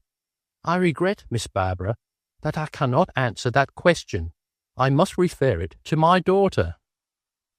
Miss Osborne, responded Jerry, while I should be glad to assist you in recovering your father as a slight return for you having placed mine in the Gillingwater County Jail and kept him there all night, I regret that I am unable to be of the slightest help to you. The perspiration was beading Ardmore's brow, but he smiled as though in joy at Jerry's readiness. We have taken a number of prisoners, said Ardmore, meeting the governor's glance, and while I do not think Governor Osborne can possibly be of the number, yet I shall be glad to produce them all. There's a person in the corn crib, a little way across country, whom I captured myself. I believe he's now tied to a mulberry tree a little way down the road, as he pretended to be the governor of South Carolina, and I feared that he might do himself some harm. Before he ceased speaking, Big Paul strode in. An angry and crestfallen man followed at his heels. "Oh, father!" It was Barbara Osborne's voice, but whatever of anger or joy there may have been in her words and tone was lost in the shout of laughter that broke from Governor Dangerfield. The governor of South Carolina was in no such high humour. He sputtered, swore, stamped his foot, and struck the table with his clenched hand as he demanded to know the meaning of the outrageous indignity to which he had been subjected. The more his friend stormed, the more Governor Dangerfield roared with laughter, but when he could control himself, he laid an arresting arm on Governor Osborne's shoulder and spoke to Barbara. "Barbara, may I ask whether you, like my own Jerry, have been protecting your father's fair name during his absence? And does that account for my night spent in the jail at Kildare? If so—" Governor Dangerfield's laughter got the better of him, but Barbara, with dignity, turned to her father. "It is quite true that finding your absence occasioning serious remark, while your Attorney General took advantage of your absence to annoy me in a most cowardly fashion. With the kind help of Professor Griswold, I did all my power to thwart your enemies, and to show the people of South Carolina that you were not a man to evade the responsibilities of your office. As to the details of these matters, I prefer, father, to speak to you in private." "Professor Griswold?" repeated Governor Osborne haughtily. "I believe I have not the honour of the gentleman's acquaintance." Whereupon, to ease the situation, Ardmore presented his old friend. "Governor Osborne, allow me to present Professor Henry Mayne Griswold, Associate Professor of Admiralty in the University of Virginia, and the author of—" "Griswold?" The anger slowly left Governor Osborne's face. "Do I understand that you belong to the Virginia Tidewater family of that name? Then, sir, without hesitation, I offer you my hand." "Osborne," cried Governor Dangerfield, "we have every reason to be proud of our daughters. They have done their best for us, and they seem to have acted wisely in accepting aid from these gentlemen. And now, what is to be done with Bill Applewhite?" "We have with us that requisition you left on your desk," exclaimed Barbara, turning to her father. "I'm afraid that won't help," laughed Governor Osborne. "That requisition, Barbara, is purely Pickwickian in character." "The deposition of Applewhite," said Cookie, "is a matter of delicacy for both of you gentlemen, and you will pardon me for thrusting myself forward, but that this affair may end happily for all. Neither North nor South Carolina should bear the burden of prosecuting a man to whom, we may say it as between friends here, the governors of both states are under some trifling obligations." The governor of North Carolina exchanged a glance and a nod with the governor of South Carolina. "Therefore," resumed Cookie, "we must hit upon a plan of action that will eliminate both states from the controversy. I will, with your permission, turn Applewhite over to the United States Revenue officers, who are even now in this neighborhood looking for him." "No," cried Jerry, "we shall do nothing of the kind. I met Mr. Applewhite under peculiar circumstances, but I must say that I formed a high opinion of his chivalry, and I beg that we allow him to take a little trip somewhere until the Woman's Civic League of Riley and the Carping Massachusetts Press have found other business, and he can return in peace to his home." "That," said Governor Osborne, "meets my approval." "And I," Ardmore added, "will give him my private caboose in which to cruise the larger Canadian cities." 2 more prisoners were now brought in. "Governor Dangerfield," continued Ardmore, "here is your state treasurer, who had sought to injure you by defaulting the state's bonds due today, which is the 1st of June. And that frowsy person with Mr. Foster is Secretary Billings of the Bronx Loan and Trust Company, who has treated me at times with the greatest injustice and condescension. Whether Treasurer Foster has the money with which to meet those bonds, I do not know, but I do know that I have today paid them in full through the Bookhor National Bank of Riley." Colonel Dorbenspect leaped to his feet and swung his cap. He proposed 3 cheers for Jerry Dangerfield and 3 more for Barbara Osborne, and then the 2 governors were cheered 3 times 3. And when the bungalow had ceased to ring, it was seen that Ardmore and Griswold were in each other's arms. "Surely, by this time," said Mrs. Acheson, "you have adjusted enough of these weighty matters for one day, and I beg that you will all dine with us at Ardsley tonight at 8 o'clock, where my brother and I will endeavour to mark in appropriate fashion the signing of peace between your neighbouring kingdoms." "For Governor Osborne and myself I accept, madam," replied Governor Dangerfield, "providing the flowing frock coats, which are the vesture and symbol of our respective offices, are still in the lodge house on the Raccoon, where I became a prisoner." Chapter 20. Rosa Mundi. Mrs. Acheson and Ardmore had given their last touches to the preparations for the dinner. Every window of the great house shone, and a myriad of lanterns illuminated the lawns and terraces. The flags of North and South Carolina were everywhere entwined, nor were the stars and stripes neglected. They surveyed the long table in the dining room, where gold and silver and crystal were bright upon the snowy napery. "The master of precedence is serious, Tommy," urged Mrs. Acheson. "I cannot for the life of me remember what 2 monarchs do about entering a room at the same time." "Nor do I, Nellie," said Ardmore, "unless they sprint for the door, and the one who gets through first takes the head of the table. Still, that would be undignified, particularly if the kings were old and fat, and if they bumped going through the door and took a header, it would jar the divine right." "Here in democratic America," said Griswold, joining them, "there can be no such preposterous idea of precedence."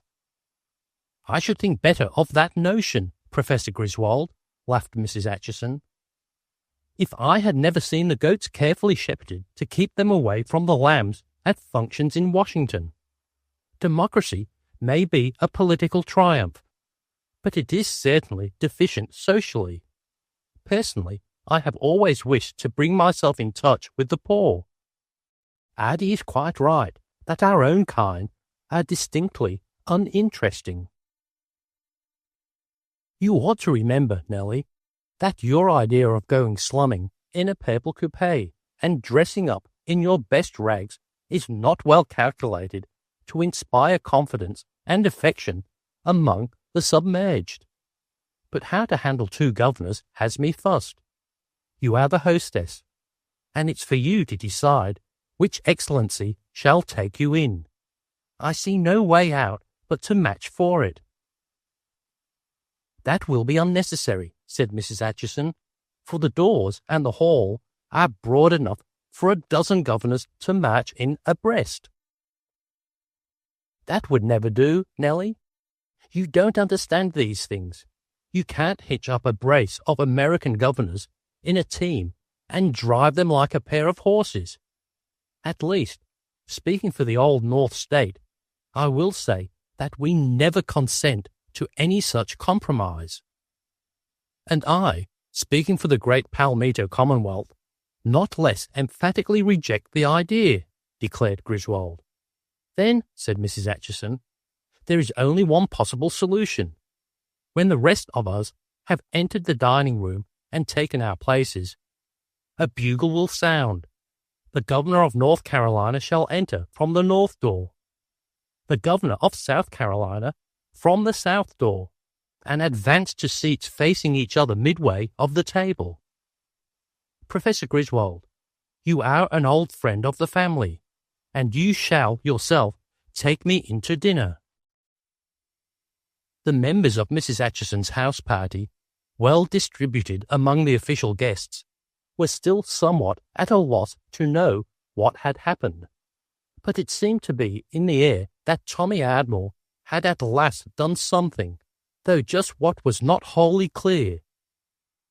It was sufficiently obvious, however, that the little girl with blue eyes, who had the drollest possible way of talking, and whom one never seemed able to take off guard, had seized strong hold upon the Master of Ardsley, and she, on her part, treated him with the most provoking condescension.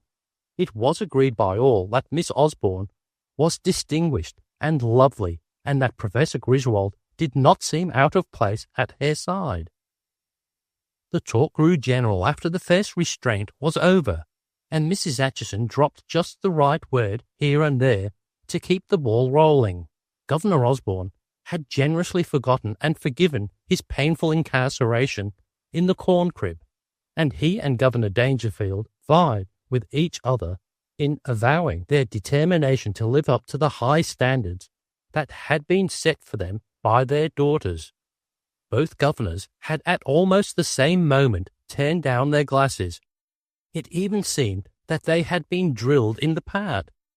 So dexterous were they in reversing them, so nimble did they put from them the hope of wine.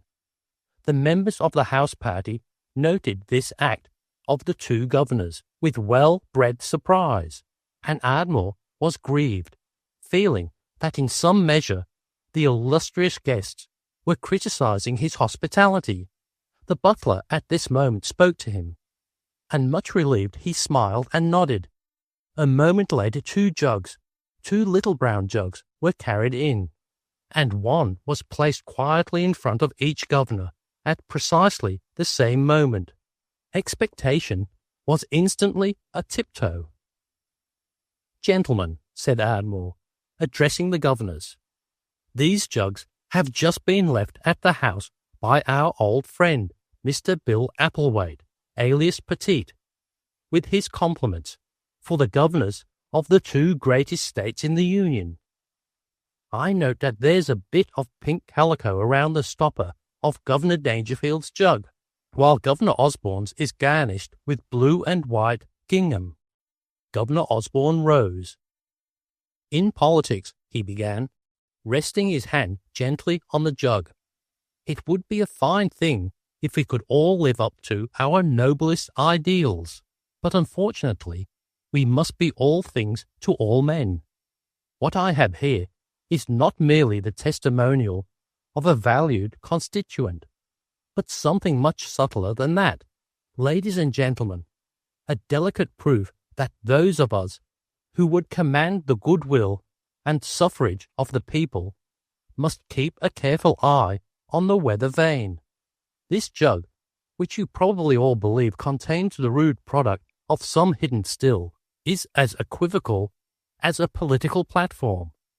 I will illustrate my meaning. All eyes were bent upon the governor of South Carolina as he picked up the jug, twisted the cob stopper for a moment, and then poured into a tumbler, which the butler placed for him. A clear white fluid. Then, turning the stopper slightly, he poured into another glass a thick milk-like liquid. When among my constituents, I almost invariably call for a gourd for drinking purposes in preference to a tumbler, but in this company I shall abandon a custom of the plain people and yield to the habits of the sons of Mammon. I am here, I take it, once more in my official capacity as Governor of South Carolina, and as I am not one to offend the best sentiments of my people, I pledge you, my friends, not in the untaxed corn whisky of Applewaite's private still, but in the excellent and foamy buttermilk of Mrs. Applewaite's homely churn. As he concluded, Governor Dangerfield rose and performed exactly the same solemn rite with the jug before him, pouring whisky into a glass, buttermilk into the other, and leaning across the table, he touched his tumbler of buttermilk to that extended by Governor Osborne. When the applause that greeted this exchange of courtesies had subsided, Governor Dangerfield was still standing, and in a quiet conversational tone, and with a manner engagingly frank, he said, "Before it seemed expedient to follow the reform bandwagon, I held certain principles touching the drinking habit. But the American bar has destroyed drinking as a fine art, and it has now become a vulgar habit. In the good old times, no gentleman ever jumped at his liquor. He took it with a casual air, even with a sanctifying reluctance. The idea of rushing into a public place and gulping your liquor is repugnant to the most primal of the instincts that govern gentlemen. To precipitate a gill of applejack into the most delicate organism, the human stomach, without the slightest warning, is an insult to the human body. More, it is an outrage upon man's very soul. The aim of liquor, ladies and gentlemen, is to stay and lift the spirit, not to degrade it. Drinking at proper intervals ceased to be respectable at a fixed date in human progress, to be exact, at the moment when it was no longer a mere incident of personal or social recreation, but had become a sociological and political issue, staggering drunkenly under a weary burden of most painful statistics. You are eminently right, Governor Dangerfield, said the Governor of South Carolina, helping himself to the salted almonds. But you have used a phrase which piques my curiosity. Will you kindly enlighten us as to how you interpret proper intervals? With greatest pleasure, responded Governor Dangerfield. I remember, as though it were yesterday, my venerable grandfather saying that no gentleman should ever approach the sideboard oftener than once before breakfast, and he was never himself a very early riser. I discount this, however, because he always slept with a jug of Cuban rum, the annual offering of a West Indian friend, easily within his reach at the head of his bed. It was his practice for years to sip a little rum and water while he shaved. He was a gentleman if I ever knew one, and as I look upon him as a standard authority in all matters of deportment and morals, I may safely cite him further in answer to your question. During the long open season in our country, my grandfather constantly rode over the plantation in immaculate white duck, followed by a darky on a mule carrying a basket. On our ancestral estate there were many springs giving the purest and coldest of water, and these were providentially scattered at the most convenient intervals for my grandfather's comfort. And as a slight return to nature for what she had done for him in this particular, my grandfather, in his early youth, had planted mint around all these springs. I need hardly point out the advantages of this happiest of combinations: a spring of clear, icy water, the pungent bouquet of lush mint, the ample basket home by a faithful negro, and my grandfather, in his white duck suit and a Panama hat a yard wide, seated by the mossy spring, selecting with the most delicate care the worthiest of the fragrant leaves. Now, and Governor Dangerfield smiled, I can see you are all busy guessing at the number of stops made by my grandfather in the course of a day, and I hasten to satisfy your curiosity. My grandfather always started out at 6 o'clock in the morning, and the springs were so arranged that he had to make 6 stops before noon, and 4 in the afternoon. But at 5 o'clock, when he reached home, all fagged out by a hard day's work, and sorely needing refreshment, a pitcher of cherry bounce was waiting for him on the west gallery of the house. After that he took nothing but a nightcap on retiring for the night. To my friend, the Governor of South Carolina, I need offer no apologies for my grandfather, once a senator in Congress, and a man distinguished for his sobriety and probity. He was an upright man and gentleman, and died at 92, full of years of honour, and complaining, almost with his last breath, of a distressing, dusty feeling in the throat. When, as time passed, it seemed that every one had told a story or made a speech, it was Ardmore's inspiration that Griswold should sing a song.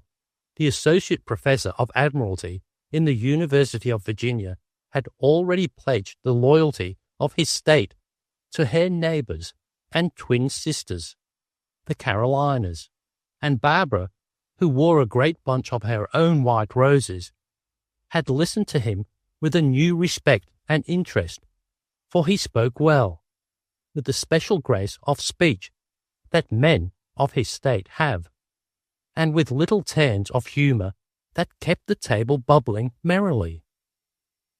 I shall comply with your request, my friends, if you can bear with the poor voice of one long out of tune, and if our host still has in the house a certain ancient guitar I remember from old times. But I must impose one condition, that I shall not again in this place be called by my academic title. I have known wars and the shock of battle along the Raccoon. Here his hand went to his lips in the gesture that had so often distressed Ardmore, and I have known briefly the joy of a military title. Miss Osborne conferred on me in an emergency the noble title of Major, and by it I demand hereafter to be known. The Governor of South Carolina was promptly upon his feet. Henry Maine Griswold, he said in his most official manner, I hereby appoint you a major on my staff, with all the rights, privileges, and embarrassments thereunto belonging, and you shall tomorrow attend me personally in my inspection of our troops in the field. As the guitar was placed in Griswold's hands, Ardmore caused all the lights to be turned out, save those on the table. In the soft candle glow, Ardmore bent his face upon Jerry, who had been merrily chaffing him at intervals, but who feigned at other times an utter ignorance of his presence on earth. as Griswold's voice rose in the mellow dusk, it seemed to Ardmore that the song spoke things he could not, like his friend, put into utterance, and something fine and sweet and hallowed, that sweet Sabbath of the soul that comes with the first love, possessed him, and he ceased looking at Jerry, but bent his head and was lost in dreams, for the song and the voice were both beyond what the company had expected. It was an old air that Griswold sang, and it gave charm to his words, which were those of a man who loves deeply and who dares speak them to the woman he loves. They rose and fell in happy cadences, and every word rang clear. In the longer lines of the song there was a quickening of time that carried the sense of passion, and Griswold lifted his head when he uttered them and let them cry out of him. One of Barbara's white roses had fallen into her lap, and she played with it idly. But after the first verse it slipped from her fingers, and she folded her arms on the table and bent her gaze on the quiet flame of the candle before her, and this was the song that Griswold sang. Fair winds and golden suns, down the year's dim aisle of grey depart. But you are the dear white rose of the world, that I hide in my heart. Last leaves, and the first wild snow, and the earth through an iron void is whirled, but safe from tempest abide in my heart.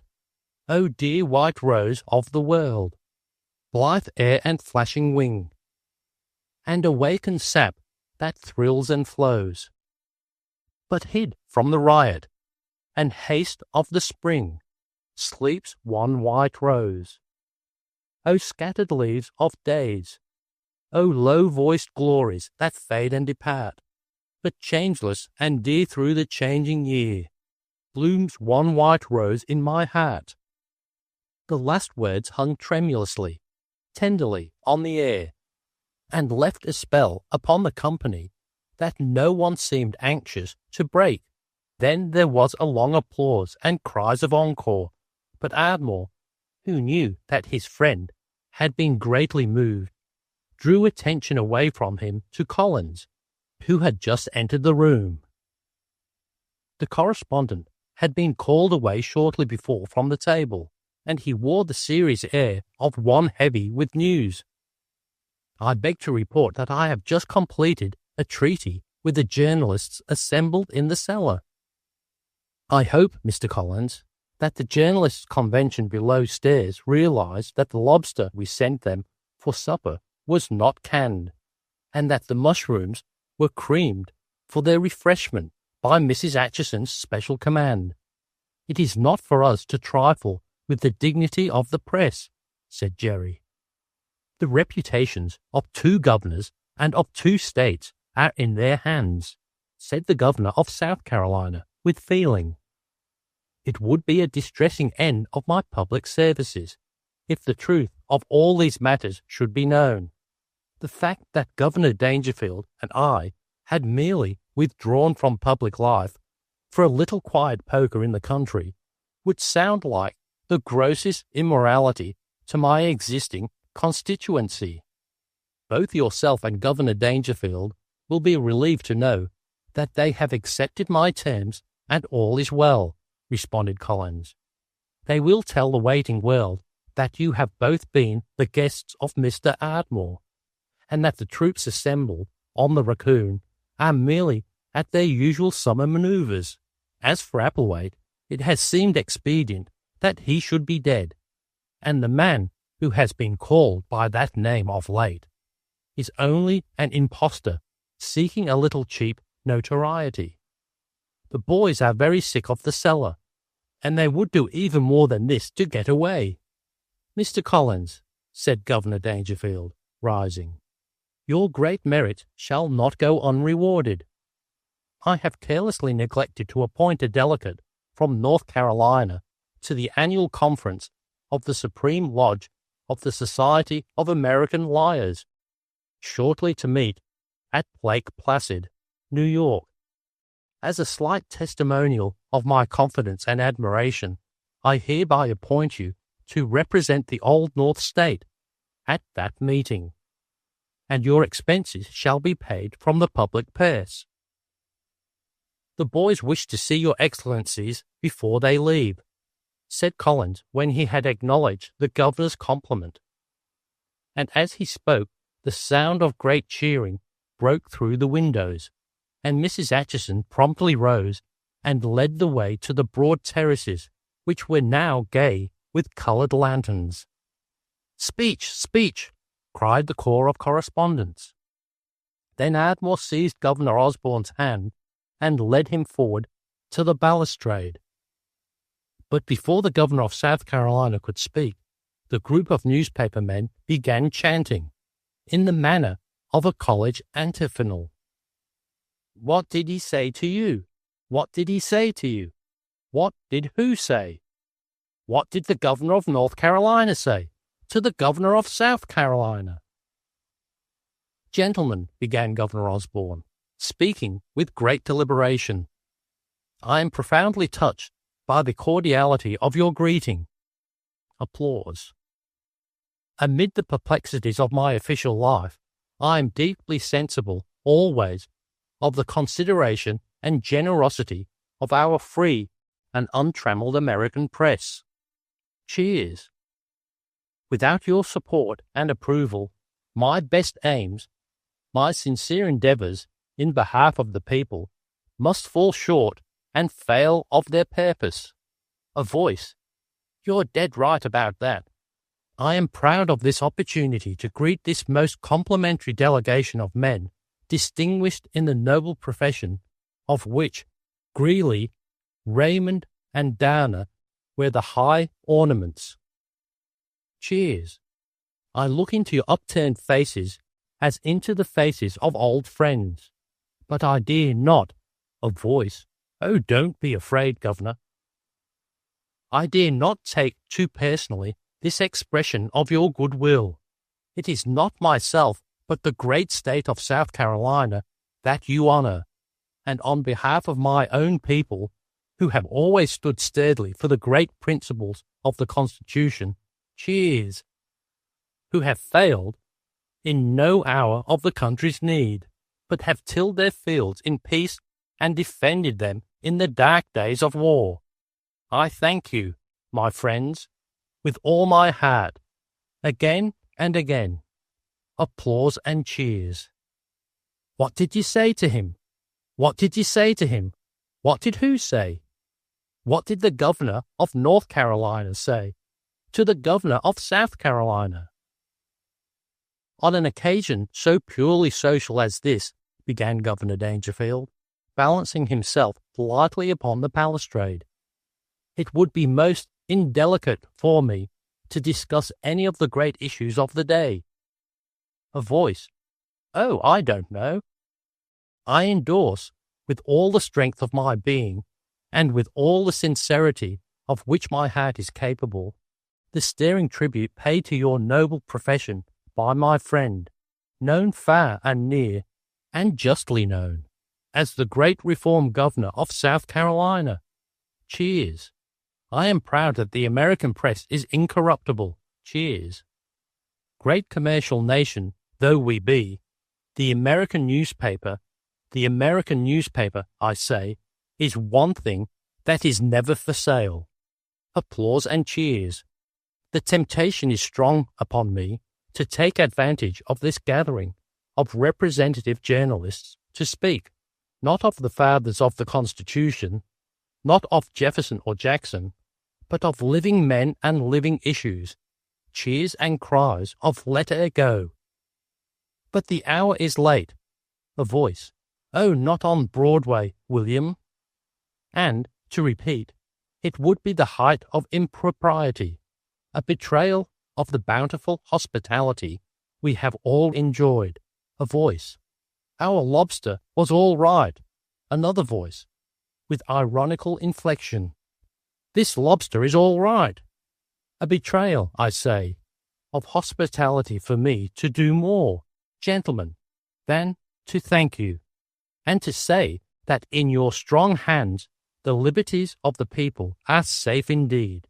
Prolonged cheering. As the correspondents marched away to take the special train provided for them at Kildare by Ardmore, they continued to cheer, and they were still demanding as long as their cries could be heard at Ardsley. What did he say to him? What did he say to him? What did who say? What did the governor of North Carolina say to the governor of South Carolina?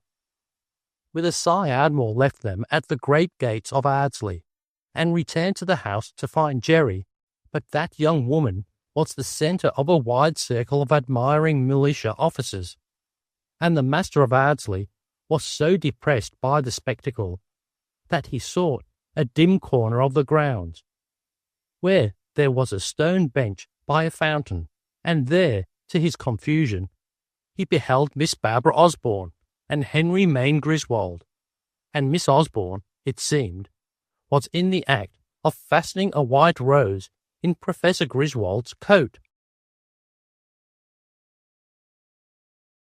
Chapter 21. Goodbye to Jerry Dangerfield. The next morning, Ardmore knocked at Griswold's door as early as he dared, and went in and talked to his friend in their old intimate fashion. The associate professor of Admiralty was shaving himself with care. "You won't have any hard feelings about that scarlet fever business, will you, Grizzy? It was downright selfish of me to want to keep the thing to myself. But I thought it would be fun to go ahead and carry it through, and then show you how well I pulled it off. Don't ever refer to it again, if you love me," spluttered Griswold amiably, as he washed off the lather. "I, too, have ruled over a kingdom, and I have seen history in the making. Quorum pars magna fui." "But I say, Grizzy, there is such a thing as fate and destiny and all that after all. Don't you believe it?" "Don't I believe it? I know it," thundered Griswold, reaching for a towel. He lifted a white rose from a glass of water where it had spent the night and regarded it tenderly. "The right rose under the right star, and the thing's done. The rose, the star, and the girl, the combination simply can't be beat, Ardy." Ardmore seized and wrung his friend's hand for the 12th time, but he was preoccupied, and Griswold, fastening his collar at the mirror, hummed softly the couplet, "With the winking eye, for my battle cry." "Grizzy," shouted Ardmore, "she never did it." "Oh, bless my soul, what was I saying?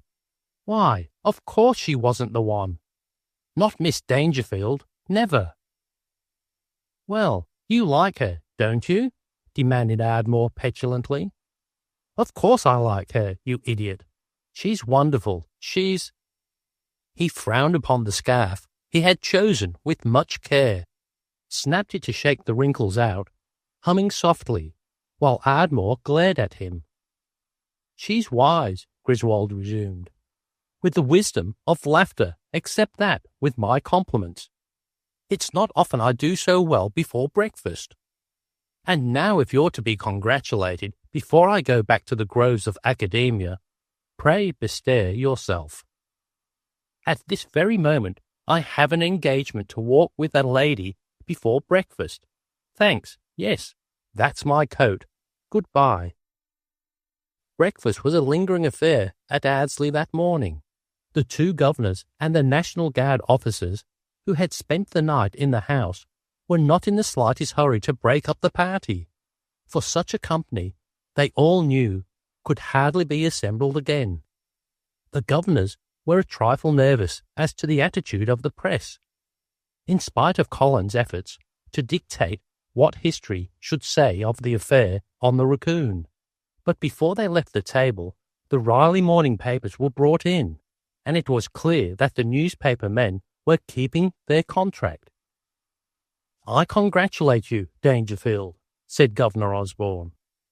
"I only hope that the Columbian Charleston papers have done half as well by me."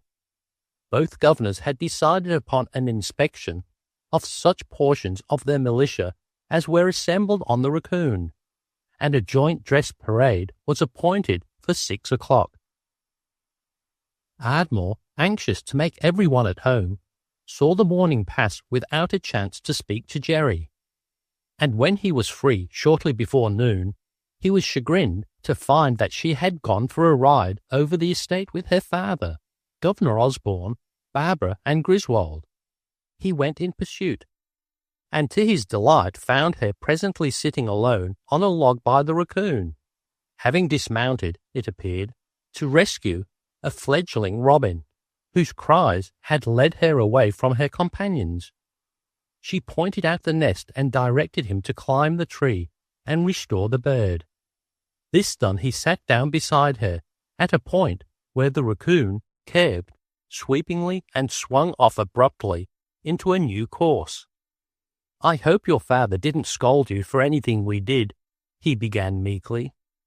"No, he took it all pretty well, and promised that if I wouldn't tell Mama what he had been doing about coming down here with Governor Osborne just to settle an old score at poker, Mama doesn't approve of cards, you know, that he would make me a present of a better riding horse than the one I now have, and might even consider a trip abroad next summer." "Oh, you mustn't go abroad. It's so lonesome abroad." "How perfectly ridiculous. Has it never occurred to you that I am never lonesome? Not even when I'm alone?" "Well," said Ardmore, who saw that he was headed for a blind alley, "I'm glad your father was not displeased with our work. He'll think we did pretty well after he reads our correspondence in his letter books. I told him the stamp we stamped his name with worked better with the red ink pad than with the black one, which ought, at any rate, to be clear enough to a man of Papa's intelligence." "Did you tell him about that railroad lawyer from New York who wanted to suppress the law which compels all locomotive whistles to be tuned at E-flat?" "No, that man sent me a 10-pound box of candy, which was highly improper, considering Papa's position, and I should have scorned to accept the candy, only I had forgotten to keep his card. And besides," added Ardmore gently, "you had eaten the candy. Don't you remember that you left nothing but a few burnt almonds, which you wanted to keep for eating Filipinas?" "Don't be silly," ejected Jerry contemptuously. "It's a good thing that all this fuss about the Applewhite people is over, or I should be worse than silly. My mind was not intended for such heavy work." "I think you have a good mind, Mr. Ardmore," said Jerry, with the air of one who makes concessions. "You really did well in all these troubles, and you did much better than I thought you would the day I hired you for private secretary. I think I could safely recommend you to any governor in need of assistance." "You talk as though you were getting ready to discharge me," said Ardmore plaintively, "and I don't want to lose my job." "You ought to have something to do," said Jerry thoughtfully. "As near as I can make out, you have never done anything but study about pirates and collect pernicious books on the sinful life of Captain Kidd. You should have some larger aim in life than that, and I think I know a good position that is now open, or will be as soon as Papa has cleared out the peanut shells we left in his desk. I think you would make an excellent adjutant general, with full charge of the state militia. You have already had experience in the handling of troops, and as Rutherford Gillingwater never did anything but get typhoid fever to earn the place, I see no reason why Papa should not appoint you to the position." "But you have to get rid of Gillingwater first," suggested Ardmore, his heart beating fast. "If you mean that he has to be removed from office, I will tell you now, Mr. Ardmore, that Rutherford Gillingwater will no longer sign himself Adjutant General of North Carolina.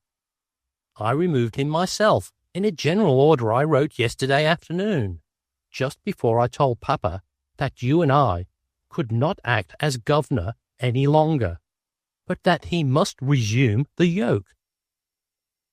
But that must have been a matter of considerable delicacy, Miss Dangerfield, when you consider that you are engaged to marry Mr. Gillingwater. Not in the least, said Jerry. I broke our engagement the moment I saw that he came here the other night, all dressed up to eat and not to fight, and he is now free to engage himself to that thin blonde at Goldsborough, whom he thinks so highly intellectual. Jerry held up her left hand and regarded its ringless fingers judiciously, his heart racing hotly against all records, watched her, and with a particular covertness his eyes studied that trifle of a hand. Then, with a quick gesture, he seized her hand and raised her gently to her feet. "Jerry," he cried, "from the moment you winked at me, I have loved you. I should have followed you round the world until I found you. If you can marry a worthless wretch like me, oh, Jerry." She gently freed her hand and stepped to one side, bending her head like a bird that paused alarmed, or uncertain of its whereabouts, glancing cautiously up and down the creek. "Mr. Ardmore," she said, "you may not be aware that when you asked me to be your wife, and that, I take it, was your intention, you were standing in South Carolina, while I stood with both feet on the sacred soil of the old North State. Under the circumstances, I do not think your proposal is legal. Moreover, unless you are quite positive which eye it was that so far forgot itself as to wink, I do not think the matter can go further." The slightest suggestion of a smile played about her lips, but he was very deeply troubled, and, seeing this, her eyes grew grave with kindness. "Mr. Ardmore, if your muscles of locomotion have not been utterly paralyzed, and if you will leave that particular state of the Union which, next to Massachusetts, I most deeply abhor, I will do what I can in my poor weak way, as father says in beginning his best speeches, to assist you to the answer." Then, for many eons, when he had his arms about her, a kiss, which he had intended for the lips that were so near, somehow failed of its destination, and fell upon what seemed to him a rose-leaf gone to heaven, but which was, in fact, Jerry Dangerfield's left eye. His being tingled with the most delicious of intoxications, to which the clasp of her arms about his neck added unnecessary though not unwelcome delight. Then she drew back and held him away with her fingertips for an instant. "Mr. Thomas Ardmore," she said, with maddening deliberation, "it may not be important, but I must tell you in all candour that it was the other eye." End of The Little Brown Jug at Kildare by Meredith Nicholson.